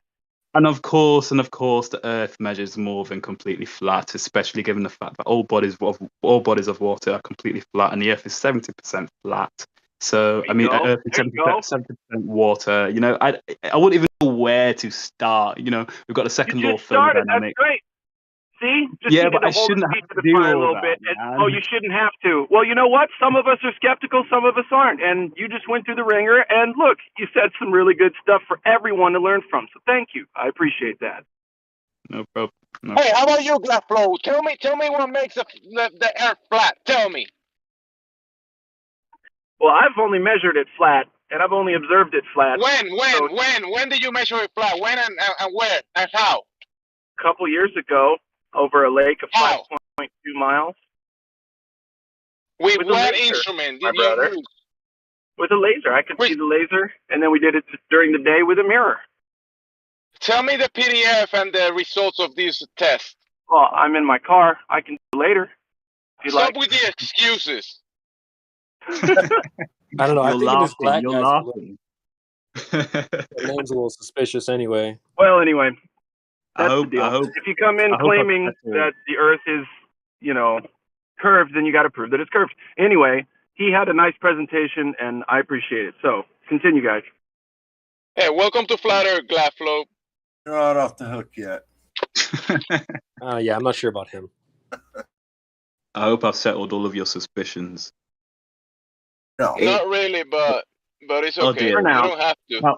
How more so can I No, settle no, them? no. Just Just let me talk know. about whatever now. You're Bro, good. you don't have to. We don't have to accommodate for everybody that has a question for you. Like you gave your answers, and you were talking about what you were talking about, and it's fine. There is not a scripted way of talking in here, so I don't like that kind of stuff. Like you have to say this the way I like it. No. Are you saying that in agreement with me in terms of I shouldn't have had to prove I'm a flat earther, or I'm not sure what your point I'm not was. agreeing or disagreeing. I'm just saying if someone asks you a question and you're giving an answer, you should be allowed to give your answer, and you could go from there. And some people might not like your answer, but Yeah. So like it was whatever. fine for me to give my Bible answer, but some people didn't like that, and that's fine. Not everyone will like it, but me giving the Bible answer kind of erased more suspicion. I liked your Bible answer, man. Thank you, Well, man. you I wouldn't be feel the like that. first one or the last one to give the Bible answer and stand on that. But yeah, some people don't. Some people want to hear kind of like a testable, demonstrable, whatever test that you can, like a laser test or something like that. Like that, I they get want to that. hear that. But not everybody's gonna give that answer. I get that. Not everyone's religious, but for me, if I'm going to stand on anything, it will be the word of God. So, like that, that for me is flat gold. That the Earth is flat. I don't need anything more or less than that. Everything else is a luxury. And don't get me wrong, it helps to cement that which I already believe and know through the word of God. That's but really and truly, it's all extracurricular. It's not. You It's brought not up necessary. the horizon rises with your eye level, kinda. Yeah. That Yeah. Definitely. flat water level. What about Yeah. motionless? What are you Oh spinning yeah. or not? Yeah, I mentioned that a plane can't land on a spinning globe. Makes no sense. Oh yeah, you mentioned the Uh, Coriolis effect. Yeah. So I've had a look. I've had a look at some of the gov.uk CIA web documents, and all of their gadgets or whatever it is. It all assumes a flat, non-rotating, stationary Earth. And also that in terms of all of their calculations for all of their weaponry and stuff like the railgun that can travel at however many miles per hour, that would need to account for miles of curvature. However, yeah, it flies and hits a target 1,000 miles, however many miles away in a straight line, which would just be impossible. If it was on a globe, it would that yeah, and it was traveling in a straight line, it would just go into the sky basically. If it's traveling in a straight line, it would just go into the sky. If it were on a globe, and if it were spinning as well, it would also, be far up and far left or right, or depending on whatever direction it was. But it was shot in relation to the spin of the Earth. It would be far up and far left, but definitely far up, either far up and far right, or far up and far left from the target which it was supposed to hit. If it was genuinely traveling in a straight line, so it angers me to even think about the wealth of evidence that we have for the Earth being flat, which is why I'm more than understandable when it comes to the chat's clear intolerance of speaking to people who believe in the globe, because it gets to a point where if you believe in a globe, you're clearly just doing it on purpose, because you're having to deny straight out black and white proof that the Earth is just genuinely flat, which makes no sense and will just aggravate the normal person, and we're not normal. flat as a descriptor, right? Do you know the shape of the whole Earth? So obviously, I subscribe to what you'd call the ancient Hebrew cosmology. There's a dome above us, a firmament made of molten looking glass, or whatever you might want to call it. Some sort of impenetrable material that was fashioned by my creator's handiwork. So you're in the Earth, between heaven and earth. Yes. The heavens above, the earth in the waters. Technically, there are heavens on earth, because heavens is one of the descriptors for sky. But obviously, I do believe there is heavens above earth. technically, there are heavens on Earth and heavens within the firmament. I would speculate that there are layers to the firmament. It's not just like a one side, you're on this side, and then everything's on the outside. I'd speculate that maybe the stars are within So some that's sort why of we say firmament. heavens above. Yeah, heavens with an S, Heavens above, plural. yeah. Heavens All heavens right. above. I'd agree with that. Yeah. So yeah, I just wanted to find out if it was like, if you guys knew. I thought this would be the right place to ask, really. If you guys knew of any, just respectable, academically professional flat earthers. They That might could not just be called flat earthers, Isaiah. What One if they're second, called? What if they're just? Dr. John D. Anybody remember that guy that used to come here, being in this server? Dr. John D. Yep. Yeah. So that's one of them. Is he online or? Also, Isaiah, you gotta. You shouldn't be like only looking for the people under that term, flat earther. Yeah, I don't know what else Some to call people him. might label it differently, but still have the same, the same understanding of this world. They might call themselves a geocentrist or something. You know what I mean? Yeah, So yeah. you might Although have to sometimes I don't look quite like. for people under other titles. I know, like Dr. E. Michael Jones, who, probably no one important to you, but like he wouldn't call himself a flat earther. He would say, he's a stationary or like a geocentrist, so somebody who believes the Earth doesn't move. So there might be a whole bunch of people out there who they're not calling themselves flat earther. They put the badge on. You know what I mean? I don't know why people would do that. I posted When the guy's generally name. you get shamed for doing such a thing. Go ahead, Crit. The one from Brazil, who did that modeling of the Eiffel Tower. Yeah. I looked him up too. He's still flat earther. Or at least his current Facebook page has a rip on Musk and some other stuff on it. It's all in Spanish, so I don't know exactly what's going on, but he calls it a terra plana, which is, I guess that generally means flat Earth, right? Yep. Well, if you're talking about Brazil, there's probably over a dozen researchers that did a bunch of experiments. I mean, tests to test the globe, and they came to a conclusion that there's no curvature anywhere to be found. And they're actually like legit researchers from Brazil, people that have decades of experience with many in many different fields. They have documents. It's probably in Portuguese, most of it, but yeah, there's high grade researchers that have done this work.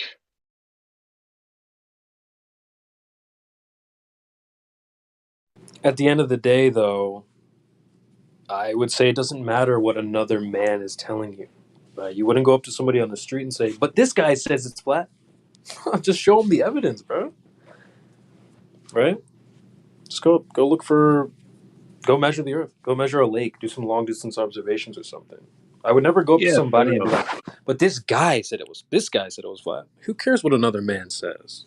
It was more just for entertainment and like learning purposes, just so I could continue to expand my knowledge on the subject without just having to watch the same old recycled content that I've already watched for the past over however many years. It was just getting a bit boring. Well, now you have a guy. Did you Google it? Or Google his name? The Alfonso guy? Yeah. I haven't Googled him yet because I'm still scrolling up to see if I've missed anything, but I've been Googling every single person that we've been mentioning and I haven't been able to find anything. I've saved that Alfonso. And just because it's not on Google or whatever, on the first search return, like that might not necessarily mean it's not there. It's just something to keep in mind. Well, hopefully you find some of that stuff. Whatever you find, share it in the live stream voice text, please. I would like to look at that to maybe have it as a reference maybe later. Yeah, I was gonna say, like, do you guys not? I mean, is this server the only flat Earth content that you consume, or is it mainly just flat Earth debates on YouTube, or like what? Don't you guys also dig into some flat Earth content, or am I the only guy? We're right here making the content, my bruh. We are. Well, the thing is like I've stressed out, flat Earth is a description of the Earth. It's not what the Earth is. There's so many topics and so many things that are dependent on a motionless, contained environment, that flat is just as a description of it. So the Earth is not two words on a piece of paper. The word, this place is way more than that. So there's a lot of things that are in relation to the flat level, motionless plane, contained environment that we live in, and that's the immediate experience, because there's also topics and talks about, you know, the heavens above and the design and that kind of stuff, and the cycles of the luminaries, and that's a very deep subject as well. So flat Earth is just the surface of way more, Yeah. many things. Flat Earth is like the beginning of the flat Earth. As a child, you should know already. It's not like you're thinking about it. Like it's an axiom. Okay, the ground is motionless. Water is flat and is level. But it's still descriptions of things. But as you can see, the things that we can accomplish in this place is way more than a description of flatness. Yeah, but there's a whole host of other topics that encapsulate the empirical basic descriptor of flat Earth, and I completely appreciate that. Which is, fundamentally why I'm actually inquiring to see if there's actually some academically literate professional content which I can dig into, because I'm also hoping that they'll be specializing in different areas of science. So as you said, there's so many different topics, and one could specialize in this area, one could specialize in the other, and all of these interrelating topics obviously incorporate and encapsulate the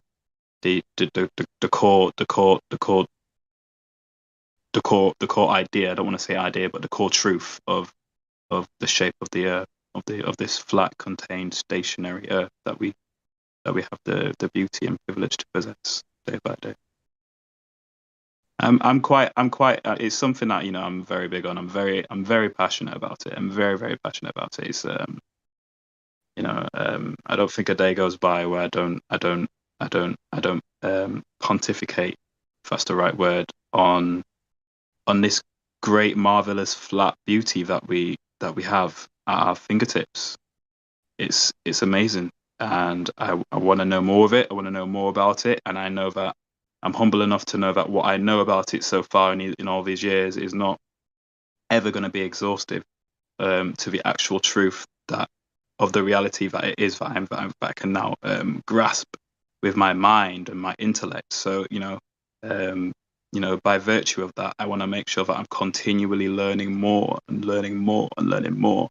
But it's like every time I try to start that search, I'm just met with the same dead end content, and it's getting frustrating. I can't lie, it's getting very frustrating. You definitely probably look through a lot of content and information. There's probably way more out there. Yeah, I know there's got to be. The thing is about finding information these days. You mentioned the algorithms definitely held information, and how much information is out there that is not in the internet. Like the digital side of things that we observe and we can Google or search, there is way more in the physical real place, right? I can only imagine, because I cannot verify that, but how many actual books and literature and a lot of stuff is in the physical place, and it's not in the digital world. So there's a lot of information out there that you probably have to go physically access yourself, maybe some libraries and stuff. But I forgot to say that. Yeah, it's that was my only resort, and that was my next port of action. That was my next port of call. Okay, what physical literature can I get my hands on? If I can't get my hands on any content, then I'll have to. There must be books out there. So, and but the thing is that some people go on the internet and they search flat Earth. Oh, let's search flat Earth, and they think they're gonna have some type of library that everything says flat Earth. I don't think that's the right approach because practical things, you don't actually have to build a house and in whatever guide of the building of the house you say you have to put flat earth as a label somewhere in the guide in how to build a house, or whatever you're building. You don't have to use the term flat earth for anything, but it's kind of like a description. I think the thing about flat earth is that we have taken it it's kind of like a weaponized term because like you say this term to other people and they get triggered, so it's definitely weaponized. It's intensely stigmatized. Yeah, so people in here, we have taken it like, how do you say, on face, or I don't know how to say it. We have taken the term and just ride with it, right? But like I was trying to say earlier, like we cannot describe this whole place and the mechanisms of everything just by 2 words. It's way more than that. And also the incentivized side of the of hiding the truth and keeping things away from you. Like most of the information that we access these days is what in the internet, right? So that definitely has a lot of barriers that maybe you have to somehow find the extra information that you're asking for. I don't know how, but there is limits to the digital world. There is limit to the information and control of that. So the incentive, when you search flat Earth for whatever that means on the Googles, you get flat Earth debunking videos mostly, right? So that's the truth thing. flat Earth hidden by Google. Yeah. So even if you get whatever we find in the digital world, you find whatever is being given to us, I will say, in a way. You might find good things here and there, but whatever has been allowed or scarce. permitted. We're finding whatever has been allowed or permitted for us to see. I sometimes have that maybe somewhat naive hope that something might just leak through the cracks, and we might just get a bit of gold here and there. But yeah, I think they've definitely like you say, it's whatever's allowed for us to see. I think That brings a lot of questions. You said a word. Pontificate. yes. And I had to Google that word. I wasn't sure if I used it correctly. I think it's something along the lines of speculate or to think about something, or to basically go down the mental strands of a thought about something. That's what I can possibly gather that it means. I don't know either, but I think of to ponder. That's what comes to mind. Yeah, to ponder something. I think it's supposed to be something negative. Yeah, pontificate was definitely not the right word. I think ponder was what I was gearing towards, actually. Thank you for that correction. So I found pontificate from Latin pontifex, Latin pontifactus, English pontifex, late Middle English pontificate. Verb. Hey guys, can I ask a question? Yeah, go ahead. Why would someone take the idea that Earth is motionless as an axiom?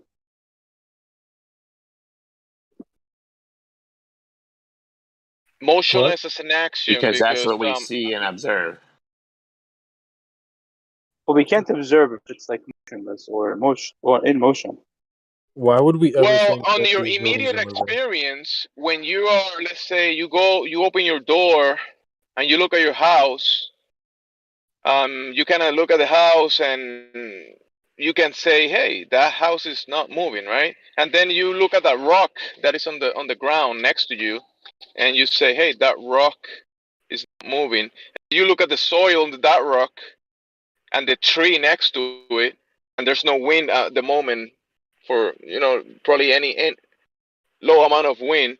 and you see that the tree is not moving, the soil is not moving, but then the wind hits and it starts kind of like moving around because of the wind, right? That's what So I'm saying. Like that. from the immediate experience, you could say that the ground you're standing on is motionless, and also your senses are kind of pointing to that. But because when you look up every single day and you look at the sun, the moon, and the luminaries above your head moving, that's an indication of movement. So you could say that the things above you, the lights above you, like the sun rising from the east, setting on the west, or whatever movement is doing and the cycles that it's doing, and you could follow that for the whole 365 days or whatever time you could follow it. You could say that the luminaries are moving in cycles, and the ground you're Can I just standing ask on, a if you clarifying question? go ahead. Yeah, so it seems that like what we see doesn't adjudicate between the two hypotheses, which is the Earth is moving and the Earth is not moving. It's kind of like, imagine if you were sitting on a plane and that plane had no sound. It was like a silent plane where you couldn't hear the engine running, and it was completely dark. They covered the windows and there was no turbulence, and the plane is just moving at like, let's say 700 kilometers an hour. You wouldn't be able to tell. Like, I mean, you surely don't get knocked back. Is that an actual plane that exists in reality, or is that just like an imaginary plane, that one that you just mentioned? I mean, that's an imaginary plane. Oh, okay. Oh, so when you are in an actual plane, do you feel movement or you don't? You do. The answer is you do feel movement. But they're not the type of movement that you're talking about. That's the issue. Like, what would you expect? Like, let's just say the Earth was. Let's just imagine a flat Earth. Let's say the Earth is just traveling up at like. Okay, when you say imagine a flat Earth, when you say imagine a flat Earth, what do you actually mean with that? Wait, he just said the Earth floats upwards. What is this guy talking about? No, I'm not saying the Earth floats upwards. He got Like, scammed by the Will CIA. literally rewind the tape. You just said that. You said, let's Yeah, so I'm imagine the saying, Earth like, is flat, it's going up. Yeah, it's some Why kind would of we? Why hypothetical. would I'm we just trying to imagine stupid understand. stuff like that? He believes in flat Earth society. Sorry, what? Why would we believe in stupid stuff like that? I didn't ask anyone to believe anything. I'm just saying, like, imagine hypothetical. But you started your premise with, let's imagine the Earth is flat and moving up. First you said, let's imagine the airplane that doesn't exist, and now you first said, let's imagine the airplane that is an imaginary airplane, and now let's imagine the imaginary Earth. We're trying to go to the objective thing that you're actually experiencing at the real East level and talk about that. Well, but I'm just trying to understand one thing about like the view. Like, I'm just saying. Do so you imagine there's the Earth, which is like a flat disc floating upwards? Do you think we think that? No, I'm not saying you think that. Why the hell did you even bring that up?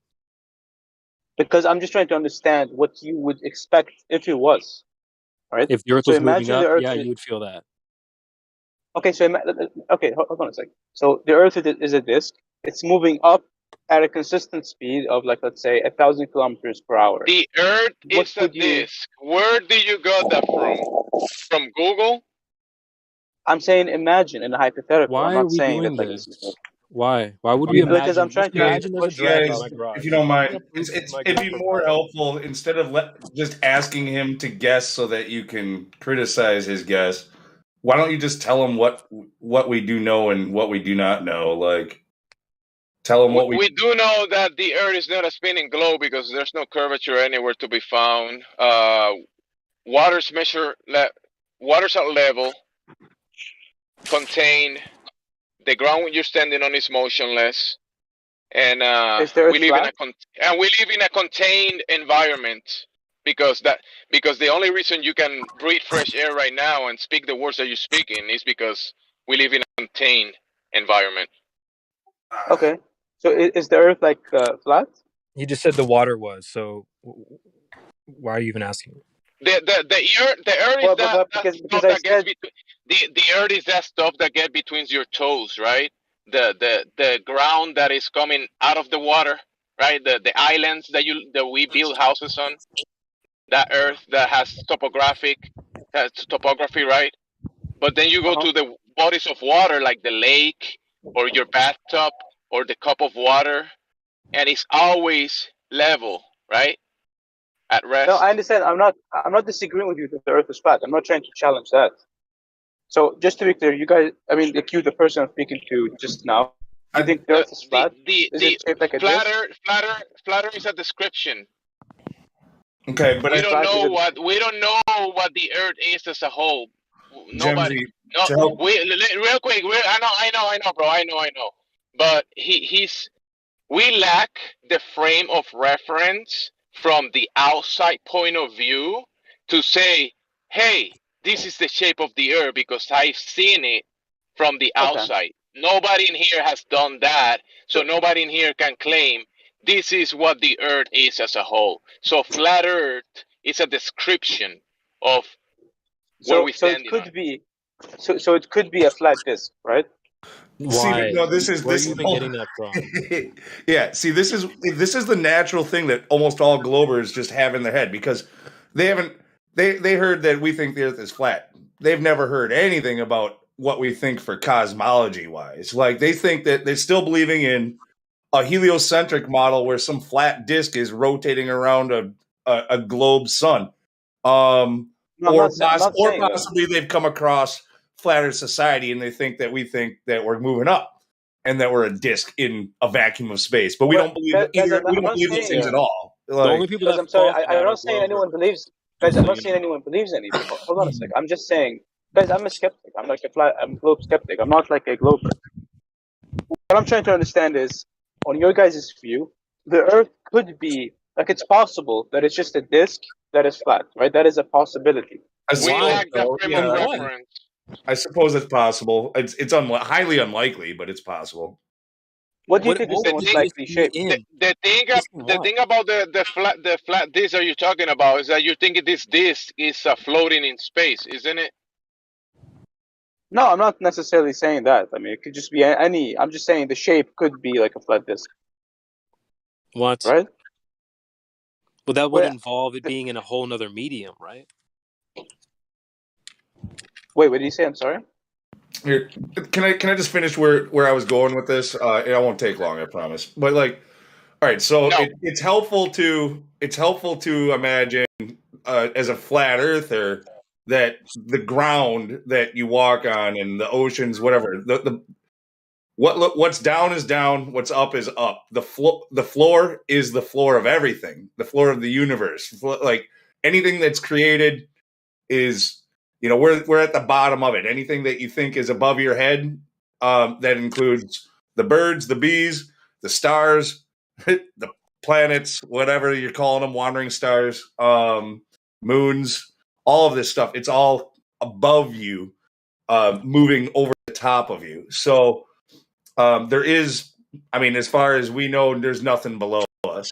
There's okay. So you gotta kind of keep that in mind, like when asking these types of questions. When you say things like disk or moving, like that, these types of things, you're already implying space, and we don't believe in the vacuum of space either. It can't exist. The law of thermodynamics destroys it. Like there cannot be. I mean, space cannot be what they describe it as. Okay. So that's why we don't think it's a disc floating in space. What is the most likely shape for the Earth? Hey, so what shape is a lake? Yeah, most likely it has an abnormal shape. I would say more. It's more likely that it's in and out, abnormal, asymmetrical. Like a lake, maybe? Like a lake. It's more likely that it's like that than it is to be a perfect dome or a perfect sphere or anything like that. Okay. Yeah, that's fine. So we lack the frame of reference to be able to know that. True. Okay, yeah, but it could be that. So the Earth is a some kind of like abnormal shape that is flat. So I'm asking, if we just imagine that this Earth moves to the side at like 1,000 kilometers per hour, what would we expect to see? Like, what do you guys expect to see?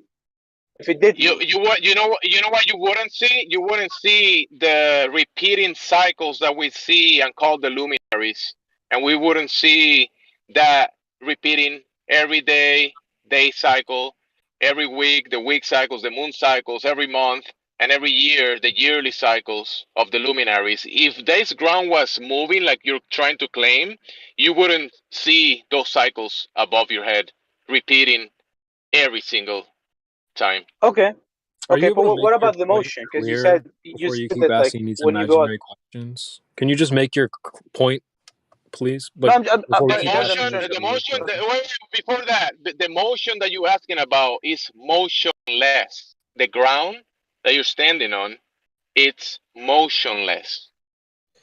Yeah, And I there's no understand. evidence that You it's say moving. that, like, you the reason you think the Earth is not moving to the side at 1,000 kilometers per hour is because you look at your house and you see that it's like standing in place. So I'm just asking, if this happened, No, what would you not expect because to see? that's Has to be moving? Hello? What's your point? What point are you trying to make? So I personally think that if the Earth was moving 1,000 kilometers to the side, you would still see your house standing, standing still, the Earth standing still when you go outside. Right? So I don't know what the yeah. He's relevance trying to is. say that you guys that you're trying to say that we lack the frame of reference because you're standing in front of your house and because you're not outside of the Earth and look at it moving. That's why you think it's motionless. Okay, so you've already you tried to cast a spell I'm over saying the VC here, right? That we shouldn't feel it. But what direct evidence do you have that your house is moving? Yeah.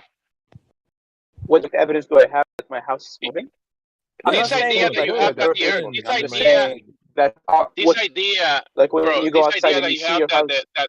But let me just moving.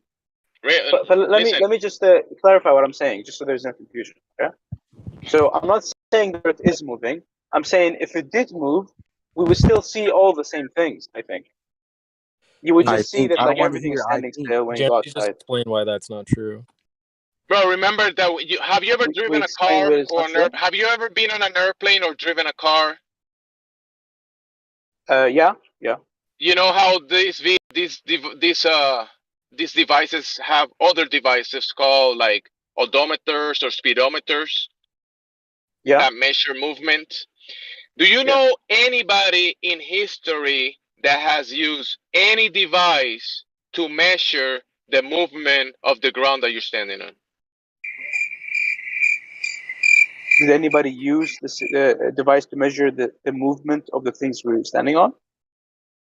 Yeah, any not that I'm test aware that of. demonstrates that the ground that you're standing on is moving. Not that I'm aware of, but I didn't make the claim that the Earth is moving. Oh. Just to be clear, like I'm not really sure why you're asking me for So evidence the that it is axiomatic, can you admit that the axiom is that it's motionless? That's an axiom. No. Because that was your initial question. No, but So there's zero I don't evidence that admit it's that. moving. I asked but you. We're just gonna So go with I that asked. it's moving. The hell? There's no evidence that the it's issue moving. is But we're just gonna roll with that. no. I said, look. I asked, why do we think it's not moving? And then someone said, because you go outside and your house standing still. So I'm just saying the point I'm making. I didn't say that's why. I said that was your immediate experience, and then I was trying to build from there, and I moved to the luminaries above and the cycles above. That will point out. I even mentioned your vestibular system, that is your senses, pointing out that the ground that you're standing on is not moving, and when you look up and observe with another of your senses, with your eyes, your vision, right? You see the luminaries and the cycles. I mentioned multiple things, and you just still stuck in the house. You're saying, you guys are saying we can that go because the one house by is one. not moving, you guys are saying that the ground is not moving, but you guys are wrong because you lack in the frame of reference. Well, but we can go one at a time, one by one, though, because I can't address all of them at once. You're stuck in the house not moving. Can you demonstrate that the house is actually moving? I don't think so. Exactly. That was my point. point That's from not the point that I beginning. made, right? That's not really the point that I made, though, right? I'm just saying your senses, like what you sense, etc., you would sense the same things whether it was moving or not moving. So I don't know why appealing to our senses in this case matters. Well, Right? Because you have something called the vestibular system. Anybody but want to expand on the vestibular system, or should I? Yeah, just tilt your head. Easy. There you go. Did you feel tilt that? my head? You would feel? Did you feel that? Yeah, I've heard I did. Yeah, I've I heard did. somebody say the word axiom, which is important about this. So, like, sure, our senses could be deceiving us. We could be wrong. It's possible. But if you have a claim that says otherwise from this axiomatic, start principle, whatever that we have, then the burden of proof is on you. You can't make us just accept what ifs and like everything that you experience is false. We're not going to be able to. Well, but I'm not saying that like your senses are deceiving you. I'm saying your senses don't adjudicate in those cases. In those cases, your senses don't really tell you anything about if the Earth is moving or not. That's kind of like the idea. What evidence do we have that the Earth or anything is moving? That's what I've been asking you. What direct evidence do we have? I don't have any evidence. Why would we I be think you're begin to misunderstanding think me, that right? anything is moving? That's my question. Why Yeah, would so we even start thinking, the issue is. like, Yeah, so I there's think no that the issue is that like I'm not saying that the Earth is moving, right? I'm just saying if it did move, you wouldn't be able to tell. How right? would you know that? Where are you getting this from? Wait a minute. Give me Wait one a minute. second. Wait a minute. Because the reason I know that. Hold on. He doesn't That know. is a logical fallacy. It's called, and you're making it unfalsifiable. Where if it were happening, we wouldn't know it was happening. You've just violated the most foundational principle of science. I just violated it. How did I violate it? Falsifiability is the very no, that's not. If you say if it were moving, we wouldn't be able to detect it. You're removing evidence for it from your explanation. There could be evidence in some other forms, just not this but one. you can't start from the axiom of it to be happening because we don't detect it. You can't start from that axiom. It's not a logical foundation. So you know, Murphy, what you're actually saying is that every time, listen, when you say it about the senses, right, and your vestibular system pointing out that when you move, you know you're moving. And Mimus pointed out earlier that even if it's dark and you move, or whatever you're standing on is moving, even if it's dark, you know you're moving. Will you agree with this? Not always. No. What? No. Okay. You only feel. Hold on. You can only feel. You can only feel acceleration. Hold on. Yeah. Hold on. Absent someone telling you or manipulating your senses, you can always detect motion. I don't think so. You don't think you can? Turn your head. Okay, hold on. Tilt your head, bro. When you change altitude, what happens? Your you ears feel like you're. I mean, like it depends on if you're accelerating when you change altitude. There's less pressure on what? There's less pressure on. You understand your brain registers a drop in pressure, pops your eardrums. Your body knows when you're moving. Your body knows when you've changed position. What about if you don't change altitude? You just change position, like you move to the side. Like on you seem to be. The problem is, if you're on the spinning Earth, you're changing vectors 4 times a day. Well, but I just want to understand. Like, do we all think that like without this like change in pressure, like by moving altitudes, do we understand that your senses wouldn't be able to detect motion always if you're consistent speed and so on? What's your do we agree on that, or do we not? What is your point? Because the claim is that the Earth is in motion. Period. That's my claim. That's not my claim. It just is. That's not my claim. That's not my claim. The Coriolis effect would be measurable. If you're moving in one direction, and at the same time rotating, you are in a constant state of acceleration every time you cross the plane of the ecliptic of the movement. Every time. I would just that's fine. We can discuss this, but I just want to make clear: do we agree that just motion without acceleration isn't always detectable by your senses? I think it's always detectable by your senses. I think some people more easily recognize it. Some people may be more in tune with that sense. Austria. Mark, I think you're trying to cast a spell on the BC here. Yeah. I mean, I think to say always, if it was minute enough, shouldn't there be some sort of I don't know, like a velocity or whatever, like that would be so slow that it would be hard for the human body to detect. Maybe we would be able to detect it with, with technology, but it might be too difficult for the human body to Surrender do it. to If it the was just so self-evident minute. truth. Isn't that a problem since we're on a ball that's spinning and there's centrifugal force? We would always be being flung off of it.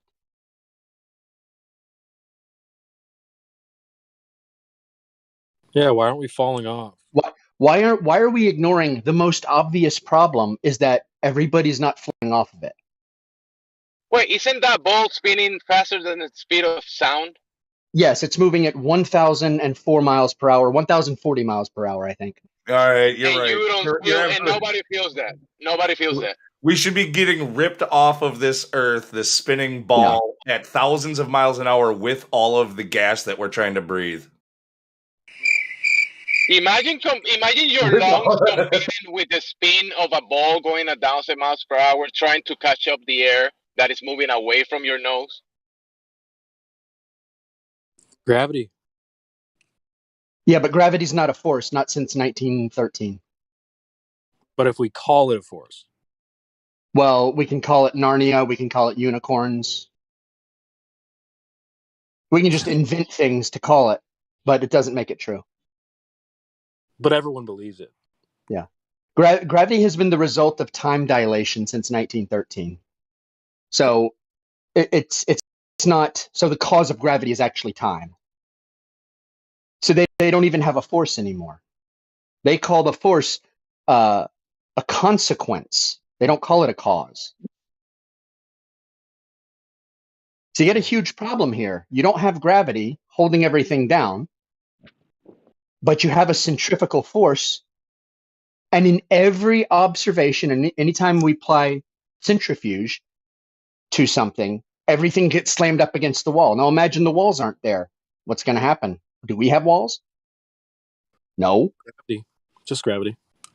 And we do have walls, but not on the globe. Yeah, right.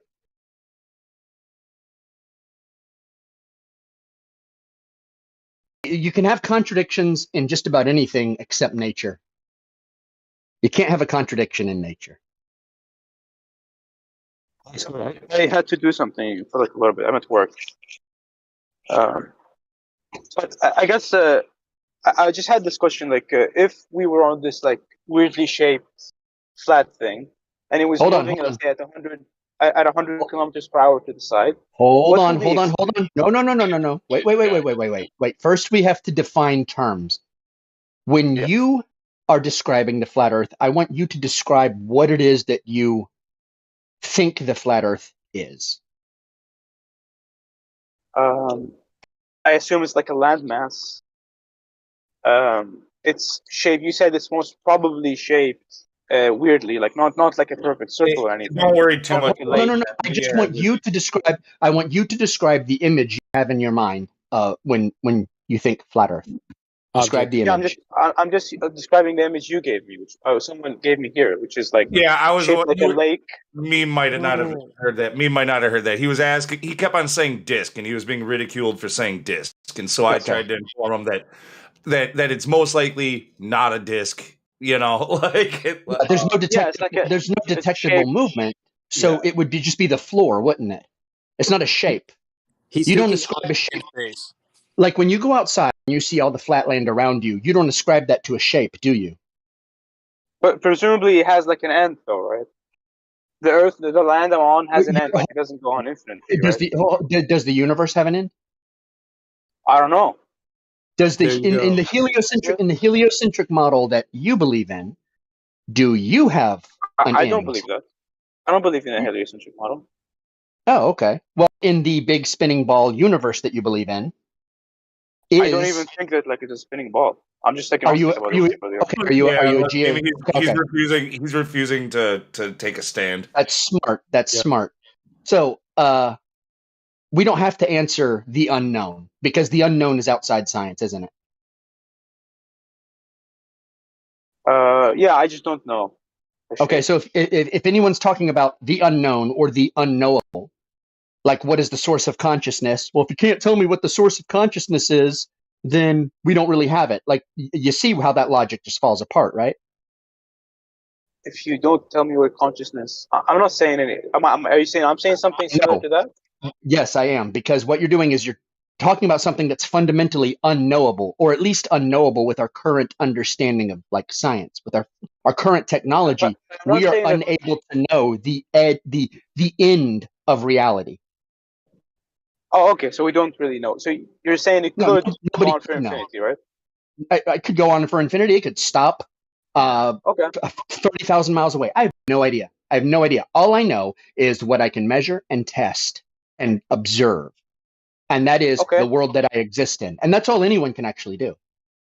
Just know this. It's not an object in space. But I'm just giving a hypothetical. I'm just saying, but I'm just saying possibly it is shaped like I don't know, like a lake. And some people do think, right? Like possibly it is. Most like, I mean, maybe. Does the lake end at the lake? Does the lake end at the lake? Do you fall off of the lake, or do you just get out of the lake and keep going?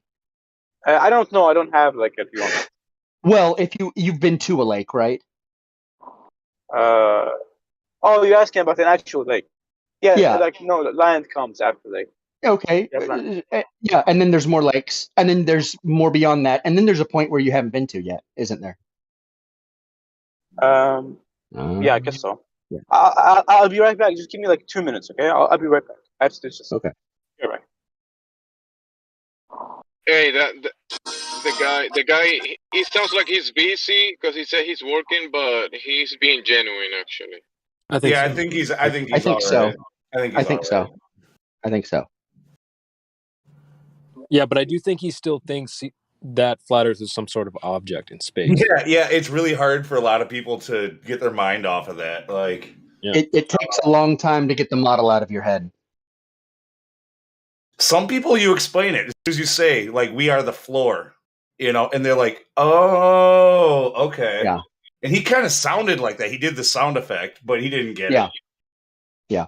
I think he has a lot of questions at the same time, and he's thinking about many things, and he's trying to make a picture of the Earth in his mind, but that is very difficult to actually make your own picture of the whole thing. That's super difficult. Well, Jemsy, you said it. You can't. There's no outside view, so he's trying to get that outside view. You can't look. Yeah, at I told him we're lacking the frame of reference from the outside, and he's trying to describe an Earth from the outside, and can't do that. Yeah, they're trying to put the Earth on their hand like a puppet and look at it. It's like, no, dude, you can't do that. You can't do that.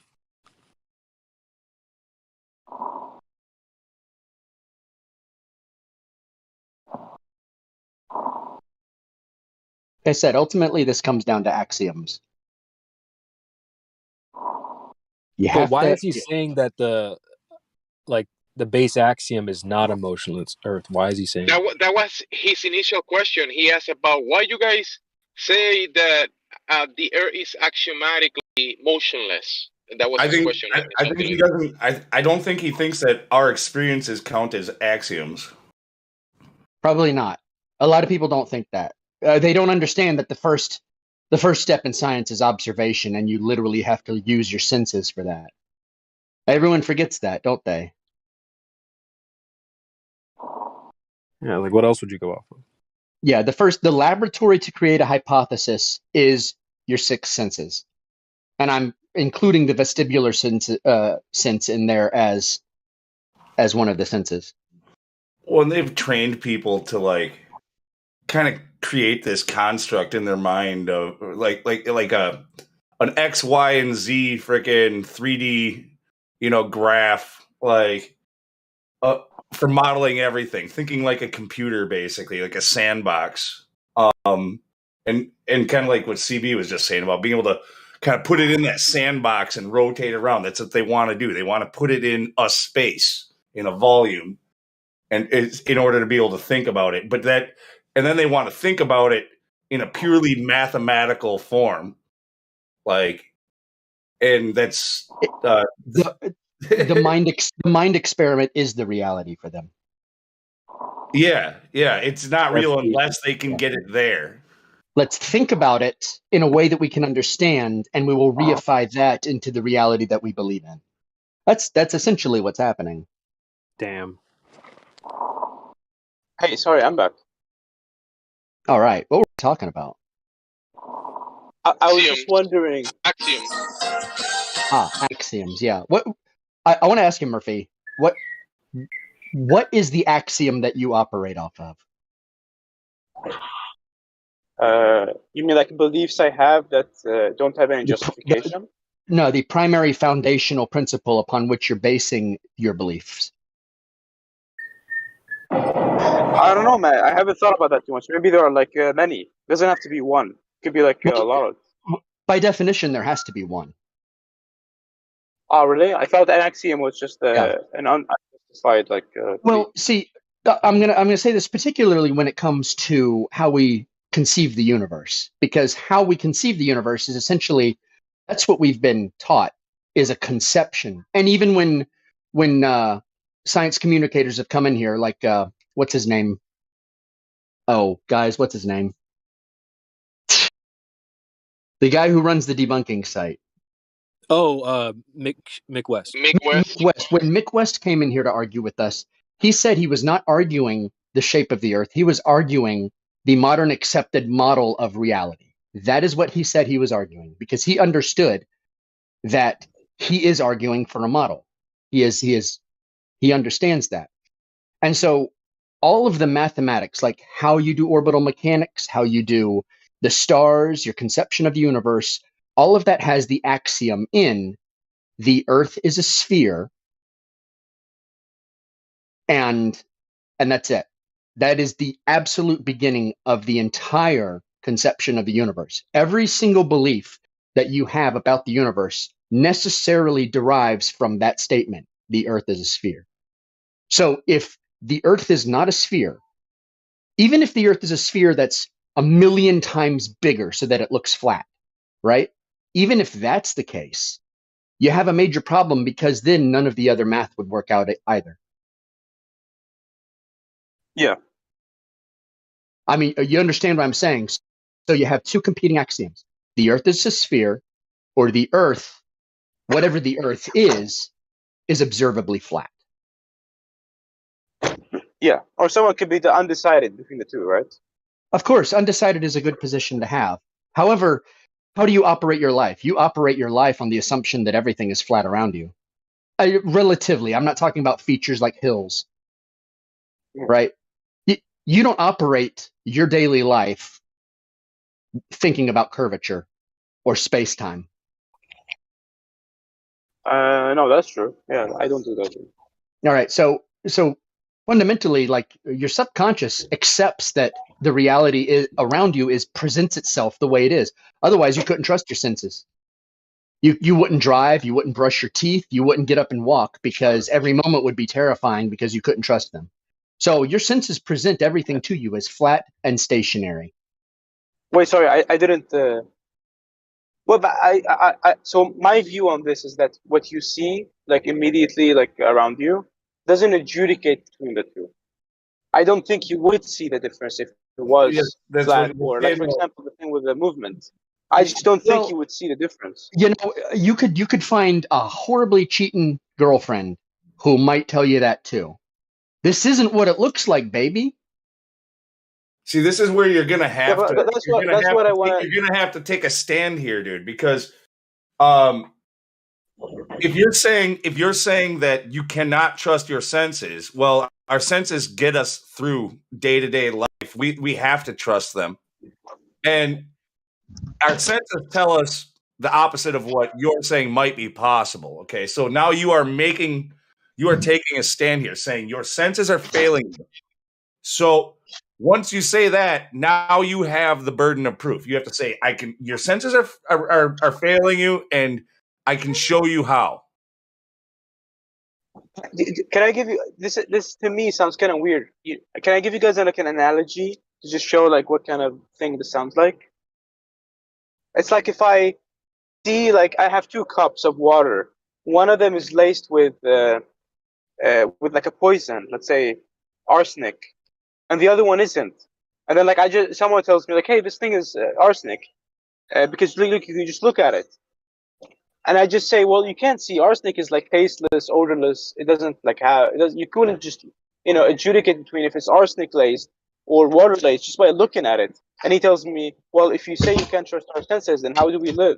Like, you guys agree that sometimes I'm gonna have to hold on. I'm gonna have to stop you because that's not analogous. Because you have I think it is. You have an informer already telling you a truth, don't you? I have an informer already telling me. There's an informer involved in that, an external informer telling you something. When you look out and you see the world, that's an internal informer, not an external informer. So it's not analogous. Well, but I'm saying, so in my view, in both cases, you would see information about the cup. Like, for example, there is a liquid in it, and that's analogous to you. You see something like you see the hills and your house not moving and so on, and the trees standing still. Okay. In both cases, I think the information you see. Let's say you have a test for arsenic. You pour a chemical in there and it turns the water blue if there's arsenic. You pour the water in one, it turns blue. There's arsenic, isn't there?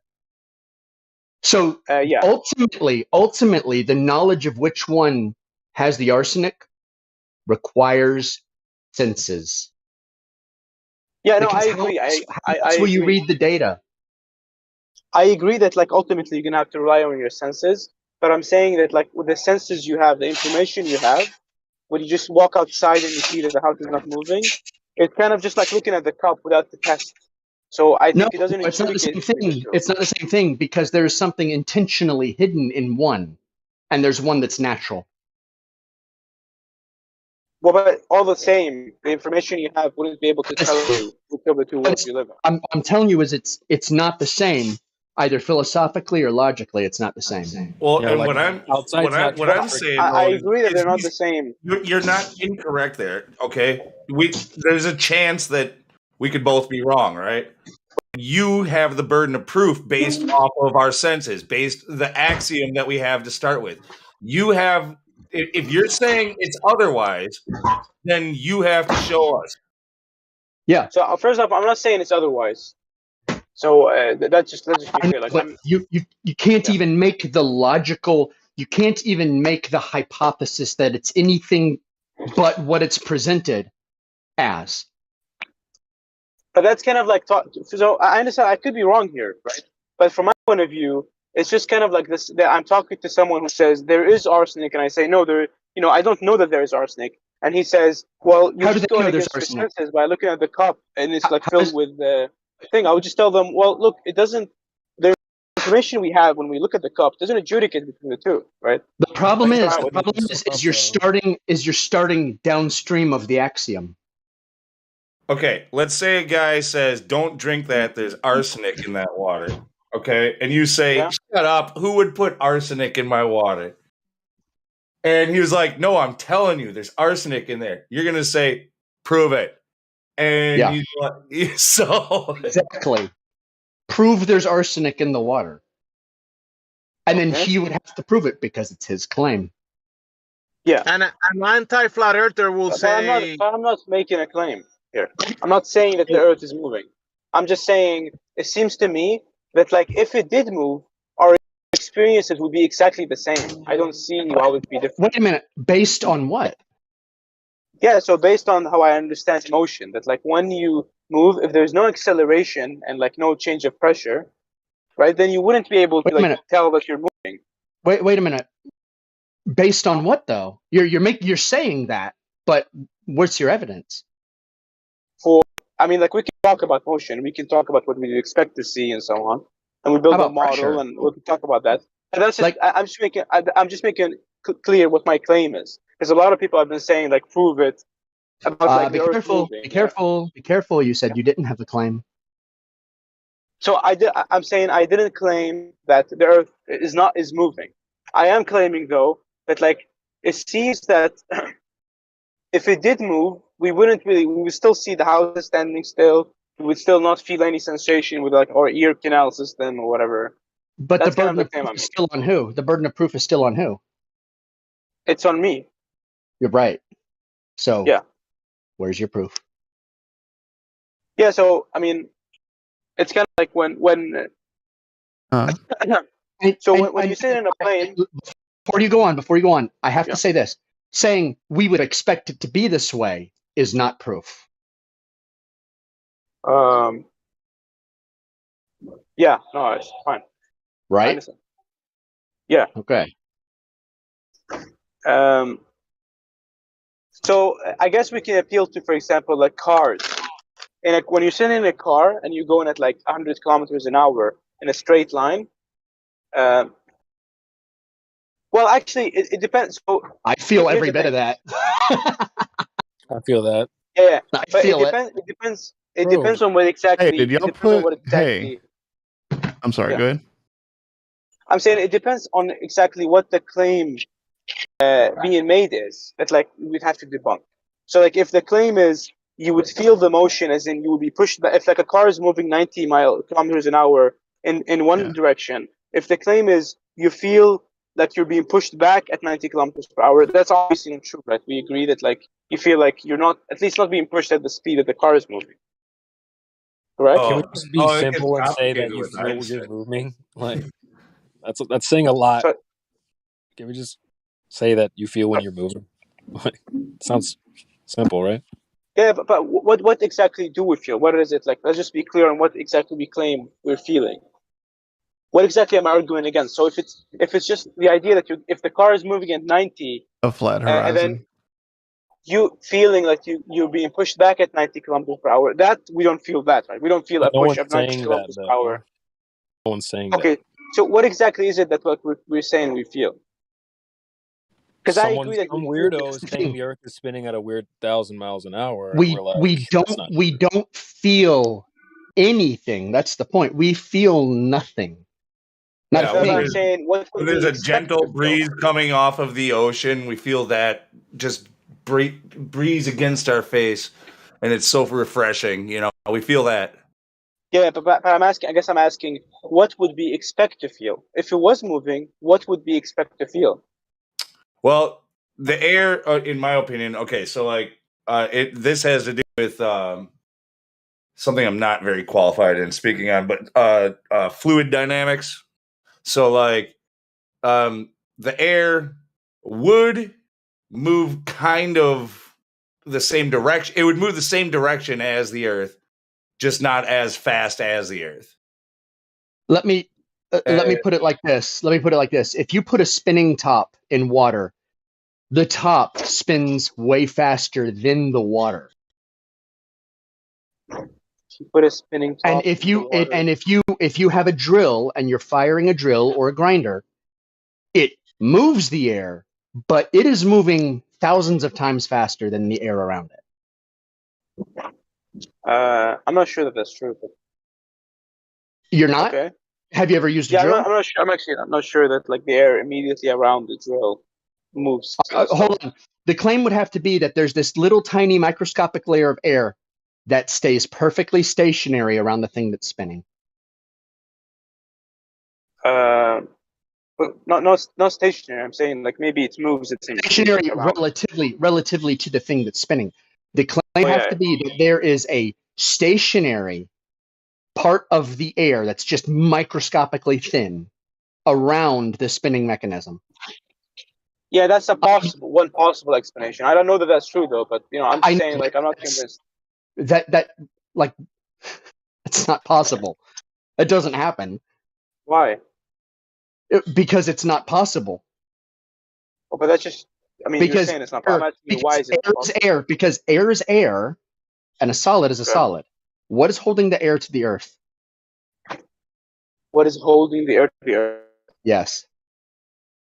So just to be clear, are you saying that like if the Earth moved to the right, like a lake-shaped thing moved to the right at like 100 kilometers per hour, what would you would expect the air to like float out, or what would you? Let me put it another way. How did the Earth get pressurized? The Earth has air pressure. How did it get pressurized? It depends on the model, but like if it's like the globe model, then it's gravity pushing down, pulling down the air. That's actually wrong. That's actually wrong. What if we scale it down just What do you mean? That is right. Like, let's say you've seen a. Hold if you on, don't Mo. mind, let's say you've seen the Globetrotters, right? Spin a basketball on their finger, like real fast, right? You seen the basketball spinning on somebody's finger? Yeah, okay. I've seen that. So, as soon as he spins that ball, is all of the air around it moving around the ball at the same speed that the ball is moving? Yeah, I'm saying it's possible that like there's a microscopic thin layer that does do that. I'm not sure though. So that would also be unfalsifiable. Maybe, but I'm just waiting for like. Does it bother you though? Does it bother you though that you have to appeal to only unfalsifiable explanations, even proofs, just unfalsifiable explanations to explain what you believe? They're not. I mean, I'm not really sure. So if by unfalsifiable you mean I don't have the evidence right now in front of me, then I guess it's unfalsifiable in that way. Unfalsifiable means I don't this. think it's unfalsifiable. But I don't think it's unfalsifiable as in like there is no evidence for like either. I think you could do some kind of experiment and like. What I mean when I say unfalsifiable, what I mean is there's no evidence for it, right? But the claim is made that we would not have evidence for it as evidence for it. That's unfalsifiability. No. I'm saying I haven't been presented with evidence right now. Not that like you couldn't make some kind of experiment in a lab where you could maybe figure that out. Okay. I'm saying right now I don't see evidence in either direction. Has anyone talked to you yet about long distance photography? No. Okay, I'm gonna post a picture. All right, and I want you to look at it. I can't look at my phone. I'm sorry, I'm at work. Okay. What's the curvature rate of Earth? I think it was something like. I'm just guessing here, but I think it's something like 1 meter every like 5 kilometers or something. I get is that 8 inches per mile squared? So by 10 miles you'd have 66 foot. By 100 miles you'd have 6,667. I'm really bad at the. okay. You gotta know how much the globe should bend. So wouldn't the logical thing to do would be to actually physically measure the surface of the Earth? Yeah, it depends on how you do it, though. I mean, it has to be accurate. Yeah. Well, I mean, it's pretty simple. You just find a straight line and then measure deviation. That's it. That's how you find an arch. So what would you would just like find a flat surface and then like get like a rope and like keep going like 10 kilometers, see if if you have a line of sight, that would work. We use line of sight to measure all the time doing surveying. Okay. All right. So we get let's say we get a straight line of sight. Let's say we get a straight line of sight and it's 200 miles, right? And there's no detectable curve. Do you think that's a problem for the globe model? Yeah, I think so. Okay. What if we had a straight line of sight with no detectable curve across 255 miles? Yeah, that would be an issue. That would be a huge problem. Oh, okay, because we have a lot of those pictures. Oh, okay. Yeah, post them. I'll DM them to me or post them. I'll definitely look at them.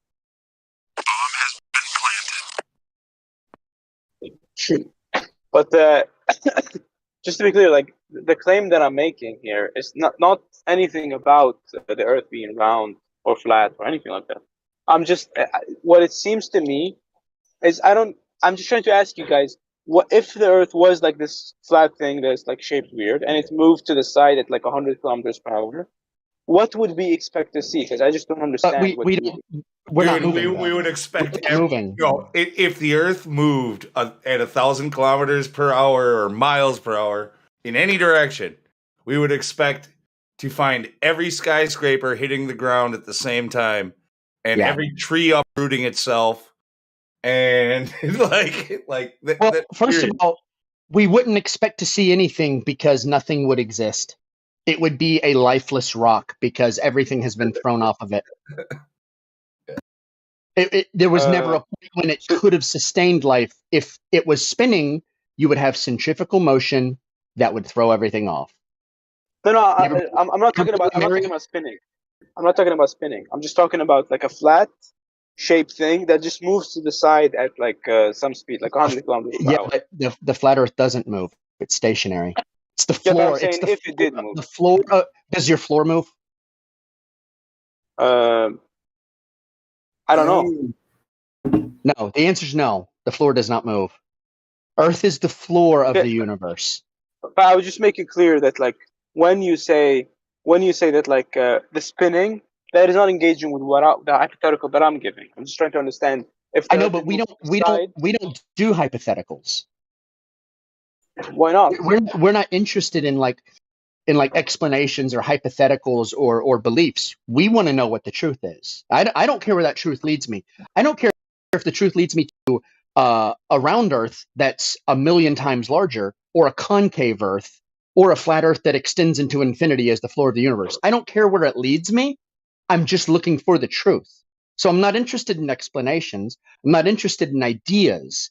I'm interested in foundational facts stemming from measurement. Well, but I think it's important to do hypotheticals because, like, if let's just imagine you were talking to the guy that tells you this is filled like laced with arsenic, the cup of water, and then you just say, and he says, well, you know, it's laced with arsenic because just look at it, because you can just experience it, and then you say, but you must well, realize no, I don't think analogous. so. That's not analogous, though. So I think that they are. It's not. Right, and that's a disagreement we have. You can think that they are, but it's not. Yeah, well, that's a disagreement we have. So let's kind of like investigate. It's not a disagreement. I'm right and you're wrong. But a disagreement is just when there is like a proposition, you think it's false, and I think it's true, right? So you think that it's analogous. I think it's not analogous. Hold on. If I'm looking and I see a Ferrari and say that's a Ferrari, how is that analogous to being tricked by somebody or having to be informed about something that you were ignorant about, which isn't something that you're observing? Yeah, this is not an agree or disagree. I'm saying, here's what I'm saying. I'm saying in both cases, I'm saying that like in the cases that like you look at a cup, that it's just without any test, and you look at just imagine there's no other person. You're just looking at the cup. Okay. But when do you randomly walk up to two strange cups and just start drinking them? Okay, that's yeah. Well, it doesn't My matter. observation. Here's what I would do. I would say there's 2 cups of water. That's the only point in which it's analogous, because after that, someone comes up to you and says, hey, did you know there's poison in one of those cups? That's where the difference comes in. Now imagine I'm looking at this mountain at a different distance, 255 miles away. I don't know. I say, hey, I see a mountain. That's just an observation. Someone comes up to me and says, hey, did you know the math of the globe Earth is 24,901 miles circumference, which means that those should be under 3 miles of curve? That's where they're analogous. So yes, in both cases, you have someone handing off information if you're downstream of the initial observation. Because you're not observing, you wouldn't say, I'm observing water, 2 cups of water, one has arsenic, one doesn't. Someone told my you. Hypothetical is just no. I'm in your hypothetical. No one tells you. Well, then how would you know? Yeah, exactly. You wouldn't know, right? Because just looking at the cup wouldn't get you to know, because the observations you see, mainly like there's a cup, it has like some kind of liquid in it that see through and so on. I'm saying that doesn't tell you if it has arsenic or not. Similarly to how like I think that when you walk outside, but it's an appeal to ignorance. That's an appeal to ignorance, though. How is it an appeal? I'm saying. So I think that the Earth example and the arsenic example, they're similar in that you wouldn't be able to tell the difference between which one of the worlds you live in, right? Like arsenic versus no arsenic, analogous to moving versus not moving. I'm saying in both cases, yeah, but you're hyper focusing on the timeline at this point, which is what people do with all different types of arguments. Gravity. Let's just focus on the dropping part. You're forgetting the part that someone picked up before it was dropped. Did I cut out? I just need you He's to just going way into left field. You need to acknowledge what we've already said over and over again, myself at least 2 or 3 times, like that if you are going to say it's otherwise than what we experience, so we experience a motionless plane of existence. If you're going to say otherwise, then the burden of proof is on you to prove so. If you're just, if you just want to cast doubt in reality, then you're useless. Okay, well then I guess I'm useless. I was gonna say that. Okay, so let's talk about the flaw in your illustration. All right, because it's not an analogy. So when you have these two, don't you have to put your axiom to the test, right? The person who told you, they have to prove that both of them are either clean or one poison, right? The proof has to be forthcoming, doesn't it? Before you take a drink. Yeah. Okay, that's where we're at. The proof has to be forthcoming. If somebody just said to you, one of those has arsenic, would you just walk away and say, hey, I guess one of them has arsenic? Or the opposite, just go gulp one down, gulp the cup down. Yeah. You would do nothing. You would make no conclusion until that person tested it and proved to you. You take they this were telling one, I'll the truth. take that one, and we'll just see what happens. Yeah. See, that's I would expect the point we're at. At that point, before you took a sip, you would require proof, wouldn't you? Yeah. Okay. That's where we're at. We observe saying that everything the Earth flat. is moving. And if somebody is saying, I know, but with the illustration that you provided, the onus is on the claimant to provide proof. What am I claiming? You can put 2 goldfish in 2 cups of water, and then you can pour the liquid in each one and tip it that way. Yeah, you are asserting a hypothetical which necessarily requires the other side to present a proposition rather than just make an observation. See, on our side, we have an observation. On your side, there's an observation and then a proposition. And you're starting from the proposition rather than starting from the observation. What is the proposition that I'm laying on the table? The proposition, first you observe that there's 2 cups of water, and the proposition is someone claiming that one is poisoned. No, I'm saying my hypothetical is just you see a cup of water. Okay, that is just there's no test. No, we've switched from your arsenic example to mine. Mine's better. I mean, not look. I'm trying to make an analogy for myself, right? So I mean, if you made one, I don't know. Maybe it's not analogous.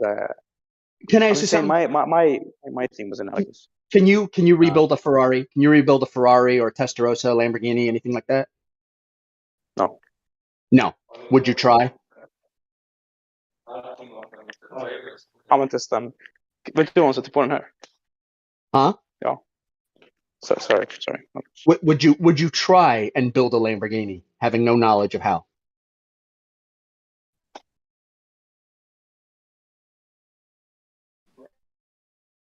I really hope you're going to say no. I think you might be actually talking to somebody, but okay. Because you shouldn't make analogies if you don't know how. The thing is, he doesn't know how much the Earth should bend, so that's kind of where he is.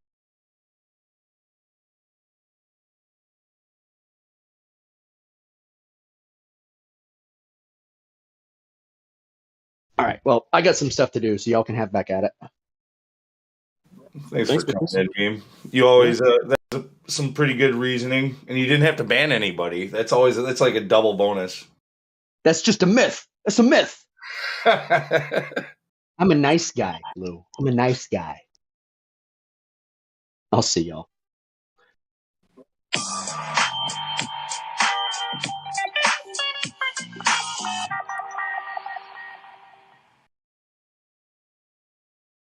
Nice. Some walk-off music. That was perfect.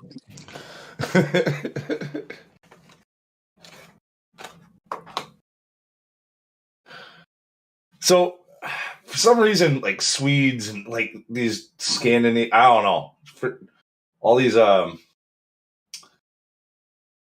really white people freaking just seem to, in Europe, they just seem to love this whole idea of like reality, like you cannot know reality, and like reality is far more freaky than you could ever imagine. Like we've been told over and over again, but they just eat it up.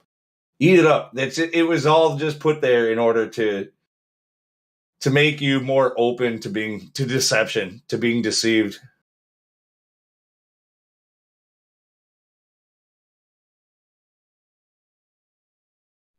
I just thought his analogy was weird. Like his example, if the Earth was an object in space and it moved, it's like if I have a dragon in my garage, what would you expect? Yeah, well, no, they want you to say like, okay, here's what I'm imagining, accept this, as truth. And well, if it was that easy, then we wouldn't be here. If you had a dragon in your garage, right down. But if I had a dragon in my garage, Godric, what would you expect? I would expect your garage to burn down at some point, be on fire. No, everything would be the same. Therefore, I have the dragon. Well, if he didn't breathe fire, then you'd be right. Yeah, just weird example that he brought up, I thought. The problem is he didn't know how much the Earth should curve, so no amount of black swans we show him is going to get him to use his thinking. He's just here to argue without the knowledge.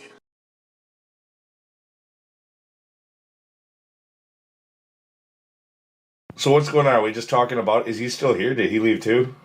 The Swede or whatever. What was his name? I wasn't even looking.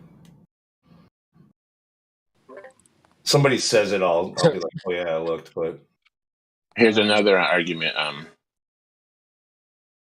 Submarines use sonar to detect distant ships or objects, and they go out to 50 miles. So, at the surface of a curved ball, at over 50 miles, how much drop is there? Anybody know? In how far? 50 miles. How much is a drop? Physical curve at the surface. I mean, I'm not like a fucking calculator. At 50 miles. Let's see. So 10 is 66 feet, and 100 is like 600 feet, right? 666. I don't know. Halfway between there. So 33.3. At 5 feet observer height, target distance 10 miles. I got 35 feet of hidden curvature. So these boats that they're finding, they're just seeing are last short at 35 feet. That's a problem there. Now, sonar is not refraction light waves. It's like a blind bat doing the sonar. It's real physical objects. So these torpedoes, their little thing pops out of the water, maybe 5 feet. Periscope. There you go. Thank you. Maybe 5 feet. So how can they see these ships that can attack them at 50 miles? They're behind 35 feet of the curve. Oh, well, refraction, obviously. No, because sonar doesn't go by light refraction; it goes by physical objects like a bat flying. Right? But if you just believe, the periscope is probably an under. The periscope is probably an under talked about argument for the flat Earth. Like I've heard it brought up, but never anybody like going too deep into it. Like, yeah, geometrically, some of the observations, especially because subs, a lot of that stuff is highly classified. It's hard to say. But if we did know more about it, yeah, well, they're not relying on refraction to see farther. I hope not. Anyway, that would suck. I'm sorry, I did the Earth calculator wrong. At 5 feet observer height, 50 miles distance is 14 1,489 feet of hidden curvature. So that's a big ass battleship at 1,500 feet tall. You know what I mean? I mean, that's the one I haven't seen before. Yeah, what's the tallest naval ships? How tall are the tallest naval ships? Maybe 40 or 50 feet. Not at the deck. At 10 miles, guys, it's 35 feet of curvature at 10 miles. But at 50 miles, which is not the limit, but is the observations for sonar, 1,489 feet of curvature with 5 feet observer height. No refraction, a physical curve with physical sonar. So that's a problem. To answer your question real quick, Lou, there are quite a few names in the chat. I mean, there's Vika, no rolls. There's an Elon character in here. Pass. Elon Musk, take us to Mars. Possible secret agent, but broken bike. We just talked Murphy's Law. I think Murphy's Law is who we just spoke to, Lou. Yeah, that's who that was. Yeah. There's also 44 limes. Try your chocolate. I made it special. Sip it. Can you? No. Marble wants to go in his place. Murphy's Law, you're not done, huh? Oh, no, it's not Murphy's Law. It's me. It's 44 lines right here. Oh, okay.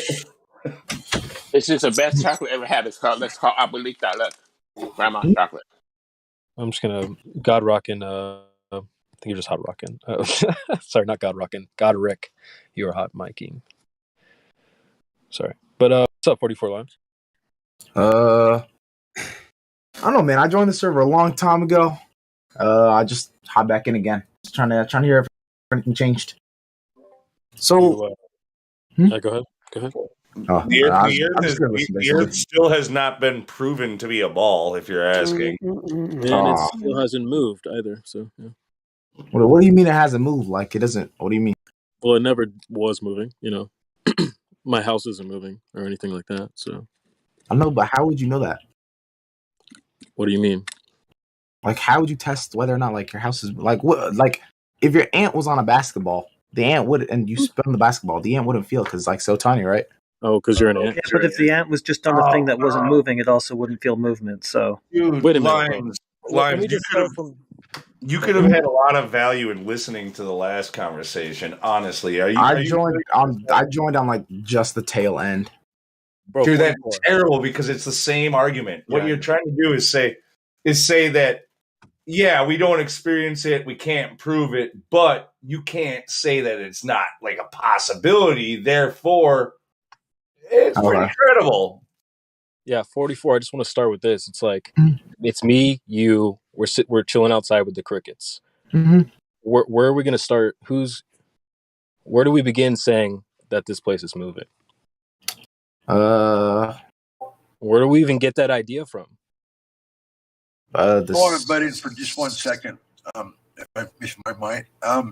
You know, this thing about spinning, ball spinning, you realize they say we're spinning 1,000 miles an hour later. That's an awful lot of inertia. That's an awful lot of speed. If you were standing on a surface, you going 1,000 miles an hour, you couldn't even stand up. Wind would just blow you down. There wouldn't be a tree standing on anywhere.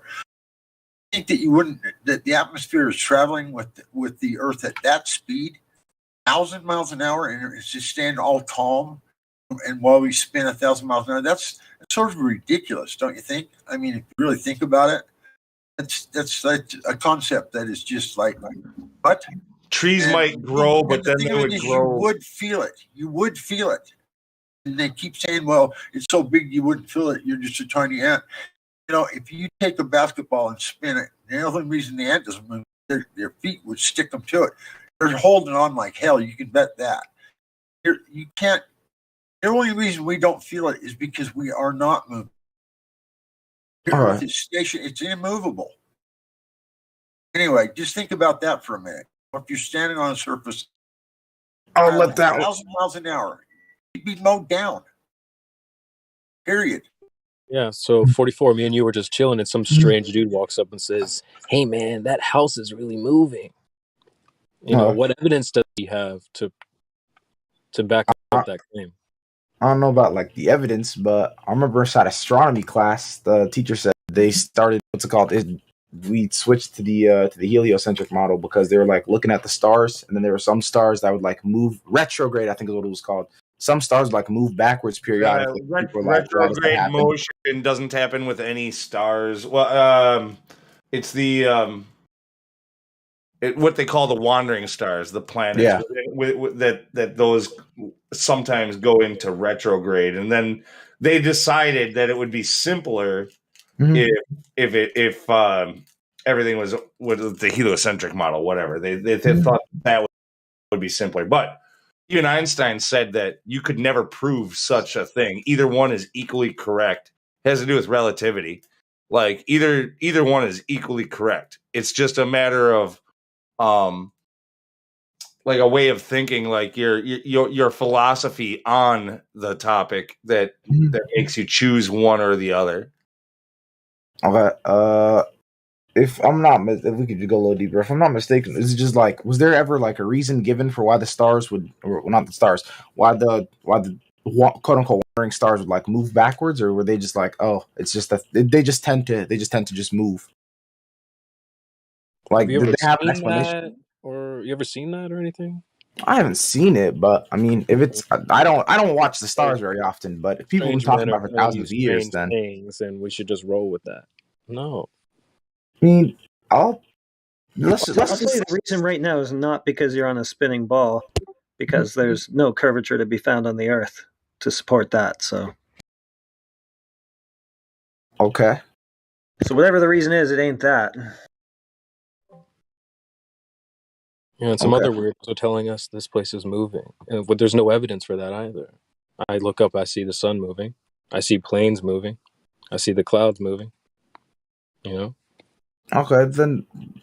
Okay.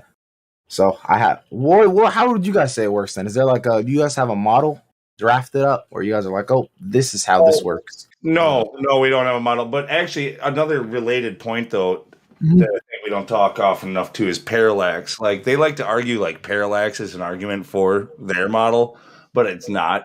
Go ahead and watch a moonrise. Wait, what is parallax, real quick? Word is familiar, but I don't really remember what it means. Generally, like a good way of thinking about it is like you've ever been in a car and you've looked at the moon and said, "Wow, it's like the moon is following me," right? Like, yeah. It stays still. So you see the signs on the side of the road zipping by, and you see the hills in the distance, kind of, moving slower, at another speed. But everything that's a little bit farther away moves slower and slower and slower than the things that are closer to. Correct? Oh, yeah. So that's parallax. Wow, thanks, man. That was super helpful. Yeah, you're welcome.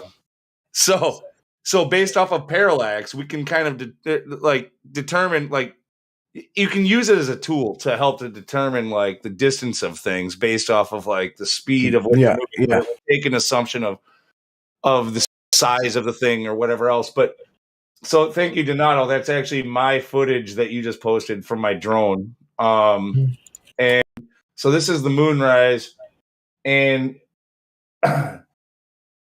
you can see the stars rise at approximately the same speed as the moon. The moon is closer than the stars, according to parallax in the video. So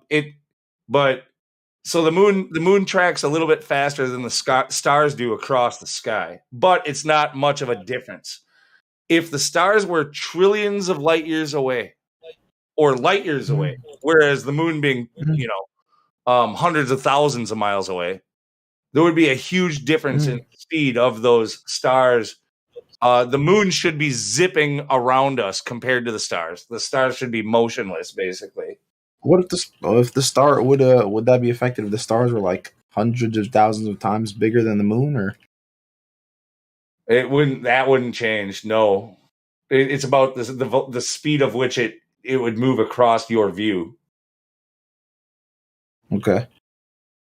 What he's saying is if you look at a star, if it's really, really super far away, it could move like 1,000 miles, and it would look like a 100th of an inch. And when you've got something close to you and it moves 1,000 miles, you're going to see it move 1,000 miles. Do what I'm saying? Is you understand? Does that help you understand what he just said?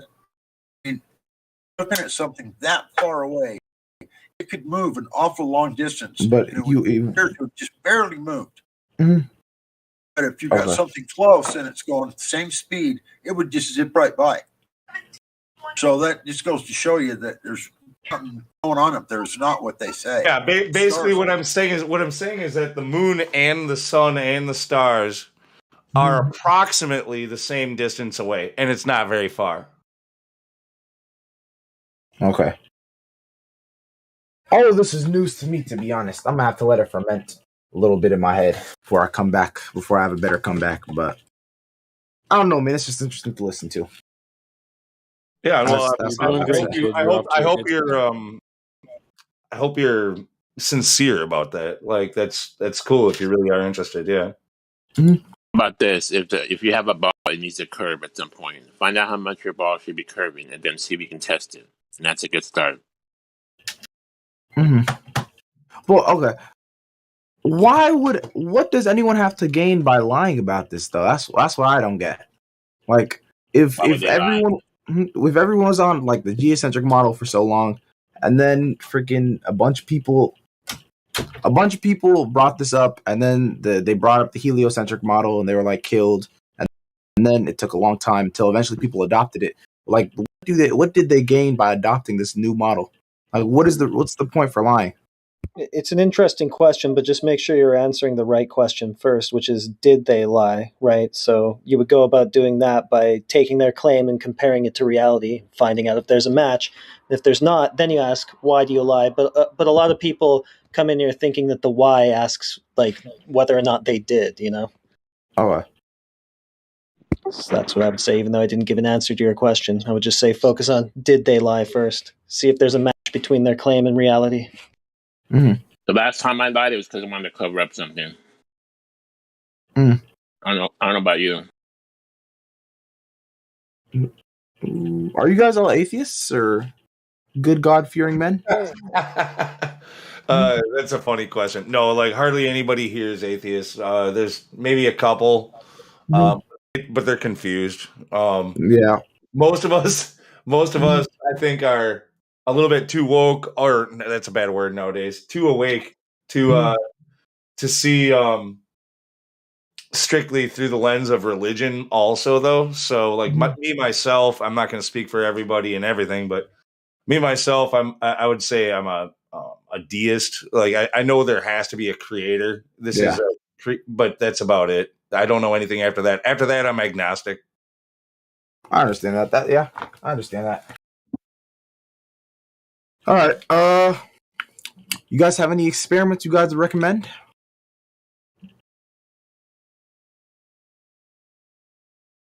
Do a mirror flash across a lake. You got lakes by you? Yeah, I'm in the Pacific Northwest. Everywhere. Yeah, find a lake that's like, I don't know, 3, 5, 7 miles long, something like that. You know, or even, start small, push it to as far as you can possibly go. That would be great. But have a buddy, somebody goes down on the shore near the beach, and holds a mirror, a big ass. You could use just like $5 or whatever, $20, $30 like Walmart mirror. I'd go for a big mirror to start, right?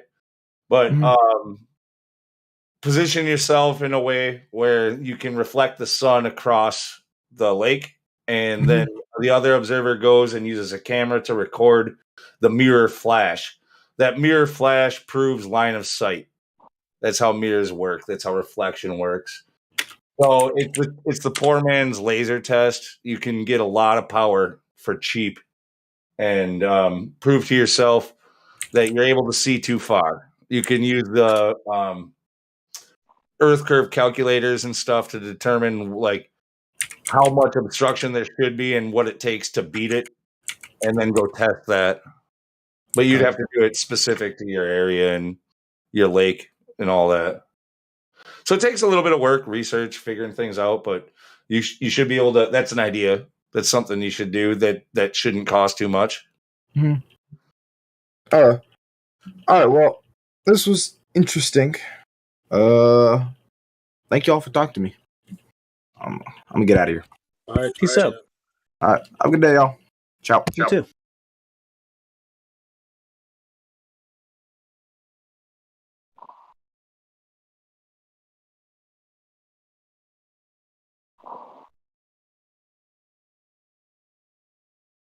You just done my head in. I'll have to take a few days to mull this one over.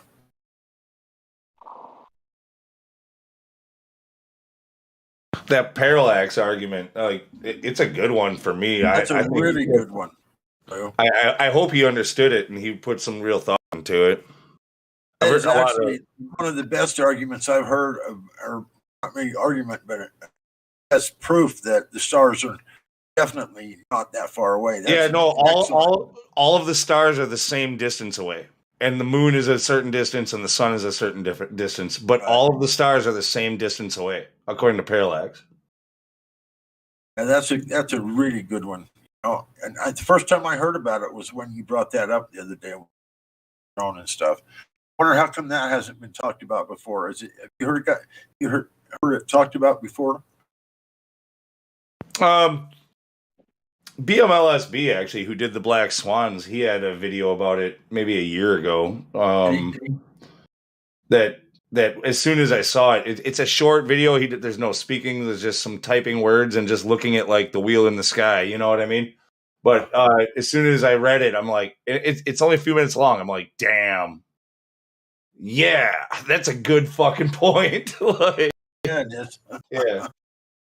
Yeah, it is. If the stars were as far as they say they were, I doubt they would move. I mean, it would. Well, be you so got to think slow. about it. You got to think about the diversity of the distance to these stars too. Like, so we have a lot of different observation markers for distance. We've got our moon that we say is close, our sun that we say is relatively close compared to the other ones. And then when it comes to the planets and the stars, we're gonna ignore the planets for now. But when it comes to the stars, like the closest one is trillions of miles away, trillions and trillions of miles away. Way bigger difference than the moon or the sun. But if you compare star to star, some of them are thousands of light years, some of them are light years, others are millions of light years, others are billions, and others are trillions of light years away. Well, each one of these stars, the further the distance is, the slower they should be moving in the sky, which means stars should be lapping each other all the time in the night sky, but they move together.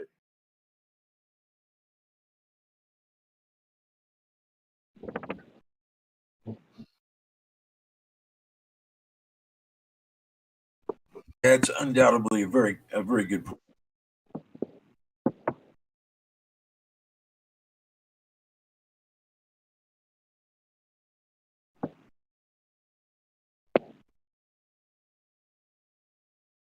Hey Lou, you have to say like that guy. Billions and billions and billions. No, I don't have to. I don't have to. Well, you could just do it looking at a couple of airplanes. Come on, man. Use a jet airplane in the sky as it's way far away as it's moving across the sky, and a small airplane goes overhead, going way less the speed of a commercial airliner, flies 500 miles an hour. You get a little private airplane that flies 100 miles an hour, it's going to zip right on by you if it's close to you. And so it's the same concept, basically, that the jet aircraft higher and farther away going to move way slower in the sky. A commercial a little private plane flies overhead, it just goes gone. It's gone. Flies right over and it's gone. I always had a question about stars that I never got answered. If at the equator we're circling 1,000 miles an hour, and the poles we're circling basically zero, wouldn't that mean that the stars would pass over the equator much faster than it pass over it in the poles because the Earth is spinning? Yes or no? I would think so.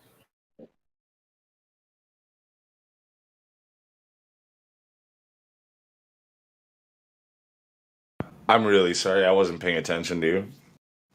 What? If the Earth is spinning 1,000 miles at the equator and basically spinning zero at the poles, wouldn't that mean that the stars will pass over the sky much faster at the equator than at the poles? Because the Earth is spinning? That might be more of a global argument, honestly, about a flat Earth model. Like, because I don't know. I'd have to think about that one too. I mean, with the distances, it's not that it wouldn't be about the speed. It's about RPMs. We don't want it wouldn't be 1,000 miles per hour. It would be about revolutions per day. It would always be one, right? Right, but so you have revolution, you get one a day, but doesn't that mean that with the parallax, like the further ones. I mean, maybe is that what they're going to try to say is like, just like when we see like the when we point at Polaris and we see like the inner stars, moving with the outer stars, those outer stars have to be moving much faster. But like then all of a sudden the outer stars are the ones that are farther away. You know what I mean? I don't know. I'd have to. It doesn't add up. I know that.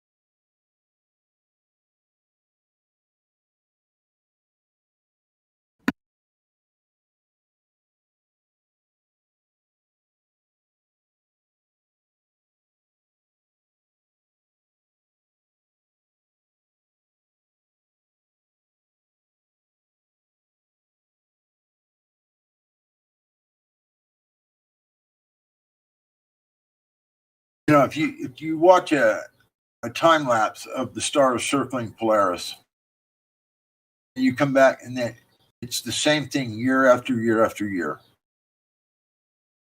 Those stars, let's say a quarter of them are ultimately far away, like they say, and they would have to be traveling the perfect amount faster. You could do the math for the parallax thing. So it would have to be hitting this perfect centric circle, never moving from where they're at, but yet keeping up with the closer stars. God, Rock, and wouldn't that matter wouldn't that depend on where the Earth is in relation to spinning around the sun? It's always spinning around the sun in a 1 year trajectory orbit. So when we see it's different things, let's say every month. And then but the next year you come back, they're all going to be in the same spot again. I'm getting at. Okay, so not a expanding system, just the same system every year. I don't think it really matters where you stand in northern part of closer to the north.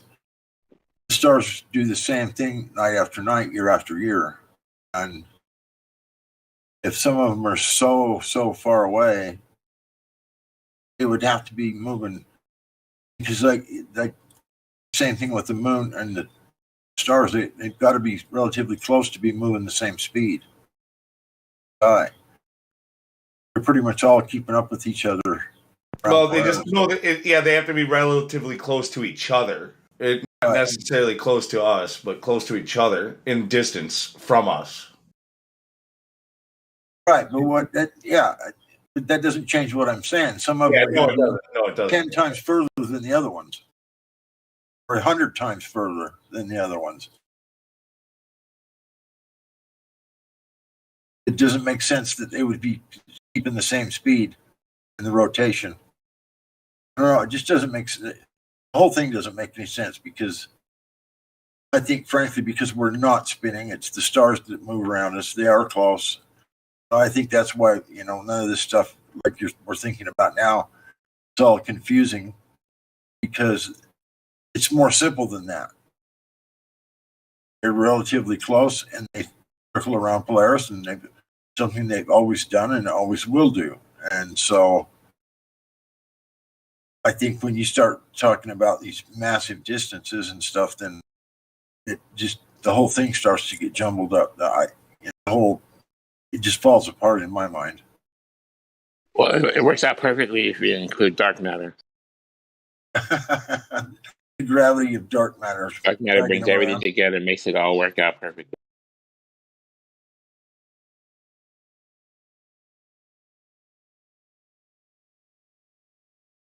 Sounds like a really good imagination to me. And that's what I heard. I heard that the gravity wasn't working. So insert some dark matter just enough so it starts working again. So now we can rely on gravity again.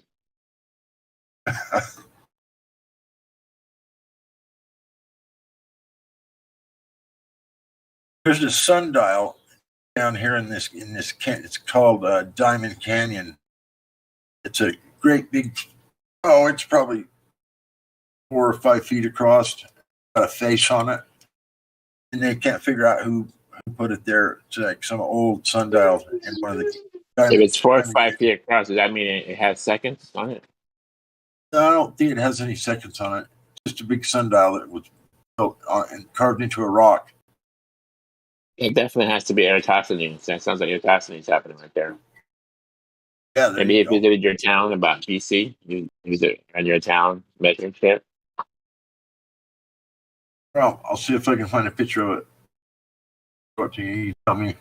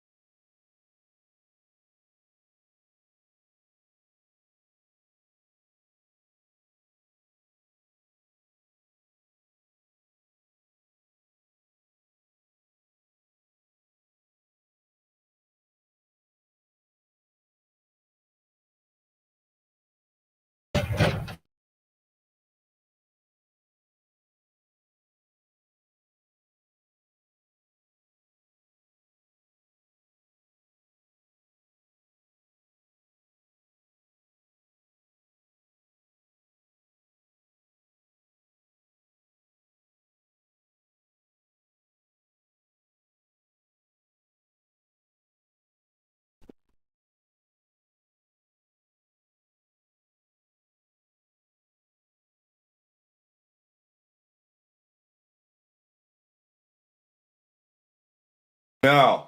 I don't even know if I want to do this live, but to poke hole in my own parallax argument, it requires you to be moving.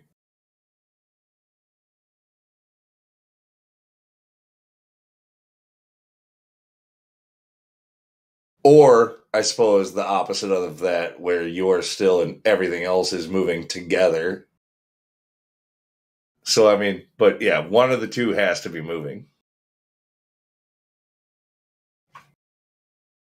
Did you post something?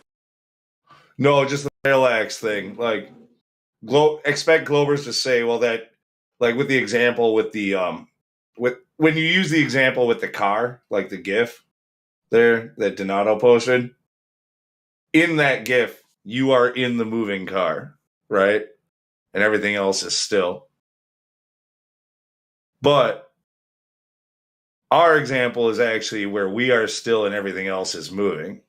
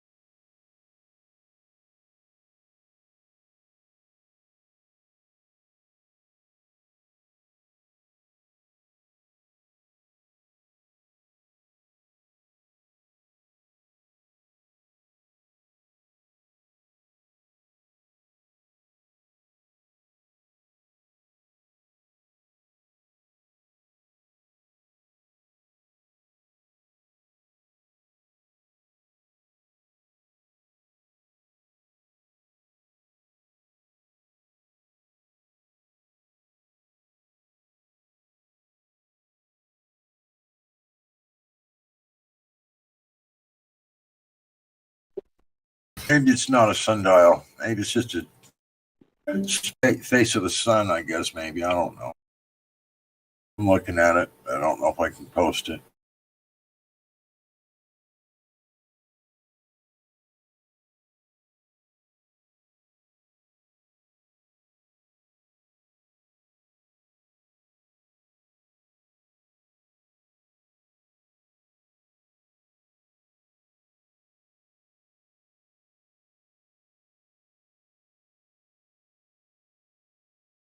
There it is.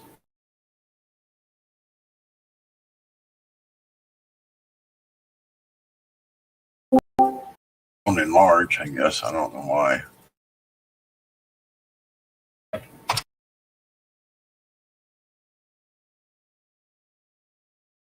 won't post for some reason. There it is.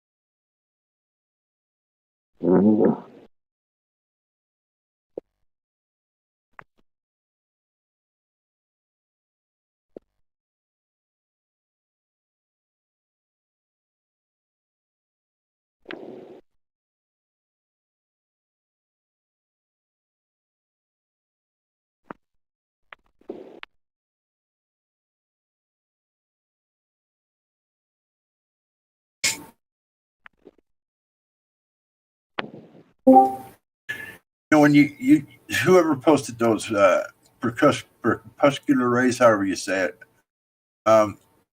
when you trace the lines of the light rays back to a center point, every one I've ever looked at doesn't look like that makes that sun very far away. It makes it look like it's maybe just a few. I don't know, not very far away. I don't even know what kind of a distance to say, but not like thousands of miles. Seems like it would point to a much closer location than that. You could just find where those points, where all those light rays would combine.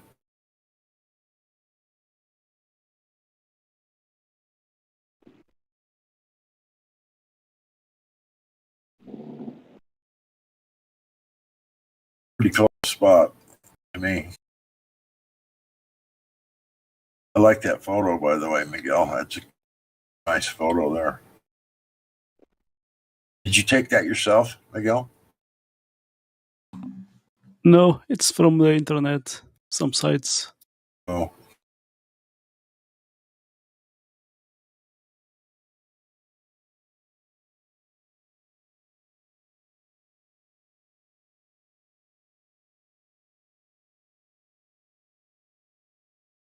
Lots of color in that photo.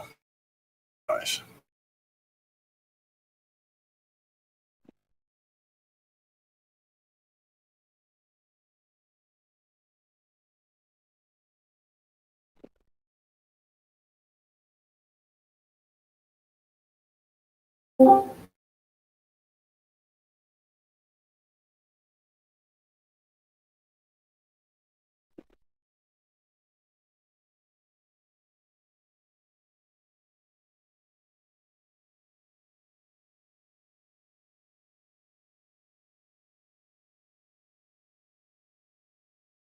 This one I'm gonna post is from a friend of mine, a female friend. She took on Portugal. This one.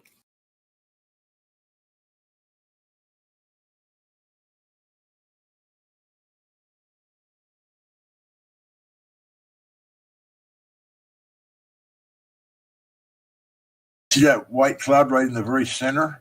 That picture you just posted? Almost looks like someone standing there waving. A white cloud standing there waving. Really pretty though, that one too. Oh yeah. I never think about it. Thanks.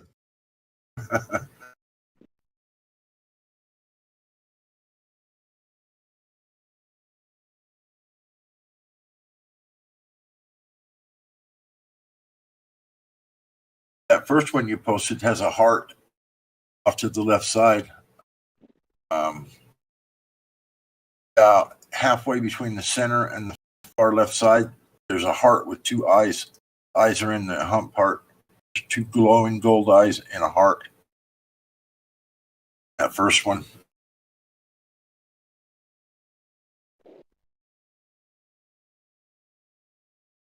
The 7 minutes after hour? Yeah. Okay. Yeah. Okay. 7:03. Yeah. 7:08, whatever. Yeah, my reading glasses are not on 7:08, I guess. The one that's got all the gold color and reds. Okay. Okay. You look off to the left right there, but halfway between the center and the left edge, where the clouds start to get thick, there's two gold spots. Yeah. That's the eyes of and there's around a heart. Almost looks like a cartoon heart. Y'all see it? Yep.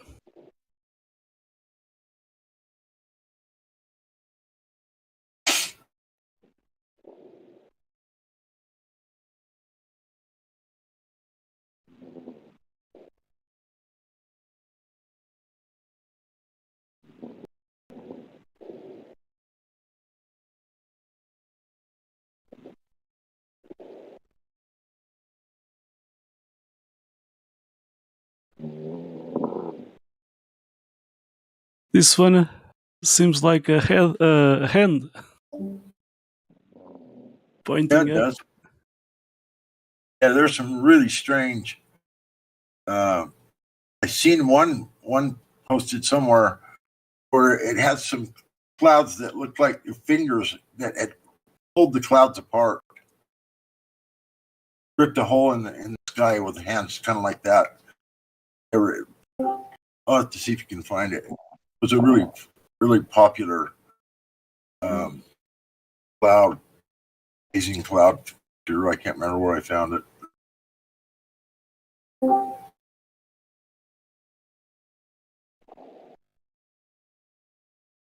Up there. That's where the creator lives. Right up there.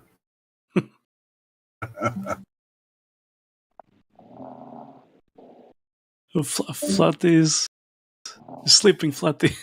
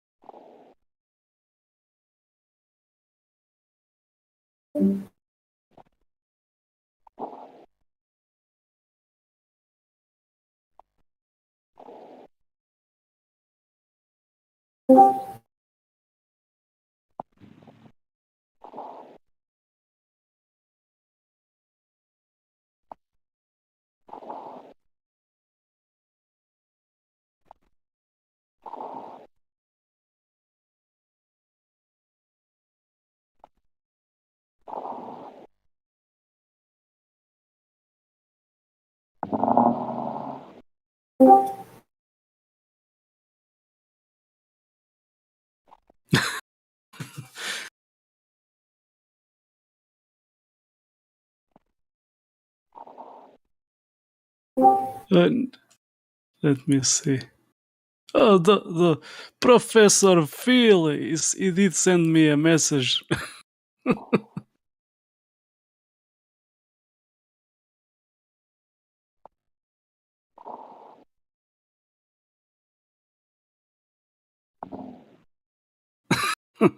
Professor Phil, your cognitive dissonance is so big.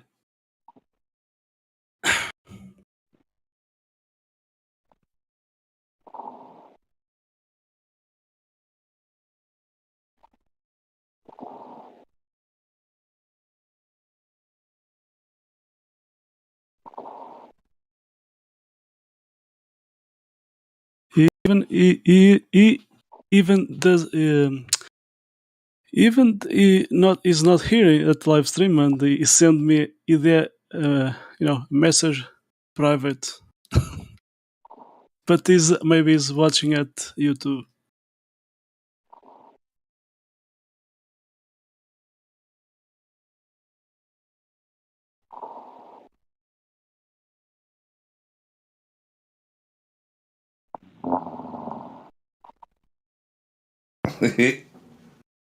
Professor Phil, Professor Phil, Professor Phil, any proof of the curvature? Any experiment? Nothing, huh? Just believe. Flatty's gonna have to. I'm not gonna mute him. I'm just gonna disconnect him. Dude's fucking sleeping. Yeah. Dude's fucking.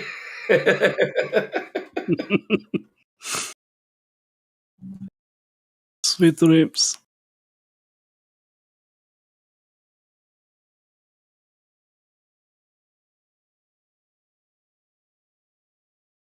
All right, now there's been at least twice where you fuckers just let me snore on the mic and didn't disconnect me and laughed at me the next day.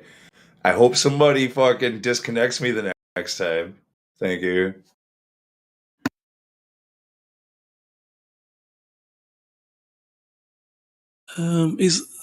Is that just allowed to moderators? Yes. Yeah, only the moderators can disconnect. Yeah. No, a mute's fine too if you can server mute, but don't just laugh at me while I snore. That's fucking bullshit. Yeah, if I mute, I send a message, out mic.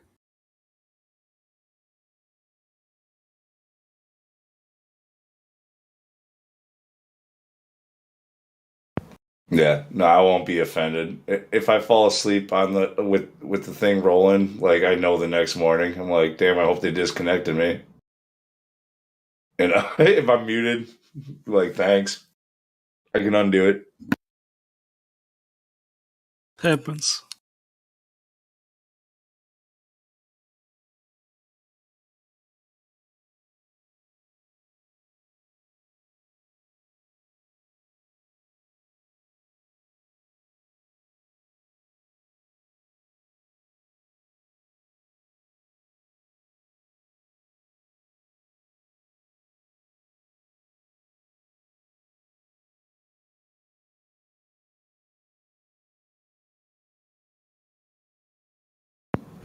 Dr. Phil isn't gonna show up, Senpai. Friggin', do you mean Professor Phil? We've had enough of his bullshit.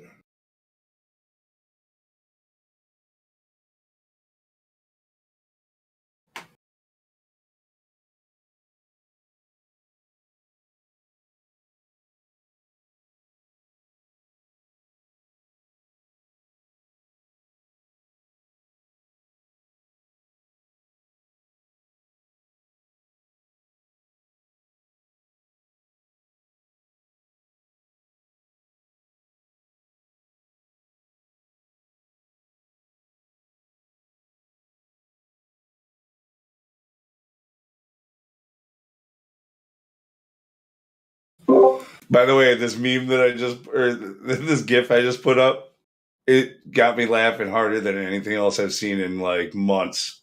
This is the best.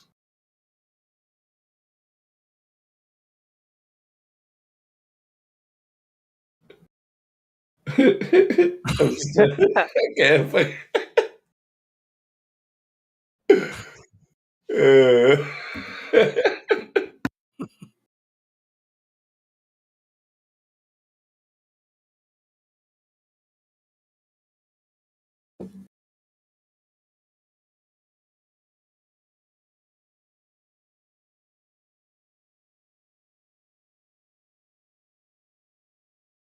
I got to admit, I stole this off of somebody a few days ago, but I couldn't let it die. I freaking I had to favorite that one. I'm stolen and reused. There we go.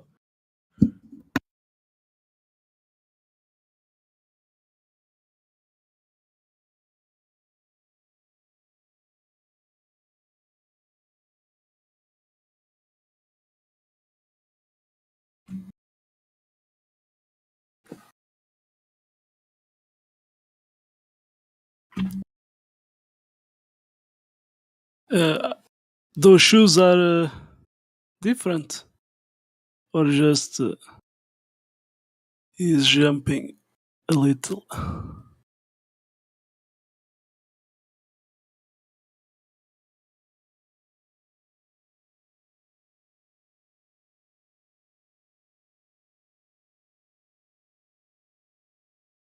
Oh, dude, I'm still giggling. That's why I've got myself muted. You just can't see.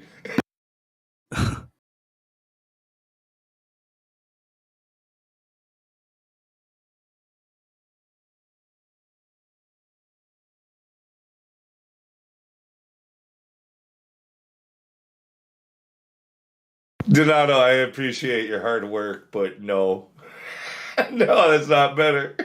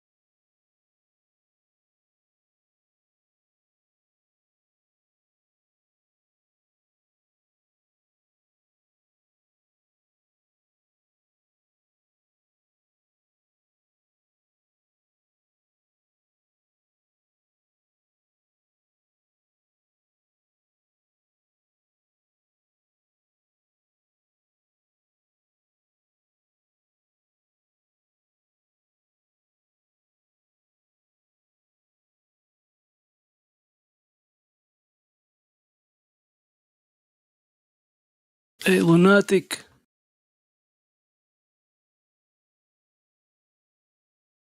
That information about you in your profile, Discord profile, was that you that posted there, or just was Discord?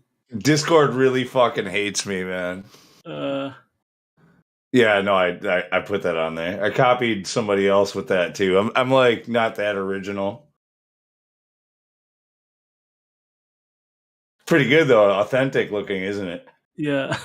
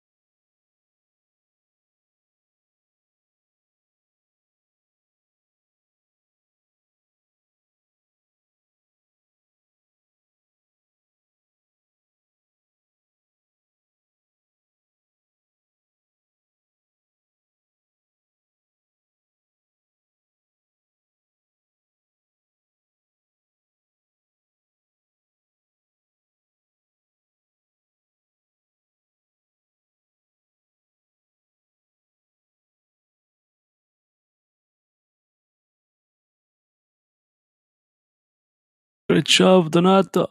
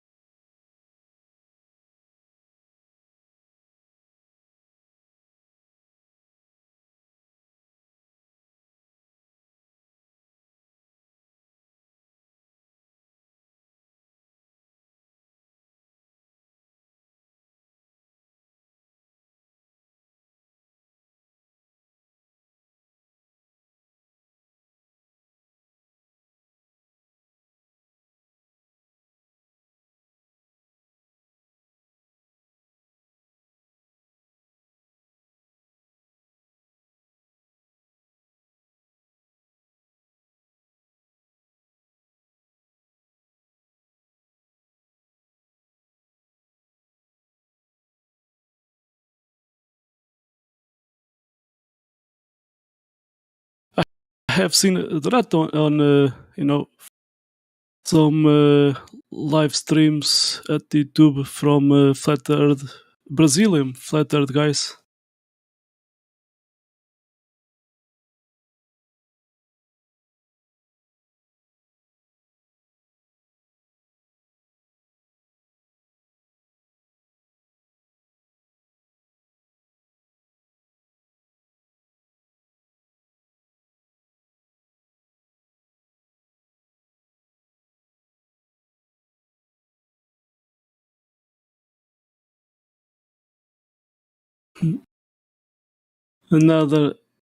Another message from Professor Phil.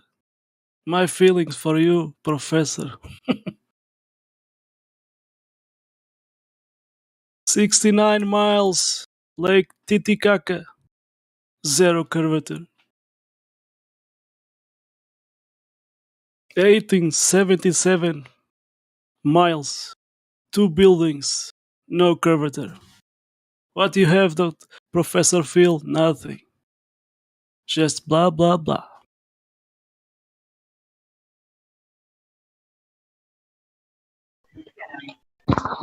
I guess he's still trying to debunk the Black Swan photo, I guess, after like 4 years. Yeah. Black Swan is like 10 miles, and I have some guys from Brazil, 69 miles. Wow. Lake Yeah. Titicaca, Peru, at Peru. And they even choose that location at that time of the year, with low humidity in the air. So those globers can say bye-bye to refraction.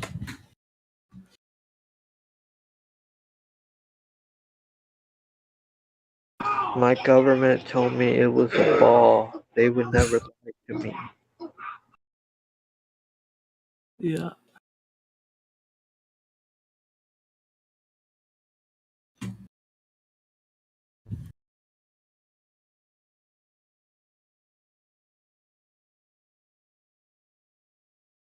Everyone asks the same question.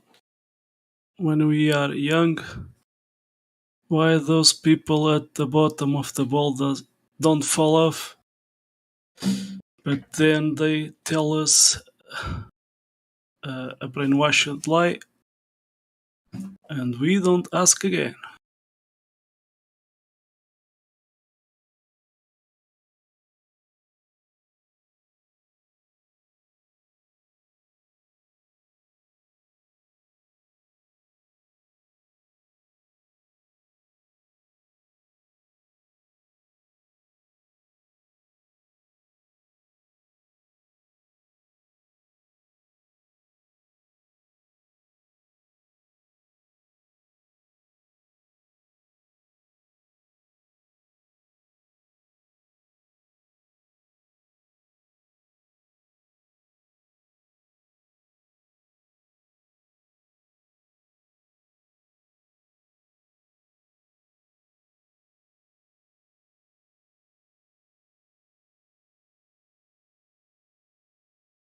Five and 500 years ago, everybody knew that the Earth was flat.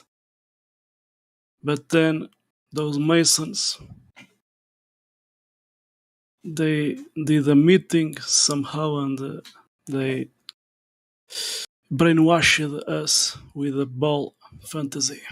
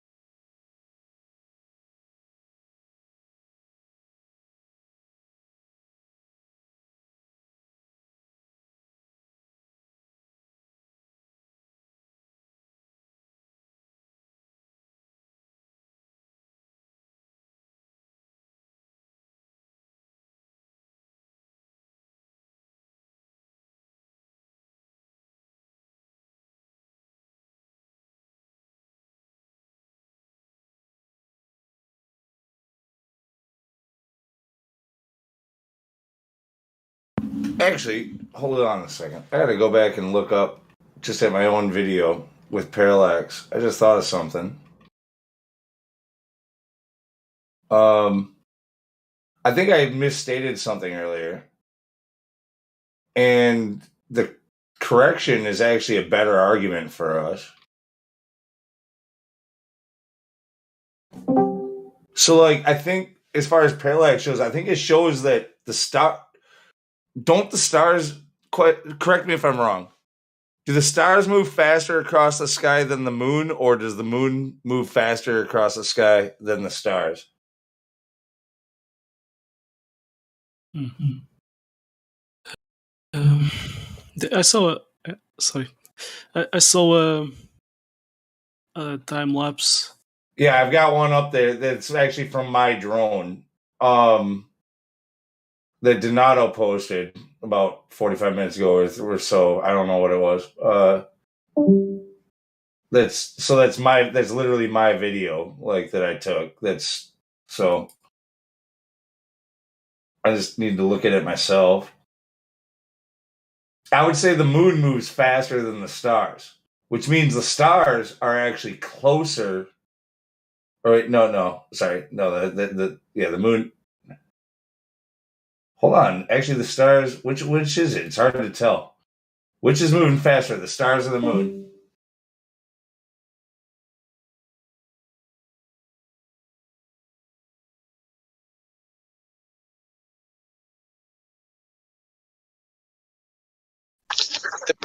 Depending how drunk you are.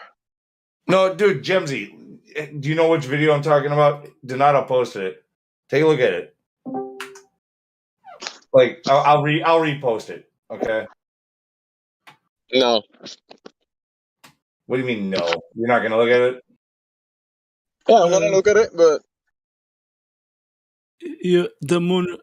The moonrise time lapse or the the moonrise time lapse one. That's one that I took 2 years ago or something like that. A year and a half ago, something. Yeah, he's already got it posted. I don't want to go and dig it up, but so you know where it is. It's at 44 after the hour. In the last hour. Let me turn on my 5G. I just posted the message link to that. Yeah, there you go. I just want to know because, like, I mean, it's hard to tell, honestly. What does the heliocentric model, or what do the experts say? Which moves do they move together, or do they move? Like, one of them is moving slightly faster than the other. I'm pretty sure. According to I've watched this video. Yeah, it's been around for a year ago. We're looking at it about the parallax argument. So I'm pointing out That the stars and the moon move at approximately the same speed across the sky. Therefore, they are approximately the same distance away. I'm just trying to see if we can tell which one is closer. You know what I mean? Wow. The moon is more closer to us because the stars are at the background. No, but they're moving at the same speed. By parallax, they're at the same distance. Oh, interesting. I have seen some videos, you see the time lapse, and you see the moon and it's the same speed as the stars, but I'm just wondering which one do they claim moves faster across the sky, or do they claim they move the same? Because according to my video that I took, they move. It's really hard to tell. They seem to move together. yeah.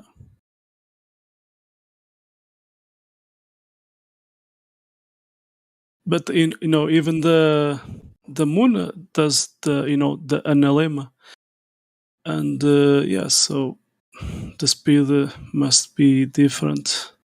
There's one star that you can see that's pretty close to the moon, actually, in that if you do it in a full screen on the computer. And it seems like the moon gains on it. It kind of closes the ground. But then again, if we're thinking about all this stuff being local, then it could be just about your perspective, your angle to the star and the moon at the same time. It could just be closing the gap. Like if you're a hockey goalie, right? You're just closing the gap. Yeah.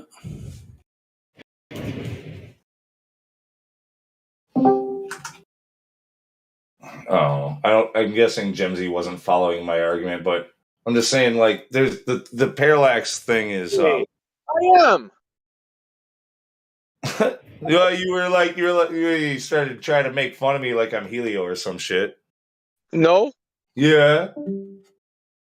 Bro, I know what you mean, and I like the argument. I like the parallax. I brought up the parallax before, and you making this one, you kind of made it better.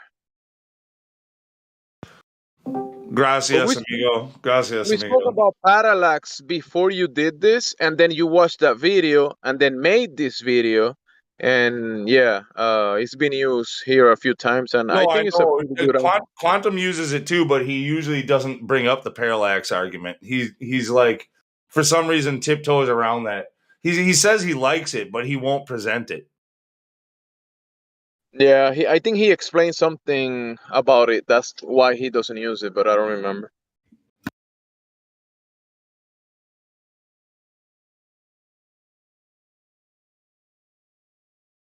He hasn't even told me the reason. I haven't asked him or like bugged him about it, but like he's told me multiple times, like it's a good argument, but he refuses to use it.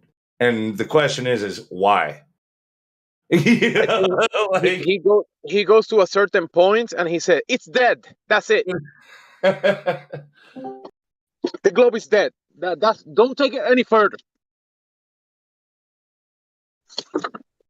Stop right there, and it's dead." Yeah, exactly. It's the other part where it's like the drone should be, as soon as it's left the ground, it should be flying at 1,000 miles per hour, and it's dead there. Why talk about this parallax thing? I think me personally, I like the parallax argument better, honestly. You see, QE doesn't like going away from the Earth too much, so he keeps it like near the ground, even if using a drone. If you go too far beyond that, he'll be like, "We're talking about the ground.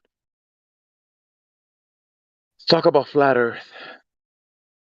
Know what's happening with the stars."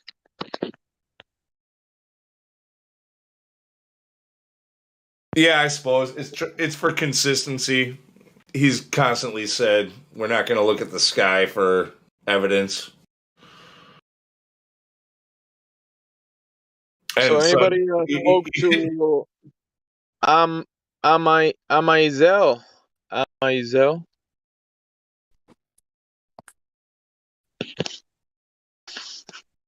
We have Amaisel. You've been unmuted.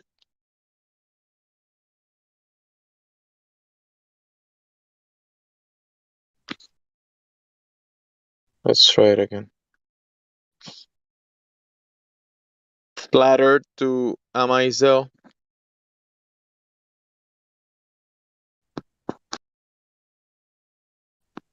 My friend Lunatic would like to speak to you about something. No.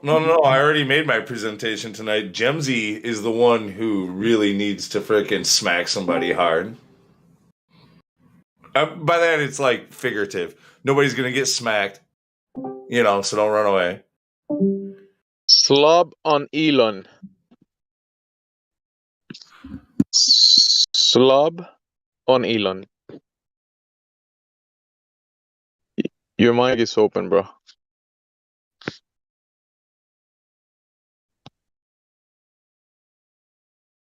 Shift to.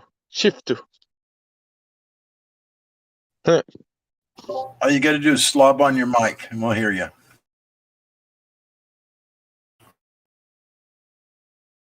Bunch of people joining today with no roles, but some of them. We had multiple conversations today. I did some flat smacking. What are you talking about, Lou? I did more than you, I think, today.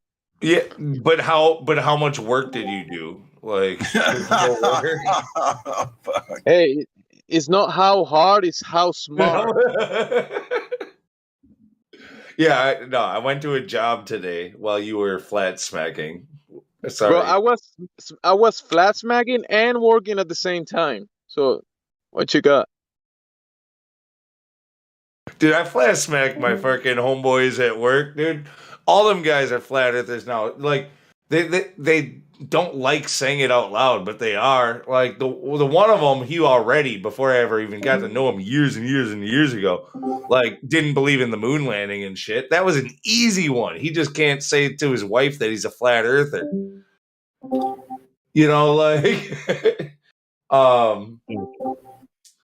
And then the other one, OG, don't. You've been unmuted, OG. Go ahead, OG. What you gotta say? Come on, OG. You've been leaving and joining, leaving and joining. You've been unmuted now, OG. You wanna say anything to Lou? Go ahead.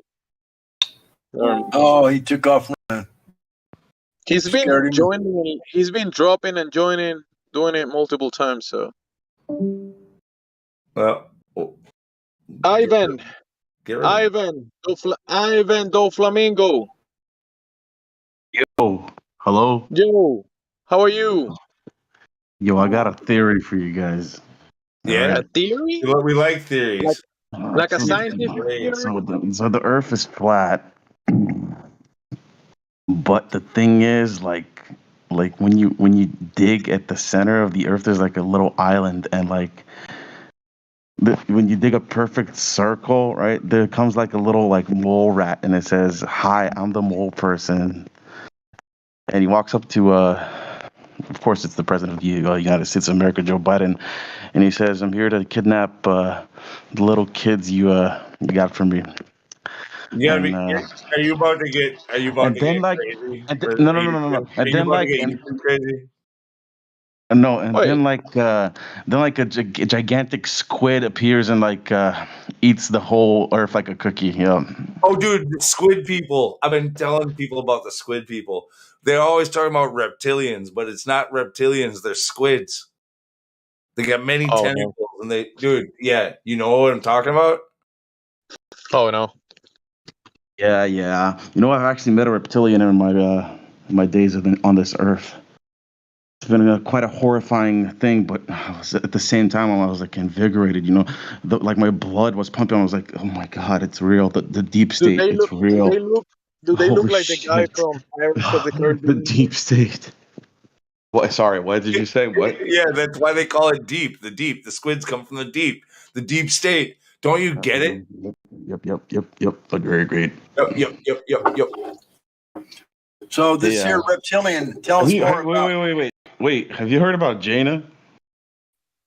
Bro, you gotta let him talk. He was explaining how he was being pumped by a reptilian down beneath the earth. Oh But yeah. What about the squids? Why we ain't talking about squids yet. Reptilian that's the and next the squid people deep inside of him. Wait, what's deep inside? I'm sorry. My name is Deez, but you can call me Oz. What's deep inside him? You didn't hear him? He was saying how he was that's just what I. while he was being pumped. Wait, he was being pumped? I'm not. Oh no. Go ahead, these O's. Go ahead, Oh. these O's. You got a question? Yeah, I mean, I guess my first thing is just like why flat Earth? You know, like what got you into it? Why'd you think that was the way to go? Why not? That doesn't really answer, right? Because when you go outside and look at the ocean, that's what you see. And it's what you're standing on. We can't find any curvature. If we could find some curvature, we'd be thinking globe. I mean, it's pretty obvious why we think flat. It's because there can be no curvature found, my friend. We've been asking for it for years. Someone, please show us some curvature. Earth as a ball. Show us, while you're standing on it, show it to us. If it were round, it would be easy to see. If we were standing on a ball, you would see it. And so like, I don't mean to interrupt you. So like, my question is like, can you just walk off? Like, no, just die? No, of course not. Oh, okay. You got to get this image out of your brain. It's not a disc floating in space. We're not a rock in space. This flat Earth, this flat plane you live on, is the floor of everything above us. Flat plane, stars are above us and rotate over the top of us. Flat plane, and it could go on for who knows how far. We don't know how far it ends because no one's ever been to. Is that Devon Island Lemmings thing? I don't know a lot about it, but I've just heard something about some island lemming. No. What is that? What does that have to do with it? I'm talking about the entire plane of the Earth. So that's not that's not a part of it. That's just Devon Island. Where is it? Devon Island is where they fake the Mars missions. Oh, okay. NASA has a camp up there, and they take a bunch of pictures of the train, and they color it red and call it Mars. Look up Devon Island on Google Maps. Look up Devon Island. You can zoom in and see NASA's camp. It was just like this Mexican professor. I was sent a book. His name was like Chupa Verga or something like that. Chupa Verga. That's. Come on, dude. That's not even a name. I don't know, man. I was sent like a PDF for it, and I read it, and that's where I saw the island thing, and so that's where they fake Mars. They fake Mars. Yes. Is that what you is the way what you have in your mind? Chuparbergas? That's what you have in your mind right now? Is that what it is? I don't know anything, and I just saw a thing for it. I mean, you do know about chuparbergas, don't you? Jimsy, translate the words. It's not like you know the words. I don't think he knows Spanish. Yo.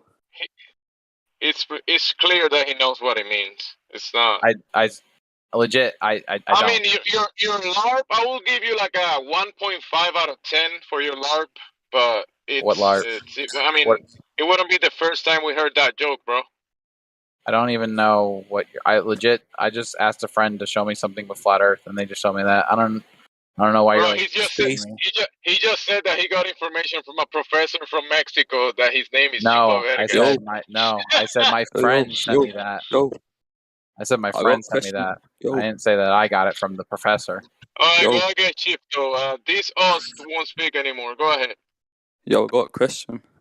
So, are you man from CIA? CIA? I see an I and an A. Yes, I see the I and an A. Yeah, that one. I can see them. Yeah, you thought? Yeah, I can see an I and an A. Yes. Can you? And I can't. In your name, I can see an I, SHI, and then Yeah. let me see.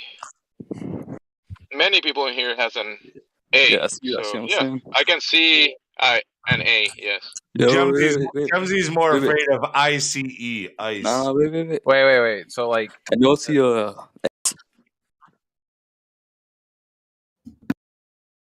I don't know. When I was interviewed, like the guy said something about like controlled opposition, and he said CIA. So I guess that's what he's asking about. Is that The CIA is behind a whole bunch of misinformation that people believe everywhere. believe you, Okay, man. like they, Yeah. nobody here, as far as we know, is a part of the CIA. Yeah. Okay, like there's, I'm saying. the CIA is behind a lot of dirty shit. Let's just agree on that, and like, I wouldn't put anything past them. Okay. Oh, okay. But that's not us. so Chupa Vergas, when you joined this Discord server, who you got the link from? what? Who did I get the link from? Yeah, this I got the Discord. link. His name was. Well, let me look at it real quick.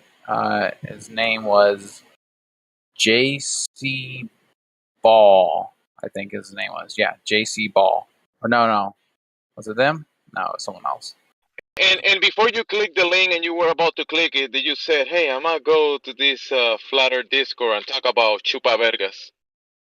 Was that your mentality? My mentality was I just asking questions, dog. You're gonna ask questions to dogs? Why would you do that? I What don't know else if you you wanna have know? I don't know if you have like the listening comprehension skills of a dog, but I was just saying that I was asking questions, dog, as in dog, like the slang. But I know what a I dog get it. is, I get but it. I get it. I get it. You're a little fucking retarded. I get it. But anyways, let me ask my questions. What else do you want to know? So my next question is Hold on. like No. the Actually, Red Bull. that's where I'm going to jump in. You said, the let Red me. Bull. No, you're the Red getting Bull muted. space. You're The getting Red. muted. No, you're not going to go down a script asking your fucking questions. Okay. Like, we're going to start asking you questions now. We at best, we might, after a little while, since you've asked many, we might be able to negotiate a little bit of a give and take kind of a situation. But no, we've got questions for you, motherfucker. And they're going to be very difficult questions for you to fucking answer. Yo. Okay. Shifto, you sound more intelligent than Chupa Vergas. He's thinking about Vergas, and that's not good. Go I ahead, got a Shifto. question for y'all. What are your opinions, on homosexuals?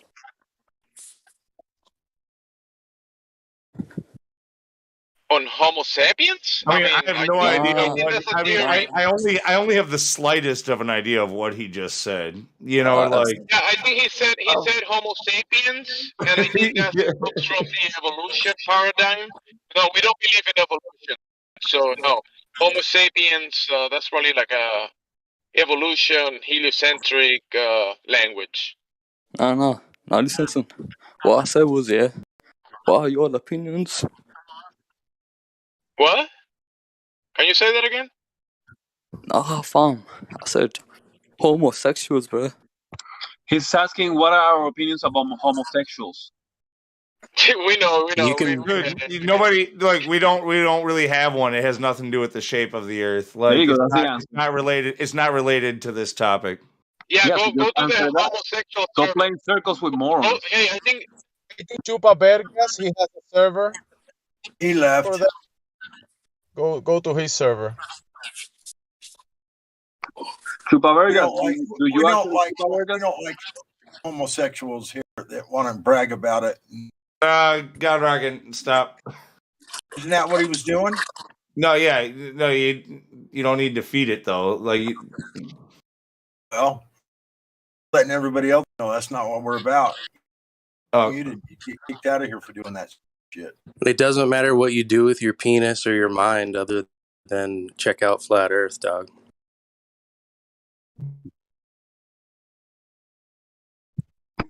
We don't care about your private life, bro. Yeah.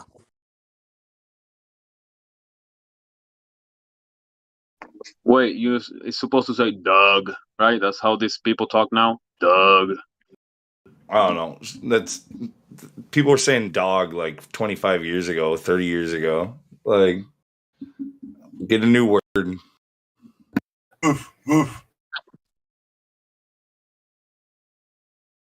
Yeah, I was just saying dog back to the guy that said dog because it's retarded.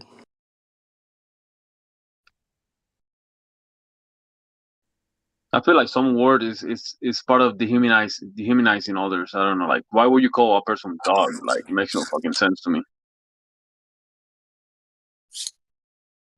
Well, back in the 90s, like it was that like kind of like Snoop Dogg and all that shit, whatever dog. It was about being like kind of like a pimp. Yeah, low yeah. level fucking clown that makes a lot of money. Yeah, that fucking clown. He is a dog. Yeah. It's not supposed to be a diss, you know. Just it's like saying homie or whatever.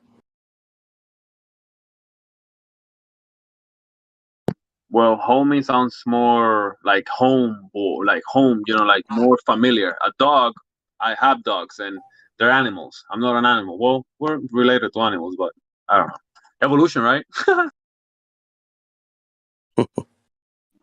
I mean, what can you expect? The guys was talking about chupar vergas in the server, so yeah, I guess he does that. He does that to dogs. Yeah, chupar vergas for the Spanish, in the English speaking it's actually put something in your mouth that is not supposed to be there.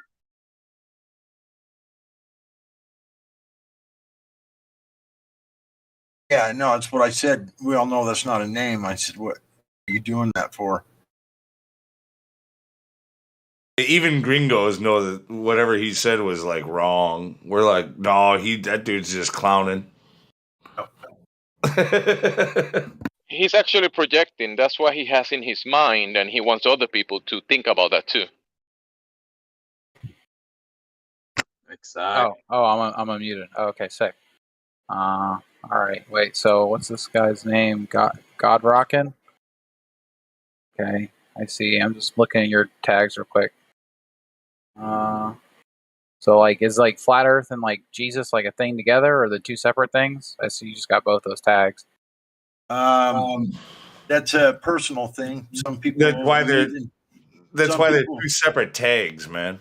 They're not combined. Flat Earth Jesus or anything like that. I'm not saying they have to be combined. I'm just asking, like, is there like a flat Earth version that takes like the Christian story into account, or is there a scientific version? You know what I mean? I can give you. People believe in God. Some people believe in the Bible, and some people don't. I mean, it's just like anywhere else you go in the world. You're going to go into a restaurant. You're going to find some of the people believe in the Bible, and they believe what it says. You're going to have some people that are atheists. You're going to have some people that are whatever. It's the same thing here. We're just normal people. The shortest answer I can give. The shortest answer I can give about that is that flat Earth is independent of religion. However, religion does support flat Earth, and not just Christianity. So does Muslim, Islam. Islam also supports, and basically every religion ever, because, well, if you figure it out, most of these religions are very old, and heliocentrism is very new.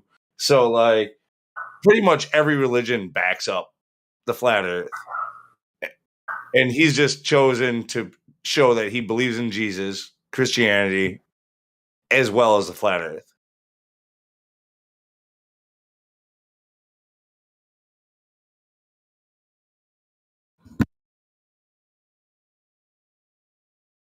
It has nothing to do with the server.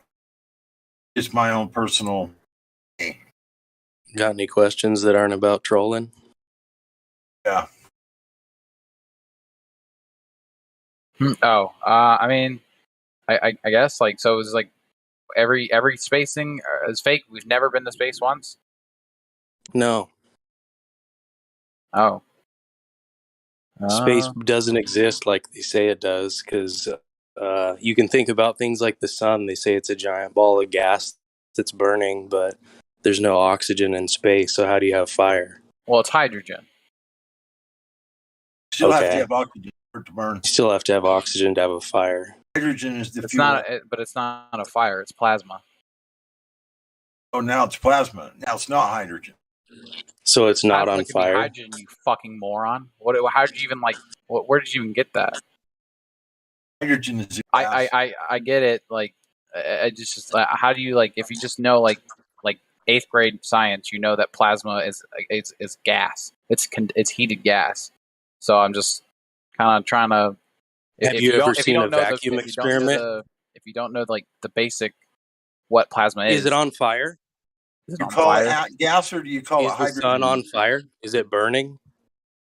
It's not fire like a fire like with in an atmosphere. It's different. I don't understand how you don't understand that. Does it consume a fuel? Like, or how does it do this? Okay, so there's this thing called gravity, right? No, it has nothing to do with gravity. No, it's that does actually it. a theory. I get it. You're kind of fucking retarded, but No, bear I'm with not. me here. No, Yeah, you are. no, Yeah, you no. are. Yeah, you are. You're talking Yeah, you about are. Ban this nuclear clown. Yeah, you fusion. are. I would just ban this clown immediately. Just a second. Who are you to come here and call moron and whatever? Who the hell The are dumbest guy in the room is He calling sounds everybody else like stupid. Professor Dave. He sounds like Professor Dave, honestly.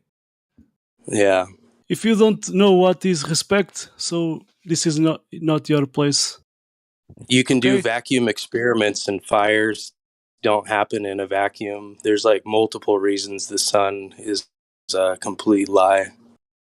I'm gonna unmute you and let's see how you will behave. That they're not fire. Like it's like there's this basic concept, and like you can't wrap your mind around it. They're not fire. So get that word fire of your head, dog. Like it's okay. So like No. But plasma too, like can't just exist without a fuel source, right? Like the fuel source is hydrogen. No. Look. There's hello, everyone. So this little silly thing that Professor Dave does, and all of the other people who think flat Earth is ridiculous. They have this idea that we think it's like a match in space or well, first we know that you know that that's stupid. You know that we know that that's stupid. So your claim is no, it's something else. Okay, well, listen, gas in a vacuum in a space where there's literally nothing, and that expansion is the nothing, the expansion of nothingness. No, it's not Would nothing. make it. Yeah, it was. No, it's not. Because when the universe started, it started with it being in a zero volume in a space where that didn't exist, and then so yeah, it was. No. So Specifically not. So okay, so what is the space in between the the molecules in space? Well, the what's space that in called? between molecules. So What's all right. what's that called? What is that So called? there's What this is that thing. called? It's called the black flame. It's also called dark matter. It's called however you want to call it. So It's you're saying it's something, it's not nothing. no, it is not. It's not nothing. There's no such thing as nothing. There's Okay. stuff in between. So you do have an idea. Okay, so let's not digress on that and go back to But you keep saying a vacuum like it's nothing. A vacuum isn't okay. nothing. Okay, but when we talk about a vacuum No, here on Earth, we're talking about the absence of air. So we know how things work with the absence of air, and we know how things work when air is under pressure, specifically certain gases, right? And so the bottom line is, the sun is supposed to be a densely packed ball of plasma made up of hydrogen and helium, which means before it got into that plasmic state, this hydrogen and helium would have had to coalesce in this small area, pack so tightly so that it makes this transition. Yeah. So that's not possible. Yeah, it is. That's the exact opposite of the expansion of the universe. Something doing that. Gas is forming in the middle of. See, there's no resistance, right, for these particles. Therefore, Yeah, there is. there's no The particles there. are their own resistance. Therefore, So when you there's have no a whole energy gathering, lost. when you have a whole bunch of gas in one area. All right, No, you've been there's rambling for a few minutes, dude. Let me go. So well, you're when not there's saying any, you just when keep there's a lot saying of no, gas in the area, and I know that gas that's has wrong. mass. If That's gas the has thing. That's mass, the then that means the problem. mass can coalesce. When the mass coalesces, You know what I'm saying? Like Sorry, you were muted. I don't care how you feel, but I'm not rambling. I'm my answers to you is including the reason that your claim is ridiculous. And you're saying no. Well, ultimately, you're saying mass attracts mass, but gases expand. You're trying to tell me that gases are attracted to each other. No, they're not. There's no way for you to demonstrate this at all.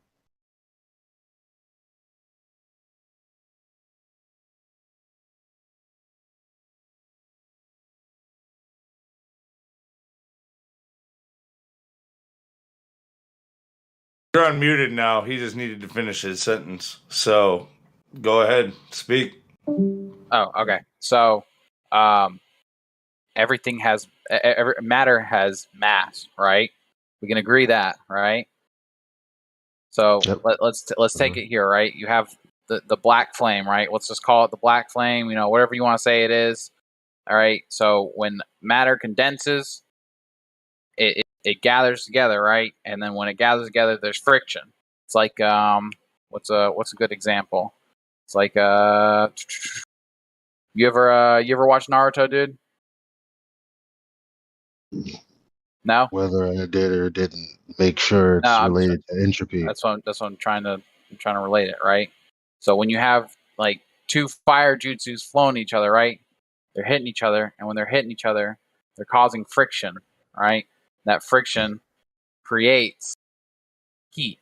It creates plasma. So then that's where you get the black flame from, right? Then it's just basic science, dude. Like if you understand, you know, the simple idea that when the matter comes together, it gets hot, then you understand that the black there's a guy I think it's maybe he's on this server. His name is Jetness. I've heard him talk about it before against you guys. Um, is he on this server? I'm looking for Jetness. Do you guys have Jetness in here anywhere? We don't know. Here, I'm looking for him real quick. All right, as he explains it really well. But yeah. So the way Jetness explains it is that it works this way with the mass coalescing and creating the black flame, which is in essence the sun, which is mass that's poured together. Is that working? Is that flowing? I understand what you're saying. I just Okay. know that reality works different. Because you're describing to me, you know, I get it. It's simple. And the problem with that is that's not how we experience gases, but we're to believe that on some grander massive scale, some process took place which we also wasn't around to experience and evidence. Now, I understand what you're saying. I heard it time and time again. It's what I used to believe. The bottom line is you're basically trying to tell me that because gases have mass, they actually coalesce. And I'm like, actually, no. We know that gases expand to fill the volume, which is literally the opposite of your presupposition. Oh, okay. All right, I got you. Yeah. And if I could put air into a balloon and then, you know, the air gets, the balloon gets smaller, not because it's being deflated because the air is exiting, but because the air was getting more and more densely packed into an area because they were attracted to each other, that would be a different thing, but whatever. So there's like no breakthrough trading on that at all. It just works that way. So long as if you can demonstrate what you're saying is true, if I can evidence it, if I can experience it, we're good to go. That goes for literally anything. Oh, okay. I mean, are there any rulings on this anywhere, like that are in like academic, you know, like where an owner can look at it and say this is you Yeah, know kosher? they typically say the same thing. They just go against principles and against methods that are valid for whatever reason. Okay. As far as gas law is concerned and how gases work I mean, I could go to NASA. I can go to any EDU website. It's going to inform me of the same thing I already knew before I would have needed to look at any of these things because we deal with gases on a day-to-day basis. We know exactly how it works. Oh, okay. All right. I mean, I'm good on questions for now. I'll just listen. Cool.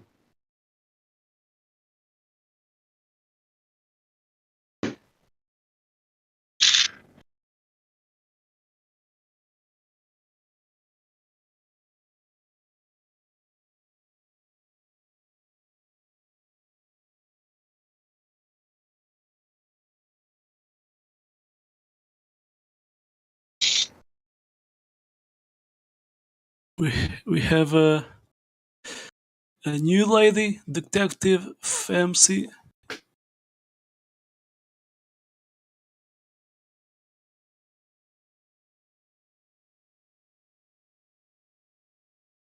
If you want to ask questions, go on.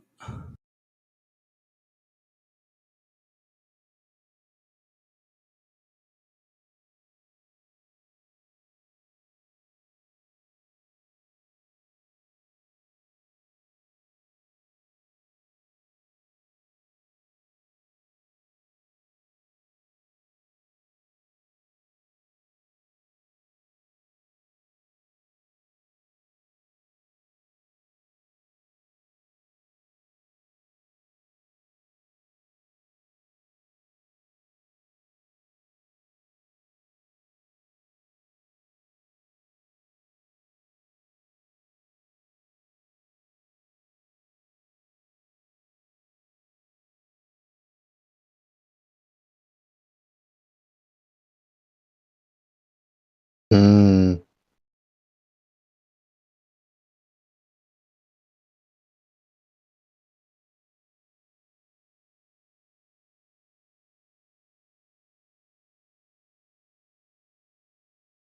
hmm. You know what's interesting about plasma? It's the only state of matter that isn't naturally observed, which means it has to be induced by some process. It's funny that we would be talking about the sun being in a plasma state. The only the only thing that we can point to in existence, well, I guess along with the other stars and whatnot. To say, look, there it is. There's plasma in the natural state. It's happening on its own. But whenever we want to experience or see that, like, we would have to actually, you know, make a special setup for this to happen. Interesting.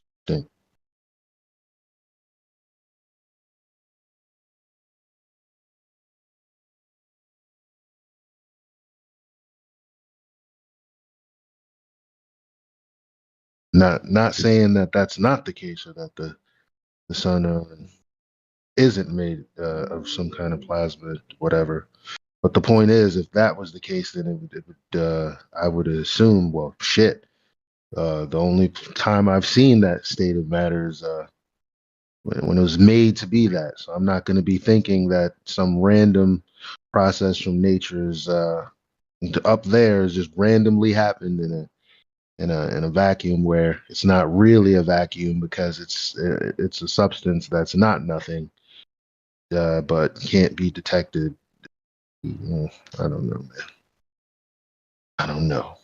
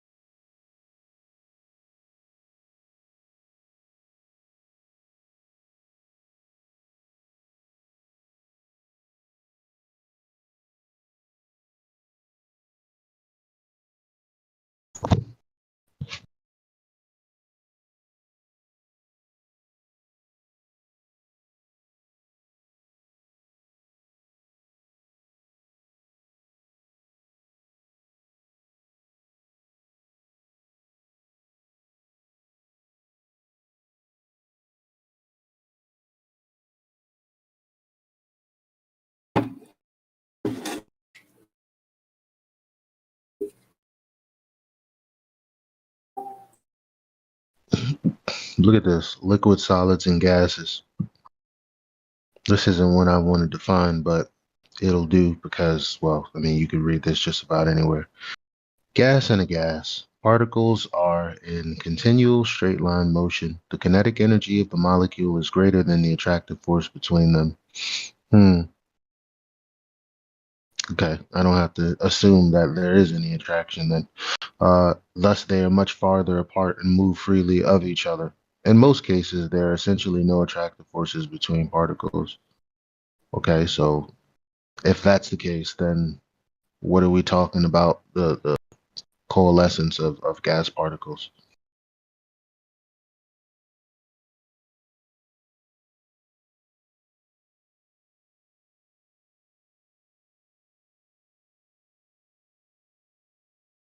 You guys still awake? Or, I mean, I can just,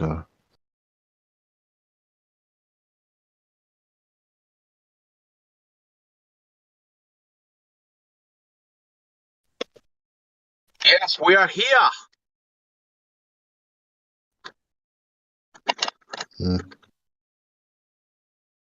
I mean to say, yes, we are here. What's up, Jimsy? So, bro. Yeah, chilling. Just chilling. It's good that you played the good cop when I'm playing the bad cop against these trolls. I still felt kind of a little bit edgy, but Yeah, I was being yeah, kind of trolly back at them because they were just making these stupid jokes. yeah, I don't understand. And I was hanging out with a friend, right, that I've been saying, she knew I was a flat earther, but she didn't really ask me. She just knows, he doesn't seem retarded. But he's a flat earther. So she would say, I don't know what that means. Like, it's weird. Like, I know the earth is round, and, so when you say it's flat, it's just like so weird because I just don't know where you're coming from. And so I took her through it. Finally, today, I said, well, I just Googled, flat earth, and I showed her, like, no matter what you Google, you're going to get the same stuff. So all this stuff that you see right here, like, I don't believe in none of this stuff. And she's like, okay. I'm like, okay. So then I tried to get her to understand, actually, there's really one claim that should matter. And it's the claim to the dimensions of the earth, because they utilize that for all of their other calculations.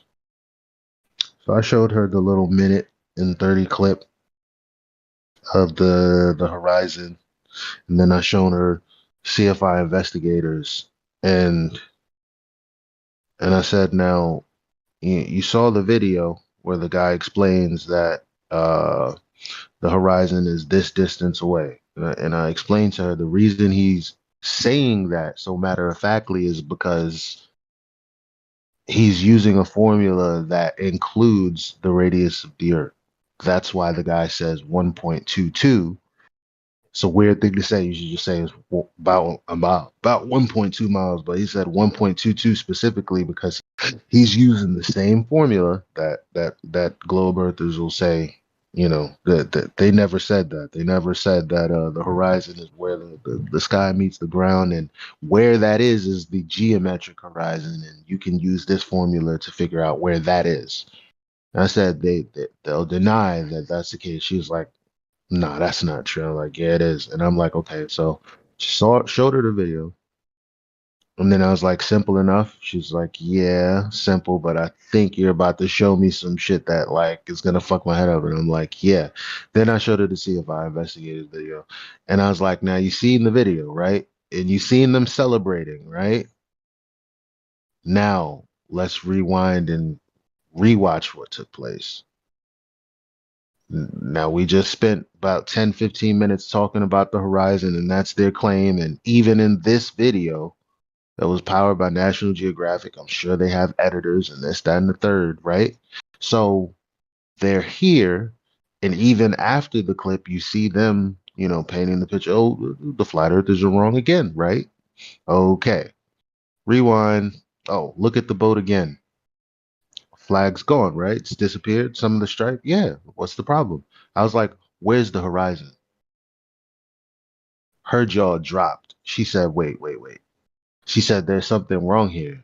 I'm like, she's like, you just showed me. And it's like, okay, I understood that. And this is literally why is the horizon behind the boat when it's supposed to be at 1.2 miles? And the guy said, I'm like, and that is the beginning to flat Earth inquiry. I can't just tell you this is flat Earth. Here's the model. Da-da-da. That's not how it works. What it is you have to understand that fundamentally the claim that they're making is unfalsifiable. Well, the claim that they're making about that is falsifiable, and it's been falsified. So what does that mean? And then, what did I say? I don't know. Ultimately, the conversation evolved, no pun intended, into her saying, "Well, wait a minute. Then where did they get that number from? Where did they get the dimensions for the Earth? Like, and where'd that come from?" And I'm like, exactly. Exactly. That question is important. You Good can question. you can go off and try to find the answer to that question. And when you don't find it, you'll be exactly where I am.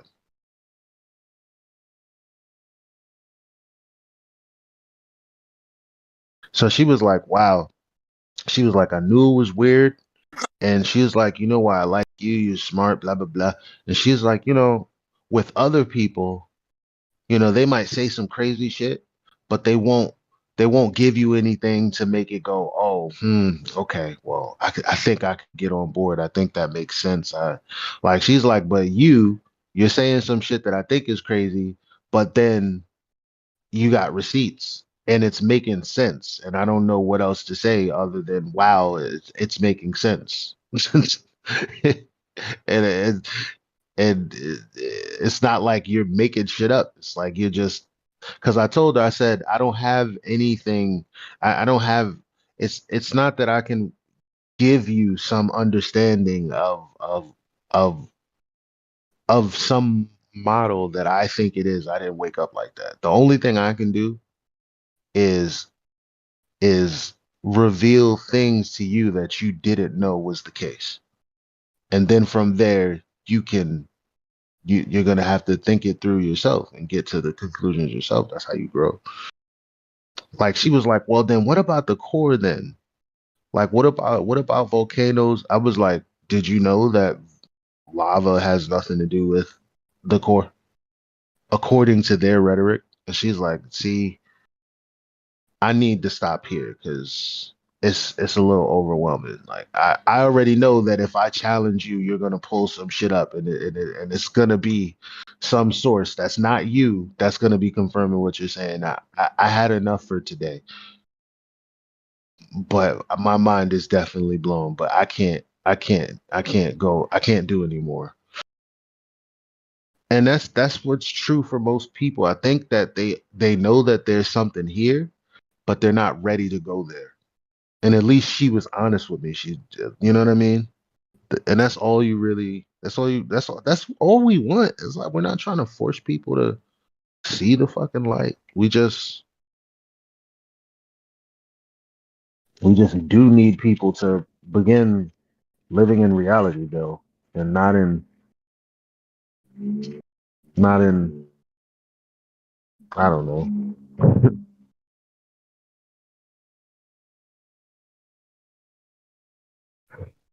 fancy way.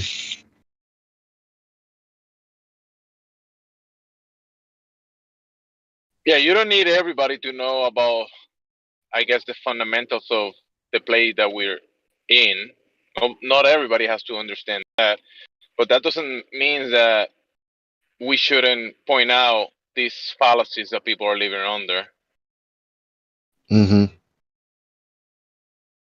That's all people need. You just show them some shit that they didn't know existed or didn't know doesn't exist, and they kind of go on their own journey. That's literally our only job, is to make people curious enough to seek out the truth for themselves. That's all we have to do. Yeah, thanks, Elijah, for sharing that little story about the conversation with that gal, because I think if more people would take that kind of thinking on board and allow someone to show them things, like you said, that they didn't know existed, Mm-hmm. and we would have a lot more success with opening people's eyes to even more. So yeah, that was a good story. Thank you. Thank you, man. And you know, yeah, it didn't take a day. It didn't just take today. Like, but because of the way I give information, like in my real life, I'm not as harsh as sometimes I am online. Um, and so my friends know they're not going to engage with me unless they really want to know, because they know that what I'm telling them is not made up, and chances are I'm going to have receipts. So my other friend, she knows that I think the Earth is flat, but and I keep telling her, I was like, if you want to know what I mean by that, you're gonna have to ask me questions. You're gonna have to be curious, because I'm not about to just start talking to you about flat Earth. She hasn't asked me or been curious about it yet, which means to me in my mind, okay, she's not ready. Yeah, Dude. imagine if you have somebody, you're like somebody who does drugs, and you're like, well, I'm the drug dealer. I have pretty much all the drugs. They're gonna come to you because you have them. But if they don't come to you, then they don't want them. Right, but do you want to equate flat Earth with a drug? I mean, Of course not. Well, yeah. I couldn't think of anything better to talk. But what you said otherwise was actually dead on. Like, I really like the way you said, like, you're gonna have to be curious. You know, you're gonna have to ask questions. Like, that's just it. Either you're not gonna make anybody see who doesn't want to see. Mm-hmm. So, you know, like I don't know how you make somebody want to see. I guess that's the next question. You gotta trick them. Yeah, yeah, you gotta fucking deceive their asses to do it. Terrible. The way they got indoctrinated is the way they got to get unindoctrinated. They got to think they're doing it on their own. Ridiculous. Yeah. So that one of my friends, yeah, she wasn't curious about it, but the other friend, she kept saying, you got weird views, and I like that. And I'm like, one day we're gonna have to talk about it. One day we're gonna. It's been 2.5 months or so, but she kept kind of hinting at it. So when we were hanging out today, I just finally asked. I was like, "You ready to get the quick rundown as to why I say the Earth is flat?" And she's like, "Yeah, man, I've been dying to know, because it's like you give me a little bit here, look, like no, yes, let's do this. I'm ready." And I was like, "Great, this is it." And it was successful.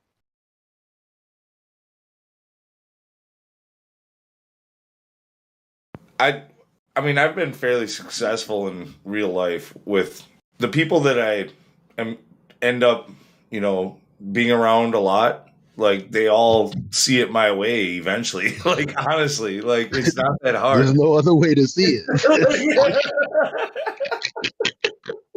That's just the thing. It's just a matter of how long are they going to keep asking you the dumbass questions and not listening. Because the Yeah. moment they start listening, all you need is 5 minutes, and then they're like, "Oh shit, he got me. Fuck." Yeah. Yeah, I mean, I don't want to be too arrogant about it, but like, it literally, like, it's if you are talking to logical people and you use logical arguments, like, you can't lose with flat Earth. You just can't. Right. It's true. That's very true. Cause it's the truth. It's like once you get on that even footing, it's like you get them basically agreeing that their experience is their experience. And then you're like, now you prove that other shit. Like, how do you do that? I don't know. Me either.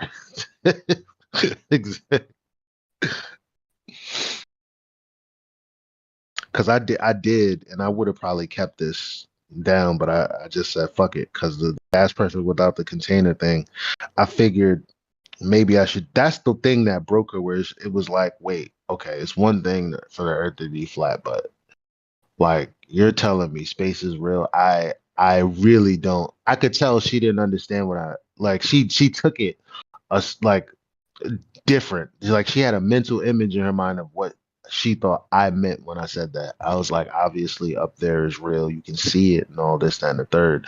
But what they're telling us, nah. And she's like, well, see, because I described to her the basic rhetoric of space and the how things came about over the last 100 years and yada yada yada. And she's like, see, I don't believe in that. And I'm like, but that is the premise for all of the other thinking that follows it. Like you, so the thing is, when you look at space, actually, you can think whatever the fuck you want. That's what I want you to know. Because right now, because you've only known of space as the way they've told it to you, that's kind of the way you see it. Like, but you don't know what the sky looks like. As a matter of fact, I should probably go over there with my binoculars, do some sky watching. She has a nice open sky, and it's like what you think you know. How could we know?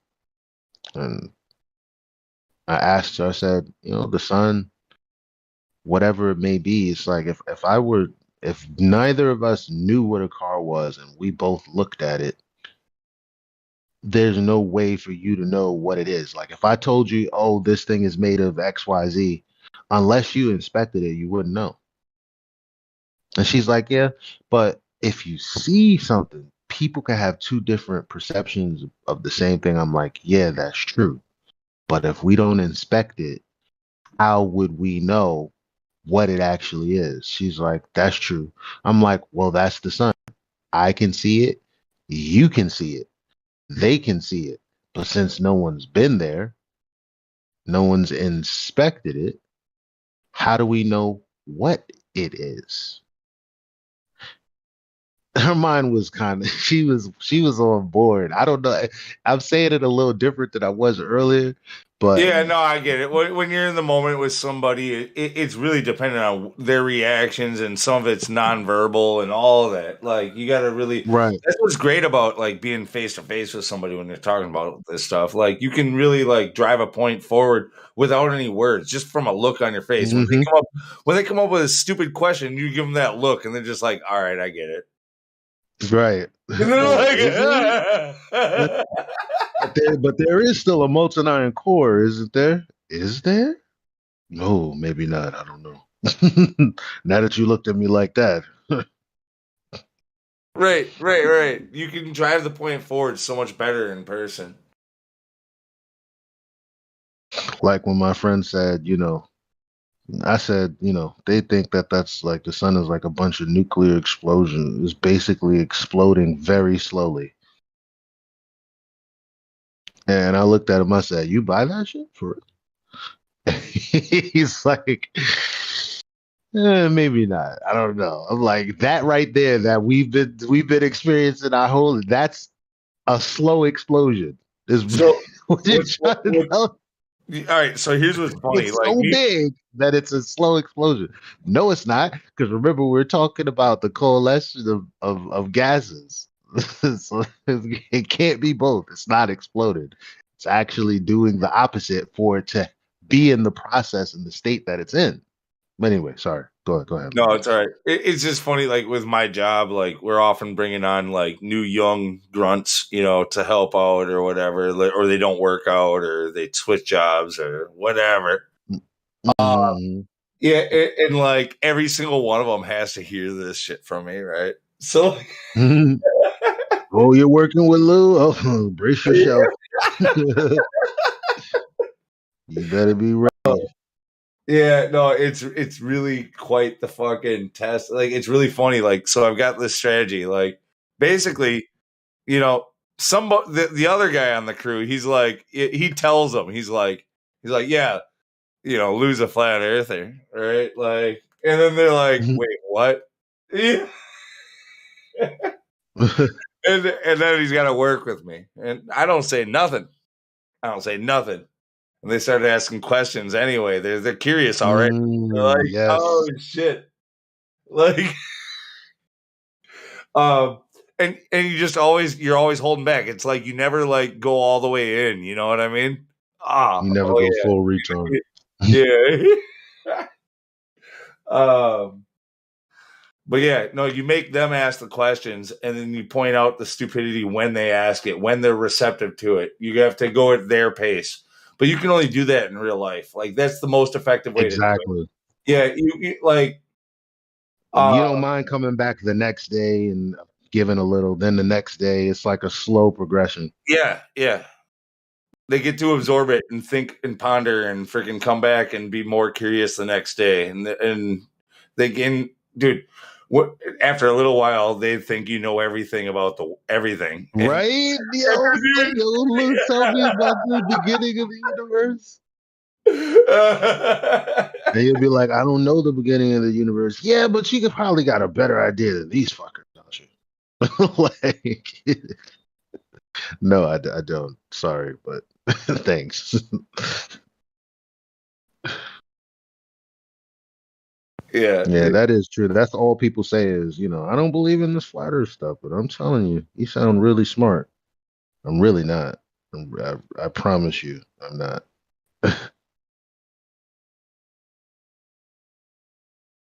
I just it's reading comprehension, basically.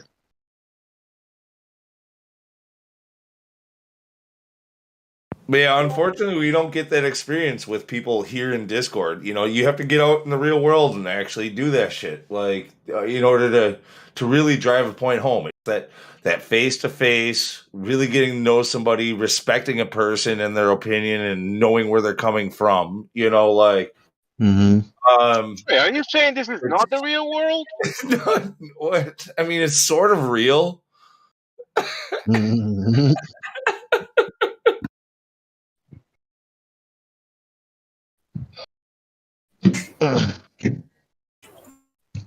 Still very strange to me because my story is so much different than someone asking questions like, like these people ask, well, what about this and what about that? It's like, of course, I knew what we were taught in school, like everybody else does. But when I started hearing information, I just, rather than thinking about, well, I was taught this and I was taught that, and just automatically going back to that, my mind just goes to, okay, well, what did that just say? What did I just learn here? What's going on here? And I never was like thinking back, like going back to school thinking, oh, no, that can't be true because of this or this and this and this. I just went with it. Just went with all the information I could get. And it wasn't long before it just clicked. I didn't have all that other stuff in the way. I think. You know what I mean?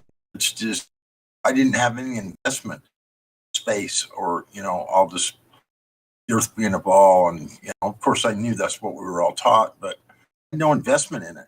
So when I started hearing this other information, I just listened to it for what it was. I wasn't going back to thinking about, what I was taught in school. I just listened to what I listened to, looked at what I was looking at, and it didn't take very long at that point. It clicked really fast and easy. And I think it's because I didn't have, my mind wasn't just going back to, yeah, but what about this? And yeah, but what about the stars? What about the moon? What about this? What about the iron core? What about? My mind never went there. Just listened to what I was being told, and all of a sudden it's like, oh my gosh, this makes way more sense than anything I was ever told before. Well, what I was talking about just a moment ago, about the young kid that's working with me now, like, he actually, like, verbally thanked me in front of the other dude, actually, for giving him a new outlook on, like, reality and life and shit. And, like saying that it's just much more clear now than it was. Like, it's pretty amazing. Like, you don't often get thanks for this shit. That was a pretty good moment about, I don't know, 3-4 days ago.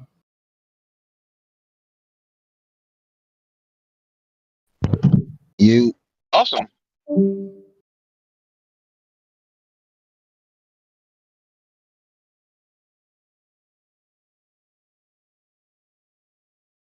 Yeah, it's the clarity that I mean, there's the poor kid though. He's young. Like, now that he sees, like, it's not a gift. Like, it's painful. Like, that's the whole Matrix thing, right? Like, I just want the steak. Like, it's not exactly good to see.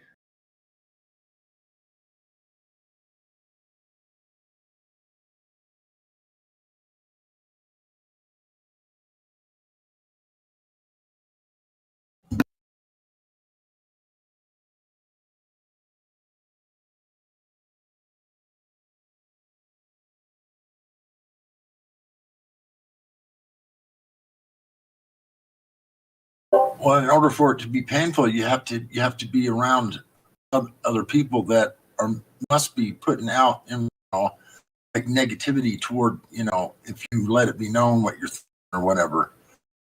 And I never had that either because I wasn't out hanging around with people or wasn't I live alone, spend a lot of time alone, and of course I spend a lot of time at my parents' house because they're old. I got to help them out, but other than that, I'm at home, and I don't know how I didn't have all people being negative towards what I was, because I wasn't expressing what I was thinking.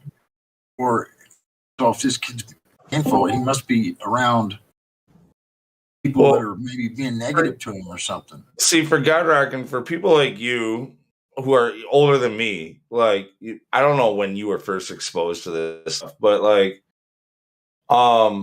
there's a lot of shit to fucking learn in a short period of time. Like, especially if you're getting into it now. You know what I mean? Like, it's like, and everything looks to these kids like it's imminent. Like, this is an imminent threat. Like, we have to do something now. You know what I mean? Like, it's a precipice. There's a head wall that we are facing here in society. Like, it's coming up. Like, we're smashing against it right now.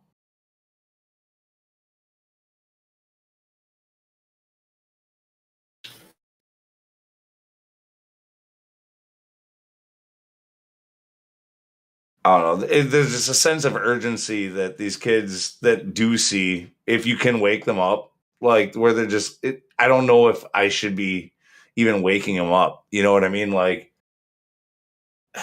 because I think it's far too late. I don't think it's worthwhile to fucking wake them up.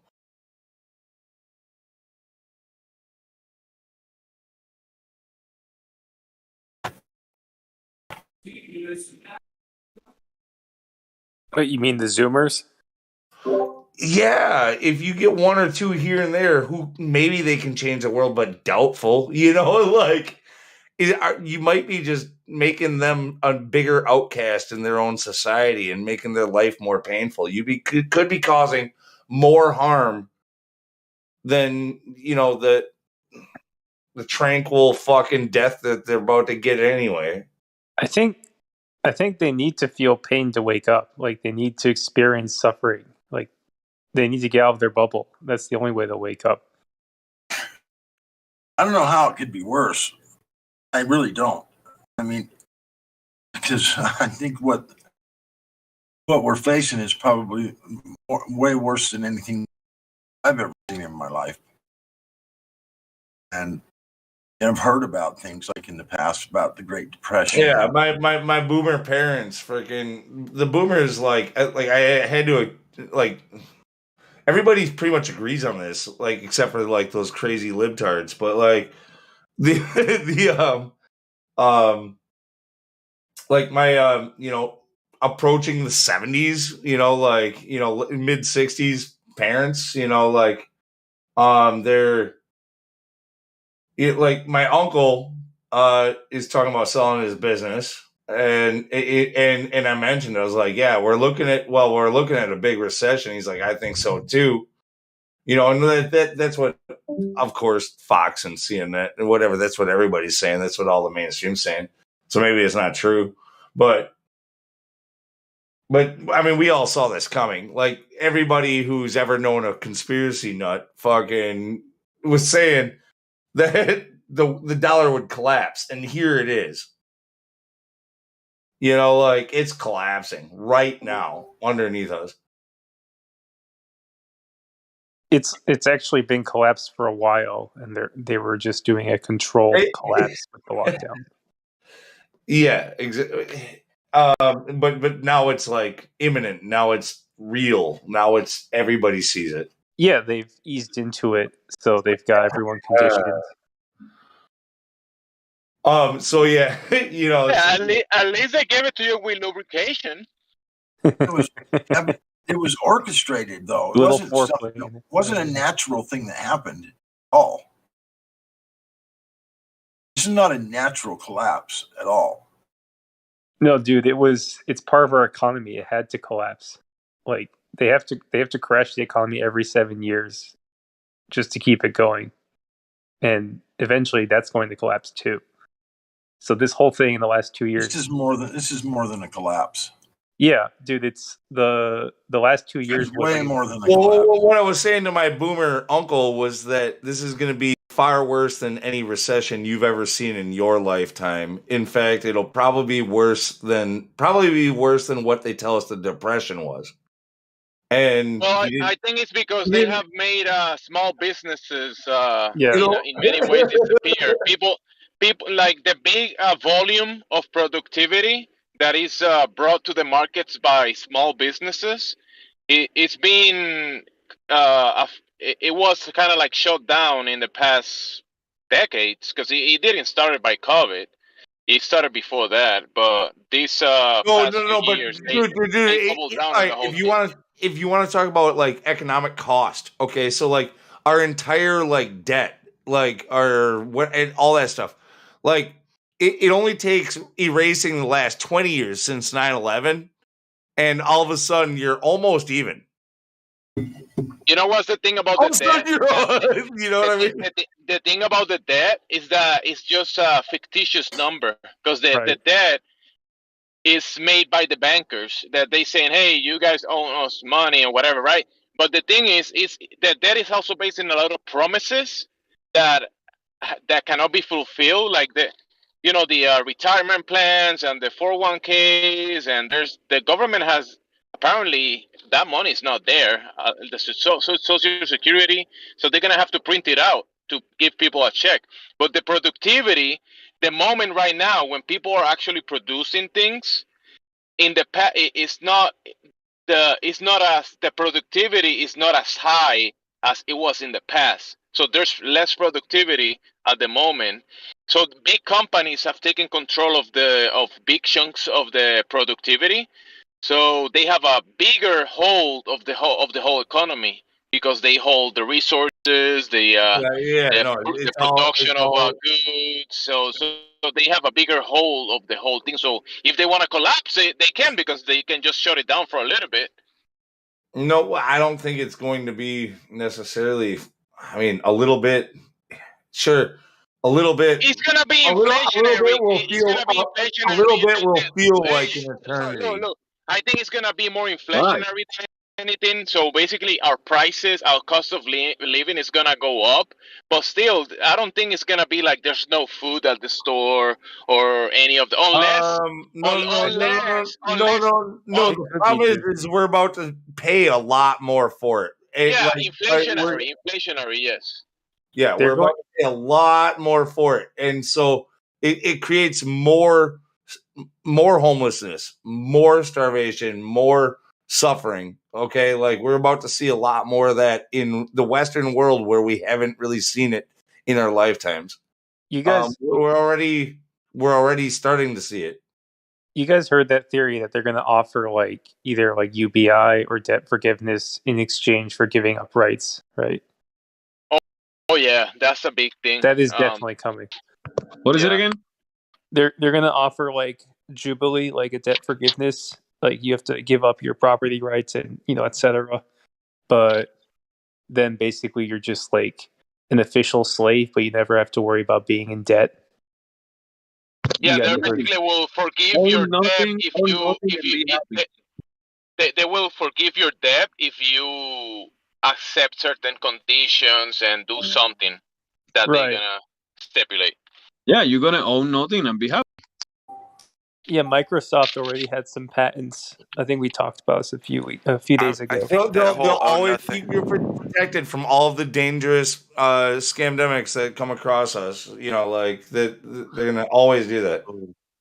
The living, let's see, own nothing and being happy about it. I think some of that, because I mean that's one of those things that has a wide-ranging effect on all kinds of groups of people when they hear that, right?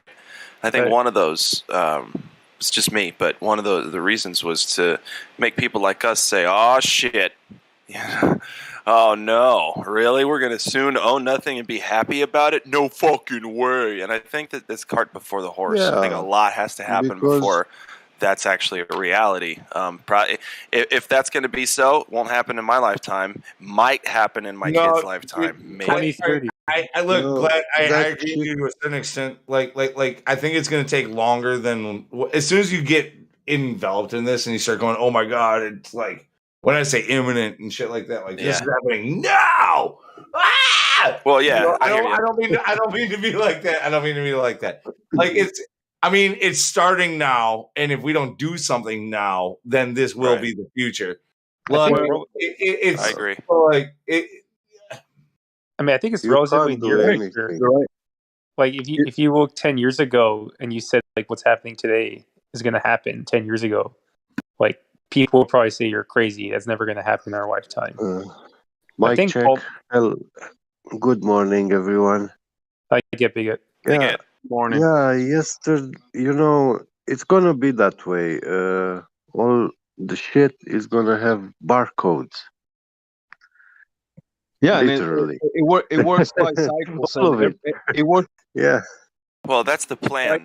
And I don't know if we're Yeah. I don't know if we're all going to let that happen, but that's one of the plans. No, but if you look at the trends, we're all letting that happen. Like So that's what I'm far, saying, yeah. is that, like, people need to fucking actually make a real stand. Like so far, we had a couple like inklings of a stand, like the Canadian truckers.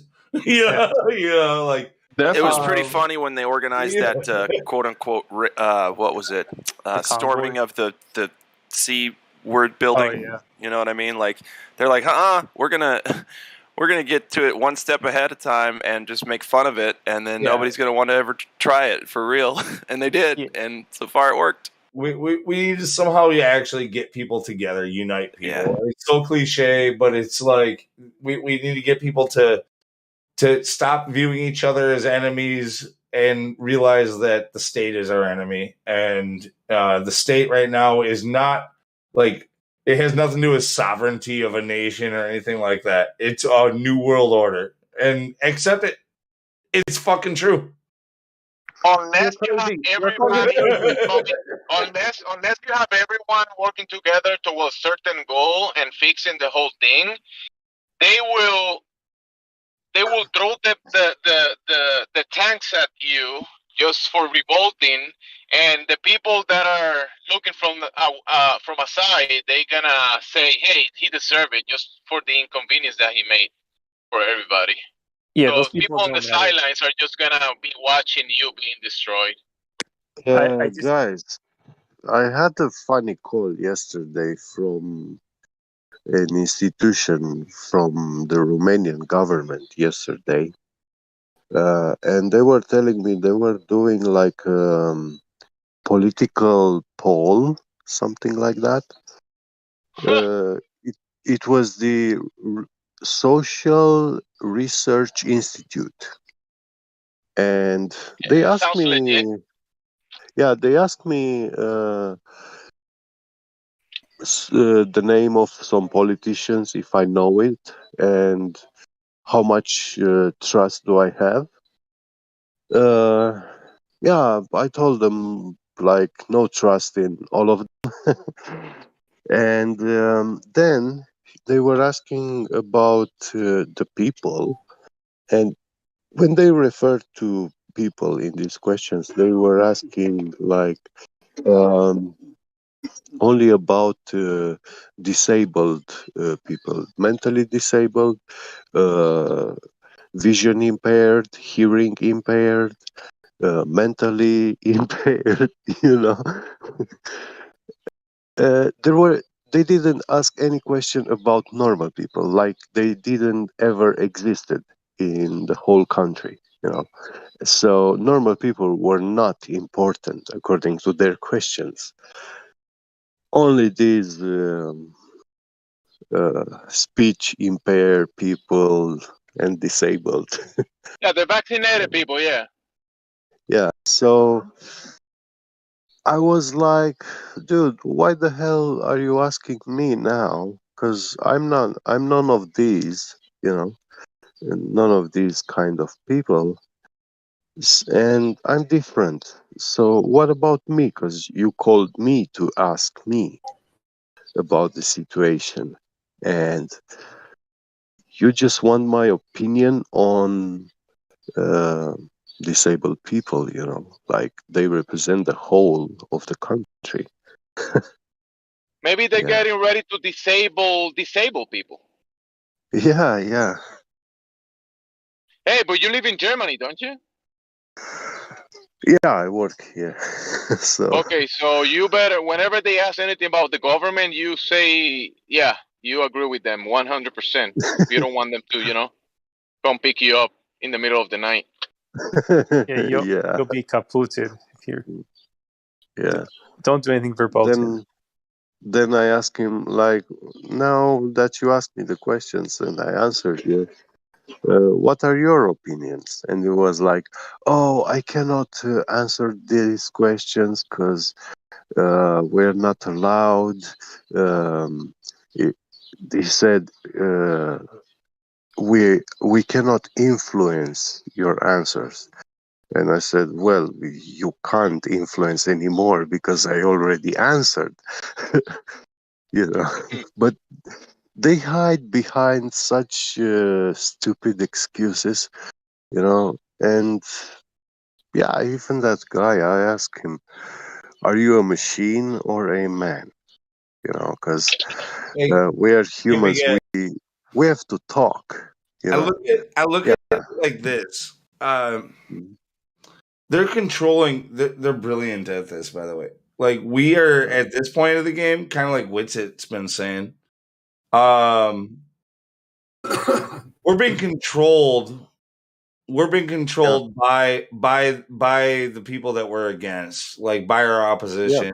Yeah. And if you deny this, then you don't see Mhm. enough. You know what I mean? Like, um, Yeah. it's like they throw seeds over here, and the flock of pigeons freaking goes there. You know, like um, and they're using that as a tool. They're able to steer us and get the masses. I think I think some of what we're seeing, like right now, actually, with this, Yeah. a lot of pushback towards the left and everything, and all their bullshit, which has been well deserved for a long time. But they're finally getting fired up, and it's because of the stuff we've been saying for years, and they're using us as a tool to be like, okay, I've known this guy who said this for years, and now I'm seeing it on Tucker Carlson, and I'm seeing it on You know what I mean? Like Yeah. all of a sudden it's normalized. All of a sudden Yes. Yes. we're not, you know, we're no longer conspiracy theorists as long as it's through their lips. Like, Well, in their eyes, we are mentally disabled. I don't know about that. I don't want to get too much into that. But what I'm saying is that we're being Yeah. used as a tool to sway them. Well, the flat Earth theory has been weaponized. We all know that. So,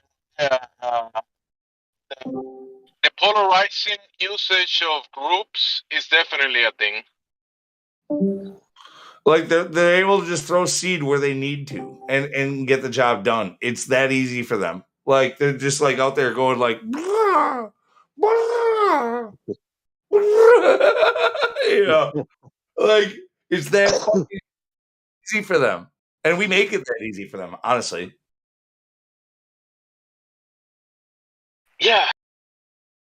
We saw in the CIA documents. It says this in the CIA documents. Yeah. For example, with hearing impaired people, like he asked me, do you think they have access to like these governmental programs and health institutions programs to get their things they need? And I said, well, my dad has some sort of issues like that. He paid taxes his whole life. He worked. He's retired now. And I had to buy myself those hearing devices. Yeah, I paid almost 2,000 euros for them. They are not cheap at all, you know. And the government helped me with nothing, like literally nothing, not $1, you know. So I don't know if I can say this or not. I'll try to be politically correct. If you remain proudly unpoisoned, you are public enemy number one. oh And yes, they know yes, they know who we are.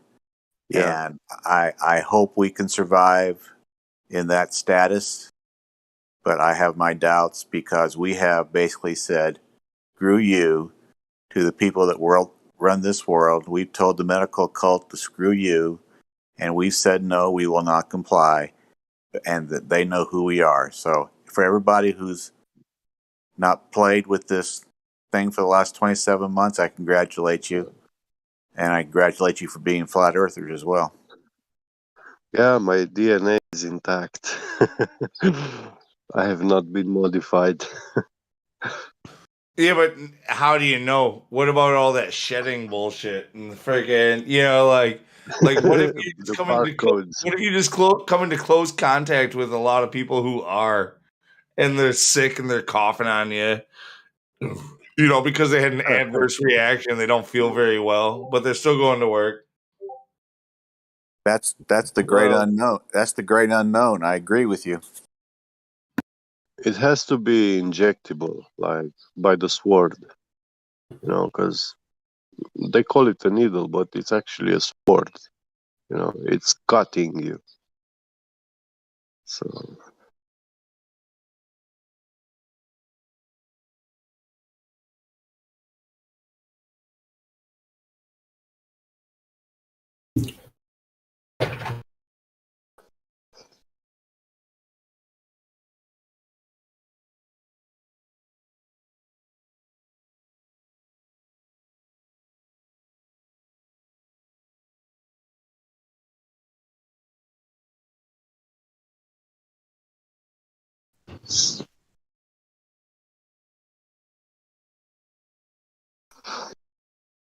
anyway, it looks like this was it. You know, the flat Earth train. We had this the last decade to jump in. Who got the information Dude, knows a little bit I would more, I but would I would say that look, you got your warning on 9/11. Okay, Yeah. that was your Yeah. warning. You had 20 years to fucking do something about this. Yeah. You've had 20. Yeah. You know what? You didn't do shit, and now this is what we're gonna deal with. Like, it's too late. You had to do this 20 years ago. Yeah, but we saw the CGI planes crashing into the building, so it had to been real because they wouldn't fake something like that, now would they?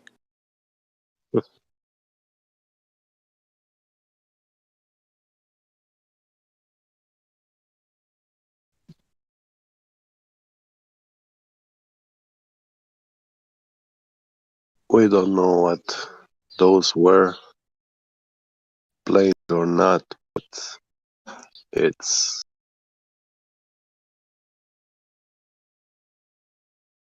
wasn't real.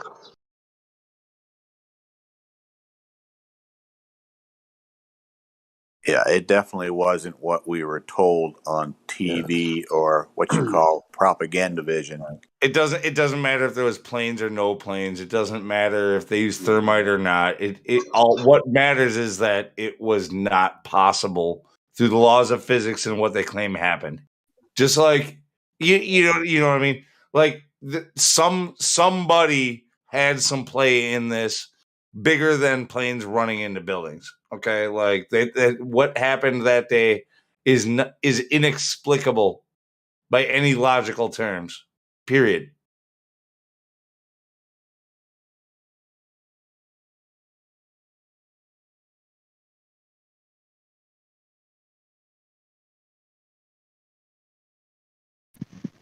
Oh, we are talking about 9/11 here. Yeah. Yeah, we're talking about probably the day that we surrendered. Yeah. Are you I know there's a certain, I don't know if I'd call them a group, but there are people who think that there weren't even planes. Are you a part of that kind of mindset? No. I don't disregard that though. There is some pretty compelling evidence that they show. I was always like a hardcore like physics, thermite, freaking controlled demolition. You know what I mean? Early on, I was one of them early 9/11 truthers, like right away, day one 9/11 truthers. So like, no, I didn't think about the no planes, holograms, all that shit. Like, no, that didn't cross my mind for another decade at least. I won't lie. I think if there wasn't a plane, then it would apply to the Pentagon being hit. That does seem a little kind of suspicious, but yeah. What do you mean? What's suspicious about the Pentagon? There was no plane parts found in any of those locations. Not a one. I mean, little tiny ones they brought in by hand, but there was no wings, no engines, no nothing. Yeah, literally the best we got that a plane hit the building today is 4 frames from a security camera at the entrance of not a plane hitting anything, that's for sure. Looked more like a tiny little missile, but what do I know? Yeah, when the Pentagon, it showed a little streak go just above the grass, a little white streak like a little missile. The Pentagon actually showed that on some security camera. I can't believe they did. No big deal though. It was a fully loaded commercial jet though. Totally hit. That's what I mean. Come on, how could it be anything? You talking about the Pentagon? The idea that a plane was kind of taken over by like guys with like, what was it, like plastic box cutters. Kind of like box cutters. You mean to tell me that nobody wanted to try to fight them? All they had was like bent box cutters. Fucking kidding me? I think I read fingernail files on one of the planes. Oh wow! I mean, I get it. I'll have to double check. It's been a while since I read it. Was it one of the flights from New Jersey? I mean, like New Jersey people would just jump that guy. Like no I way. would say, yeah, even like an older grandmother, from Jersey, she wouldn't take it, dude. She wouldn't have Yeah. it. She'd wipe the mustard off her chin and go. She'd just go anyways. She wouldn't even care if they had. Yeah, I don't buy that, dude. Like, if you've ever been to Jersey, like those people are ready to fight anyways. So there was apparently an IDF soldier on board, and I don't know how much you guys know about Krav Maga, but the thing about Krav Maga is the way that they train, especially in Israel, is they're ready to fight 15 dudes in a row.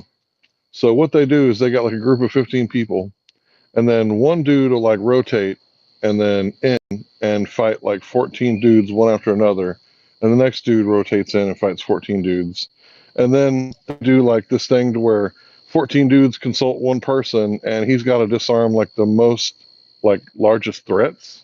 So he'll disarm like 3 people, and then knock out like 2 other, and the rest of them will run. Like that's how they train in Krav Maga. It's literally developed in Nazi Germany while they were under attack from the Nazis, and they didn't have anything but their hands to fight back with, and it translates to like close combat. So this IDF soldier was taken out by a couple of guys with box cutters. Like, you kidding me? Like, Was the doesn't IDF make any soldier sense. wearing his diaper? Because all I don't IDF know if soldiers there's wear diapers to the field. Do they? Is Yeah, that for real? that is for real. I don't know if he had his diaper or not. I guess as like a There you towel, go. you know. His pants got soggy, so they got the jump on it. Yes. I don't know. Yeah, dude, they have to wear diapers in case when they're like, harassing Palestinians, like they encounter like a man, that shitting their pants kind of ruins their pants. Yeah, you don't like find so I many have no women. idea what you're talking about. Yeah, don't worry about it. Yeah. Moving on. Jesus. When it comes to the 9/11 thing, all you have to know is that the official story doesn't account for what happened that day. And it takes a little digging to realize what actually happened that day. Because they don't tell you in the mainstream shit at the top headlines and all that stuff. You have to know the sequence of events and all that stuff. And it I'd say go through all the old school documentaries first. Honestly, hit them in consecutive order, right? Like do Loose Change and like do like a Plain Truth or what was it called? No, that's not a Plain Truth. That was a YouTuber. In Plain Sight.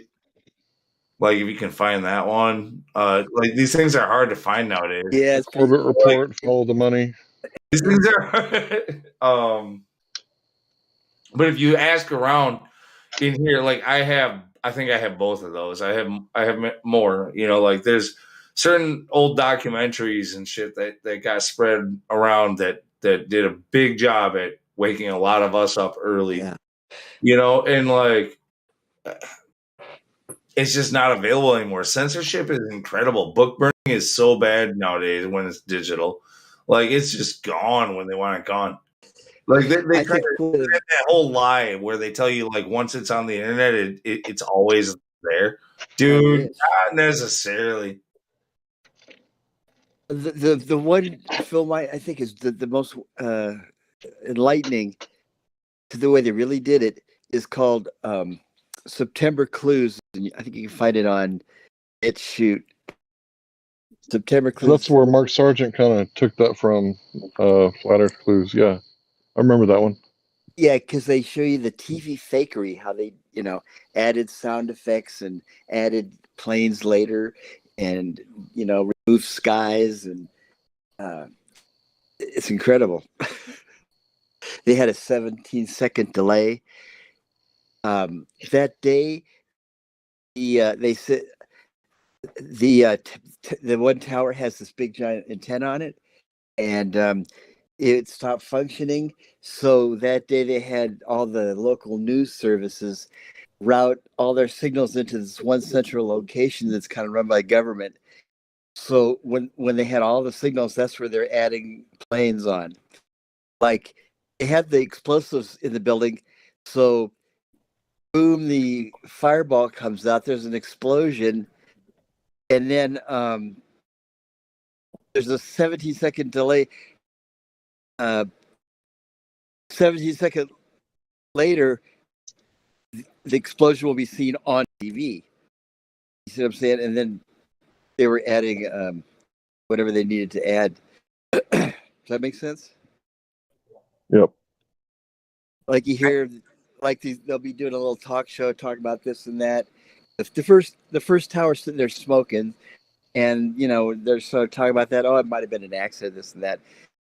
And then you hear this beep beep, and then it's like, oh gosh, there's another one. Oh wow, like feigning, surprise. See, I just go with. I really am not following you. Hank said he was, but whatever. I'm not following. So like, when it comes to 9/11, if that's what we're still talking about, there's a lot of clues that we saw early on. Like, one of the early on ones was the smoke rising from the ground before the buildings even started to fall. Okay, like the tremors that were noticed in the cameras in the area before the buildings even started to fall. There was a demolition that happened in the basement of that place. Like, so we were pretty sure that we found the thermite, we found the liquid pools of this shit. Like, oh yeah, molten steel. So this all points towards a conventional demolition, just like not what you normally see on the Vegas Strip, right? Like it's not exactly conventional, but it had all the elements of the conventional, but it had this other weird. The weapons that just turned the concrete into powder. The other idea about it is that they used fucking dew weapons from the sky and melted this place and sheared it off from a fucking laser in the sky. Like fuck you. Like, dude, where did this fucking come from?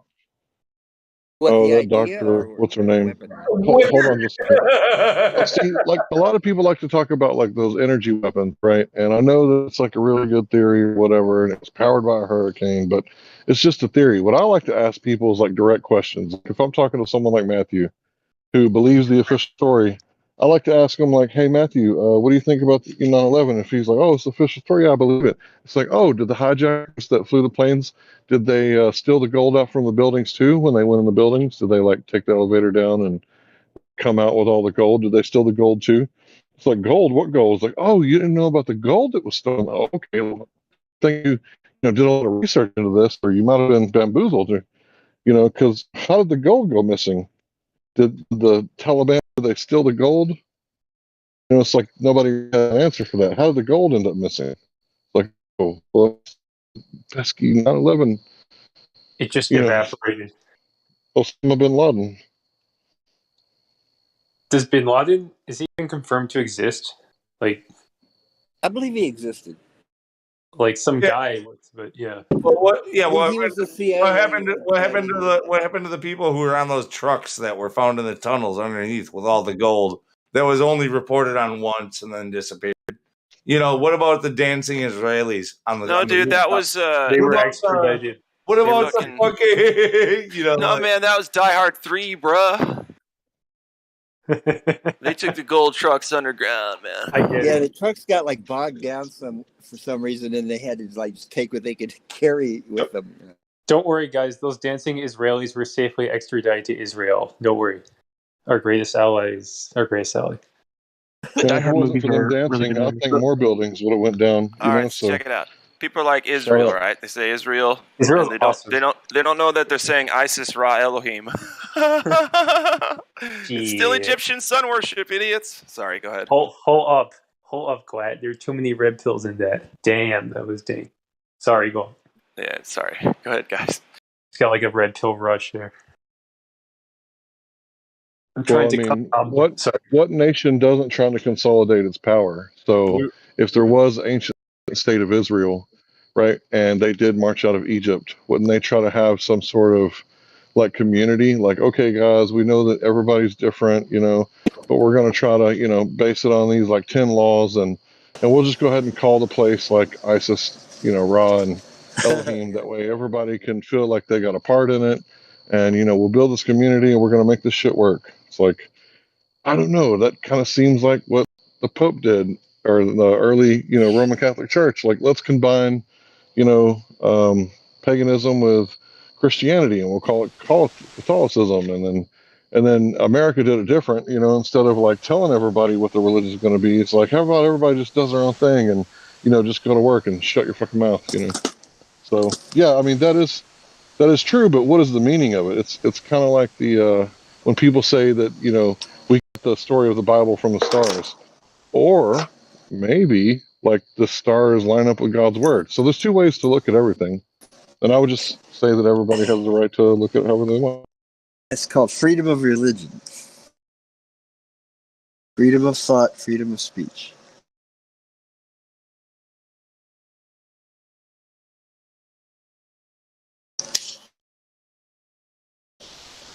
I mean, I listened to what was Zeitgeist. I listened to it and thought real hard, and questioned it and questioned my religion. And then I thought, like, yeah, maybe the story of the Bible did come from the stars. Like, okay, maybe it was all just like completely fabricated from the stars, and the sun died on the cross for 3 days. Yeah, It's like, like Jordan Maxwell used to teach astrotheology. yeah, so it's like that could be true. Like, I'm not going to say that it's not true. Or, God's word is so prevalent when he spoke the universe into existence that the stars actually lined up with his word and his plans and his, endeavors, and the whole creation reflects his perfect will. That's one way to look at it, I guess. Uh-huh.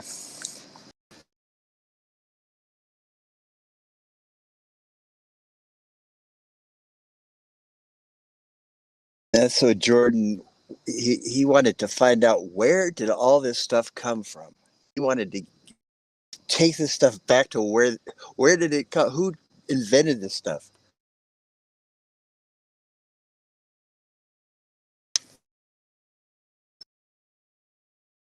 So a lot of people say that the Ten Commandments come out of the Egyptian Book of the Dead, which I have read. And in the Egyptian Book of the Dead, it's kind of mirrored. It's, instead of it saying "do not murder," it's like, "I have not murdered, I have not stole, I have not coveted, I have not fornicated with my mother's or with my neighbor's wife." With my mother. Ooh. I didn't mean to say that. Whoa, That's that could have been Freudian bad. stuff. That's He a said, Freudian he slip. said, I haven't fornicated with my Dude, mother's that wife. wasn't no. Holy shit! Look, anybody who knows me, You're pretty kinky over there. Sorry, go ahead. Anybody who knows me, they know that I fuck up on my speech every now and then. That's all right. But it's not but to yeah. your detriment, dude. It's usually funny, so don't worry about it. You can just self-correct right away. Right, yeah. There's literally no So, way for Hank to be wrong.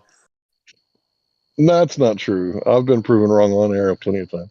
Okay, you're just wrong there. Yeah. Okay. There you go. Like see? many older traditions in the Bible have a flood story too. Right, but basically what I was trying to say is that I think that like the Ten Commandments is like something that everybody could agree on. Like, hey, could you not fuck my wife or steal my stuff? Yeah, exactly. Don't try to steal my life. Like, if you don't mind, don't kill me. Yeah. Don't Like, kill me. Don't take my shit. Don't fuck my wife. Can we all agree on that? And don't be a piece of shit to your parents. They're the only ones that may actually give a fuck about you. Yeah. Well, Maybe. it's hard for people because universalism makes them say that if God can say this, well, then so should I. I should be able to say what is right is wrong and Come on. wrong, just like God. And so people start to throw that stuff out saying, I feel like it's okay to cheat on my wife or, to fornicate or whatever, Well, because I say those people didn't like create the world, God gets to lay down rules, because he's God. It's the Neoplatonic universalism of the Greek mystics. They say that these principles have to be universal, essentially, to be true. And so, if God can say it, well, then by this same logic, then so can we. Well, God's saying what not to do, and the people are saying well, I'm going to make my rule to do that if I want. That's kind of the opposite. Yeah, it's a form of communism, this universalist ecumenicism that puts us on a and therefore able to dictate the rules similar to how he does. It's kind of like Satanism. Satanism is kind of, just do what thou wilt should be the whole of the law. Just do what you want to do. That's our religion. Yeah. Look out for number one. Yeah, that kind of sounds like when people say, the law was nailed to the cross. We don't have to follow the laws. Right? Like that's basically like synonymous with do what thou will should be the whole of the law. So I see it as like it's not lawful for me to sleep with another man's wife. Like she's not my property. Like that's his property. Right? And I don't mean like ownership. Property is a bad word. Is it? Is she not proper to him? Property in the old world, or women were proper? property. Two different words. It is Okay, a bit of a so trigger look word. at the etymology. Look at the etymology of the word property. All right, fine. So, if you want to get so hyper specific, we lose the point. That's fine. But what I'm saying is, nobody's going to own me. I'm not going to own anybody. There's not going to be any transactional value involved in our relationship. Just because historically this is the way that it was doesn't mean that it is now. So like, like you can admit that it is not proper to own anybody, right? I don't think you're understanding the word in the sense that I meant it. I don't own my wife. At any time she can leave. Yeah, and so in the past, my wife has left me. I was like, if you want to go, go. I'm not going to try to stop you. Hold on, let me finish. So, but in the sense of we're together now, so everything that I own, she owns. So I own my body, she owns her body. I don't own her body, but that doesn't mean that she isn't my property. Like I'm her property. I'm proper to her, she's proper to me. Our children are our property. What about that? Is it wrong to own children? By I would say you don't really own. I mean, you don't own your children. Your children own themselves. Like your children are. It's not the state owns them or you own them. Your children own themselves. Like, but at some point you have to give them. I mean, you have to. You have this still as a parent. You have the responsibility to like raise them, to teach them how to, like live as a person. Like, I don't know where legally that's defined, but like, I just know that calling somebody property is wrong. Well, the thing that gets past the triggering is let's that, not do that. they're with you, that you're the one who's supposed to do stuff to take care of them. And on that level they are proper or property to you. But in that sense of you taking care of them, taking responsibility for them, belonging to one another, essentially.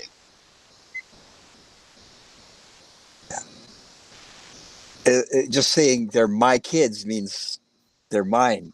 Yeah, you can't say they're my kids unless they're yours. Right? No, you definitely have more of a right to them than anybody else. Like that's true. Like by any legal definition or anything else. Like if you gave birth to them and you're the parents of them and you in a family, like you definitely have more of a right.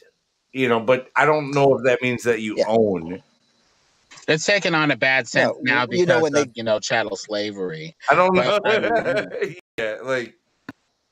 you government fight for owns your it. property. Don't forget that. But you fight for your property. If this house is your property, you fight to defend it, maintain it, and to keep it. It's the same thing with your loved ones and the same thing with your children in that sense, without triggering too many people. And plus, you realize you're going to set them free to go live their own life at some point. On one day, yes. But even when they go and leave the nest, you are the father who properly pertains to those children, even in their grown form. So in a certain sense, they will always still be your children properly, if not in the triggering sense of property. All right, so I just want to go over this real fast. There's lots of different stuff in here. You can read it for yourself, but let's see. One's own, right? So wouldn't you say that she's my own? Like, Does she belong to anyone else? Is she anyone else's property? I mean, of course. Oh, well, hey, I think we understand what you're talking about is what the legal books are saying. Like, right. But and so like I have no right to enjoy. Like no one else has a right to enjoy her the same way that I do. Right. That's right. That's right. And so she would in say that the same sense, thing. right? But do you think that that's right? Do you think anybody can actually have ownership over a person, or it's not ownership; it's partnership. Like, okay, so me and her started a business, right? And we went into business, and unfortunately, we've always got a contract. So the government kind of owns the contract. But if we had done it the old-fashioned way, like the contract would have been between me and her, which is I think how we originally intended it. And basically, we started a business. So she's my partner, and everything that we create is our property, even if we create it through labor of love, right? She's our property. The children are our property. Now that they're old, they're adults now. So now they're no longer our property. But she's still my property, and I'm her property because no one has the right to enjoy me without her consent, and no one else has the right to enjoy her without my consent. And I think the everybody's getting hung up on the ownership thing. I don't own her. She can break contract and leave anytime she wants, and I would never try to stop her. well, you kind of use the word. Maybe I'm wrong. Maybe you didn't use the word, but I thought you used the word like own. I own this person or that person. You know, No, if no, not, I don't own her.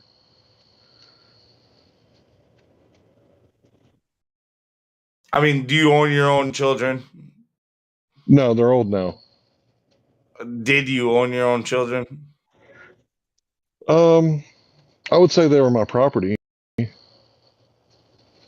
Okay, that might have been where it was. Property and ownership. Like, But the state thinks they own your children. Haven't you seen that lady on CNN? It's like people need to get over the fact that they think that they own their children. You don't. The state owns your children. And it's like, okay, only because you contracted it that way with the government when you got a marriage license, and then everything you produce, they have ownership over. But if you didn't get the marriage license, because I seen this thing one time, this guy said, it's like he asked questions, and this guy came out from the legal department where you fill out a marriage license, and it was like, sir, like people come in here, they're not thinking about the legality of what's going on with this marriage license. They're not thinking about what it means. These people are in heat, sir. They are not worried about the legal implications of what this actually means. And then they started going over what it actually means. And I have a different concept of what most people think a marriage license means. So the marriage license, the way that it's written, there's a broken line between the man and the woman, right? And anytime there's a broken line, like that's not a weight bearing beam, right? In architecture. So the contract is really with you and the state and her and the state. And then anything you produce is their property, right? And all I was claiming was it's not the state's property. Those things are my property. Like if someone tried to come and take me away, like they would be like taking my wife's property away because I'm proper to her and she's proper to me. And there should be like no one else getting involved unless I, commit a crime, cause someone harm, injury, or loss.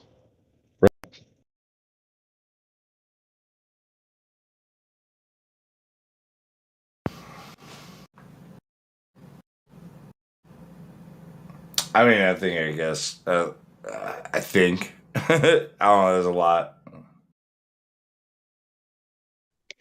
I mean, or you could look at it like the state owns your ass. Like, how come nobody has a problem with that? Like, when I said the marriage license, the state owns your children. Like, nobody like spoke up and said no. Like the state doesn't. But when I say that, like, I own my children, like it's like no, you don't. You can't do whatever you want to with them. Like as long as I'm not like hurting them, I can take them to like Six Flags or take them to the ocean No, or but what if take them to the mountains. if they find you to be okay? Like, let's say you got some weird situation, right? Like, let's say you are the pee drinker, and you refuse to fucking use soap on the dishes and bathe and let your kids bathe, and you know what I mean?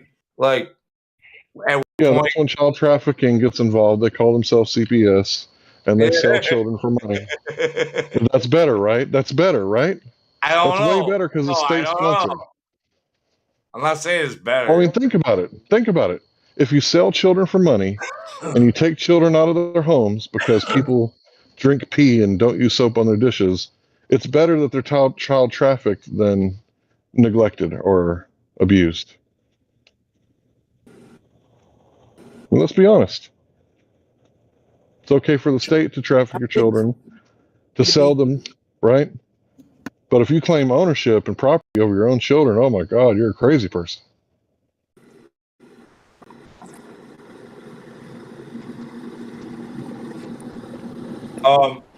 No, in due respect, like literally, actually, according to what I know about the American Constitution, if somebody wants to let their kids tell their kids to wash their teeth with piss, like it's within their rights, right?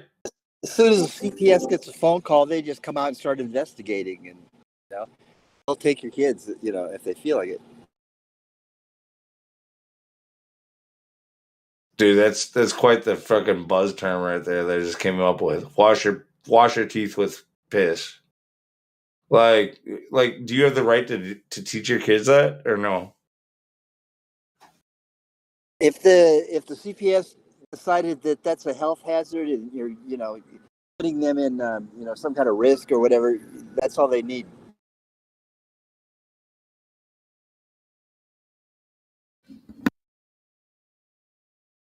I could barely understand that young man. Anybody else? Yeah, I know what he's talking about. It's like when you buy a car and then you go to DMV and you register that car.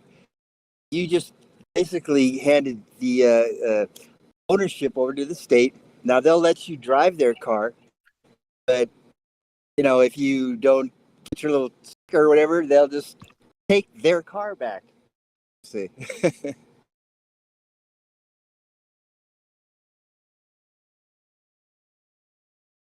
Same with kids.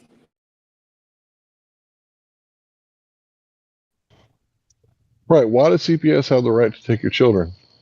Because you contracted with the state. And if you don't contract with the state, can they just like barge up in your house and kick the door down and no warrant, like knock and come in there and take them?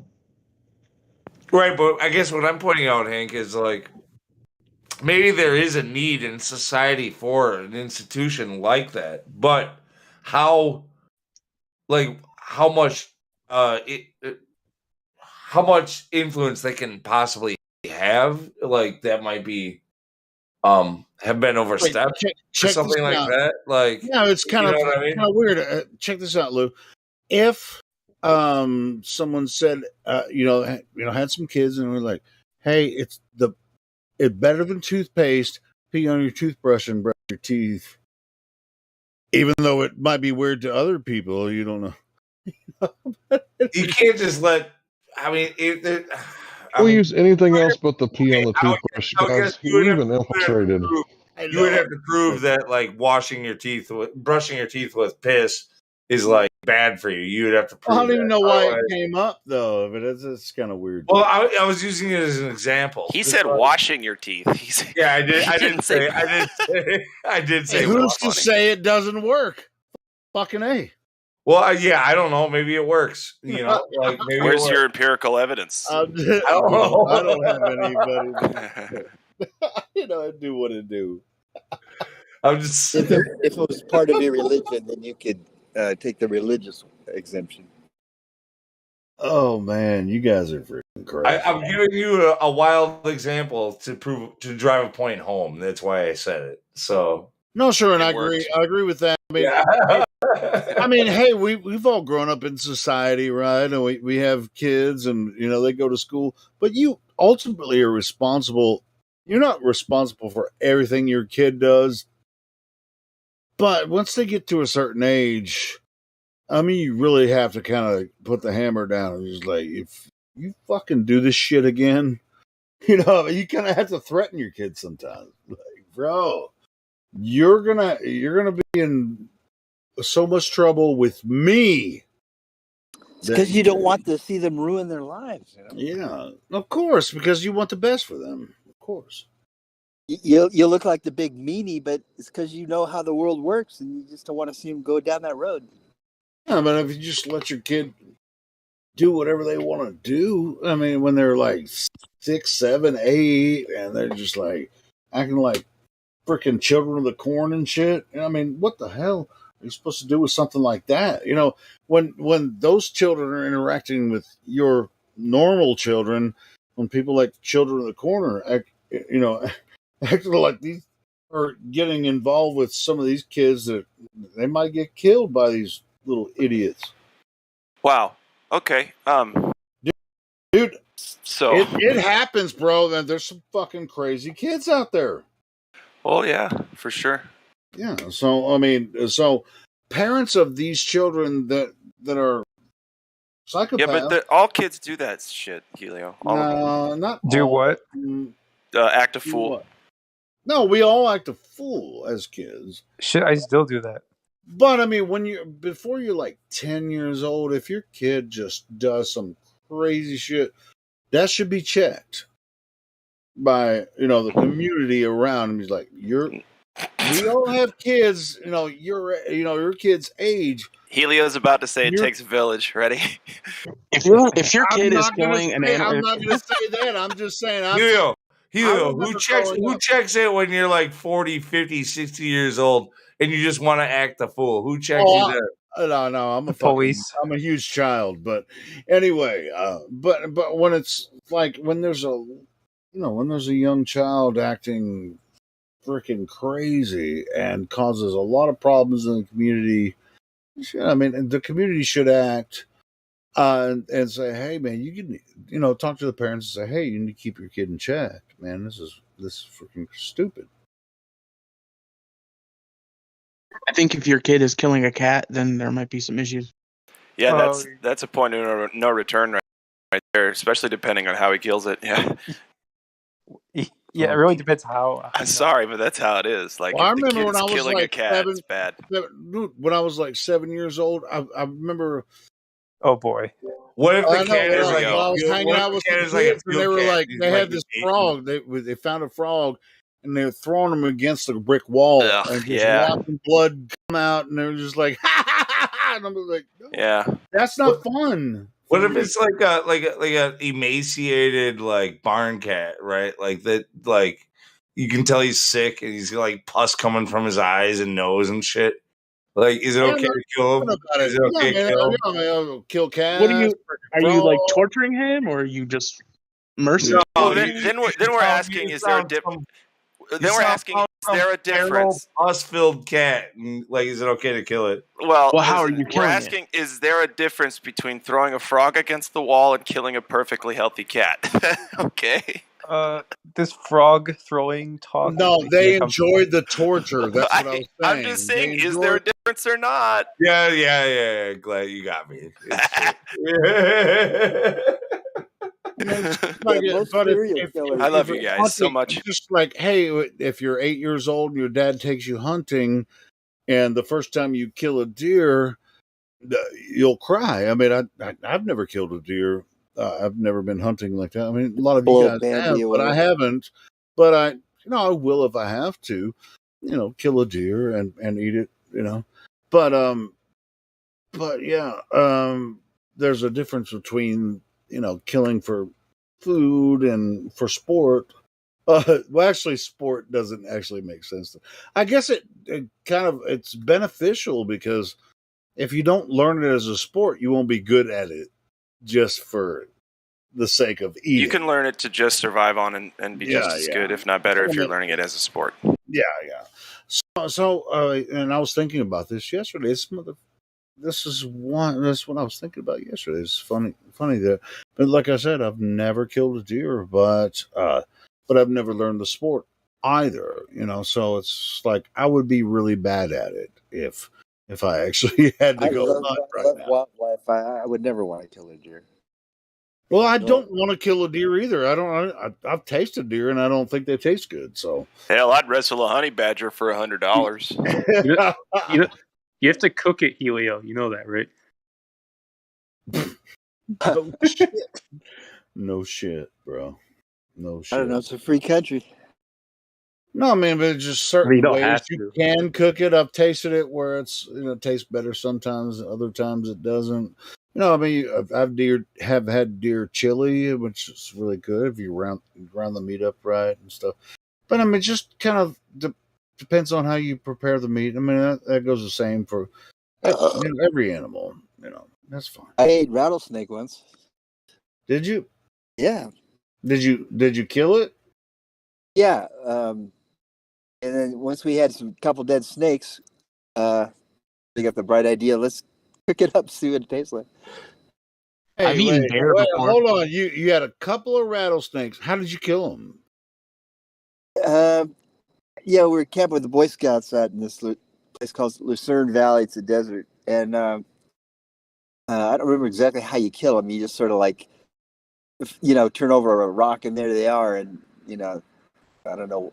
Oh, you were a Boy Scout, and the adults killed them. It was more like, oh, come on, Captain Dan, quit being a bullshitter. It was like, hey, rattlesnake. Yeah. You just remember eating the rattlesnake. You don't remember how they killed it. Just I mean, I can't remember if someone came back into camp. Hey, look what I got, type thing. Yeah, I mean, the main to thing be I honest, I remember- mean, rattlesnake. I mean, they're very dangerous if you get bit, but they're more scared of you than you are of them. It's sure. not hard to capture a rattlesnake. No. And if you want to eat one, you want to capture a big one. You don't want to get a little one. You can feed the whole camp with a freaking big ass rattlesnake. But yeah, I mean, I've watched enough videos and shit. I mean, it's like they're gonna run away from you before they actually attack you. The only reason anyone gets bit by a rattlesnake is because they're surprised, or unless you're antagonizing them. Right. They're not looking for trouble. Yeah, no, they're trying to get away from humans. But dude, look at that! Holy shit, Loveless! That dude got bitten in the face. Oh, damn! But hey, man, like what you started talking about rattlesnakes because you started talking about deers first. Like, for example, like deer, it right where I'm working, like for some reason there's like a huge amount of deer. Like there's in a lot little more. area. It's I see a deer almost every day in my yard. It's between lakes. Like there's a lot of lakes. It's in fact they call it lake country. So like there's all these like a lot of lakes and little land and a ton of deer. And like we're there, like we got a crew of guys that are like doing work and they're like there within like 20 feet eating off the fucking branches of trees around us. Like just hanging out. We're like talking to them and they raise their ears, they look at us, and they go back to eating.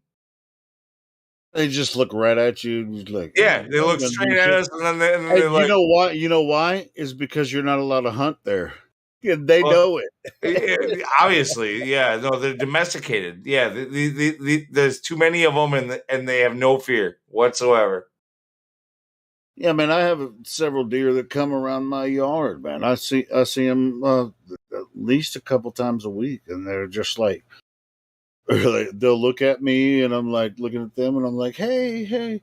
I think I could probably eventually get them to come feed out of my hand. Yeah. No, these ones are so close. Like I'm pretty sure, like I could get closer. So far, I haven't really tried, but the closest, like they literally like come up to within 20 feet. And after that, I can only close the distance. And what's really weird is it's like the ones that are close to me, they're like doe, they're like little baby deers, they're really small. But you always know that Mama and Papa's off in the woods, and they're you mess with them babies. It's like you don't want to meet a buck. Yeah, dude, That buck will there's fuck like a you up. there's like a herd of these things. Like across the street when we were working on the front of this place, there was like we would every single day at like 10, 11 o'clock in the morning. Every single day there was like 12 of them or more that you could count, like just in the dude's front yard, like right there across the street from us. I'm pretty sure their ecosystems are deteriorating, and it's, harder to find food than it ever was. I don't know. That sounds leftist to me. I don't know. Check, old dude. I don't think I did. Because we encroach and farther and farther into their areas. I don't know.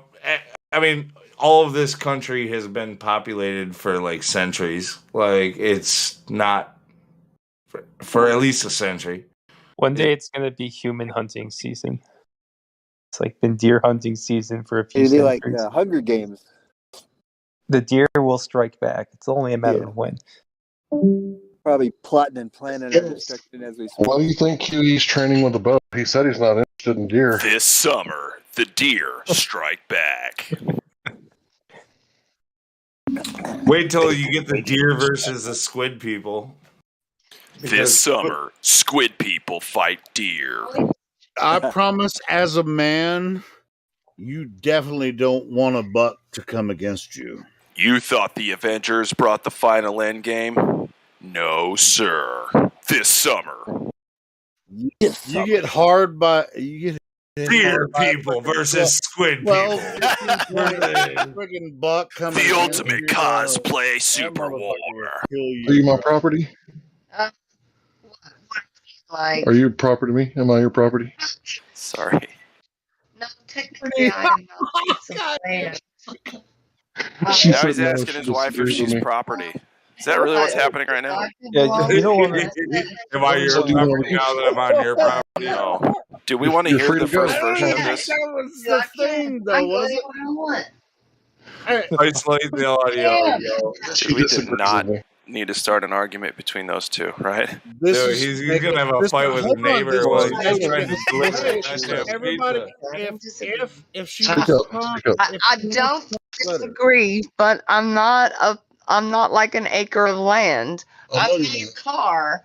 I don't have a title or anything. I'm just this inside of this meat fleshy thing, and Okay, we're done. I like the way Hank was putting it earlier. Initially, you said proper to you. Well, look, the word property is the word proper, and then ty to you at the end. Proper to you. I like that. Hank, is that what you were trying to get at? Yeah, proper. In French, it means your own. Yeah. It's pretty cool. Yeah, Yeah, fuck she the said French. she's How's not that? she's not a piece of land, so she was saying, like, I'm not thinking what you guys initially thought. You Right. guys Like, are I'm not a piece of partners. land. You I'm not guys are entitled. partners. You guys are partners, right, in this effort. Yeah. And I asked her, I was like, do you want to leave? She's like, no, I don't want to leave. So it's like, you're free to go if you want to leave. She's like, yeah. Don't want to stay either. So I kind of wanted to hear about what happens to squid versus deer, honestly. I was just trying to explain to you, everybody has the right to do what they want. I know it's a little bit different. First 20 minutes of the Well, movie is the just same, deer. though, isn't it? In the Predator versus Alien versus Predator. Hey, we got a couple folks, new folks. We got Good Boy with a goat in their picture. We're all good boys, aren't we? No rolls. So, Good Boy, if you want to get VC verified to speak and post stuff and all kinds of goodies, go up to VC Check-in 1. Please. If you're a good boy. Mama taught him to always be a good boy. All right. Shoot, now that means I got to go up and talk to him. Hang on, I'll be back. I'll go with you. I want to see where this goes. A marriage legally and this is not going to go. is a partnership. So it's like I think we already had this conversation. For better or for worse, bro. So you know, I'll apologize. grab a hold of the reins and see what happens. Yeah, I apologize. You know, everybody's got a different way of looking at things. No, Larry, you don't have to apologize for anything. I'm glad I heard your wife's voice. That was really cool. I've never heard her talk before. Yeah, proof of life, right? She's still alive. She's still alive. You ain't killed her yet. It's alive. I'm just fucking with you. I'm fucking with you, Larry. That's fun stuff. But yeah, man, it's just like, hey, man, different ideas, different ways of looking at things. Yeah, it's good stuff. So we have some new people coming in. We have Big Wild Hard Fast. Oh, it's deafened. Can't hear this.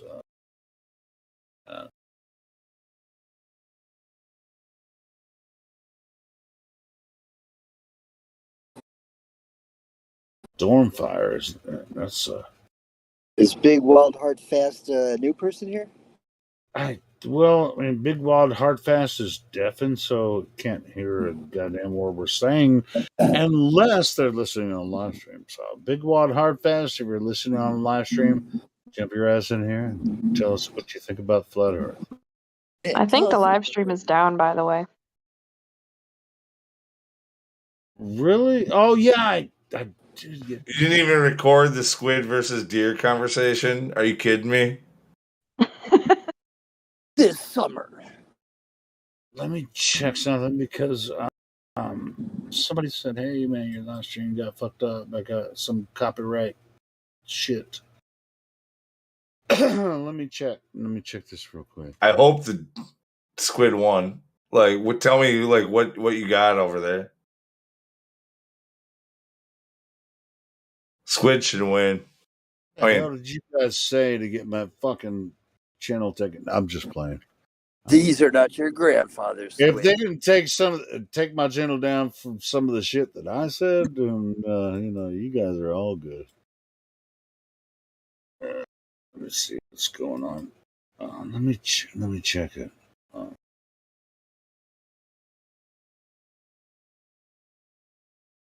the hell? I'm gonna check my email.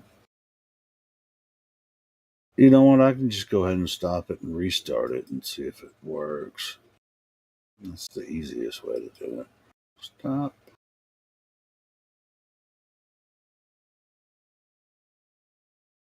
This stream has been stopped because we detected copyright audio. Blah, blah, blah, blah, blah, blah, blah. We weren't even playing freaking copyrighted content. We were just talking shit, right?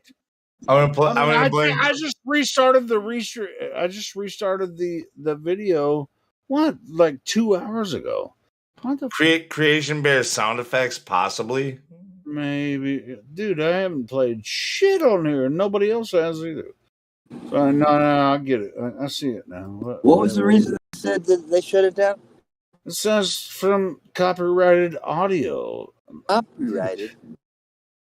Yeah, but anyway, Glass voice impressions. Well, I mean, hey, anybody like people that hate our channel, they can just hit the little flag thing on our video and.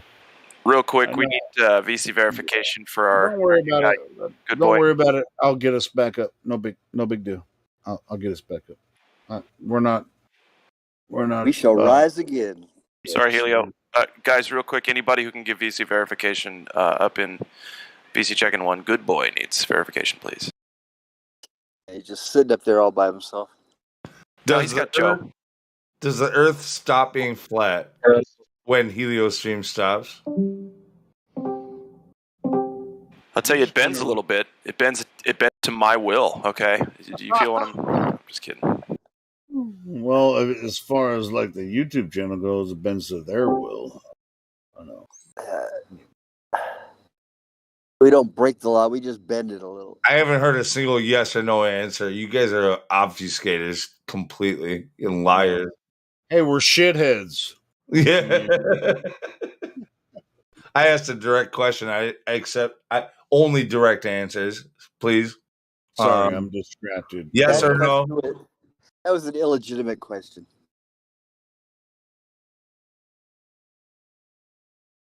Not really. All you had to do is say no. You don't deserve an answer. You can't handle the truth.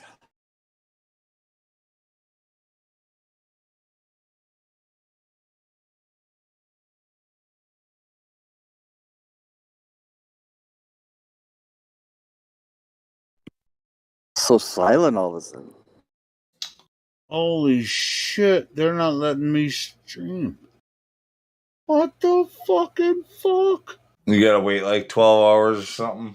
I think it's like 7 days, bro. 7 days? What the fuck? What the fuck was it? What the? I don't know. There's no music on here. What do you mean copyrighted material? Did someone? I just started the live stream like a little, not even an hour ago. That's when I came in here. I started the live stream, heard what you guys were talking, and I was listening. Yeah, there's nothing over the last hour that deserves. I know. What the fucking fuck is going on? I know that your channel now has one strike for community guidelines, which they'll give you a warning for community guidelines. The one thing is if they're somehow flagging like the 9/11 talk that we had, or like you know what I mean, but like that's not what they described. Right, I'll do some research on it and I'll figure out what's going on. Hopefully, I can appeal it. And I noticed that YouTube will just give you a strike and they'll just give you the just total bogus reason, and that's it. Yeah, well, apparently we're going to be offline until I figure this shit out and appeal it. So now we can talk about COVID. Well, there you go. What is a COVID? What is that? Wait, hold the phone. No. Roger's stream is still here. Yeah. Roger's stream is still here. Now you shut down for 14 days. Thanks a lot. But I'll appeal this and it will be released. You know, so but I have to figure out what the fuck's going on. So that's not about that certificate of vaccination identification 19, which is AI. No big deal. Did you hear what we just fucking said? Watch be a good time to plug Roger's channel, actually. Oh shit! You better watch your fucking language, Clat. And in the meantime, I'll open up another fucking live stream. I can live stream from another channel that I have, my backup channel. Good. We'll blow that one up too. We'll blow that one up too.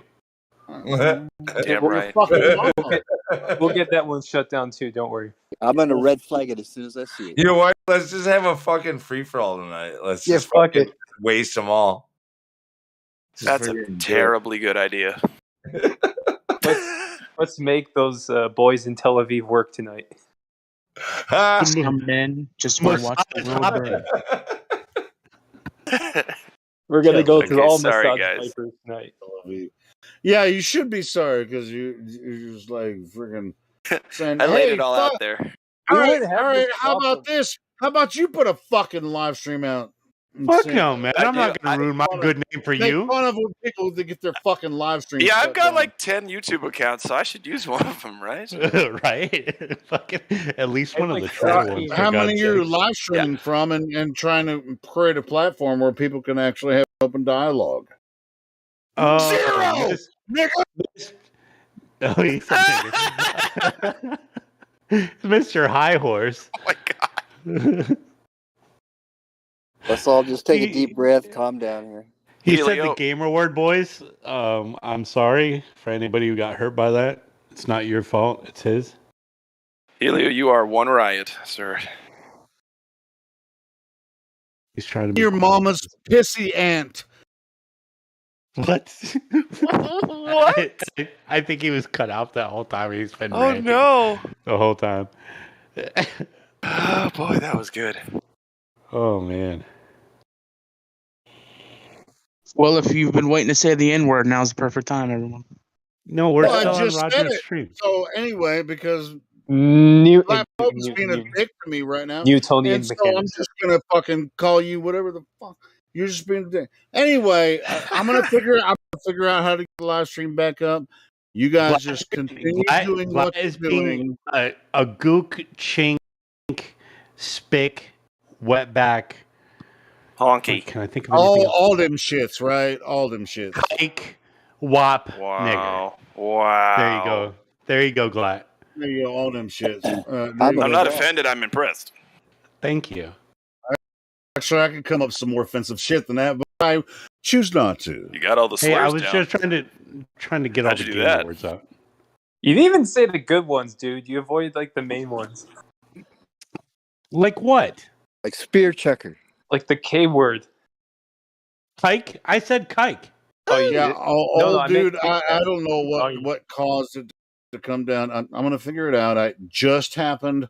I have some work to do to figure out how to get the live stream back up. Get to work. I will. Wait, maybe I didn't say kike. I think I said wop instead. You guys Which know means, the word. It means the same Kikes thing. and wops are completely different. That's true. But it means the same thing. It literally means the same thing. Also true. I mean, it's still a derogatory. It means the same thing, Halo. It means without papers either way. It means what am I? Really I know you are, are, but what am I? What you am guys I? weren't really supposed to try to fucking get Roger's channel taken down too. Like that was like, not the point. I'm sorry, Lou, Roger. what were you saying? Roger, Lou, you what can were literally saying? listen back and ban everybody responsible. That includes me. So Yeah, we're just out for. I'm sorry, Lou. I didn't understand what you said. back to the flat Earth. Anyway, let's go back. Sorry, I'm a party. Yeah, because pooper. there is a live stream that's still up, but mine's not anymore for some reason. I'll figure it out. Yeah, I was wondering. Sorry. So that's why they defend the globe. Just saying, it's in the name. What? Without papers or kike? Wow. Can we actually? I don't know if it's being streamed. I don't want to say it, but it means circle. So they like. It is being live streamed on All Roger's right. channel. My channel's down, but his is still going. So let's be respectful. I go back Yeah, to the so flat what Earth. I was saying, instead of like trying to destroy it, you guys should plug it and like get people to watch it while Helios is down. We just I'm gonna try to get mine back up. And in the meantime, I'm actually gonna help Roger's channel because people are gonna be looking for a place to listen. So Okay. I'll calm down. Roger, restart the stream and delete everything. Roger, pretend none of that happens. Yeah. For the love of God, just. Roger, I'm not going to perform any damage control. If you hate me from now on, I deserve it. So somebody message Roger. We should probably be banned for I mean, he's in fucking Netherlands. Buy the ticket, take the ride. You know what I'm saying? Yeah. It's like freaking 3:00 in the morning over there. So he's probably up. asleep. No, he's up. You can pretend he's up.